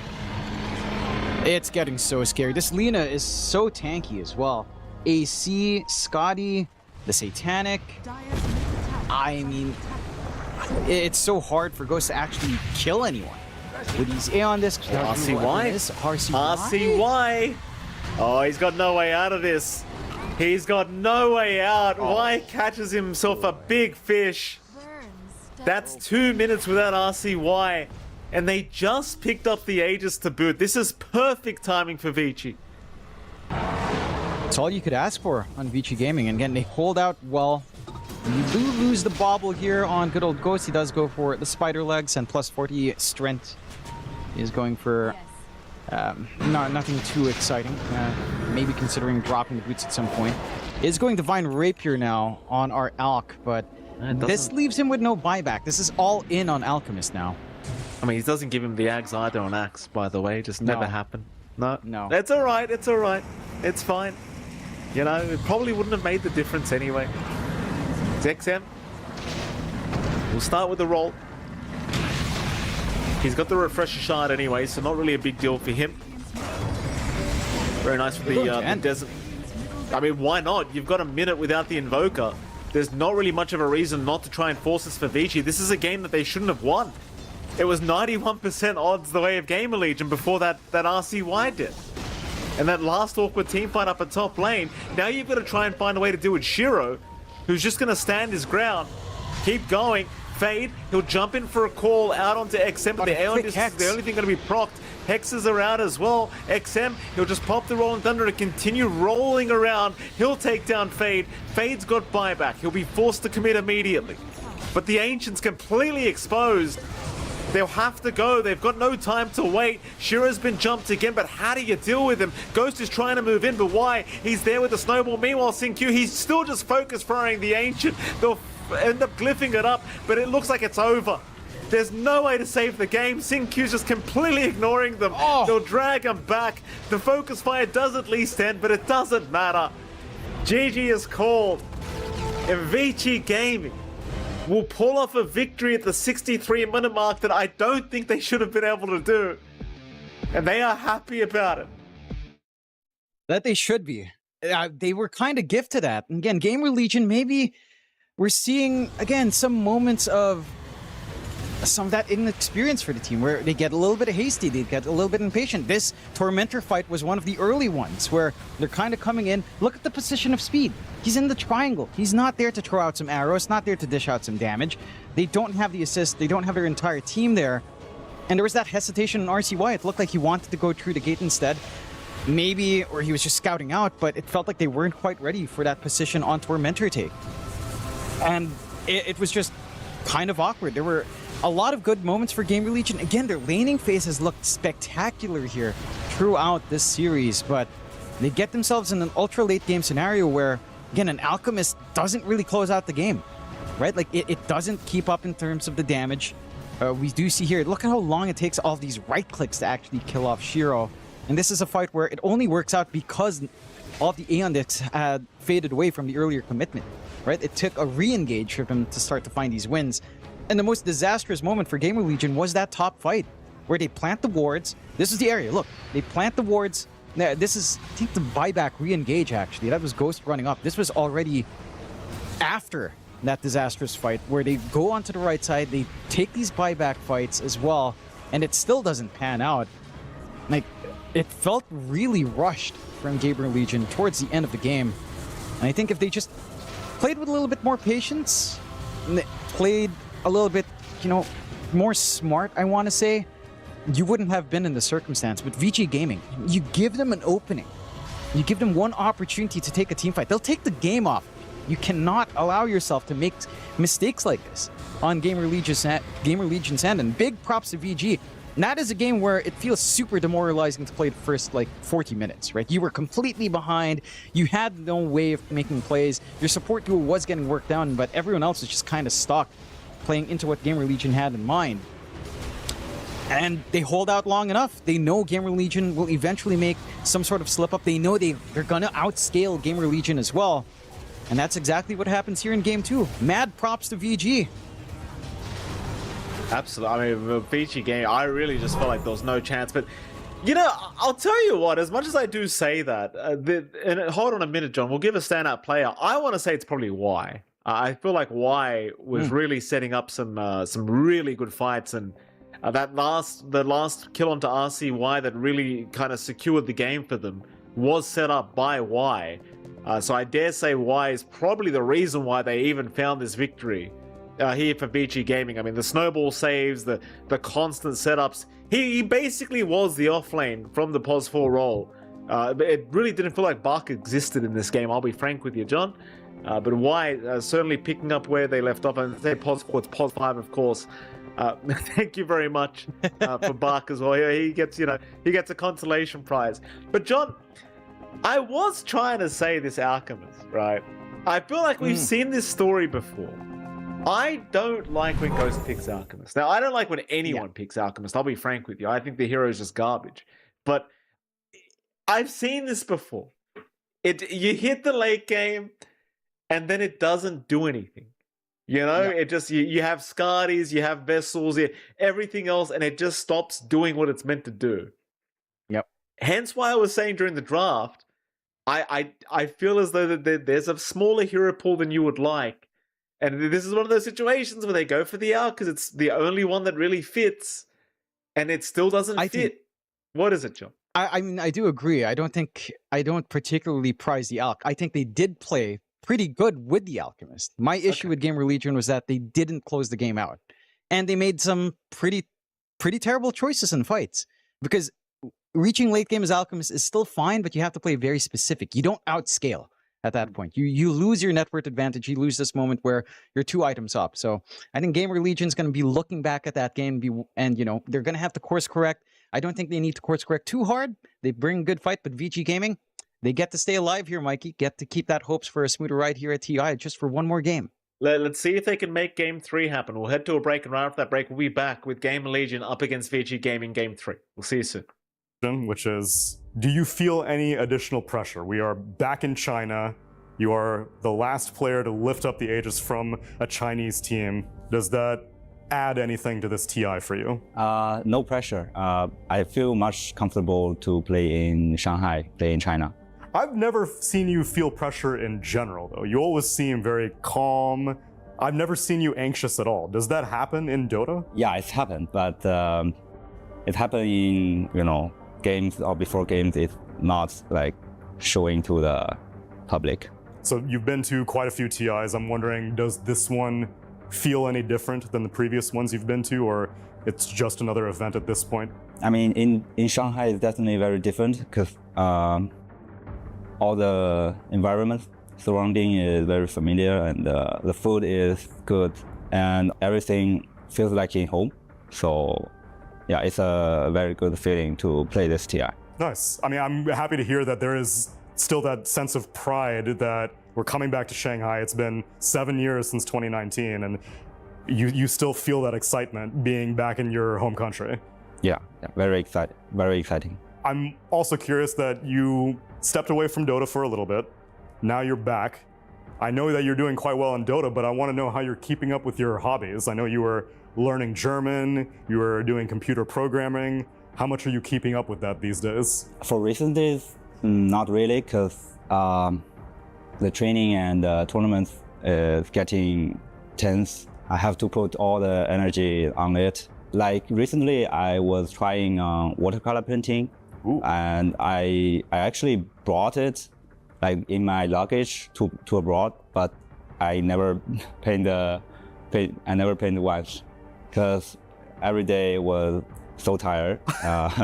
Every day, like we play so much, play pubs and play scrims and watch replays. Just no energy to do other things. Yeah, maybe after TI we'll like keep doing my hobbies. I usually don't know many Dota players who like work with their hands very much. How'd you get into painting in general? I was like very bad in painting. I barely paint when I was a child, and I don't know. Just some point I saw some watercolor, you know, video, and I think it's pretty, and I just want to give a try. And it's indeed like give me a lot of pleasure. So then after you win this TI, you think you'll commemorate it with maybe like a watercolor of the Bund, or the river, or is there any Shanghai thing that, what would be a great memory for you to paint to remember this TI? I don't know, maybe just some simple thing because I'm very beginner. Like maybe I try to paint you know, a logo, TI or something like that. Okay, I look forward to seeing a Bach Aegis on your portfolio one day. Okay, thank you. Bach, looking forward to seeing how you and Vici Gaming do this TI. Thank you.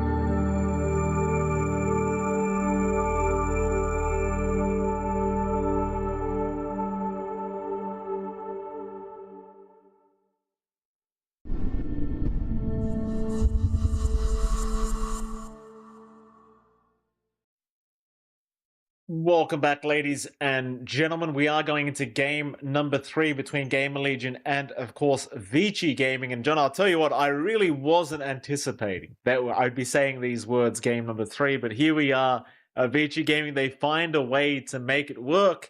And suddenly, their backs are no longer against the wall, John. We're in a 1-1. Of course, third game to decide who does pull off this victory 2-1. How are you feeling, sir? Feeling good. That was a pretty good showing coming out there from Vici Gaming. I think GamerLegion did have control for most of that game, though.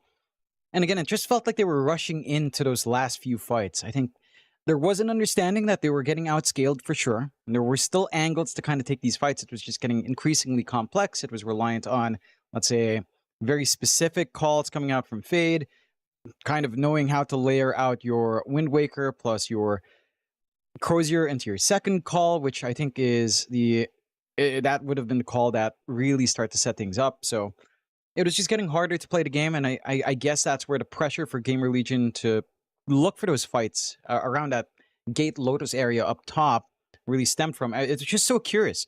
Like, they set up these wards, they walk into the wards of Vici Gaming, and then they force these buybacks out that felt like they couldn't really play around with at all. So I think if you're GamerLegion, you're looking back and you're like, all right, we did everything right for the first maybe 40 minutes. What went wrong towards the end of the game? What can we fix? I think their draft ideas have been pretty on point. Again, maybe this win condition of Alchemist showing its weaknesses in like a very late game scenario. But beyond that, I think everything else was as close to perfect as you could ask for from GamerLegion. So it's just minor corrections here and there. And for Vici Gaming, I think the same issues from game 1 showed up here in game 2, no? Like, the laning phase was just a little bit slower. They didn't have tempo. At least the support duo of Sin-Q and Y were getting some pickoffs earlier on, while the rest of the cores were farming. But it just feels like the Tri-Core is kind of finding themselves in a situation where none of them really want to make a play early on. So I think that's holding back Vici by a huge amount, because by comparison, GamerLegion are running at you by 10 minutes in. All the cores are willing to take a fight at around the 10 to 12 minute mark. Well, thankfully for us, John, we do have a game number 3 draft now underway. I should be bringing that up rather soon. And, well, we'll see what they change up this time around. I mean, it certainly has been a bit of a struggle here for Vici Gaming, at least during this laning stage especially, and the mid game in particular, not looking too flash hot for them. You never really want to be in these games where you have to force it out past the hour mark constantly to try and find these kind of wins. Again, that game 1, and or rather game 2, didn't really feel like they should have won the game to begin with. There's just a couple of errors being made by GamerLegion to allow them a way back in. So here we go. We've got the draft underway. Vici Gaming, this time at least, have left the Earth Spirit. Yeah, so if RCY wants to go for the priority pick on the ES, he can. They don't have first lead into the Earth Spirit ban more. Getting away with first pick, at least they're not picking it up, so they will have to ban it out. They don't want to have to hand it away. It does feel really strong for most of our mids. And it's just back to the Lina. We saw some of the flex of the Lina in the last game from Vici Gaming, right? They end up giving it to Shiro. He does end up carrying the game. There's still the possibility this is our XM hero early, but GamerLegion just go back to it. Back to the Mirana, 3 games in a row here for Speed. I still wonder why you even leave this hero. Like, I still think it's just so busted in the right hands. And there you go, Speed will go ahead and pick it up for himself once again. I don't think Speed was in any way the issue that game 2 at all. I think they're very well just going back to the same opening picks is perfectly fine. You know, Vici Gaming, I mean, the Lina did do very well, John. It just took a long time, didn't it? You know? Mind you, of course, it is flexible. Maybe they just throw it into the mid lane for XM and they give Shiro something else. It just felt like it took an eternity from the position 1 role. It did. It kind of stems back to the laning phase as well. I think Shiro went for, at level 2, a 1-1-0 build.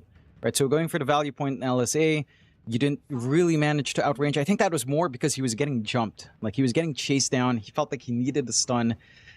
And that means you lose a lot of your laning bite because you don't want to walk up to actually LSA the creep wave into the axe, like into an axe bush hoodwink. So I think it still works out. It really depends on the matchup. And they do ban out the axe as well, so Fade will not have access into that really pesky offlane now. Right. It does feel like some of the bigger Fade heroes are there. Enigma's on hand, although the lane into Lina is not particularly amazing. The Eidolons do melt to a lot of AoE damage. Maybe... Oh, they actually just go Enigma. They ban out the Jar to protect. Maybe feeling confident into a potential safe lane Lina, which is kind of fine. Like, the Eidolons don't... I mean, they can melt, but you can kind of micro them away anyhow, so it's down to smart plays here for Fade. But this Enigma, we've seen a lot at TI. It's one of those heroes, Mikey, like the Earthshaker, that always swings by whenever it's TI season, isn't it? Yeah. Yeah, it always finds a way to make its appearance back at TI. You can always bank on that every single time. Earthshaker and Enigma, every single time will be available somehow in the meta. Vici Gaming, not to be outdone. See what they intend to do with their own draft. I mean, I wouldn't blame them for going back for the Y Tusk if they wanted to run that back. I think Y, again, he was our standout player from game 2. I think he really just performed God's work in that second game to give Vici Gaming a chance at taking game 2, and that they did. And more importantly for me, in fact, they're going to go down the Coddle and the Pangolier route, interestingly enough. So it looks like it probably is just going to be a position 1 Lina once again. XM should be on the Pangolier. Keep of the Light is the little bit of a difference here coming out, but obviously the Coddle Pos 5 against the Enigma is pretty darn good. Pretty annoying for the Enigma to say the least. I was about to say, John, my question is what's RCY picking up this time around? I didn't think his Invoker was bad whatsoever. I think he performed very, very well. It just didn't amount to a win. Do you run it back? Do you go Invoker again? I don't mind it. I think, again, he is playing pretty well. I think his itemization was pretty on point as well. This Meteor Hammer timing to pressure mid was quite quick. It's a matter of what does he feel like he's matching up against mid. They go with a Kez pickup first on the side of GamerLegion. I think they're actually anticipating the Bach Pangolier, just because you've got the Coddle, right? Like, you want to play with like a Coddle combination. Pango offlane does work really well. You get the benefits of the Chakra spam early on. Mid Lina can still come out. You can still pick a different win condition here for Shiro. So I don't mind this. I think laning into Pango, this can still be a little bit rough. Swashbuckle just does not care. So you should still be able to apply some pressure. But this is a very clean win condition for Ghost, right? It's not like the Alchemist where it's very timing oriented. It can still get outscaled, mind you. It can still get out damaged as the game goes on. But the damage does scale fairly linearly anyway, so you'll always have some output to play with. And you actually get the Clockwork out for the side of GamerLegion, straight into the Beastmaster pickup for the side of VG, so it does look like they will just stick to another Coddle combination with the Axe spam and switch the Pango right back to mid. Shiro on the win condition Lina. The lane is pretty smooth here for Bach. I think into the Kez, you know, Axe spam, you don't care. You're just going to be playing. You've got the sustain from the Coddle. It shouldn't be too troublesome. You also always have a debuff immunity piercing stun for the Black Hole. So you've always got an answer for Fade, and that's going to make it maybe a little bit tougher for the Enigma to, even in the late game scenario, to just kind of get out a big Black Hole for the team. It certainly will be. 5 seconds remaining. Yeah, you love seeing that Beastmaster Coddle combination. It's a pretty yucky one to have to play against, that's for sure. We are going to see the final bans now coming in. We'll see the Slanter being removed here by Vici Gaming. Now, GamerLegion have a bit of a think as to what they're getting rid of. It should just be another last pick support that we're looking at here for SingQ.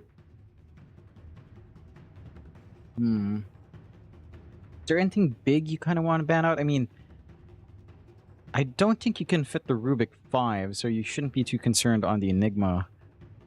You don't need to double down either to really stop him, so chances are, I know, if you are looking for SingQ heroes, those are his most common. Again, the Rubik does fit in. It's just that you lose the power of this Beastmaster lane. I do feel like just going Beastmaster Coddle should be the way to go, so you look for a stable 5 to play with Lina. Maybe something that can frontline for her. The Tusk would have been nice. It does get banned. Good respect as well for the performance we were seeing there from Y last time around. So just taking care of something more straightforward ways to tie it in. I'm actually so curious as well what GamerLegion wants for RCY, because all the mids are going to get banned out. Slardar is gone. Maybe something like Sand King or Earthshaker are the ones that I can see, if not any of the Spirit Brothers to lane into Pangolier. Although you ourselves here, Mikey, we haven't really gotten the chance to see as much of, say, Storm. I don't think it's been as common compared to the Ember Earth Spirit. Even the Void Spirit has gotten a little bit of play. So I'm wondering what it'll be. Kunkka banned out as well. So again, just these tanky mids that can lane into the Pango. Do you want to Sand King or Shaker? It's not bad for the game. Laning-wise, it's also, like, okay for both of them. So, could work out if RCY wants. We'll see if that's what the route they're going to go down. At least for now, Y getting the Tusk removed. Kunkka being removed as well here from Vici's end of things. Now, GamerLegion, they'll also get rid of that Winter Wyvern. It looks like they're just assuming Xingqiu might just be on the Coddle instead, and maybe a Pos 5 to come here for Vici. It makes enough sense, obviously. You know, the Beastmaster Coddle lane is pretty yucky. And they are going to indeed go to the Jakiro route, so another lane dominant style of hero here for Y, which is something that really did feel like they were lacking in game one. The lanes were a little bit on the rougher side, so, you know, being able to just dominate these lanes might feel quite nice as they go for the Clinks pickup on GamerLegion, which is something I can't quite say I was expecting to see. It's going to be a mid-Kez coming out for RCY and a Pos 1 Clinks. I don't mind this too much. I think, again, the Kez Pango matchup in a vacuum is pretty okay. It should still be better for Pango, though, to be fair. I'm curious to see how much RCY can get out here. I was expecting, actually, just for them to run Kez safe for Ghost and give RCY this tempo setting, Clinks mid, works into Orchid, hunts down the backline supports, can pressure a tower. So with Ghost playing it, it's likely the Deso kind of build up instead, more focus on, you know, straight up raw damage. Maybe the Orchid can fit in, a BKB along the way as well. The lane for Ghost is pretty good. I think that's where the Clinks does shine. Into a Beastmaster lane, you are fairly happy here as a Clinks. You know, you can just lane, you can farm, you can feed off of the boars. The axe spam will still be annoying, but you've got a good frontline support. Although Bignum is picking up the Clockwork, Speed is going to be stuck on Verana, so you don't actually get the Clock Clinks lane, which I think is just pretty strong. Maybe you switch lanes here just for that. I think overall with the draft, it's hard to say which way I lean, because GamerLegion has a very unique draft where it's super high tempo. There's a lot of good mid-game damage here. Vici Gaming scales pretty linearly across the game, right? We saw Shiro. It did take him time to really be online, but I think you have enough on Bach to actually have more impact in comparison to his Beastmaster in Game 2, or his Darkseer in Game 2. So his Beastmaster here in Game 3 should be able to get the ball rolling a little bit quicker. You know, Dominator into Overlord. Roar is always useful. You eventually get like a Blink BKB, and you can start to set the tempo for the team. I think Vici Gaming, like you said, their supports are a little bit more lane dominant. There's a lot more clear here. The split push game from Fade, not going to be so straightforward. There's a lot of AoE from Xingqiu on the Coddle, from Wine to Jakiro, even from Shiro and XM as well. So the value of the Enigma in terms of Eidolon spam might not be as big as it would normally be. And that could make it a little bit tougher here for the side of GamerLegion to leverage Fade. Which way would I lean fully with those pros and cons? I know there's something about GamerLegion's draft that makes me want to lean their way just because it's so unique. It just feels like the draft of Vici Gaming has all the answers. I mean, I'm kind of with you. I don't know how to feel about this Kez mid with a Pos 1 Clinks. That's where the issue is for me. Like, these cores, it either feels like we're about to see GamerLegion stomp the side of Vici, or it's going to be the other way around. It's one of those drafts where it either falls apart or it does really well. I mean, GamerLegion, they've been looking like the better team throughout this series. I can't lie about that. They have outright just looked like the better team throughout both Game 1 and 2 thus far. Game 2, again, Vici Gaming pull off a miracle victory in the end, but I think GamerLegion probably feel as though they are looking like the better team here going into this game 3. Whether the draft looks better is a different question entirely, but here we go. Game 3 now underway. I'm looking forward to seeing what they get done with this draft. Though I must admit I have my doubts. Yeah, I feel like there's a lot that hinges here on what can RCY get on that mid Kez. Like, how can he pressure XM? Can a Kez pressure a Pango solo when Pango normally enjoys a lot of melee matchups anyhow? He's so tanky, gets a barrier with a shield crash, has a lot of poke. So there's a lot of question marks as to what RCY can actually achieve. We'll have to see. As we'll just go into the game. And again, for Fade as well. Right, normally with Enigma, you go the drums build, you try to go, and he is queuing it up. You go for this kind of push, pressure onto tier 1, tier 2 in your top lane here for the Enigma. But with Jakiro and Kotl, like, your Eidolons are just going to melt. They are not going to last too long in that wave push. So, yeah, like, all of these things kind of getting some counter action going makes it a little bit difficult to envision how much GamerLegion can actually scrape out. But if they can work against those issues, again, there's a lot of early tempo here GamerLegion does seem to enjoy. Absolutely. RCY going to run into XM. Looks like they are going to find Bark as well in the Radiant jungle. But he's got Sinkyu around, so they're not going to bother trying.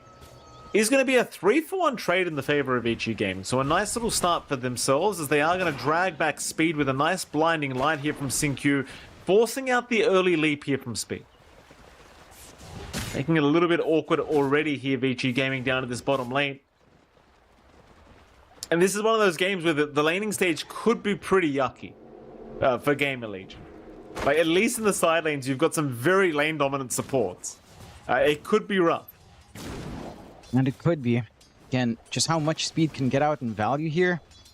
Up against a Kotl with all of his own damage later on can be a little bit rough. You can at least try to hold back. And Ghost shouldn't be under the most pressure. This lane does get into grips by even level 2. This lane can be quite annoying once Q gets the Chakra and you get the Axe spam going. On top, looking for some early pressure. Bignum actually going for Battery Assault over the Cogs as well, which is rather interesting. Knowing how most Clockworks play, they tend to stick to the Cogs, but maybe they were gunning for like a First Blood play. Doesn't quite find it. Still, the one thing you can do on the Clockwork, despite it being nerfed, just sit back with the Power Cogs, whack away, drain the mana of Shiro and Y, and that does hurt this lane. They are very mana reliant in terms of poking back here for both of these heroes up top. What they are. It's mid lane RCY and XM going at it. I mean, laning wise, RCY and the Kez should be having a pretty decent time, right? Like, the Kez feels like one of those heroes that just CSs so nicely with those attack animations, and obviously even the base damage quite nice on this hero. You've got a billion abilities to spam out as well as the levels do come out, so XM probably going to have to be a little bit on the cautious side here up against this hero because it is quite lane dominant. See how he does do. I mean, XM, he had a bit of a rough time last game around as well. In fairness, could be a little bit worse against the Kez. We'll have to wait and see. So far is going pretty well for RCY. Like, he's managing to space himself out quite nicely. So long as you don't get twacked along with Shield Crash and a Swash, you are still fairly happy in this lane. So the mid Kaz is getting some early work done. Looks like it might just be a build-up into double Wraith Bands, maybe the casual Orb of Blight just to get some additional damage off. We're taking a gander at that bot lane where the Axe spam is starting to ramp up. Right, that you've got the Chakra running on Sinkyu. You can just constantly shove out onto Ghost. He does have the Death Pact to try to sustain in the lane, though. So it's not too rough here for good old Ghost. And there is some really good right-click damage to come out, right? Like, you get the Searing Arrows, get some good hits onto Bach. You have the Quiver as well for speed. You have to be careful when you do run up just a little bit too close here. Oh, Arrow's not going to land. Sinkyu. It's a fast boy on the Keeper of the Light, of course. He has a horse. The arrow not going to be very easy to land whatsoever. At the very least, Ghost having a decent enough time, under no pressure thus far. Though it does get a little bit scary as the levels do come up, of course, on Bark and Sinkyu, but I think for now, Ghost should have a decent enough time just avoiding any kind of death here down at the bottom lane. Though the axe spam is going to start getting rather annoying, as expected. Well, that mid lane really is a bit of a whitewash when it comes to CS. So the RCY, in fact, going for a bit of a jump in now onto XM. Falcon rush out as well. It's just the CS war is really going favorably here for RCY. And just even the harass trade is so awkward against this hero. Because his cooldowns aren't that long. Here we go again. Falcon rush in. Echo Slash is available, but he won't commit it. Seeing that there is a TP in from our Jakiro, they are going to land the Jewel Breath, and it seems like RCY might actually be going down with a very nice rotation out from Y. And that was a pretty important rotation, because that lane, it was looking a little bit on the awkward side for XM. And it was. RCY is doing a great job of just managing his debuff stacks. Ghost still not enjoying the axe spam any longer. There's so much damage flying out. Even the blood grenade just to slow him down. It's not enough to sustain with early levels death pack. Right? Like, you just don't have enough charges. You need the full commitment into level 3 for it to kind of keep you alive in this lane, and that's very late into the laning phase, where you're going to have to deal with these axe spams anyway. They've had a lot of room up top, though. Fade, and he's finding some decent form, but Shiro is kind of running down the lane. The Eidolons just don't last too long with that liquid fire. May get caught in the cogs. Blood Grenade's going to land. He will at least land the Light Strike Array, and it seems as though Shiro will make it up. A bit of a close call, though. Bignum getting pretty close to locking down Shiro. Now, speaking of Shiro, though, CS-wise, he's having a pretty decent time on this laner. Not quite as bad as last game, where they were giving constant double kills away to Fade on the Axe. This time, he's having a decent enough time. And I'd say that's a very important distinction again. He's slowing down the Enigma. You're managing to snipe away the Eidolons. You've got a lot of AoE clear. It's a lot of good poke damage here, even from your supports to help soften them up. TR stopping the impact of that early Enigma presence with the Eidolons quite nicely. That bot pressure is not relenting. They're still constantly spamming the axes, cutting the tree line, preventing Speed from having an angle to just try to line up for the arrow or for some poke. And it's very uncomfy for Ghost. Like, he is still finding farm, but he's having to shovel in some salves. Huh? They'll get the cogs this time. Shiro is still running, but the battery assault going to make life a little bit annoying. But ultimately, he's still going to be able to make it out, as Fade could not really break the gap. In fact, now Sinq's going to rotate over. Fade's in a very awkward position. He'll try to deal with Shiro with these Eidolons, but most of them will just melt. And Fade, he will also melt. The Shiro able to secure a very nice kill. They won't find the secondary, but they got the main target they could have asked for anyway. They're happy. You managed to get, again, punish some of that deeper aggression GamerLegion showing up top. I think the one benefit for this, though, is that it provides so much space onto mid more so than anything else. Like, RCY goes uncontested for the rune, gets an amp damage, starts to scout around, does have his level 6 ready. So the Raptor Dance, the Veil is ready to go. He's looking to swing for the 7-minute Shrine of Wisdom as well. I see why. It's going to take the boar off Bark, looking for the Shrine of Wisdom. Of course, Sinq trying to be a bit annoying, but looks like he might lose his life in the process. However, RCY is getting pretty low. He'll eventually pop the Raptor Dance. Bark finding out the hard way how broken this hero can be, but he's still going to make it out, as the Shrine of Wisdom eventually does go the way of Speed. Bark narrowly avoiding his first death of the game on the Beastmaster. They will find at least Sinq on top. They get both shrines as well while that ends up happening, right? Bignum manages to safely secure their own, so they're getting some much-needed EXP on supports that really do need a lot. Looking at Shiro once more, but this is just really Bignum. Pretty far forward here. Yeah, Bignum, it's kind of hard with the level 1 battery assault, though. You know, like, you can't hope for these solo pickoffs, and now he's been caught out, which is rather awkward. Gets a nice little cogs pushback, but does look to just try to retreat, but he's been pincered off. Y's going to catch him here on the Jakiro. That'll be another kill, this time to go the way of Y. So we will bring some Eidolons in from Fade. Fade going to try, maybe with the Black Hole, but no, he's got no mana, but doesn't need it. Doesn't need to pop the Black Hole, just goes for the easy Malefic's kill. That's going to feel a little bit on the annoying side for Shiro. So all for a clockwork kill in the end. That's pretty smart of Bignum. Holds his body by the gate, tries to die there because he knows Speed is right in the area to go through. And they get the bigger trade in the end. Fade could still line up for something, but doesn't have the mana for the Black Hole. Does have the wand. Maybe doesn't even need it again. Why? Not gonna make it out of this one, I don't think. Fade will take him out once again here with the Eidolons. Dire's top tower is under attack. Tier 1 top tower. Eventually. Looking like it will be probably going down, and Shiro, he's just left the building. He's not going to waste his time any longer. I thought he was having a bit of a better time, but net worth-wise, he is a little bit low. Yeah. Again, maybe the CS numbers being pumped up a little bit by Eidolons dying.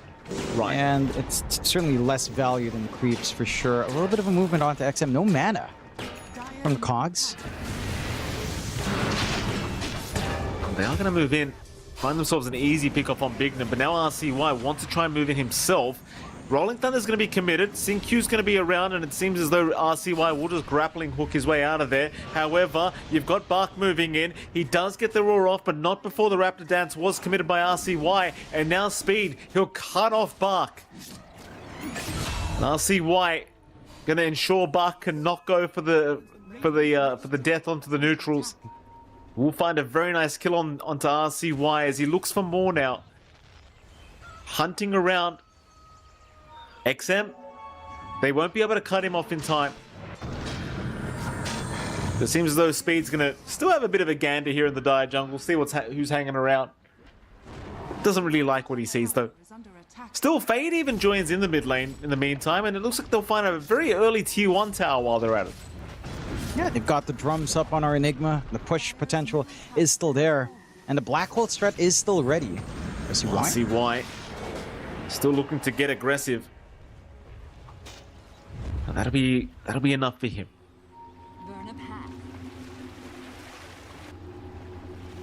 Well, the cooldowns are just so low on this Kez hero. Like it just feels like you can go forever. Shiro, top lane, bit surrounded here by the supports of GamerLegion. We'll try to get towards the neutrals, but they're not helping quite enough. And Bignum, very nice body blocks, gets the Cogs block as well. That's another big kill. It's somewhat reminiscent of what happened in game 1. Maybe it takes it a little bit longer to come online, but we're once again seeing GamerLegion starting to take over the early game. They are. And it looked a little bit rougher to start, right? Like, it felt like you weren't getting that same impact from Fade. The bot lane was a little bit tougher for Speed to get his own harassment off. They are finding these moves quite nicely, though, to kind of compensate for a little bit more of a rougher start. Not a major advantage in terms of net worth, and you've gotten some good moments here for Vici Gaming as well. 6-4, 1k lead coming out for GamerLegion. Not a huge amount. They've slowed down Shiro in a massive way, though. And Ghost is just one part away from the full Deso. So the early timing for the Clink starting to come together. You tie that Deso in with your physical damage here from RCY, from the Eidolons coming out, from Fade. There's so much output once that Desolator is set to go on Ghost. Once they can connect Speed.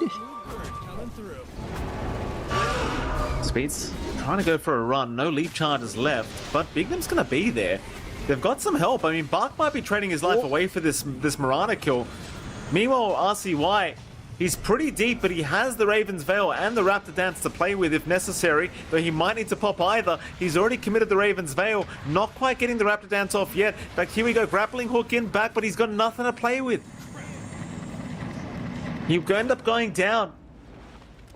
And so what should have been just a speed kill ends up in an RCY kill on top.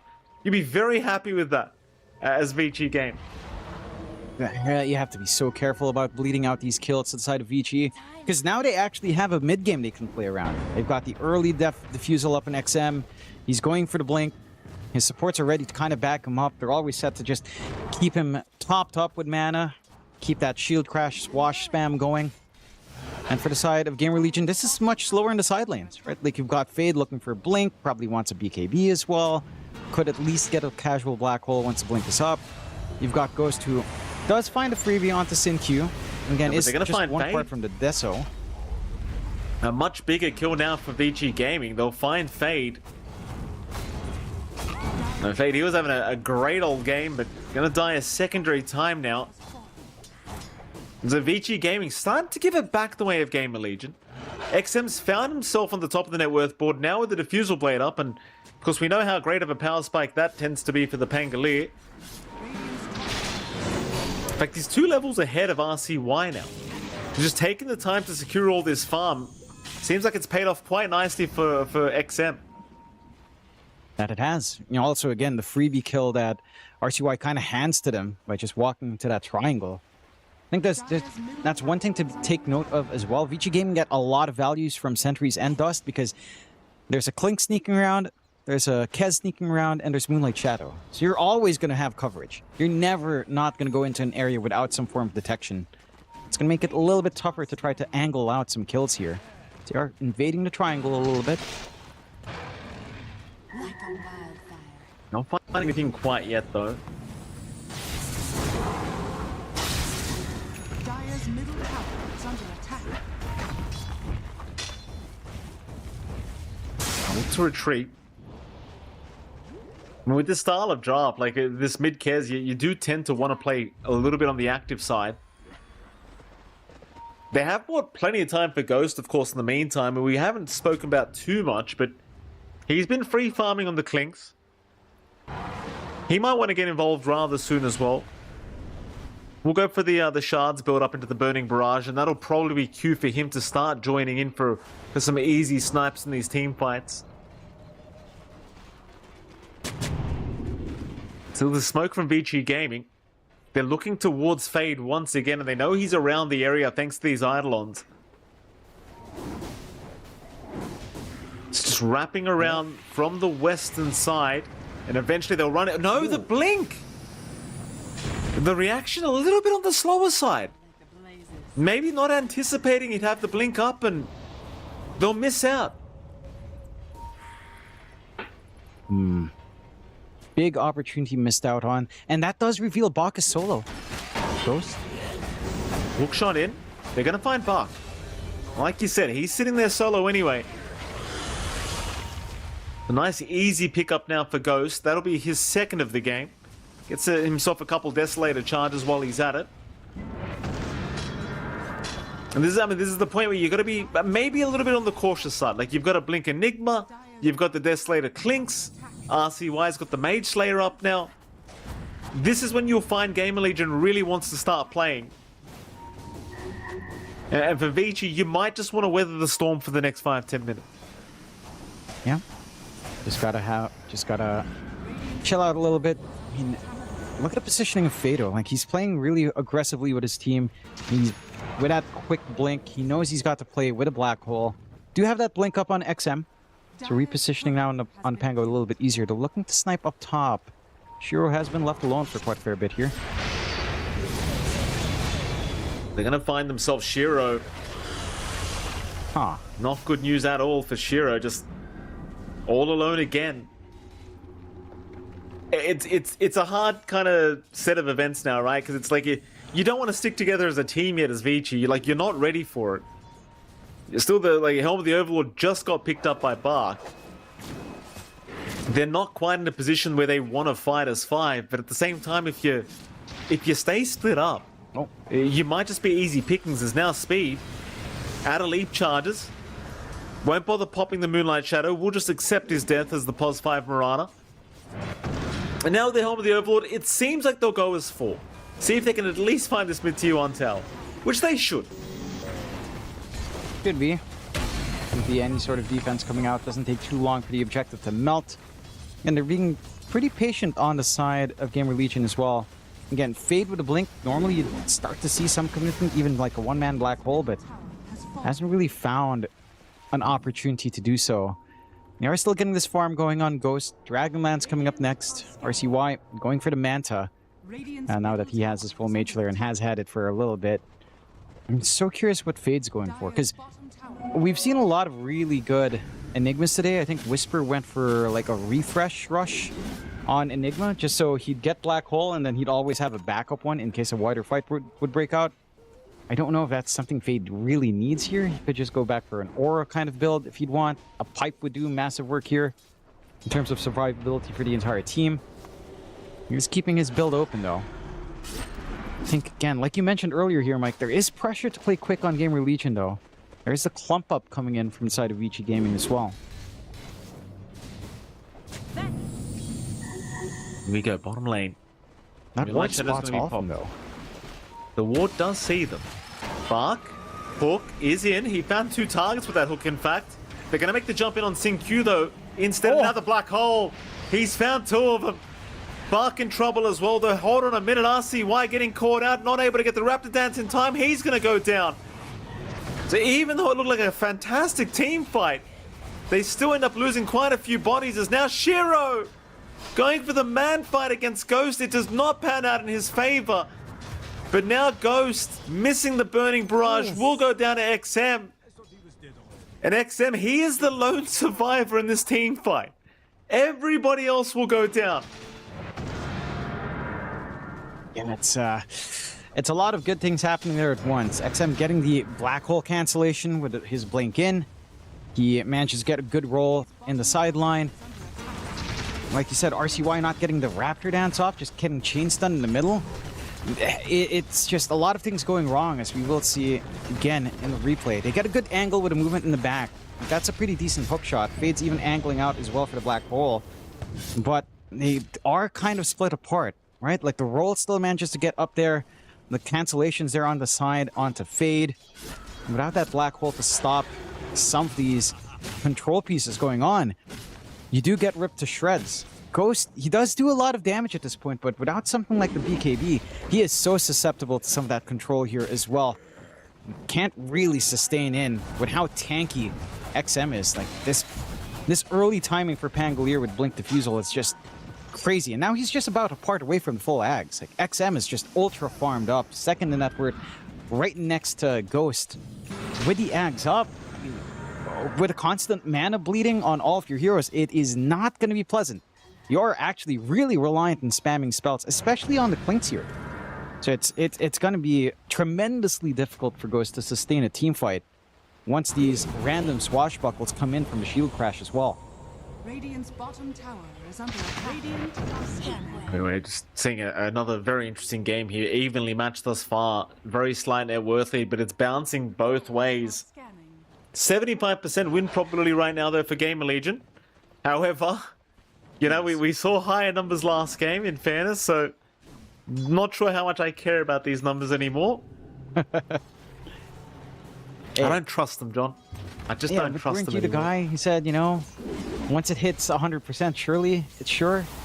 Well, I mean, it didn't hit 100. Yeah, it didn't hit 100 last game. It was like 91. They could do it this game. Who knows? Of course, they need to do a lot of work here on the side of GamerLegion to get that done. You can't go back down from 100. That's what annoys me. You know, anytime 100% doesn't work. So you can't do that. You guaranteed me something. What can you do, you know? The AI can say what it wants. Ag's fully done, like we were saying for XM. All those kills making him a very rich man indeed. It's going to be so hard to fight into. Like, you've got to find a way to stop XM, but all you have is really hookshot and black hole. I mean, here we go. Wrap around from GamerLegion. They'll be in the dire jungle. Vici Gaming. In an awkward position. They're just on the low ground, but they haven't been spotted yet. RCY will break the smoke of Bark. Moonlight Shadow is going to be forced out. Bark, he does blink back the other way. Meanwhile, the Cogs, though, catching 2 of them, but nobody's made the jump in. In fact, Bignum, he's the one getting jumped on. Bignum will go down. GamerLegion looking to try and retreat, and they will be able to do so, at least for now. They're still hanging around thinking about forcing a fight. But I think with Bignum down, you don't really run the risk. You look to retreat and come back another time. They're just seemingly not very happy with that initiation. No. Gonna have to take a step back. I feel like, though, when you see the commitment for the Rolling Thunder, you should try to find that window of opportunity for Fade. But I guess with you not being able to isolate Bak away as well with a threat of Roar, it is still difficult to kind of look for these team fights. Would have been a nice opportunity. Just a free pick-off then, side of Vici Gaming, and a free Tormentor as well. You get a little bit of a bonus from that kill. Which shard will they pick up, though? The flare does scout out, doesn't snipe, and you will get actually quite a big shard here for Y, so The old Liquid Fire, Liquid Frost, no mana cost, and both coming out in the middle of this engagement. It's going to be quite annoying for the side of GamerLegion. Again, there's a lot of nuisances they have to worry about. Roche is started, though, for their side. It's not the quickest in the world, though. They're not even going to stick by and clear it out, because Vici Gaming, there's enough time to respond here. Like a wildfire. Group up again, Vici. It's in the mid lane. Tormentor. Why? Oh, there's going to be an XM kill onto Bignum now. Bignum.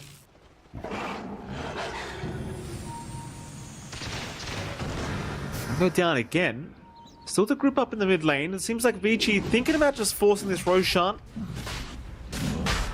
They will do so, but you still got the posturing from GamerLegion.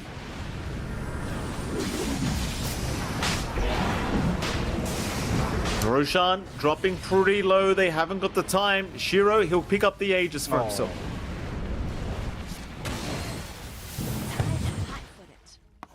Now we're going to have a quick pause out. Very awkward buyback as well. Bignum buying back for this, but just not really getting the opportunity to try anything. No. It feels very wasted, right? Like, I love that move from Bach, checking for the backline, looking for Fade, ensuring that Fade can't use the blink to go in for the black hole.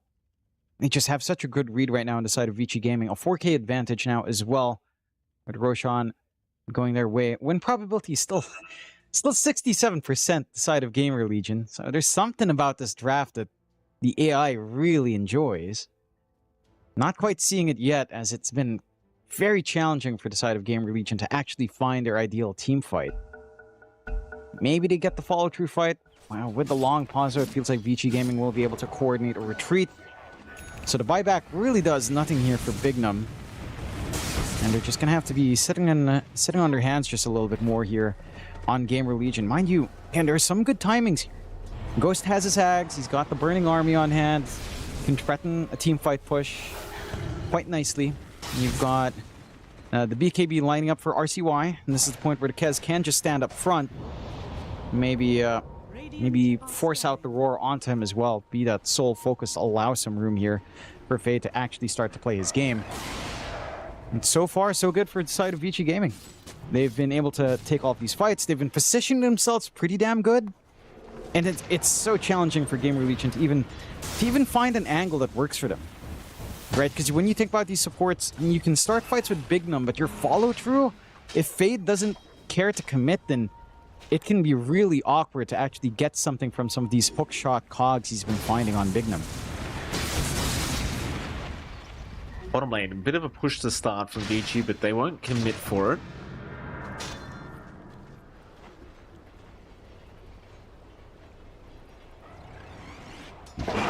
$5K advantage now, sitting the wave of Vici.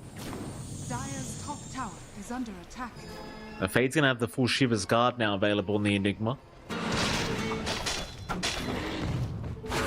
So one of those lull periods, once again, where neither side really seeing any opportunities to try and force any fights. So Shiro's going to run into speed and actually lands the Light Strike Array on speed. Very nice, right on the edge here for Shiro. And he's very happy about it as well.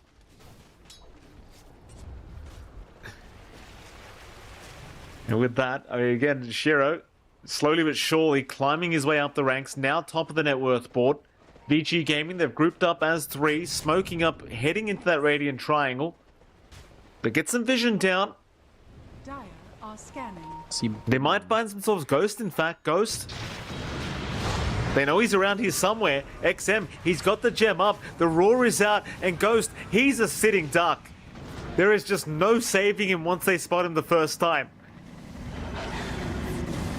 Well, you'd love to see that if you're Vici Gaming. Yeah, they're just playing their cards right. They know they've got such a big opening here. They're just so damn strong, and this early tempo you were looking for on GamerLegion just never really materializes, right? Like RCY has a decent time mid, he dies that one time in the triangle, suddenly all of that tempo is thrown out the window. Ghost has an okay time down bot, hits the Deso timing, doesn't really have a great time. Like, he finds a couple of pickoffs, doesn't get to hunt down the supports, which is his ideal. And now, with all of this vision flying out on the side of Vici Gaming, I don't think you'll ever find a backline. Like, you even have protection already. Ghost Scepter's already up in Sin Q. He's well protected. You've got the Ghost Scepter queued up here on Y as well. Trying to be cheeky on the Shrines of Wisdom, but Magnum can't really sit to commit. So he will at least get away with both of them this time around for the side of Vici Gaming. And it's just bleeding away for the side of GamerLegion.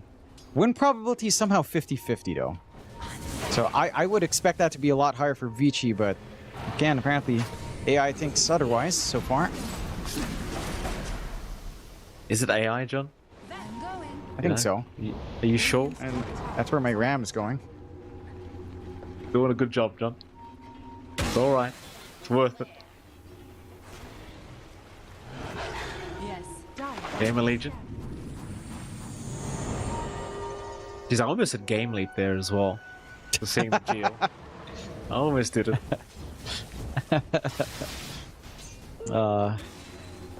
Good old speed.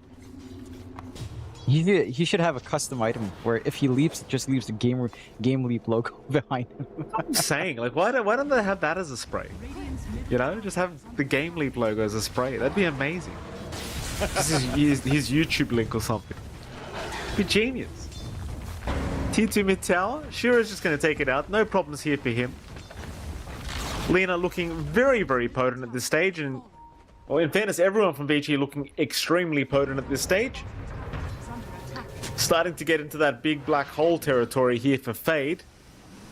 At least that's what they're going to need to make this game fall back in their favor, I do believe. Yeah. And he's farming into the BKB now, Fade. He was queuing up the Lincolns. I feel like he's going to need both, really. And does switch up to BKB plus Ag, so the gravitational pull plus the percent-based damage is quite nice. It's just gonna take a lot of farm to hit both items here for Fade. And the map has shrunk significantly. Maybe the smoke pans out. Haven't been finding a lot of good connections for GamerLegion just yet, but the smoke from Vici Gaming as well, though. Here we go. Could make it tough. 5-man smoke. We'll see RCY, but he'll grappling hook to the high ground.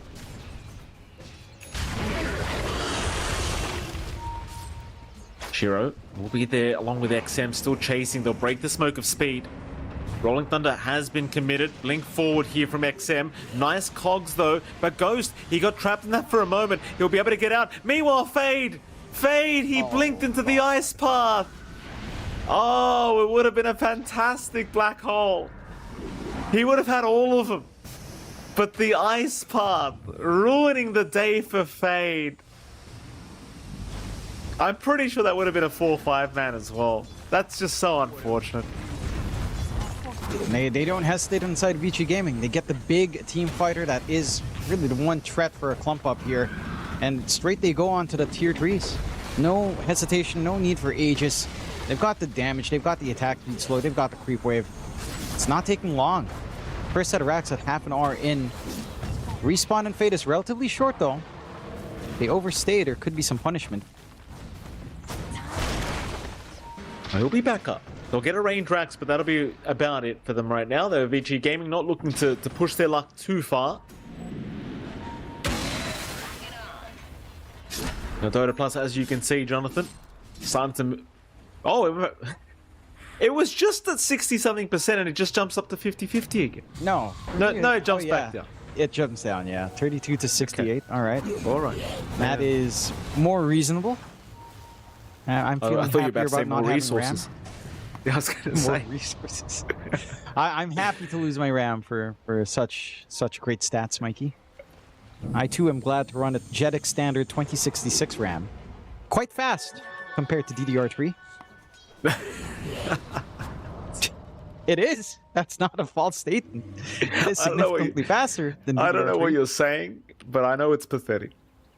That's what I know. Yeah, it's base RAM. It's pretty bad. My PC's been stuttering a couple of times. It's so sad. What can I do? I apologize for that, John. You gotta be able to type your prompts, and get your tokens up, guys. Token maxing. Maybe GamerLegion should consult AI. What should we do at this point in game, 32 minutes in, with these heroes and this net worth? I'm sure it'll tell them what to do. You know? I'm sure. Parasma now up on Shiro. Burn a path. BKB now available on Fate. So that last event we saw, the blink into the ice path, that's not going to happen anymore. I mean, So I realize I might have just jinxed him, assuming he doesn't actually press BKB. yeah, or he gets That'll jumped be his first fault. anyway, right? And either one could happen. Let's see, another smoke. GamerLegion. One of these smokes has to land. We have to see the black hole. We have to see this physical damage really shoot up because it's getting harder to leverage it. Bach, he's got the Crimson Guard. They've got the AC. There's a lot of plus armor, some barriers here. Physical burst, not going to be so easy to find now. And this smoke has to work, and they've walked the exact wrong way so far. They do. Or the right way, considering what they actually want. Through the Twin Gates they'll go. They'll hang up to the top side of the map, see if they can find Vici around that area, but Vici now going to go for a counter smoke. They re-smoke. And Vici will run the opposite way. It's a crazy long smoke. That's 2 smokes already from GamerLegion.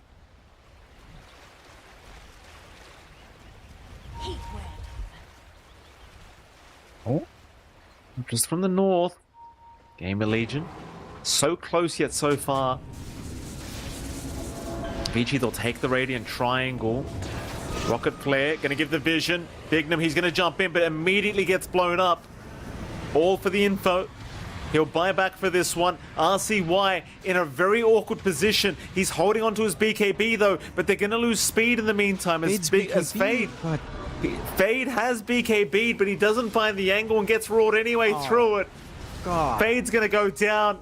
Ghost will go down. A triple kill for Shiro on RCY. He's gonna BKB, but only to try and escape. That he will do, but there's 3 down without buyback. Wow.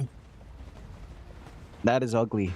That is very ugly for GamerLegion. I mean, Vici Gaming, they had such a good read. They swing into the triangle, they hold on to the high ground. I don't think that move from Bignum was actually that bad. Like getting the forward info, getting the cogs drop as well, cutting them off, getting even a pushback on the cogs. Quite good in trying to find an opportunity, but the follow-through is just never there. It feels like Fade is just playing so scared, and he has every reason to be. There's Roar, there's Ice Path, there's the rolls. Even with the BKB, it can be quite challenging for him to get the black holes, but they need these black holes. Like, there is just no team fight without it. Your 2 physical cores can't get any hits when there's nothing holding them down. And that's a Roshan opening being found here for the side of Vici Gaming. 19k lead, 13-22. And they've kind of schooled GamerLegion here. The lanes look a lot better compared to Game 1 and even Game 2. Their tempo has been ultra sharp. Their punishment for the aggression in GamerLegion has been on point. And GamerLegion, it just doesn't feel like they have a game right now. A basher up now on XM. So even if you somehow do not get roared up here on Fade, you can get randomly swashed and still lose the black hole. It feels like a near impossible game now unless he catches all the right heroes in one spell cast. And that is tricky to see when we haven't even seen a black hole this game yet. No, we have not. Not a good one, at least. Not a big one. Well, there's your tier 3 tower down to the bottom lane. Slowly but surely being chipped away at by Shiro. All heroes back up by GamerLegion. See if they can find the opening this time in this fight. Yeah, I mean, the main thing is you gotta get Bark if you want this black hole to actually work out. Bark, he's just sitting back waiting. He's not gonna make it easy.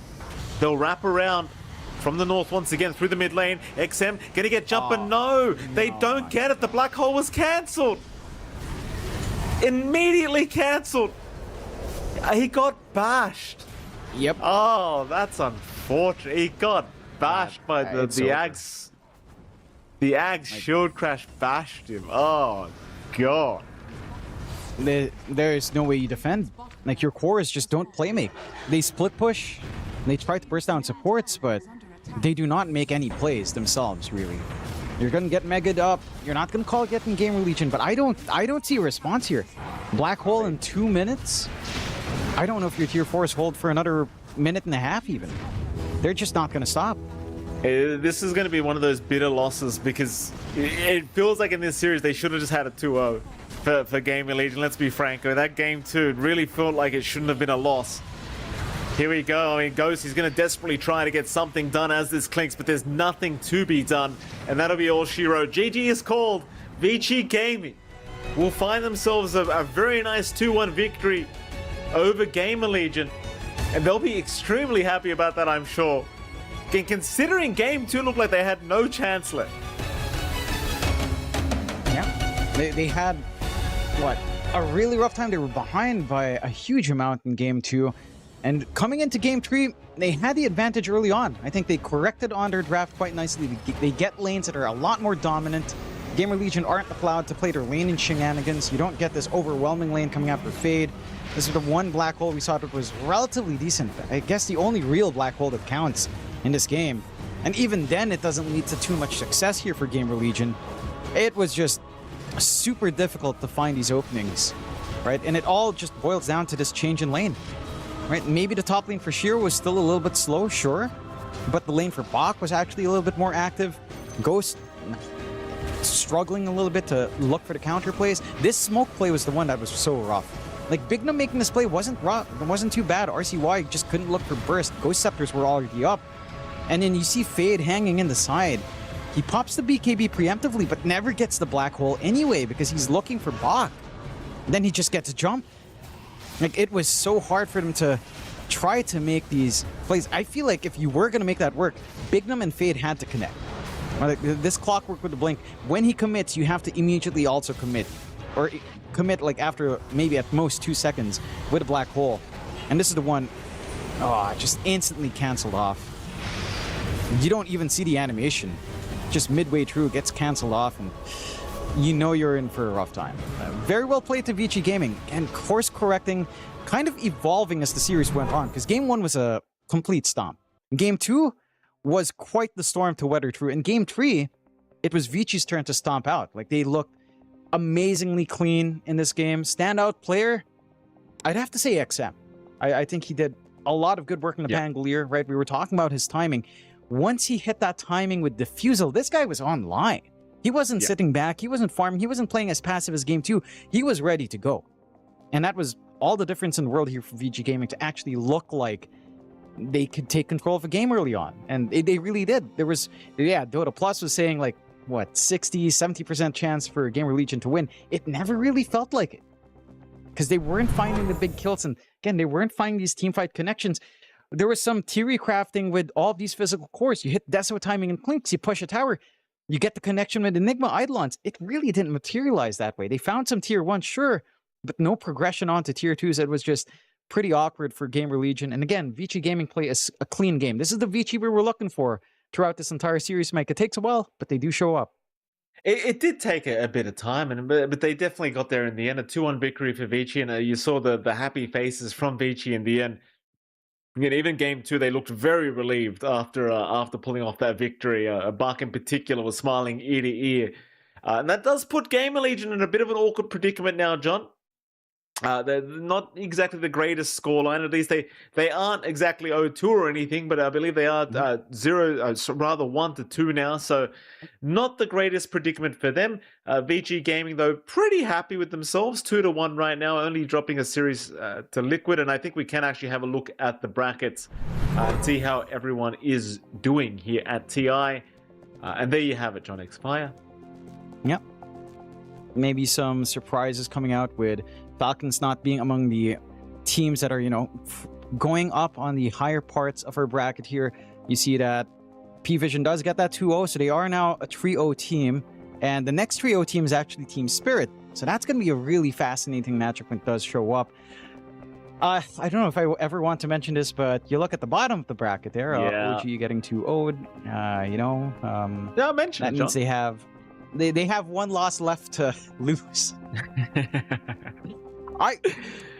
Go on. Go on. It's just heartbreaking, man. It's depressing to see this, man, because you see that first day. At least with the first day, I was like, all right, they draft like dummies again. We saw this in the Esports World Cup. They draft like dummies sometimes. Last pick Viper. It's like, no, that's awful. But okay, day one, they do that again. Day two, I don't know what was up, but certainly nothing good. As we see again the results here on Stream C, we saw a fantastic 2-0 coming out from GamerLegion on their first series up against Xtreme. NGX also taking some... The NGX games were wild up against LGD. It felt like they should not have won that 2-0 either, but they do find a way. And then the last series here, of course, Vici Gaming up against GamerLegion. A long series going all the way to 3 games of Vici Gaming coming out reigning supreme. But like you said, it felt like GamerLegion should have found the 2-0, didn't quite close it out, and up against VG. You just can't afford to slip up like that, Mikey.